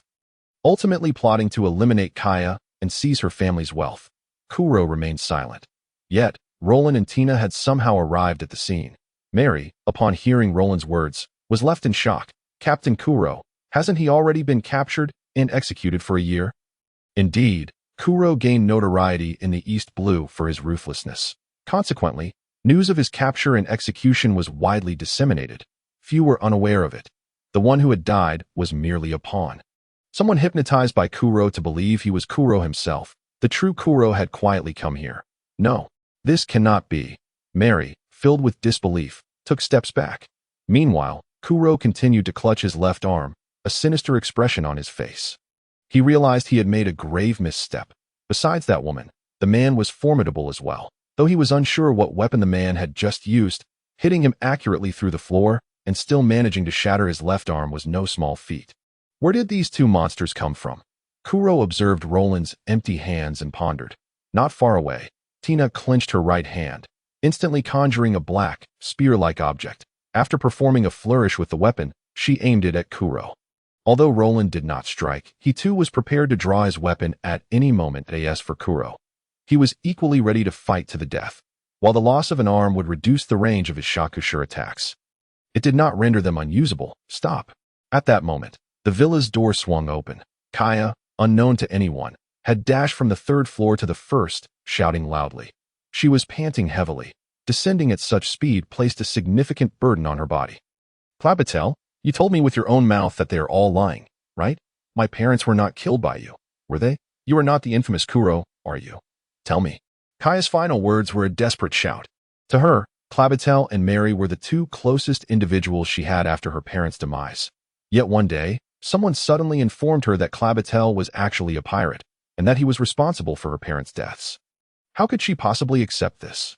Moreover, if forced to choose between trusting Clabatel and this stranger Roland, she would undoubtedly choose Clabatel. As long as Clabatel would utter a single word confirming that the sailors' claims were false, that they were lies, it would be enough. However, Kaya did not receive the answer she so earnestly sought. Kuro suddenly let out a cold laugh. Kaya, why are you still so naive? Indeed, I am the infamous Kuro. And my arrival here, just as they said, is to escape my pirate identity and plot to seize your family's wealth so that I may live peacefully and be respected. Boom. Kuro's words struck Kaya's mind like a thunderclap. Reverberating within her, how is this possible? There is nothing impossible about it. Shakashur. Kuro's figure vanished in an instant. Scatter. A Shaka form stood before Kaya, while Tina executed the same maneuver to protect Mary. The remaining sailors quickly dispersed. Kuro's Shakashur technique was indeed a source of frustration for Roland. The silent step was manageable, as it was a controlled technique easily perceived by observation haki. However, the Shakashur, it was exceedingly difficult to detect. This technique operates entirely uncontrolled and even Kuro himself does not know whom he is attacking. Yet, just as Kuro's speed could counter the Kankank fruit, the reverse was also true. The Kankank fruit could completely counter Kuro's Shakashur. Tina, sister. Tina understood. Kakaho Kankai. A massive iron fence-like barrier was unleashed, unlike her usual method of retracting it. This time, it was firmly planted into the ground, enclosing the entire front yard. In the next moment, Kuro collided violently with this iron fence, forced to a halt. Previously, Roland had advised Tina that the best way to confront Kuro in open areas was to create obstacles. Once his Shakashur is activated, not even he can control it, let alone navigate around barriers. Tina's Kankank fruit was truly fitting for this purpose. First, she encircled the area with the Kakahu Kankai, then created sturdy iron bars to fill the space within. In doing so, she effectively sealed Kuro's Shakashur technique. This moment, Tina was executing precisely that. After completing the first step, she quickly leaped into the air, continuously conjuring thick iron bars resembling wooden stakes, crashing them downwards. Soon, dozens of iron bars had been erected within the enclosure created by the Kakaho Kankai. Kuro found his face darkening. This is simply disgusting, isn't it? I surrender. With his remaining arm raised, Klo resolutely surrendered. His greatest advantage lay in his intelligence, which concurrently constituted his value. Indeed, a tremendous value. Thus, as long as he capitulated and submitted, while the Navy might hesitate, the world government would undoubtedly spare his life. In contrast, the two individuals before him, the woman possessed the powers of a devil fruit, capable of countering his most formidable techniques, while the man remained shrouded in mystery. Klo had yet to comprehend how his arm had been severed. In this state, the prospect of escaping from these two was virtually non-existent. Given this, the only viable option left was to surrender. One could argue that Klo's reasoning was sound. After all, he was deemed the second smartest individual after Beckman, as stated by Oda. Should he truly be willing to serve the world government, the Gorosei would certainly not refuse him. Yet, regrettably, it was Roland who had captured him. To send an exceptionally intelligent person to the world government, that was preposterous. Capture him. Yes, Colonel, with a wave of Roland's hand. The Marines surged forward. Klo offered no resistance, allowing them to affix handcuffs and leg irons upon him. Today, you have captured me, but tomorrow you shall stand before me, saluting. Ha! Bound and restrained, Klo felt no concern. He even erupted into laughter. However, in the next moment, his laughter was silenced. That so execution on the spot.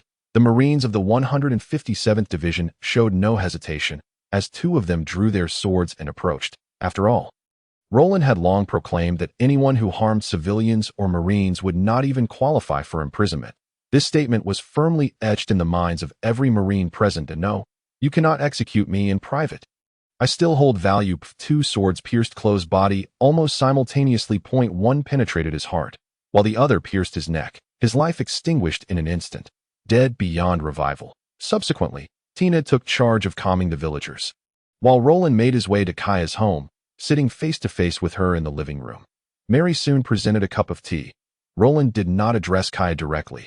Instead, he inquired, Mary, I heard that your dream is to design a ship with your own hands? Mary was taken aback. It was true that she dreamed of designing a ship, yet her primary role was that of Kaya's caretaker, which rendered her progress exceedingly slow, leaving her uncertain of when she could achieve her ambition. How could this Marine colonel possibly know such personal details? Mary, is this true? Even Kaya lifted her head, a hint of curiosity gracing her features. Yes, I do have such a dream, but unfortunately, I have never received formal training in ship design.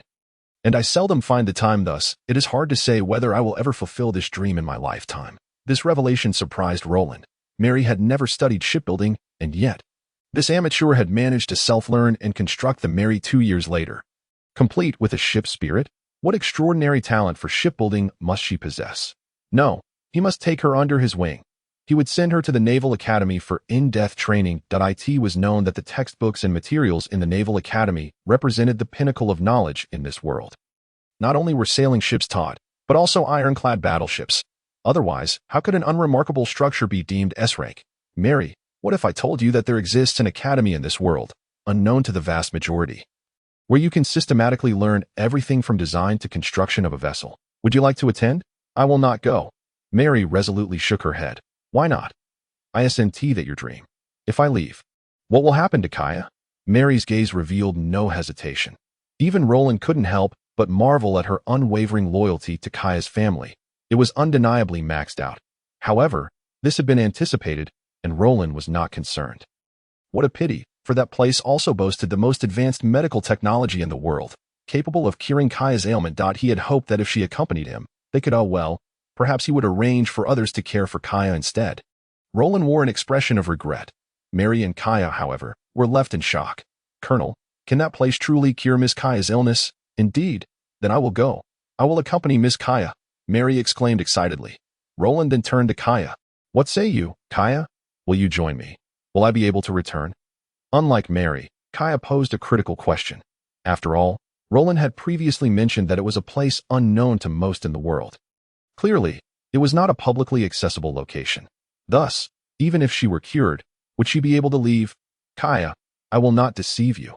You will be unable to leave at will for a period ranging from 1 to 5 years. However, just as Mary will learn shipbuilding, there are hundreds of subjects there, all offering the finest knowledge this world has to offer.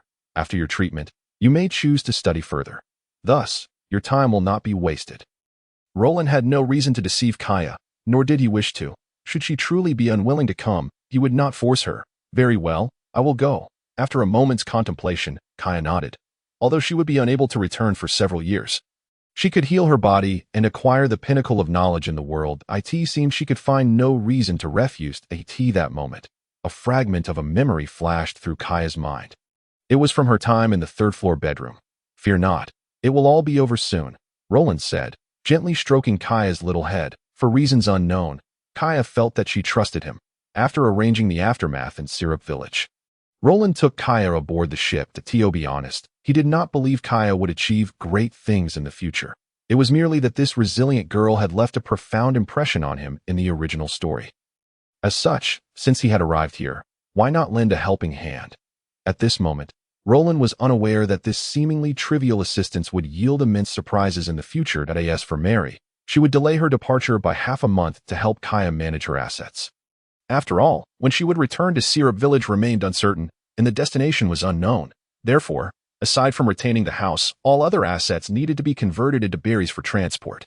Who knew if Roland would require funds for living expenses? Of course, once they reached the 157th division, there would be housing and food available. There would be no need for expenditure. Yet Roland did not elaborate, as taking the assets was preferable. Otherwise, they would be left unattended here. And who could say if they would still exist years later? Thus, he arranged for the intelligence department to take over in half a month and then send them to Rhode Island. After all, the S-rank Super Naval Academy would not be operational for nearly 20 days, would it? Even if they went now, there would be no opportunity to start learning in Roland's room aboard the Tana. The phone snail suddenly rang. This made Roland marvel at how sometimes phone snails truly represented super high technology. Despite the Tana operating 500 meters underwater, it posed no hindrance to communication between the two phone snail groups.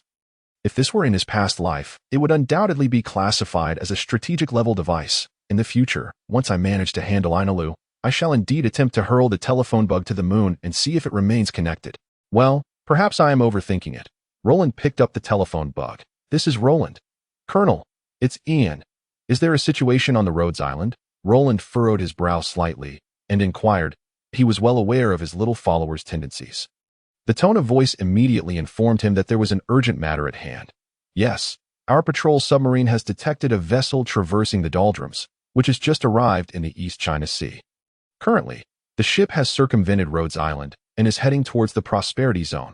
Based on our tracking and observations, we have preliminarily determined that this is a human trafficking vessel. Human traffickers, are they from the Grand Line? Continue the pursuit and simultaneously activate the intelligence network that I want to know whether this ship is here to buy or sell, as well as its identity. Understood. Roland set down the phone that he lightly tapped the wall-mounted touchscreen a few times. Soon, the image of Tina appeared. Sister Tina, immediately instruct Tana to halt. We are not returning for the time being. Is something wrong? Tina frowned. Yes, a human trafficking vessel has just crossed the doldrums and arrived in the East China Sea. Currently, the second submarine from our branch is tracking it, and Ian is also investigating their background. Roland, be cautious when dealing with human traffickers from the Grand Line. After all, there are only a handful of them. And they are not individuals we can handle at the moment, Tina advised. What is the outlook for Branch 157? The future is undoubtedly promising, potentially strong enough to rival the world government.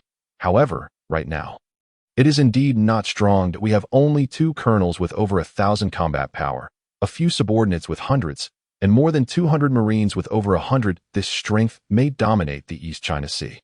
But in the Grand Line, it is woefully insufficient. Given her extensive experience executing missions in the Grand Line, Tina was well aware of the existing powers there. As for those engaged in human trafficking, it is likely that 80% of the market is controlled by the Shichibukai, Doflamingo, while the remaining 20% is either dominated by some underground tycoons or certain notorious pirates. In short, Branch 157 is currently unable to contend with any of them. Hence, Tina felt the need to counsel caution. There's no need to worry. We can act under the guise of authority and strike once they enter the prosperity zone. For a short time, no one will suspect us. Of course, we must first ensure that the intelligence department confirms their identity. If they possess formidable strength beyond our capabilities, I won't recklessly charge in. Roland shook his head. This reassured Tina considerably. Yet, she was unaware of a muttered thought in Roland's mind. Indeed, he would not recklessly seek death. However, with a calculated approach, there were still ways to eliminate the opposition. Thus, Tana halted her advance, waiting for news from IAN.AS for the human trafficker's vessel. There was no rush. After all, a typical sailing ship would take at least 10 days to travel from Rhodes Island to the Prosperity Zone. Once the intelligence department mobilized, their efficiency would be remarkably swift. Within just 3 days, Ian had thoroughly investigated the situation and reported back. In Tana's tactical conference room, Roland initiated a telephone conference. What, you wonder how one conducts a telephone conference in the pirate world? It's simple, just dial a telephone bug and leave it to the side. Incidentally, Roland had previously attempted this, and it was quite amusing.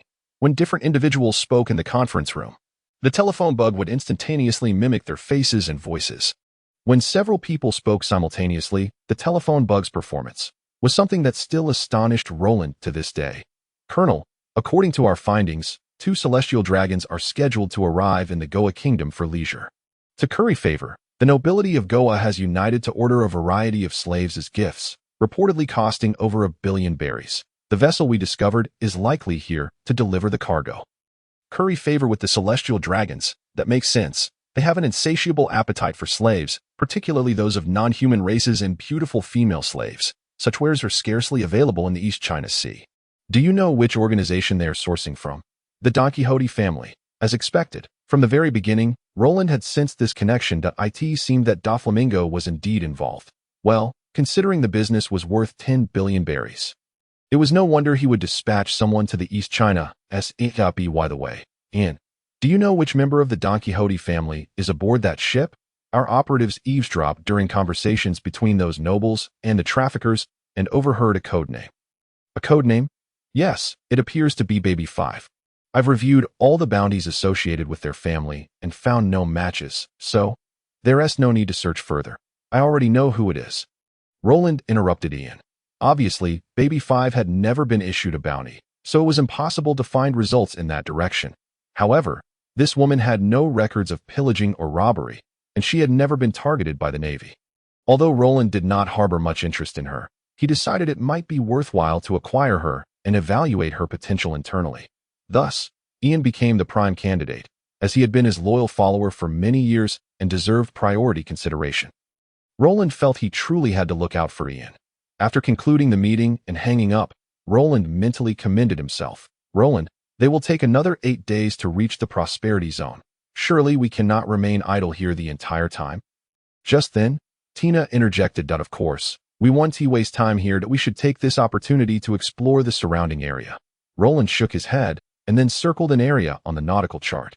What is located here? The intelligence department previously submitted a report, but the exact location had not been confirmed. This time, we might as well check it out. Perhaps we will uncover something. You need to explain it more clearly to Tina.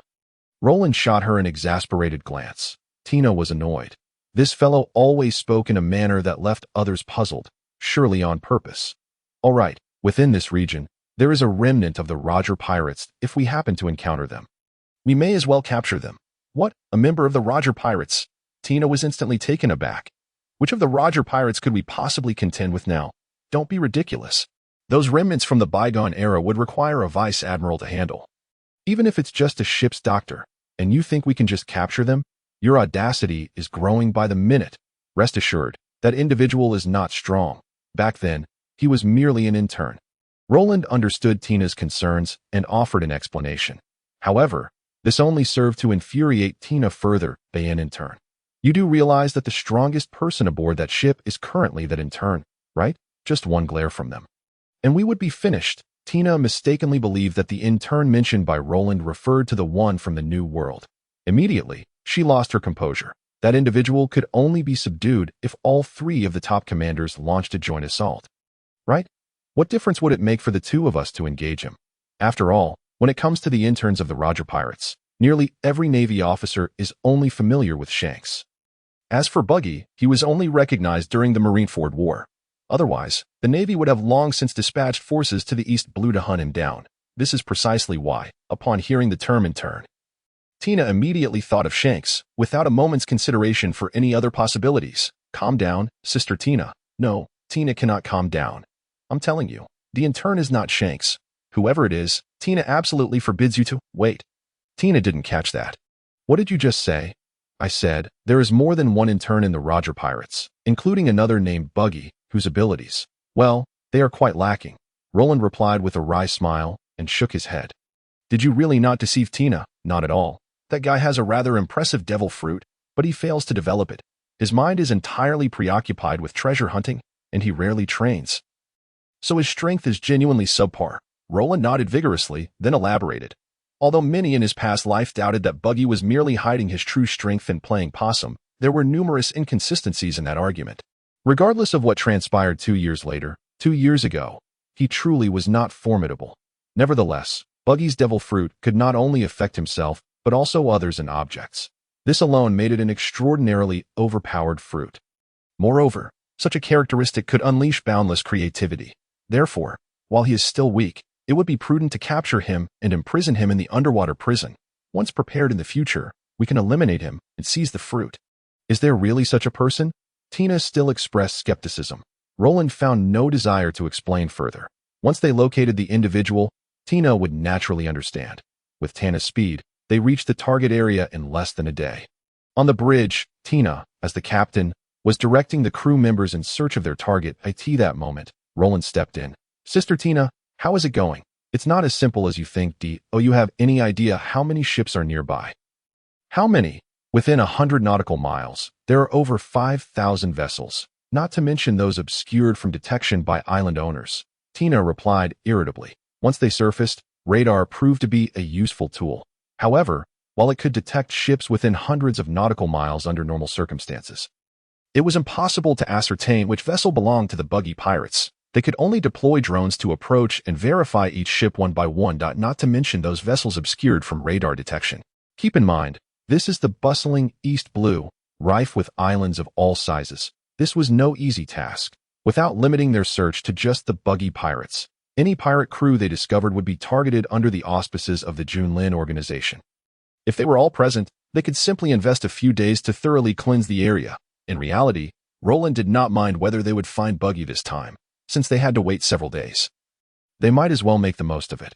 Even if Buggy was not located, they could use this time to eradicate all the pirates in the vicinity. Consequently, calamity befell the pirates in this maritime region. The members of Junlin boasted a minimum of 100 combat power, far beyond what these East Blue pirates could withstand. Even the occasional pirate with a bounty in the millions posed no threat to Tina. Even Nami was busily engaged. After all, every time they eliminated a pirate crew, someone had to tally the bounty and treasures aboard their ships, right? Nami, unyielding, readily accepted this responsibility. Even if it meant being so busy, she had no time to sleep. She voiced no complaints. Roland couldn't help but marvel at Nami's dedication. Until one day, when he attempted to persuade Nami to rest while she was in the supply warehouse, she shooed him away as if he were a thief. On the second day of Roland and Tina's pirate sweep, a sailboat over 100 meters long slowly docked at the military port of the 153 RD Division. Garp descended the gangway while picking his nose. Vice Admiral, close to 100 sailors immediately stood at attention, collectively shouting loudly. That was Vice Admiral Garp, the naval hero who had ventured from the East Blue and personally captured the Pirate King. Roger. The sailors of the 153rd Division trembled with excitement. Where are the others? Damn Sengoku. I finally managed to take a break to visit my grandson, and you immediately assign me tasks. What do you mean on the way? Taking that detour costs me at least 3 days of leave. Garp grumbled inwardly, then inquired. Before long, under the escort of several sailors, Monka was brought forward, shackled, and even gagged. Is it really necessary to restrain him like this? Vice Admiral, Monka is extremely dangerous if we're not careful. Enough. Remove the excess restraints. Just leave the handcuffs. Okay. The sailors of the 153rd Division hesitated at first, but then thought about it. This was Vice Admiral Garp, who had defeated even the Pirate King Roger. How could he be outmatched by a mere Monka? They complied with Garp's orders. Vice Admiral Garp. Vice Admiral Garp. After settling everything, the sailors prepared to report to Garp. However, after calling several times with no response, they took a closer look to their astonishment. Vice Admiral Garp had fallen asleep. All the sailors wore expressions of bewilderment. No one noticed that Monka, now relieved of most of his restraints, was glaring with ferocity, his arms bulging with veins. Monka, the Axe Emperor, would rise to fame today. As someone who had been hypnotized, Monka felt no fear of Garp. Seeing Garp asleep, he seized the opportunity to exert himself. Whether the handcuffs were of poor quality or for some other reason, he actually broke free. He lunged forward, swinging his axe down. In an instant, bright red blood spattered, and the naval hero Garp collapsed. This scene left all the sailors present in shock, rendering them unable to react for some time. When someone finally regained their senses, they saw Monka leap into the sea with a splash. Dozens of armed sailors rushed to the spot where Monka had jumped, frantically firing at the surface of the water. If Roland were to witness this scene, he would likely mock their lack of common sense. In short, after a flurry of chaos and gunfire, everyone was left somewhat at a loss. Vice Admiral Garp had been cut down, his life hanging in the balance, and Monka had escaped. How were they to report this to headquarters? Meanwhile, at the gangway of the military ship, 2 medics were sweating profusely as they prepared bandages to tend to Garp. However, just as the sailors began to regain their composure, they were once again thrown into disarray. Their disbelief, the seemingly lifeless Garp suddenly sat up. Huh, did I accidentally fall asleep again? My apologies. I've been sleep-deprived lately. By the way, did any of you draw red graffiti on me while I was sleeping? Indeed. What has become of the individuals that the warring states requested me to escort? How is it that they have not yet arrived? At that moment, every jaw in the vicinity dropped to the ground in unison. Should we indeed commend him as a hero of the Navy? From a certain perspective, it is undeniably impressive. The crowd could not help but internally scoff. At this juncture, none were aware that, shortly thereafter, this scene would be perceived as increasingly absurd. Ultimately, the long-missing Monka would be dubbed the Axe Emperor Monka by others. Even Morgan himself had penned a piece of gossip, comparing the Axe Emperor Monka to the 4 emperors, referring to him as the hidden 5th emperor of the seas. There were even whispers suggesting he was the foremost among the 5 emperors. After all, who among the other 4 sea emperors could boast of toppling Garp with but a single strike? The incident at the 153rd branch was unknown to Roland. At this moment, they were tirelessly sweeping through the pirate-infested waters. On the Tana's bridge, Tina was utterly perplexed. What manner of pirates are these from the East Sea? The fitness pirate crew, the dance pirate crew, and what was that one called? The lazy pirate crew. Each one more bizarre than the last. Tina found herself at a loss. While the Grand Line also harbors its share of eccentric pirate crews, they pale in comparison to those she had encountered over the past 3 days. It seemed that many of them were not genuinely aspiring to be pirates. They merely concocted whimsical names and set sail with a pirate flag for mere amusement. It is no wonder that the East Sea Navy is so ineffective. While the number of pirates is so high, yet the entire prosperous region remains one of the wealthiest coffers of the world government. Is this how it is? Speaking of which, Roland also felt somewhat exasperated. When one considers the matter, aside from those notorious pirate crews with bounties on their heads, there are indeed quite a few that fit this description that in the eyes of many, a man ought to venture to sea upon reaching adulthood. And piracy symbolizes freedom. This mindset is particularly prevalent in the East Sea. Hence, various such peculiar pirate crews have come into existence. Take the fitness pirate crew, for example. After capturing some individuals, they conducted a brief interrogation. It turned out they were merely a group of fitness instructors, occasionally donning the title of the fitness pirate crew. Setting sail for a few days for leisure activities like fishing.it is indeed quite absurd.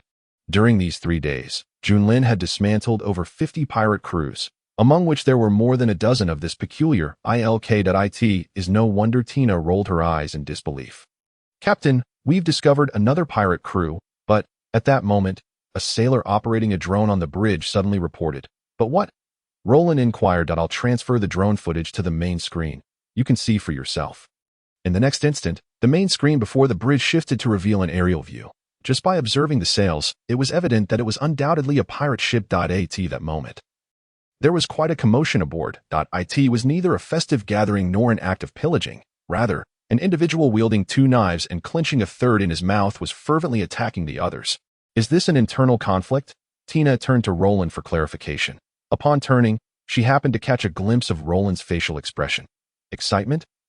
No, it was exhilaration. Was this fellow truly so thrilled by witnessing a pirate infighting? Tina was utterly baffled. Indeed, as Tina had surmised, Roland was currently experiencing a surge of excitement, for he had recognized the identity of the swordsman wielding 3 blades, the pirate hunter, Roronoa Zoro, without a doubt. The man destined to become the world's greatest swordsman, adorned with the aura of a significant supporting character. Although Zoro was not the protagonist, he certainly was not a mere side character either. He was a major supporting character. Remember, he is indeed a major character. How could Roland possibly let such a talent slip away? No, he must ensure Zoro joins the 157th branch. If he agrees, splendid. If not, he will simply be rendered unconscious and taken back. Roland's heart burned with fervor. Tina, I shall personally attend to this. You all continue to assess the other vessels in this sea area. You? Is this individual truly that special? Indeed, he is not only not a pirate, but he will undoubtedly seize the position of Hawkeye in the future. Would you not consider that special? What?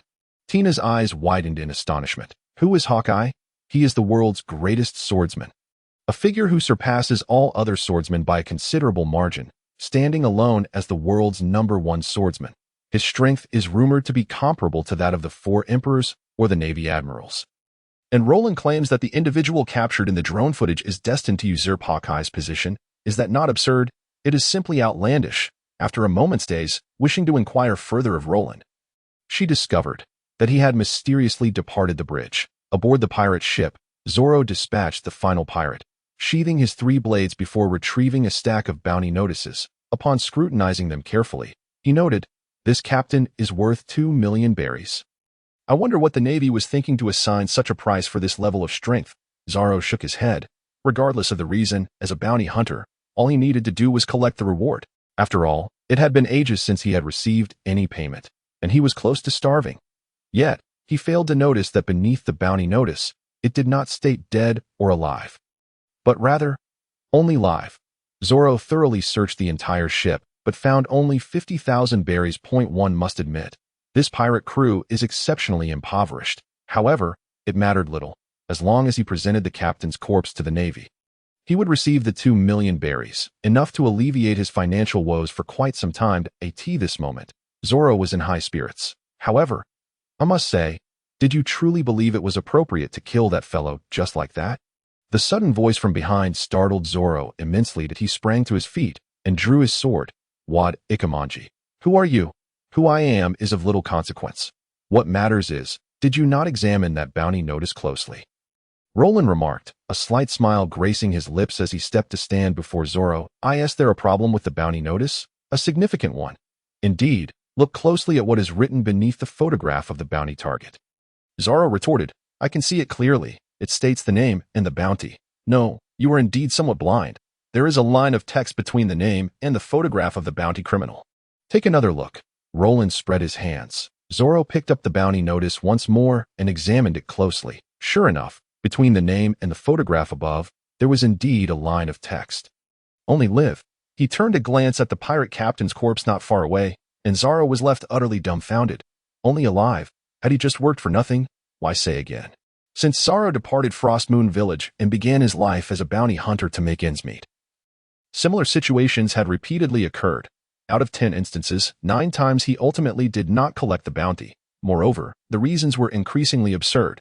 The most troublesome part was, even on the rare occasions when he did not encounter issues, the bounties he received were for paltry sums, such as 100,000 or 200,000, or even a few thousand berries on occasion. This fellow is truly ill-suited to be a bounty hunter. Who exactly are you? After a few seconds of despondency, Zoro regained his composure, pointing his Wadikamanji directly at Roland. This individual was undeniably peculiar, although they were out at sea and there were no other ships around. How on earth had he managed to board the vessel? Moreover, his attire bears a resemblance to that of the Navy, yet it is distinctly different, especially in terms of color, contrasting the Navy's white. His predominant hue is black. My name is Luolan, and I have come to recruit you. I have not heard of you. Are you a pirate? Zoro inquired, shaking his head. In this era, there are essentially three types of people on the seas: the Navy, pirates, and others. Since you are not a member of the Navy, it is only natural that you would be presumed to be a pirate. What faction I belong to is inconsequential. What matters is that I can swiftly usher you into the realm of swordsmen. Otherwise, at your current state, even after several years, you will merely remain a mediocre swordsman, incapable of becoming a true master. Furthermore, there are the three swords you possess, aside from the one named Wado Ikamanji. The other two are akin to refuse, and I can provide you with superior blades, even surpassing the legendary Supreme Grade 12 tools. Only then will you stand a chance to challenge and possibly defeat my hawk. Reclaiming the title of the world's greatest swordsman from him. Who exactly is he? How does he know so clearly what I wish to accomplish? Yet, it must be said that leaving Frost Moon Village for 2 years has seen me engaged in countless battles. Yet my pace of progress has slowed considerably, recently coming to a complete standstill. Could he truly possess a method to help me overcome my current dilemmas? If that is the case, then even if he is a pirate, I would not mind becoming one myself. It is important to note that Zoro does not hunt pirates out of any sense of justice, but rather, purely for the experience of combat and the opportunity to earn a living. Can you truly achieve all of this? Of course. Very well, I am willing to join, but you must fulfill at least a portion of your promises within a year. Otherwise, I shall depart. No problem, Luolan readily assented. Once the Super Navy Academy is established, Zoro will be sent there to study the way of the sword. Simultaneously, after the sword forging workshop is completed, several customized swords can be crafted specifically for Zoro. Although an S-level swordsmith is presently beyond reach, an A-level one is certainly attainable. Luolan firmly believes that with the construction of the system and its formidable architectural features, coupled with the skills of an A-level swordsmith, the resulting blades will be exceptional. By the way, what if I had refused earlier? If you had refused, I would have knocked you unconscious and carried you back.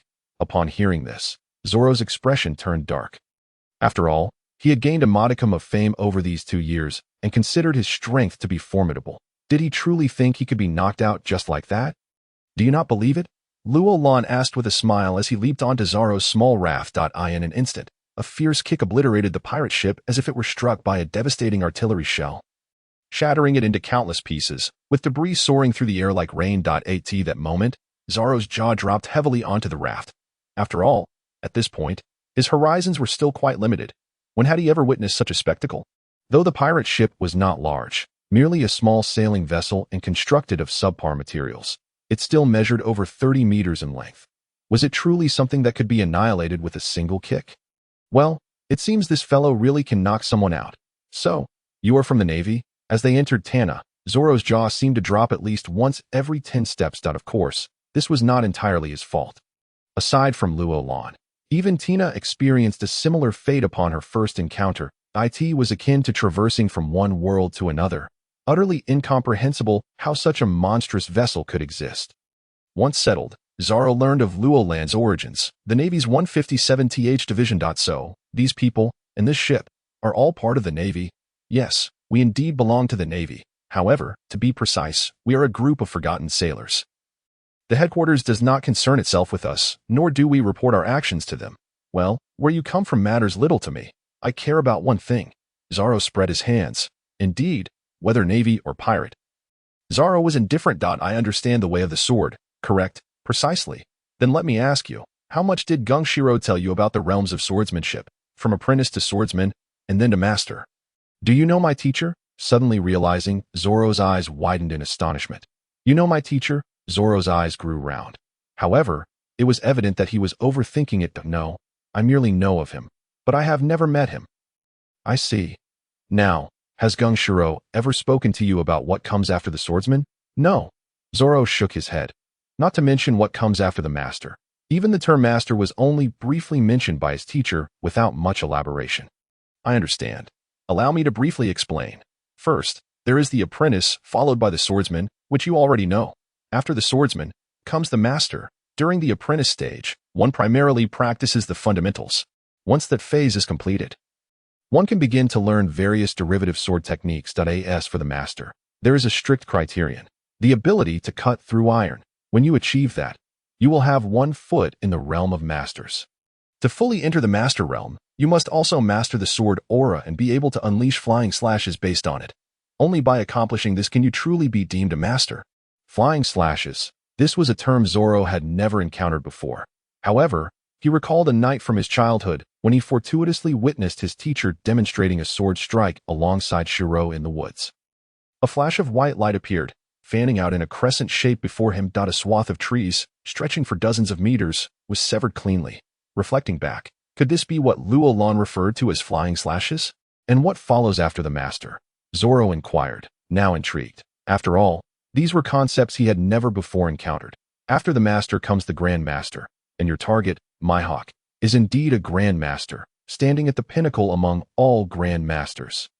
The distinction between a Grand Master and a Master involves sword intent. To illustrates simply, a Master's flying slash is merely a slash, while a Grand Master's flying slash not only has a more concentrated sword aura and greater power, but can also be manipulated more perfectly through sword intent, even allowing the sword aura to take shape. More specifically, when you join me, you will have opportunities to learn. After all, I am not a swordsman, so my knowledge is limited. There is more beyond the master? Good heavens, my eyes have truly been opened today. A Grand Master. I shall reach that level one day, and as for Mihawk's position, I shall undoubtedly seize it. Zoro silently vowed once more. Roland then rose and patted his shoulder before exiting the room. Regarding the way of the sword, Roland could only convey this much. Any further knowledge would only lead to confusion. It is better to wait until they return to the 157th Division and allow Zoro to further his education at the Super Navy Academy. The way of the sword and the way of martial arts, which is the strongest, Roland did not know, but he was certain of one thing. Whether swordsmanship or martial arts, they pale in comparison to the realm of firearms. A nuclear bomb dropped upon you would spell doom, regardless of whether you are one of the 4 emperors or him. It is as simple as that. Certainly, the creation of this entity, Roland, remains an unattainable venture for now. As for the possibility of its realization with the assistance of the system in the future, Roland remains equally uncertain. However, the absence of nuclear weapons does not imply that other conventional armaments are devoid of merit. On the contrary, there exists a plethora of formidable weaponry capable of vanquishing the strongest in the world of pirates. Days have slipped by, though the Buggy pirates have yet to be located. The pirates in that maritime expanse have undoubtedly met with misfortune, as they have been thoroughly purged. The flagship, Tana, of the 157th Division has once again reached the fringes of the prosperous district. Simultaneously, a medium-sized sailing vessel has ventured from the desolate seas into the thriving waters of the East Blue. On the bow of the ship, a woman, cigarette in mouth, leans against the railing. A gust of sea breeze sweeps by, revealing the troubled visage of Baby 5. Just before her departure, her fiancé met an untimely demise once more. Why say once more? Because this marks her 58th fiancé. Like the previous 57, he had proposed to her less than a day before falling victim to Don Quixote Doflamingo. This cannot stand. Upon her return, she must successfully assassinate Doflamingo. Baby 5 resolves firmly within her heart. At this moment, she remains unaware that a meticulously crafted net lies ahead, patiently waiting for her to stumble into it. Meanwhile, Tana has surfaced. The original launch platform is now brimming with sailors clad in black uniforms. Among them stands Ian. Ian, do you remember what I told you? Is the Colonel truly serious about this? Ian's expression betrays hesitation. What's the matter? You're reluctant to have a stunning leggy beauty for yourself. That's not what I mean. She is, after all, a pirate. Rest assured, you've seen the data. She has not committed any acts of arson, murder, or looting. Most importantly, when Baby 5 reached adulthood, Doflamingo had already become a warlord of the SEA. In other words, she has never clashed with the Navy. Roland elucidates. If she had indeed harmed civilians or Navy personnel, even if she were a beauty, Roland would show no mercy. This, too, signifies Baby Five's good fortune. During the time when Doflamingo opposed the Navy, Baby Five was merely a young girl.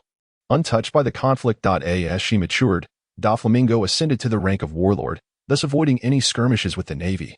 All right, but would it be too despicable to exploit her character flaws to win her over? Oh, for heaven's sake! Roland exclaims, covering his forehead with his hand, no longer inclined to dance around Ian's hesitation. But I'll ask you again. Do you want Baby Five to be your wife or not? If you do, follow my lead. If not, you can eliminate her later. You are being offered a beautiful wife, yet you hesitate. In the next moment, Ian's expression becomes somewhat bashful. Colonel, you've stated she hasn't harmed civilians or Navy personnel. Wouldn't it be inappropriate to just eliminate her?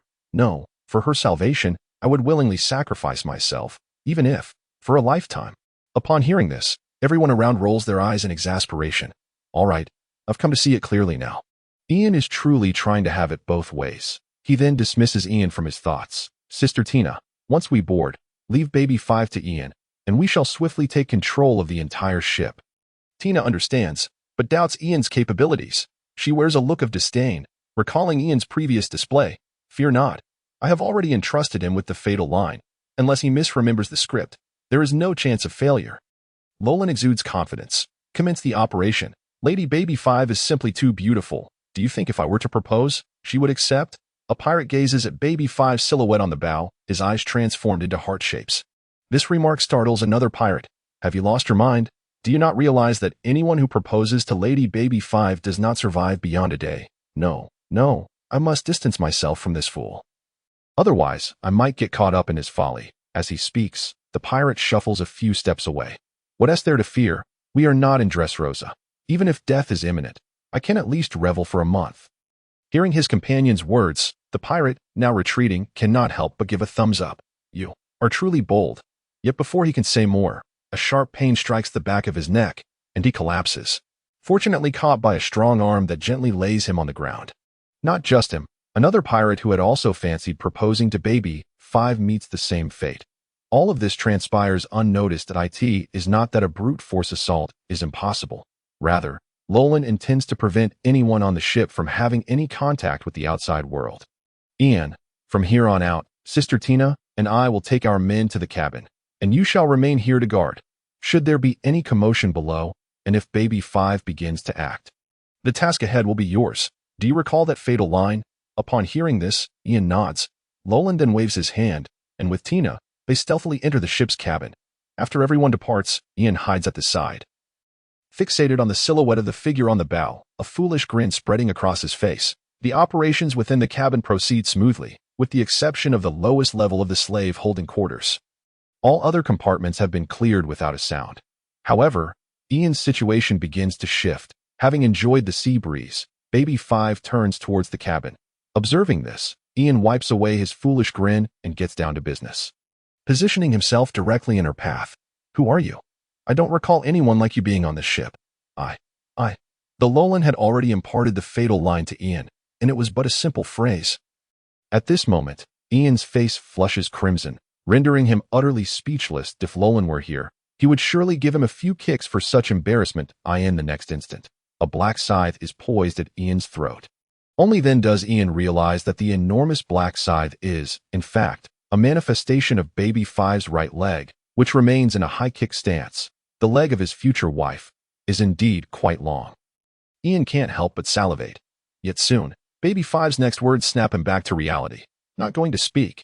Then there is no need to say anything. In an instant, the black scythe formed by Baby Five's leg moves closer to Ian's neck. I need you. What? At that moment, Baby Five appears as if ensnared by a spell, her body freezing in place, immobile. The black scythe hovers a mere 0.01 millimeters from Ian's throat. You say you need me? Yes, I need you. Please marry me. The scythe resting against his neck gradually transforms back into Baby Five's alluring long leg. Marry me. When two rosy blushes bloom on Baby Five's cheeks, Ian is left utterly dumbfounded. Although Roland had informed him that this was a crucial line, he never expected it to be so effective. Having been single for over 20 years, he had no idea women could be so easily won over. Shall we wait a bit? Is today not feasible? Ian hesitates. Is it really that urgent? Of course it is. However, before Ian could respond, the voice of Roland suddenly echoed through the AIR.AT. That moment, Ian and Baby 5 realized that Roland and Tina were emerging from the cabin. Today, right here, immediately, Roland reiterated emphatically. At this juncture, Baby 5 seemed to have completely forgotten about any tasks at hand. She was utterly indifferent to Roland's identity or how he had come out of the cabin. Her sole concern was when she would finally wed the man before her. Meanwhile, Tina was left in a state of shock. Although he was aware of the mission Roland had assigned to Ian, he had only followed Roland down for a few minutes, and upon returning, Ian and Baby 5 were already discussing marriage. This was simply absurd beyond belief. Thus, Roland, having anticipated this, promptly sent someone back to the small submarine to bring the prepared items aboard. With a flurry of arrangements made, a jubilant atmosphere immediately ensued. After a simple ceremony, the couple was ushered into a newly decorated bridal chamber. With everything settled, it was time to wrap up. The following day, after transferring all the slaves to Tana and giving Ian a sound thrashing, Roland and Tina commenced their return journey. What, you ask why I had to beat Ian? It's because this guy, right after waking up, took Baby 5 around to flaunt their affection, and once he started, he couldn't stop. It was incessant. The worst part was his expression. It was utterly grotesque. Unable to bear it any longer, Roland dealt him a good beating. Roland, you can't just poach Doflamingo's people like this. He won't take it lying down. Tina expressed concern from the bridge of the Tana. However, Roland seemed utterly unconcerned. Firstly, by the time the news of the slave ship's hijacking reaches Doflamingo, it will take a few days. Secondly, if he wants to send someone to investigate, that will take at least a month. After all, the distance from the New World to the East Sea is quite considerable. Not to mention, he won't be able to trace us in the short term. Even if he does figure it out later, it would likely be several months down the line. Why that time? Should we fear Doflamingo? Upon hearing this, Tina nodded in agreement. It was indeed the case. Considering their current rate of strength enhancement, they genuinely wouldn't fear Doflamingo in a few months. However, it was certain that Doflamingo would send people to the East Sea for an investigation, which would complicate their future operations. No worries. Once we return, we will send Smoker out instead. Yes, to the South Sea. Roland waved his hand dismissively, still unconcerned. To him, if someone were to come all the way to investigate the East Sea, it was of no consequence. They would simply pause their activities here and continue elsewhere. By the time they traced them to the South Sea. Apologies, but the South Sea would be wrapped up by then. They could take their time searching, and afterward, they would head to the West Sea. Following the West Sea, they could venture to the North Sea as well. And the Grand Line was also a possibility. In short, with Tana's speed of 50 knots, they would forever be trailing behind, unable to catch up, in a manner that was utterly insurmountable. Ian, do you still wish to continue? If not, then get lost this instant. Roland bellowed within the office. It had been 3 days since their return to the base, and Roland was beginning to feel a pang of regret. What possessed him to go and give Ian a wife? As a result, after acquiring a wife, Ian had transformed into an entirely different person. Aside from sleeping, he spent a staggering 90% of his time glued to Baby 5. No, even during sleep, they remained entwined. And now it had escalated to the point where, when they came to the office, it was always the two of them together. Roland raised a hand to his forehead, feeling a headache coming on. This kid truly needed to be dealt with. Tomorrow, Smoker will take the 2nd Division out to sea. You are to accompany him. Yes, Colonel. Well, Baby 5 will stay behind. Let her learn from Silas for a while. No way. X2 bang. No way or not. It's decided. Out. Roland slammed his palm down on the desk with a resounding thud. Speaking of which, Baby 5's fruit abilities, combined with the training from Division 157, would undoubtedly yield extraordinary results. After all, she could transform into various cold weapons or even some simple firearms. Ultimately, she was simply lacking in knowledge. The weapons she could conjure required her to first understand their structure. If she were to learn from Silas, in the future, she could wield a close-range cannon in one hand, a missile launcher in the other, and have a large Ivan atop her head. Just ask. Who could compete with that? Therefore, knowledge was indeed a precious asset. One could never suffer from learning, nor be taken advantage of. Bring. Just as Roland was shooing the two out and the door had barely closed, the transponder snail began to ring. This is Roland. Colonel, this is the intelligence department. The ship we dispatched to West Rob Village has reported that the target wishes to bring an additional person. An additional person? Who? A 15-year-old boy named Usopp. Our people have investigated his background in West Rob Village. His father is named Yasop, who set sail long ago to become a pirate, and we highly suspect that this Yasop is the chief sniper of the Yonko red-haired Shanks. Don't doubt it. It's him. Hiss. Upon hearing Roland's confirmation, the transponder snail emitted a gasp of shock. Clearly, this revelation had startled the individual on the other end. After all, it involved a Yonko. Colonel, the person. Never mind. Inform West Rob Village that they can bring him back. Understood. Usopp, huh? After hanging up the phone, Roland leaned back against his chair. Speaking of which, he had completely forgotten about this fellow during his visit to West Rob Village. In truth, Roland had always found it difficult to comprehend the characters in the pirate world. Yasop abandoned his wife and child to pursue a life of piracy, and while his wife was gravely ill, he might have been feasting and laughing heartily with Shanks. Yet the outcome. Usopp blindly idolized Yasop. What a perplexing situation. Roland truly could not fathom it. Thus, while this individual could be useful, he needed to be properly educated beforehand. Otherwise, even if he came aboard, he would likely end up as a mere deckhand for life. But speaking of which, why would Mary suddenly want to bring Usopp along? If Roland's guess was correct, Usopp must have actively sought out Mary. But what could his intentions be? Remembering Kaya, Roland picked up his justice coat and exited the office. Division 157, Navy Hospital.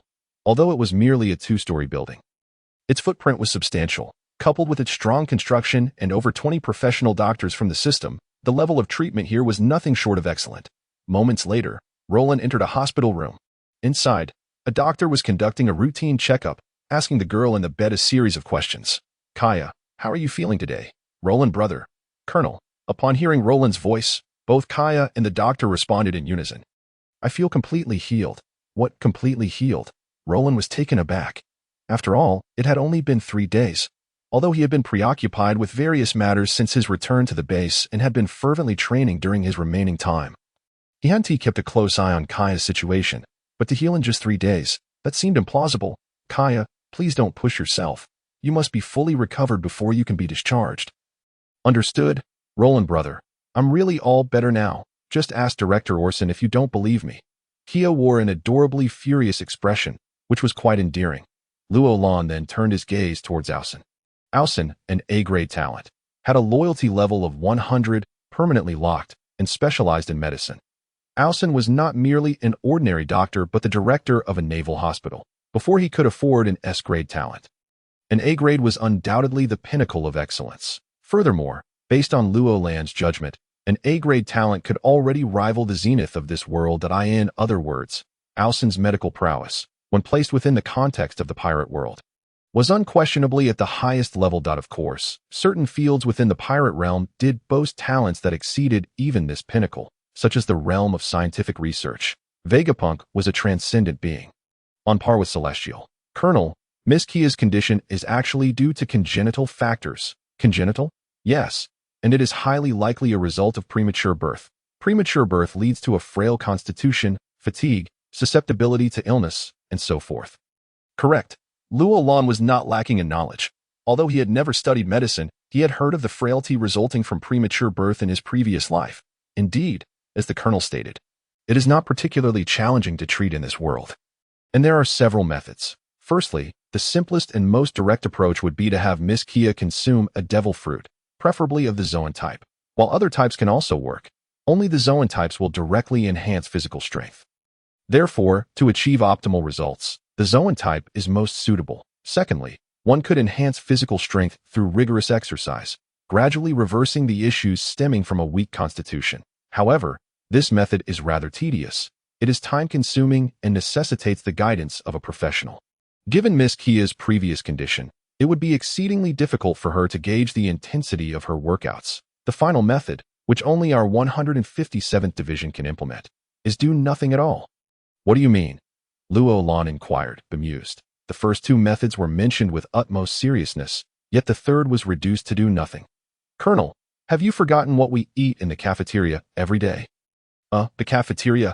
Wait a moment, so, doing nothing means this. Precisely, what Kia needs is to enhance her physique, and within the 157th Division, achieving that is not a challenge, as Ausen suggested. Doing nothing and simply eating daily will lead to a gradual increase in physical strength. Before the enhancement completely wears off, Achieving a combat power of around 200 is certainly feasible. Indeed, nothing needs to be done, though it's merely a matter of 3 days. Kia's physique has already significantly improved, even surpassing that of an average person by several folds. Naturally, all previous issues are no longer concerns. When Roland inquired about what Kia wished to learn next, the answer was somewhat unexpected. According to his initial thoughts, Kia would likely want to study medicine and become a doctor. However, perhaps due to the absence of the experiences of the following 2 years and her awareness of the root of her condition, her aspirations had shifted slightly. She wished to acquire knowledge and understand the mysteries of the human body. Well, although it still bears some relation to medicine, it is no longer the entirety of her ambition. Rather, another profession may suit her better. That is Roland. I am going to challenge you. Just as he exited the hospital, Roland heard a melodious shout. There was no need to glance back.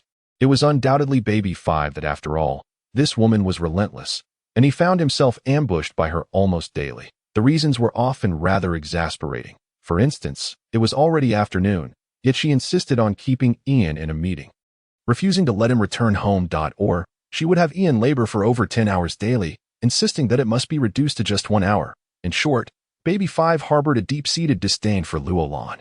Whenever she felt dissatisfied, she would launch a surprise attack. Although she invariably failed. Why this time? After deftly evading another strike, Roland asked, slightly exasperated. You forcibly separated a newlywed couple for a month. And you still question why? Baby 5 continued her assault. All right, it's clearly about this morning's events.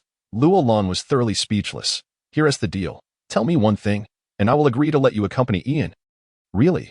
Before her newly transformed Gatling arm could even register a second, it instantly reverted. She gazed at Roland with delight. Of course, it's true. Now, what do you want to know? I shall surely fulfill it. It is merely a simple inquiry. You need not do anything. Roland shook his head. About the life paper, I know. Didn't you ask about it before we arrived here? I haven't made any. Upon mentioning life paper, Baby 5 immediately interjected. After all, before returning to the 157th Division, Roland had specifically inquired whether she had ever created any life paper. No. What I wish to ask is how exactly is life paper made? Even as a transmigrator, Roland was oblivious to the production process of this item. After all, the original storyline of the pirates never elaborated on it. The only thing he knew was that one needed to use their own nails along with other materials. I know that. I've heard that on a certain island in the New World, there exists a particularly unique tree. By using the wood from this tree, combined with the target's nails, it can be mixed together to create life paper. The reason for using nails instead of other body parts is that it affects the paper's production. So that's why nails are used? But it seems understandable. Just like when making regular paper, if you toss a piece of meat into the mixture, it will definitely not yield paper. However, grinding nails into powder and mixing them in one tea have much of an impact? If I understand correctly, that's the gist of it. However, since making this item isn't particularly difficult, why is it that in the New World, only those who are relatively powerful possess life paper? Roland inquired. After all, everyone who had this item was undeniably strong. Moreover, the original text stated that one simply needed to bring their nails to a specialized shop for production. In other words, there should be no barriers to creating life paper in the New World. It should not be limited to the strong. Isn't it obvious? Life paper is essentially a means of locking onto one's hockey. In other words, if you haven't awakened hockey, then no one can help you create life paper. Hockey. So that's how it is. Upon hearing this, Roland understood why in the original text, everyone possessing life paper was a person of considerable strength. That's obvious. Those who can awaken hockey are invariably strong, right? This is likely also the reason why Baby 5 lacks life paper. After all, she hasn't awakened her hockey. Let me confirm. Those who haven't awakened their hockey will definitely not possess life paper, correct? Of course, but I seem to not fit that description. Roland was at a loss for words. After all that discussion, he had reached a conclusion, only for her to imply that it might not be the case. He had previously overheard Doflamingo mention that if one paid a certain price, even those without hockey could create life paper. The cost, however, was something an ordinary person could scarcely bear. It seemed to require at least 1 billion berries. As for whether it was true and how it was done, she was equally unclear. Roland nodded. This news was significant, yet not overwhelmingly so. At the very least, he was already familiar with the conventional methods of crafting life paper. However, the true challenge lay not in the technique itself, but in acquiring the necessary materials. Indeed, It was that peculiar type of tree found solely within the New World. Regrettably, Baby 5 had no knowledge of its whereabouts, even throughout the entirety of the New World. It appeared to be a closely guarded secret. Thus, only specialized shops were capable of producing life paper, or occasionally, a scant supply of exorbitantly priced materials would surface in the black market. Beyond these avenues, there seemed to be no alternatives. If one were to inquire why Luo Lan held such a keen interest in life paper, the answer was rather straightforward. If utilized properly, it functioned as a cutting-edge navigational device, one that enabled precise targeting. For instance, if one could somehow procure a target's fingernail, they could manufacture a multitude of missiles. No matter where one attempted to flee, the missiles would inevitably find their mark, indeed, with zero margin for error. Of course, these notions were merely Luo Lan's fanciful musings. Whether they could be realized depended entirely on Silas's research. Yet, without access to such materials, Silas would have no foundation upon which to conduct his studies. Luo Lan, do you have any further questions? If not, I can accompany Ian tomorrow. Baby 5 inquired. Go ahead. Go ahead. You two venture to Hoazmok. It's certainly preferable to remaining here at the branch. Luo Lan waved dismissively. Nonetheless, Baby 5 departed with an exuberant bounce in her step. Although she was unaware of the tree's location, it was likely that the world government and the Navy possessed some knowledge. Luo Lan's gaze drifted upward, his heart torn with conflict.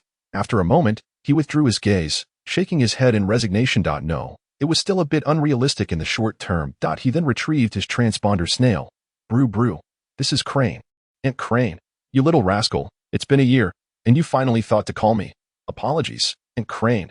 Luo Lan replied earnestly. So, what do you need this time? Stop right there. What do you think you're up to? Hee, you know me best, Aunt Crane. Luo Lan chuckled, reminiscing about his time at headquarters. Whenever he sought out Crane, it was usually to request assistance with procuring items that were difficult to obtain through conventional channels. Actually, I was wondering if you could help me acquire some materials for crafting life paper. What do you need life paper for? Crane paused, taken aback. After all, Luo Lan had been stationed at Branch 157, where there were hardly any Marines, let alone pirates. What on earth do you need that for? Nothing much. Just feeling a bit bored here and thought I might occupy my time with some research. Are you certain that's all you want to do? Clearly, Crane was not convinced by Luo Lan's explanation. She knew him too well that I can gather some materials. But remember, you are a Marine, no matter what you intend to do. Don't forget that, understood? Crane's words carried a weight that made Luo Lan's heart skip a beat. Did she possibly know something? That seemed unlikely. He was simply overthinking it. Of course, Aunt Crane, I'll keep that in mind. Rest assured. All right, within a month, I'll have Guillaume deliver the materials to you. Thank you, Aunt Crane. Luo Lan hung up the transponder snail, satisfaction washing over him. Yet, soon after, his expression shifted dramatically. Guillaume would be delivering the materials? Given her prowess, would she not easily cover most of the island with her observation hockey? This could prove perilous. Should he call Crane back and request someone else for the delivery? In the New World, Dressrosa, at the Royal Plateau, Doflamingo, our ship to the East Blue has encountered issues. What happened? Upon hearing Torpal's report, Doflamingo maintained his composure as if this were a trivial matter, and inquired coolly. We've lost contact with Baby 5. Have you sent someone to investigate? We've dispatched our people in the East Blue to trace Baby 5's last known location. That we should have results within a few days. Torpal nodded. Inform me when you have news. Whoever dares to meddle with our Don Quixote family's ship has quite the audacity. Once Torpal departed, Doflamingo's expression turned icy, a palpable aura of menace emanating from him. 2 days later, the shipyard at Branch 157 was completed. Luo Lan procured 1 A-rank shipwright, 2 B-rank shipwrights, 10 C-rank shipwrights, and 200 D-rank shipwrights.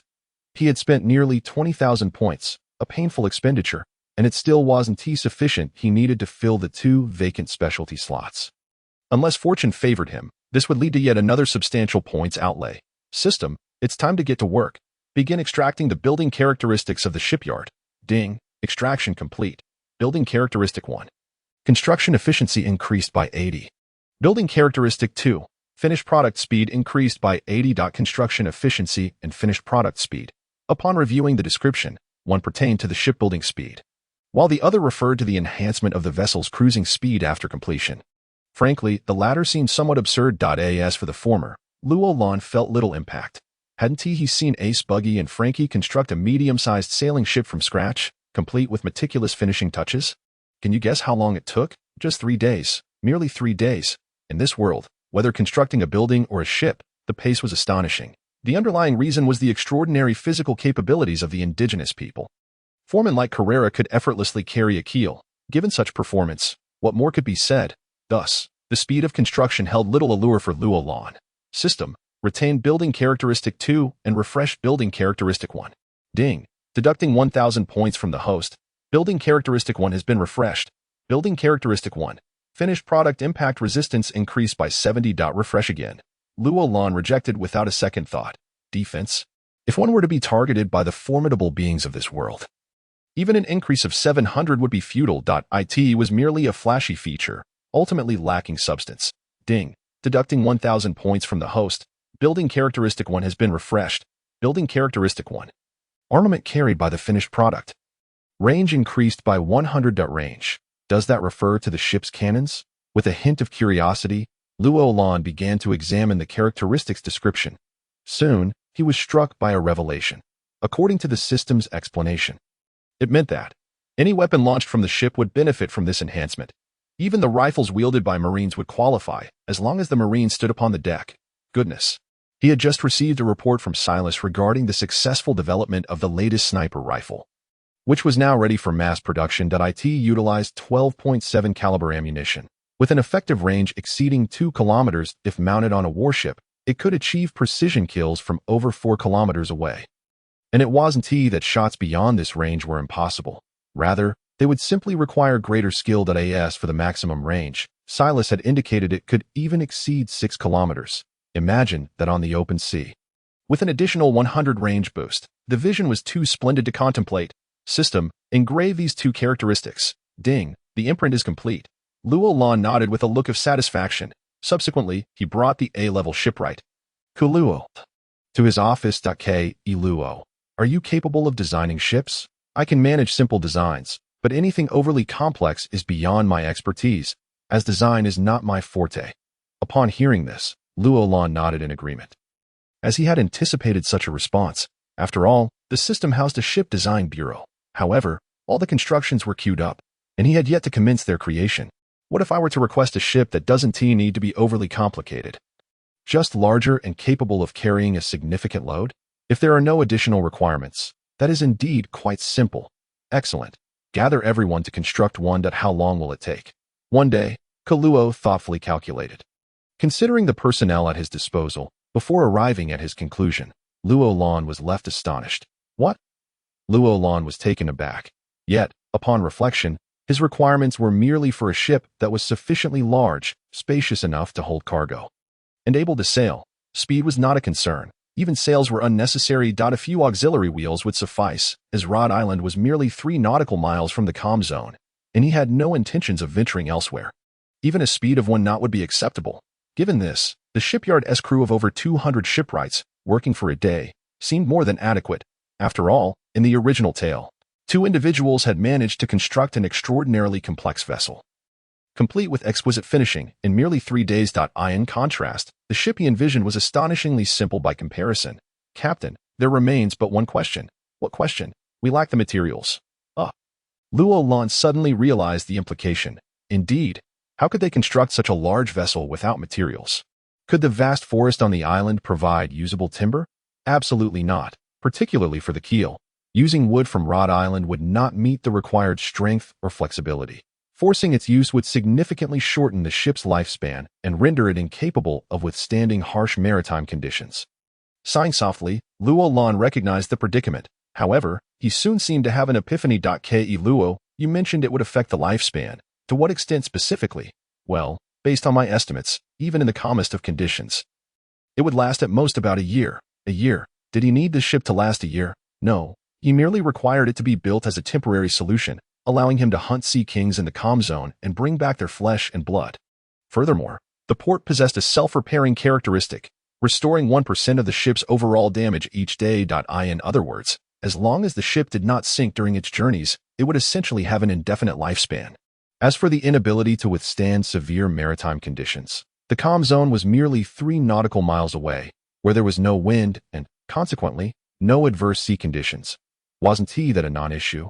Kuluo. Use the trees on the island. Select suitable ones and commence the work immediately. As for future material needs, I will devise a solution. With all issues resolved, a weight lifted from Luolan's heart. And he promptly issued his command. Understood, Captain. For some less critical vessels, Luolan could indeed utilize this method for construction. Yet, the shipyard was destined to manufacture warships in the future, not to mention the steel battleships he envisioned. Even the naval vessels of this world would be futile without suitable materials. The most concerning aspect was that this world seemed to be in a frenzy. All the finest materials, wood, ores, and others, were concentrated in the Grand Line. The Four Seas had nothing. It was impossible to seek assistance from Aunt Crane, given the enormous quantities required, which would only increase over time. How could this be resolved? Perhaps that individual could lend a hand. After much contemplation, Luolan finally made his decision. Although he had always relied on the black market for various materials, that quantity merely sufficed for previous consumption. To embark on large-scale shipbuilding or acquire advanced materials. The clandestine approach of purchasing from the black market would no longer suffice. After much deliberation, he concluded that collaboration with that individual was the only viable option. A day later, on an uninhabited island in the East Sea, a familiar scene unfolded once more. A newsbird soaring above the island was suddenly ensnared by a massive net shot from below. Upon landing, it was rendered unconscious before it could plead for mercy. When it regained consciousness, the net that had captured it had vanished, leaving only a letter on the ground. It read, "To Morgan, personally." The newsbird, realizing the gravity of the situation, did not dare to delay and immediately took flight back. It had heard tales of a colleague who, just 2 months prior, had faced a similar fate while selling newspapers in the East Sea. In the end, that colleague was rewarded by President Morgan. Could this stroke of luck finally befall it? Its wings flapped frantically, speeding back, almost to the point of igniting. At that moment, it yearned only to return sooner, even by a mere second. Several hours later, the letter indeed found its way into Morgan's hands. This note was all too familiar to Morgan that he promptly rewarded the newsbird and began to read at a direct meeting. How intriguing. This is indeed fascinating. Let me see just who you are. 2 days swiftly passed. The sword forging workshop was also completed. The structure was not large, and the construction time was merely 3 days. After issuing the order for the Ship Design Bureau to commence operations within the system, Luolan began extracting the building's characteristics. This time, luck was on his side. There was no need for a refresh, and the imprint was completed instantly. Building Characteristic 1. Product Compatibility 50. Building Characteristic 2. Product Quality 80. The first characteristic indicated that once the sword was forged, its compatibility with any individual would be enhanced by an additional 50. The second characteristic simply referred to an elevation in quality. Additionally, aside from the characteristics, Luolan also purchased 1 A-level, 3 B-level, and 20 apprentice-level swordsmiths. Another expenditure of over 10,000 points left Luolan lamenting the rapid depletion of his points. If this continued, he would have to once again extend his hand towards Nami. After all, this little niece of his still had nearly 1 billion berries stacked in her treasury. Sato, what level of swords can you currently forge? Luolan inquired of the recently recruited A-level swordsmith. Sato, with the materials available to our branch, we can only produce swords of ordinary quality. To achieve the level of a renowned blade or better, superior materials are required. Well then, back to the issue of materials. Luolan felt quite helpless regarding this matter. Calculating the time, he realized that his meeting with Morgan was scheduled for the next day. Hopefully, they could come to an agreement and resolve this issue. How about this, Sato? You lead your team to forge ordinary sabers, ensuring that each frontline Marine receives 1. As for better materials, I will find a solution soon. Understood, Captain. After acknowledging, Sato promptly rallied his team to work with fervor. That evening, Tana returned to Rod Island. As Smoker disembarked, he began to grumble incessantly. He had just arrived in the South Sea and hadn't had the chance to do anything before Luolan summoned him back with a phone call. Enough with the complaints. I need to make a trip to the Grand Line, and it has to be tomorrow. Tana is the only option. Ignoring Smoker's continued tirade, Luolan boarded Tana. Mere minutes later, the freshly docked Tana was once again setting sail. The Grand Line, located a mere 20 nautical miles from Magic Valley Town, diverges from the direct course between islands, relying instead on the recorded pointer's linear path. A moderately sized sailing vessel is presently anchored here. The time is fast approaching. Why haven't they arrived yet? On the deck, a birdman paces back and forth anxiously, having consumed the bird fruit. which grants him the form of an albatross. Morgan's is adorned with the characteristics of this majestic bird. To sum it up succinctly, he embodies the essence of an albatross in human form. However, at that moment, the ship began to sway unnaturally, prompting Morgan's to rush to the side and peer over. What he beheld was a colossal metallic beast, monstrous in size, gradually surfacing from the depths of the sea. What in the world is that? Damn it, why didn't I bring my camera? Habitually reaching inside his clothing, Morgan suddenly recalled their prior agreement to forego any items capable of recording images, be it a camera or a surveillance snail. Otherwise, how could he, someone who typically carries a camera at all times, have none on him? You lot, if the situation turns dire, take me up into the sky immediately. Understood. Uncertain whether friend or foe, Morgan's barked his orders, and the 7 or 8 newsbirds nearby nodded in agreement. Despite being a user of the bird fruit, Morgan's himself is incapable of flight. Those wings on his back serve merely as adornments. Finally, as the metallic monstrosity fully emerged, a hatch on its back swiftly opened. You must be Morgan's, right? What a pleasant surprise. Clad in a white suit with a black coat draped over it. The words King's Landing emblazoned on his back. Who else could it be but Roland? Of course, Roland is masked at this moment, preventing Morgan's from seeing his face.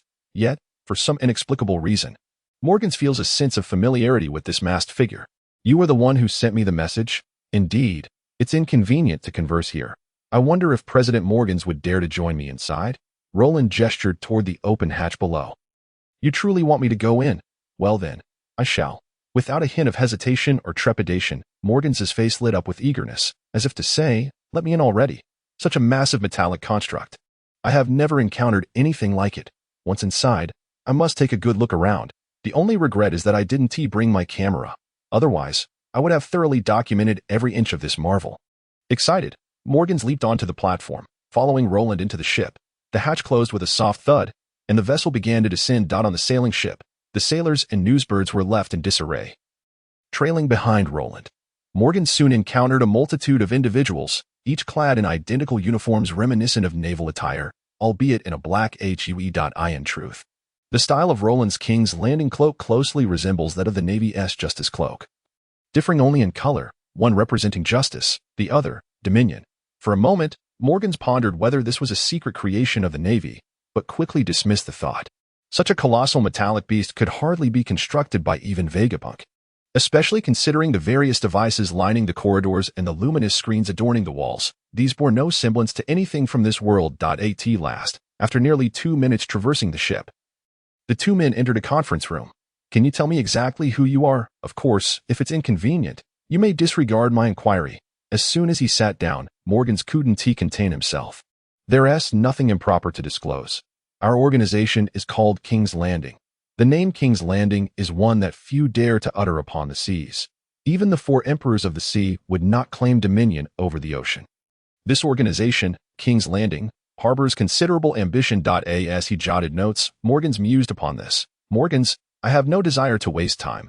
Please take a look at these 2 documents. 2 files were slid across the table to Morgan's.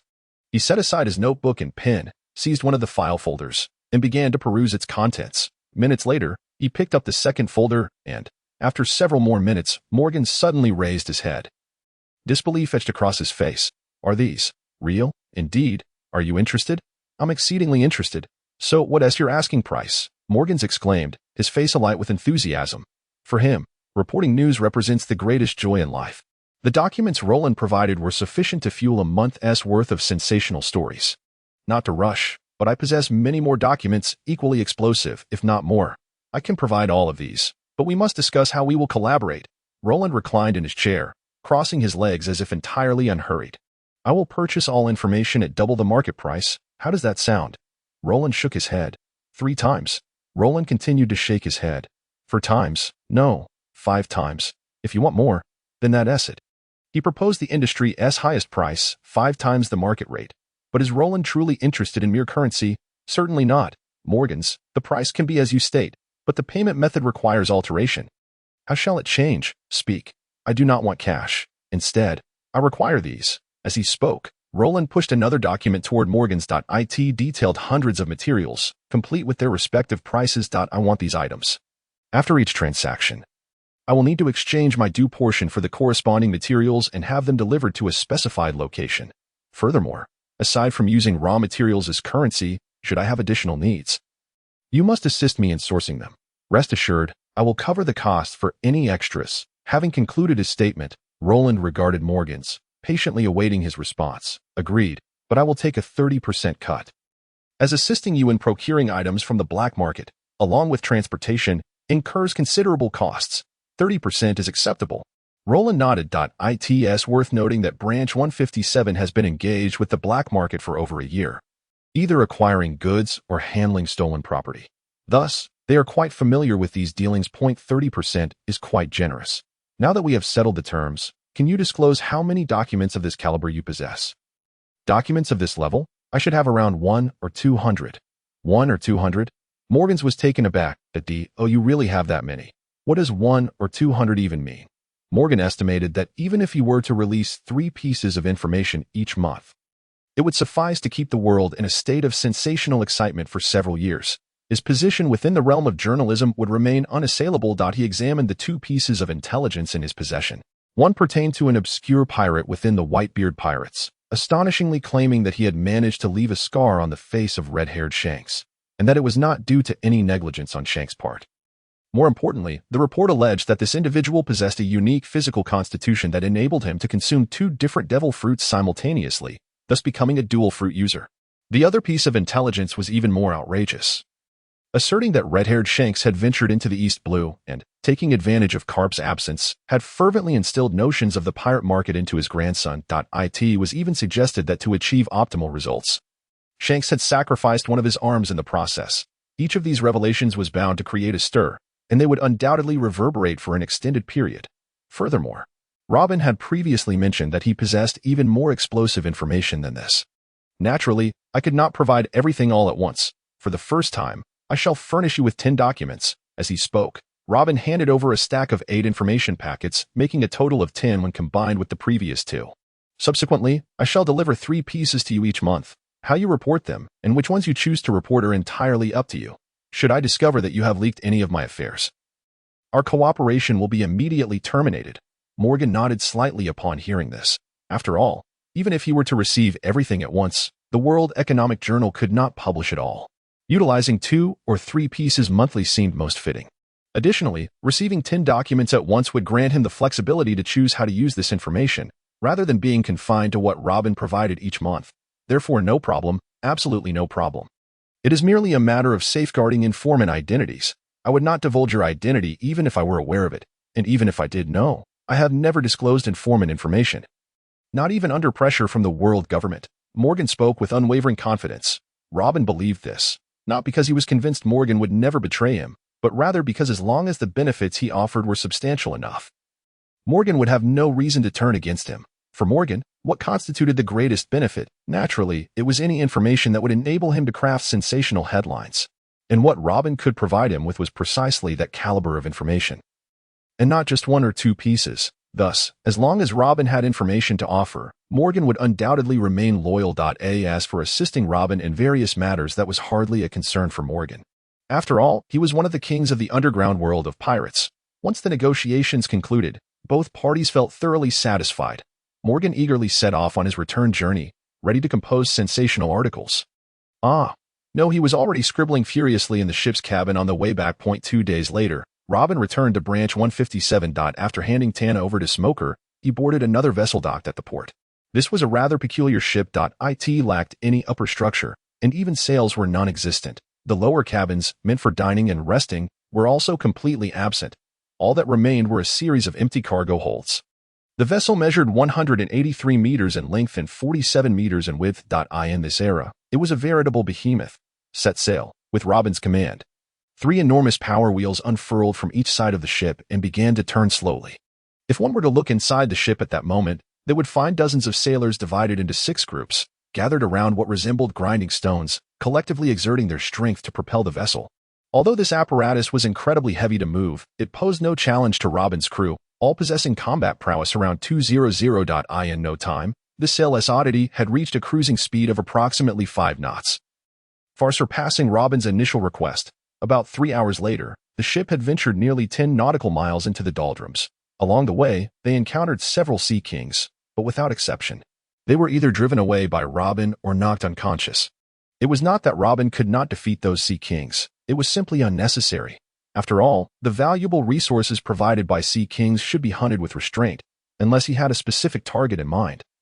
He would avoid unnecessary killings, opting instead to nurture them for future endeavors. According to Tina, after delving 10 to 20 nautical miles into the doldrums, Sea Kings of over 500 meters in size would begin to appear more frequently. So let us wait here for a moment. Signaled to halt the ship. With a wave of his right hand, Robin issued the command.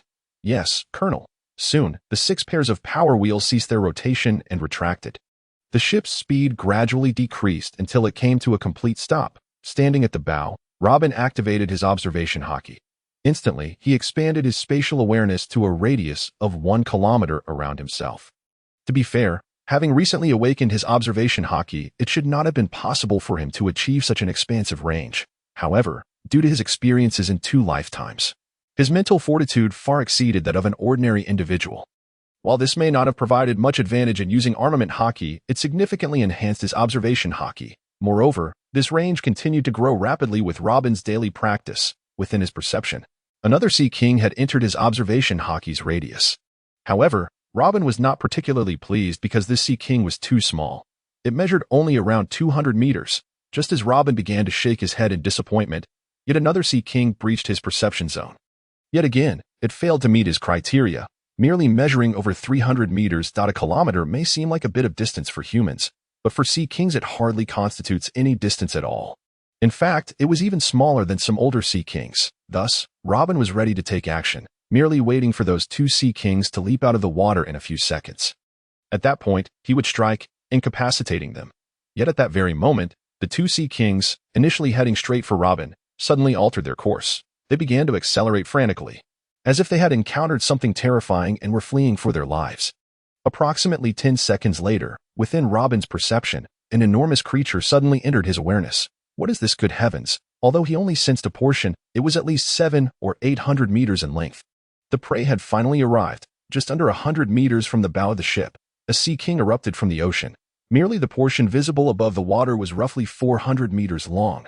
The total length was estimated to be between 800 and 900 meters, and it was an ancient species. Upon recognizing this Sea King, Robin was slightly taken aback. While many people know that devil fruits come in ancient varieties, few realize that the strength of Sea Kings is not solely dependent on their size. It is also influenced by their species. Essentially, any species that exists or has ever existed in this world can be found among the Sea Kings.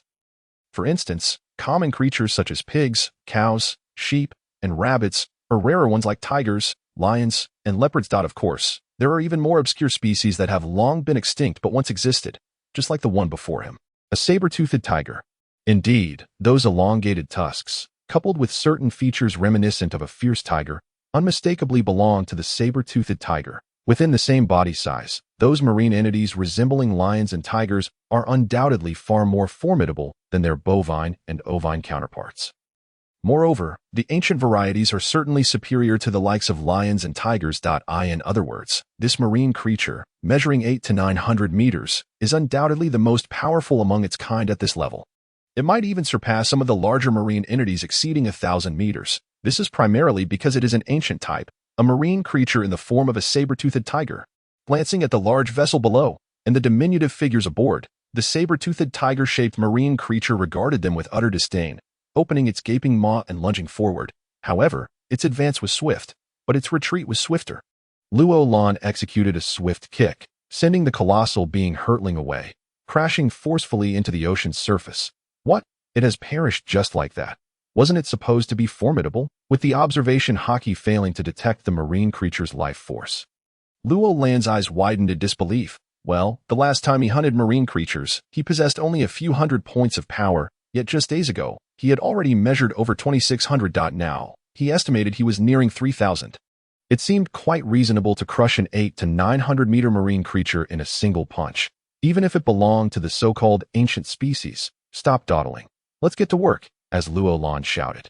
The hundreds of bewildered sailors on the deck immediately sprang into action. One by one, they leaped onto the marine creature, beginning their butchery. With a few swift cuts, A 1-meter square chunk of flesh was severed and tossed by one sailor onto the deck of the ship, landing several dozen meters away. Subsequently, the sailors remaining on deck quickly transported the spoils to the lower cargo holds. Each of them saw their power levels rise to around 200, making their tasks noticeably more efficient. This productivity was at least tenfold compared to the last time. Observing the bustling scene, Roland nodded in satisfaction. Simultaneously, he maintained his observation hockey at maximum range to guard against other marine creatures that might come to claim the spoils. An hour later, under the diligent efforts of the crew, approximately a quarter of the marine creature's flesh had been loaded onto the ship. Not only were the lower cargo holds filled, but the deck was also piled high. Furthermore, the 2 tusks, each over 30 meters long, now rested on the deck, occupying considerable space. Roland couldn't help but lament. This ship is simply too small. As for the remaining flesh, it would have to be left behind, to the benefit of other marine creatures. Regardless, the current yield was sufficient for everyone, until the effects completely dissipated. Set sail for home. Captain. The 6 auxiliary power wheels unfurled once more, beginning to turn slowly. With the ship laden with spoils, they commenced their return journey. Due to severe overloading, the trip that initially took 3 hours now consumed a full 7 hours on the return. The speed barely exceeded 2 knots. Throughout the journey, the vessel emitted distressing creaks under the weight, causing Roland to break into a sweat. Upon returning to the port, they were greeted by A-class shipwright Cairo and A-class blacksmith Sato, who had been awaiting their arrival. Cairo was left utterly speechless. Captain, did you really dare to have this ship carry so much cargo? If I'm not mistaken, the keel must have cracked by now.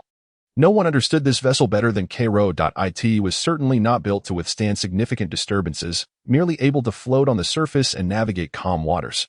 Yet here it was, with the cargo holds entirely filled and amount of goods on the deck. The fact that it hadn't sunk was nothing short of a miracle. Roland felt a bit awkward under Cairo's gaze, scratching his head. He had completely forgotten about that detail. However, there was no cause for concern. The keel's cracking issue would rectify itself daily while docked. Any other repairs could simply be arranged by Cairo. After coordinating with Cairo, Roland turned his attention to Sato. Sato, did you see those 2 tusks from the marine creature? Yes, Captain. Well, I tried them out earlier. Those things are harder than steel. Do you think they can be used to forge blades? It's hard to say. I need to examine them first. All right. Roland nodded. Bringing back those tusks was primarily to explore their potential utility. If they were unsuitable, it would not be a significant loss. Soon, Sato approached one of the tusks, examining it through a magnifying glass and giving it a few taps. After a considerable amount of fussing, he reported, Captain, I've conducted a preliminary study, and it should be usable. We'll need to test it further to be certain. Sato's eyes shimmered with eagerness. Roland smiled and nodded, allowing him to proceed, leaving 30 sailors to assist with the transport. 2 days later, in the early morning on the training grounds, Ace and Zaro found themselves embroiled in a dispute over whether martial arts or swordsmanship was superior, which escalated into a brawl outside the training area. Hundreds gathered to watch the spectacle, with some cheering for Zaro and others for Ace. Roland shook his head with a wry smile. The current gap between Zaro and Ace was rather significant. After all, Ace had not participated in several missions and had been honing his skills at the training center, with his power level surpassing 1500. In contrast, Zaro had only recently arrived and consumed less than 10 days' worth of marine flesh, with a power level hovering around 500. Furthermore, he had yet to master the art of cutting steel. To put it simply, Zaro was unable to break through the iron blocks that Ace had learned to shatter. The outcome was thus predetermined from the outset. Just then, Sato rushed over, clutching a long box, panting heavily. Captain, there you are. I finally found you. Please look, this is the first blade we've crafted using those tusks as material. It is named Bloodfang. Bloodfang. Roland opened the box to reveal a knife lying quietly within. The blood-red sheath exuded an unusual beauty. He grasped the knife and slowly drew it from its sheath. A potent scent of blood suddenly filled the air.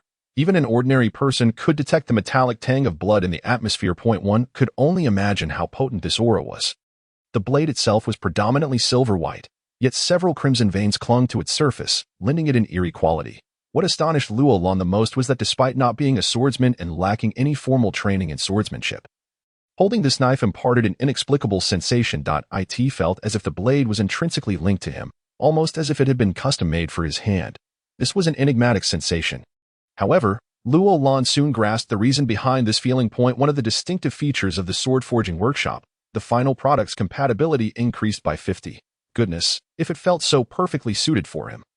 How incredible would it be in the hands of Zoro? After all, that lad displayed an uncanny affinity for various enchanted blades, and this Bluffong, by all appearances, could indeed be classified as one of those enchanted swords. Sato, to what level has this blade been forged? Report, Captain, this is also a mystery to me. Based on the quality of the materials and the subsequent forging process, it should theoretically be at most a peak-grade fine sword. Yet, upon completion, it has reached the standard of a large fine sword of the 12th grade, and it is among the better varieties. Sato's face bore a hint of confusion, mingled with a touch of excitement. As for Roland, he was well aware of the reason behind this phenomenon. Was it not the second characteristic of the swordsmithing workshop that had caused it? Indeed, the quality of the finished product was enhanced by 80. This transformed Bluffong from a peak-grade swift blade into a superior-grade grand blade. How delightful! Just as this spar was beginning to feel a tad mundane for him, Zoro, Roland bellowed directly into the arena. The two had initially assumed their stances, ready to engage in combat. However, Roland's call compelled them to halt. "What are you doing, Roland?" Zoro shouted, pulling the sword Wado Ikamanji from his mouth, his expression rife with discontent. After all, interrupting a duel was a rather impolite act. Yet, Roland was unconcerned with such niceties. He casually tossed Bluffong with his left hand, which traced an arc in the air, spinning rapidly as it descended towards Zoro. "This blade, named Bluffong, is now yours." Zoro raised his left hand to catch the sword. He then slowly withdrew it slightly from its sheath. This sensation. If Roland felt a connection with Bluffong, a sense of fate intertwining. Then Zoro's experience was akin to the blade being an extension of his own body, devoid of any sensation of holding an external object. Regrettably, Roland could not directly observe the compatibility data between Zoro and Bluffong. Otherwise, he would undoubtedly witness the figure soaring from an initial 80, escalating wildly until finally stabilizing at 130. Come on, Ace. Let us see whose martial prowess is superior, yours or my swordsmanship. With Bluffong in hand. Zoro's confidence surged. He pointed the blade towards Ace and shouted. Meanwhile, on the sidelines, Roland shook his head and turned to leave. "Colonel, aren't you going to watch?" Sato inquired, momentarily taken aback. "Since we already know the outcome. What more is there to observe? Is that so? Well, it has nothing to do with the sword. As long as Zoro cannot comprehend the iron-cutting technique, he will never be Ace's match." With those words, Roland continued towards the headquarters building, with Sato hastily following, as he had matters to report. In the office, Sato asked, "How many swords can be forged from those two fangs, and will each possess the quality of Bluffong?" "Based on estimates, all materials can create at least 300 swords. However, only one can reach the quality of Bluffong," Sato replied promptly. "Why is that?" "Because the material used for Bluffong is the innermost and most perfect part of the Fong." "Is it due to contamination and degradation of the outer material?" "Indeed," Sato nodded. Roland understood. This was akin to human teeth. If not properly maintained, the exterior inevitably deteriorates over time. However, 2 blades would suffice. They would perfectly replace Zoro's 2 inferior swords. Consequently, all 3 of Zoro's swords would be grand blades. As for the remaining 300, aside from Zoro, no one else in the branch wielded swords proficiently. It would be best to distribute them all to the front line, sending them to the Marines' King's Landing action team. After all, they occasionally needed to don their naval uniforms for missions and could not afford to neglect the Rod 1518 model. Thus, in addition to rifles, they required superior swords as weapons. Well, it's decided. Sato, how long will it take to forge all the swords? If everyone works at full capacity, it can be completed within 10 days. Very well, then 10 days it is. Yes, Colonel. After saluting, Sato exited the office, while Roland approached the floor-to-ceiling window, which conveniently overlooked the grand training ground. At that moment, the crowd of onlookers had dispersed, leaving only Zoro in the vast training area. He sat cross-legged on the ground, Bluffong sheathed and resting across his thighs, embodying the essence of sword meditation. It seems this young man, despite his defeat, has gained quite a bit. Roland chuckled. Just then, Zoro stood up, walked to the center of the training ground, and unsheathed Bluffong once more. Then, he swung down towards the power testing device ahead. Visually, the motion appeared unhurried, even imparting a sense of languidness. It seemed as though he struck something yet also nothing at all.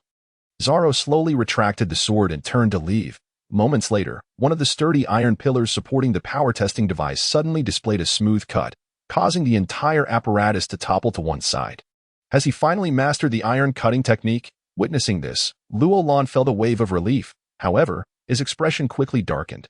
Grabbing the phone bug on the desk, he dialed out. Brew brew. This is the gendarmerie. I am Roland. Apprehend Zaro immediately and confine him for 3 days. Colonel, what is the reason for the arrest? Deliberate destruction of the power testing device on the training ground. What? Understood. We will proceed at once. Inform him that in addition to the 3-day confinement, he will forfeit a year's salary to cover the repair costs. Yes, Colonel. At the 157th branch.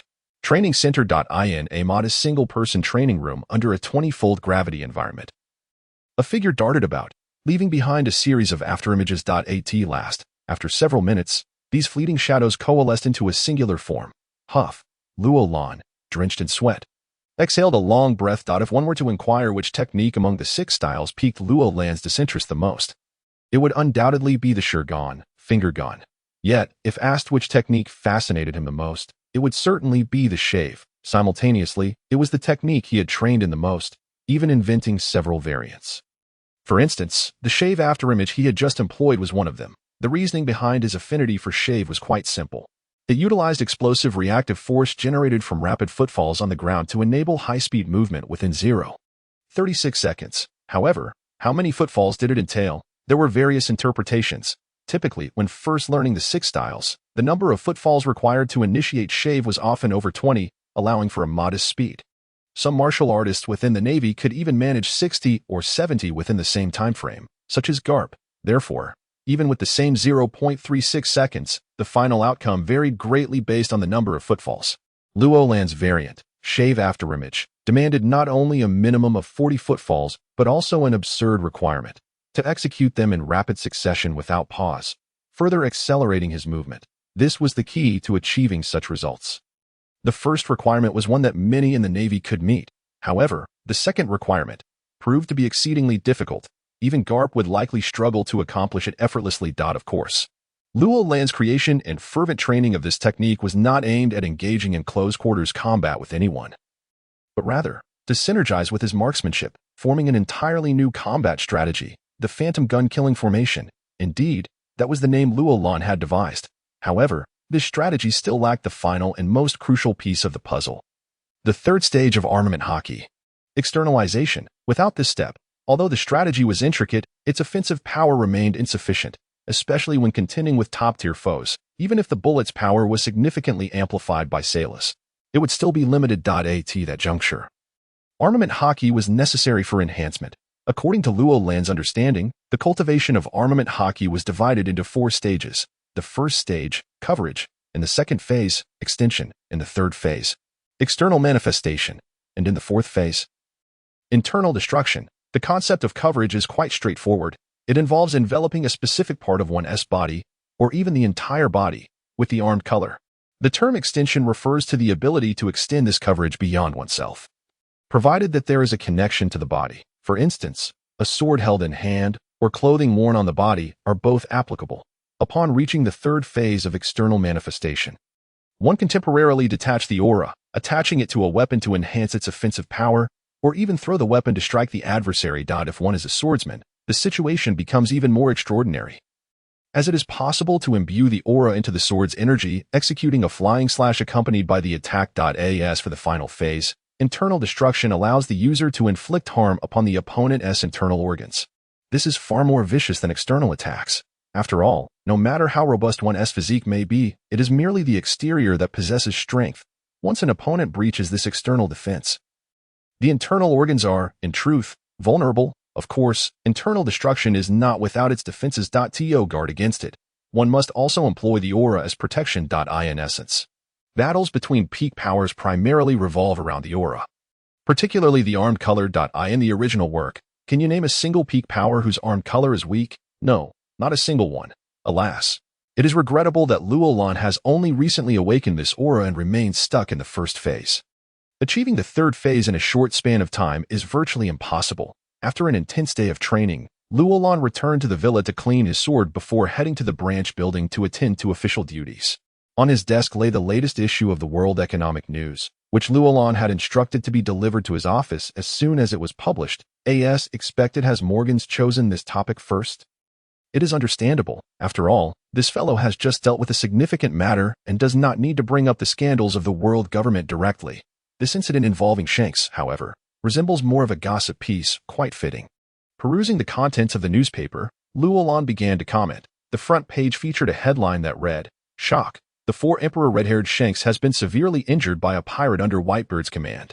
Beneath the headline were numerous editorials, such as red-haired claims he was not careless at the time. What was the intent of a strong adversary hiding for over 20 years under the Whitebeard crew? And rumors suggest Blackbeard possesses a unique physique, potentially becoming the world's first dual devil fruit user. Is it mere coincidence that Blackbeard and Whitebeard's names differ by only one character? Indeed. A variety of news items were present, some genuine and others fabricated by Morgans. Nevertheless, the content was undeniably explosive. After all, an obscure pirate managed to leave 3 scars on Shank's face, not due to carelessness on Shank's part. That alone is astonishing, is it not? I can only imagine how lively things must be over at Whitebeard's crew. Leaning back in his chair, holding the newspaper, Roland savored this rare moment of leisure. In the New World.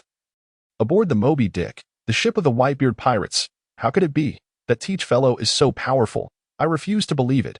Morgans often starts with a single image, relying solely on fabrication. And this time he has no image at all. Indeed, this could very well be a ploy by the Navy. I say, why don't you all quiet down? Whether it's true or false, let Dad ask red-haired himself. And we'll know. The captains were embroiled in a heated discussion. Ultimately, it was Marco who stepped forward to restore order. Dad, what do you say? Marco turned to Whitebeard. No need. That fellow red-haired has already arrived.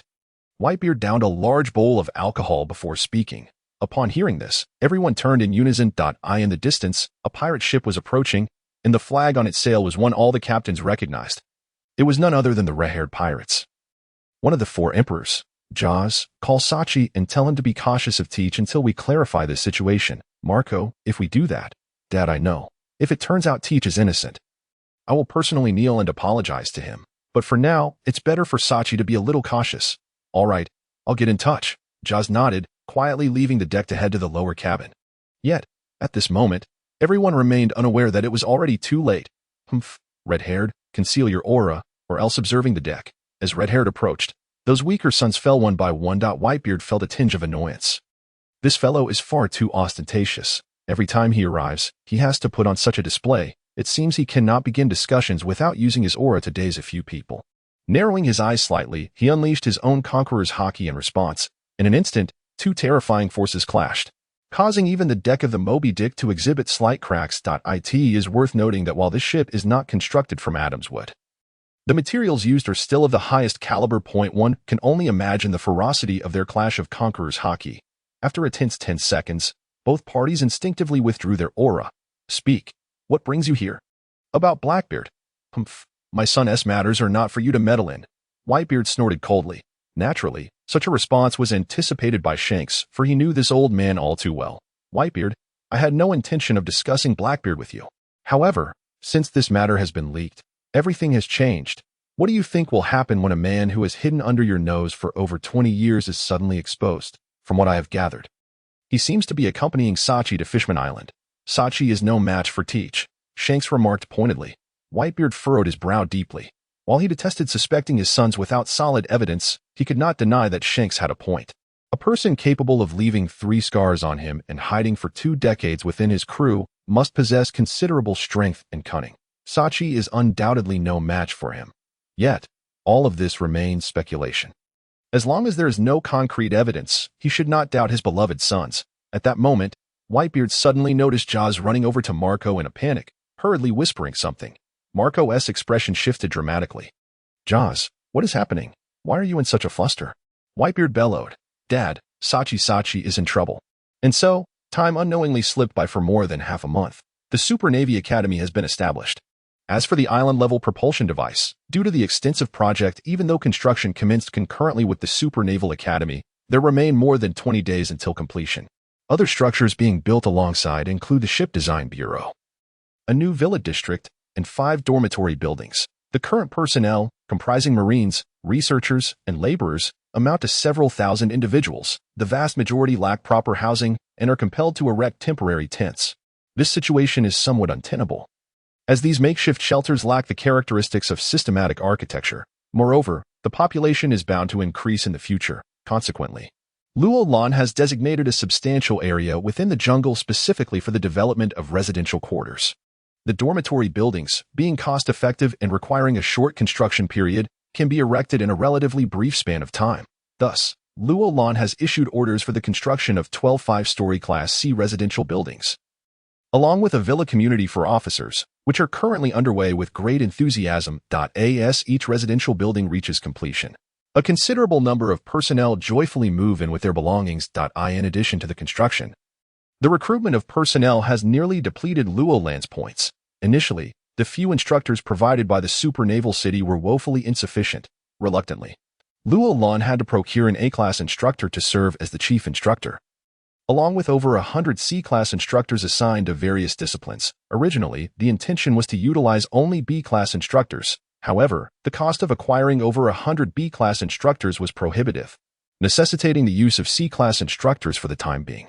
As for the Ship Design Bureau, it has also been staffed with an A-class talent, complemented by 2 B-class and 20 D-class apprentices. In summary, after configuring all these personnel and imprinting the characteristics of such numerous buildings, Luolan truly found himself drained. He was left with merely over 3,000 points, still quite impoverished. It seems that the time has come to acquire the 1 billion berries from Nami.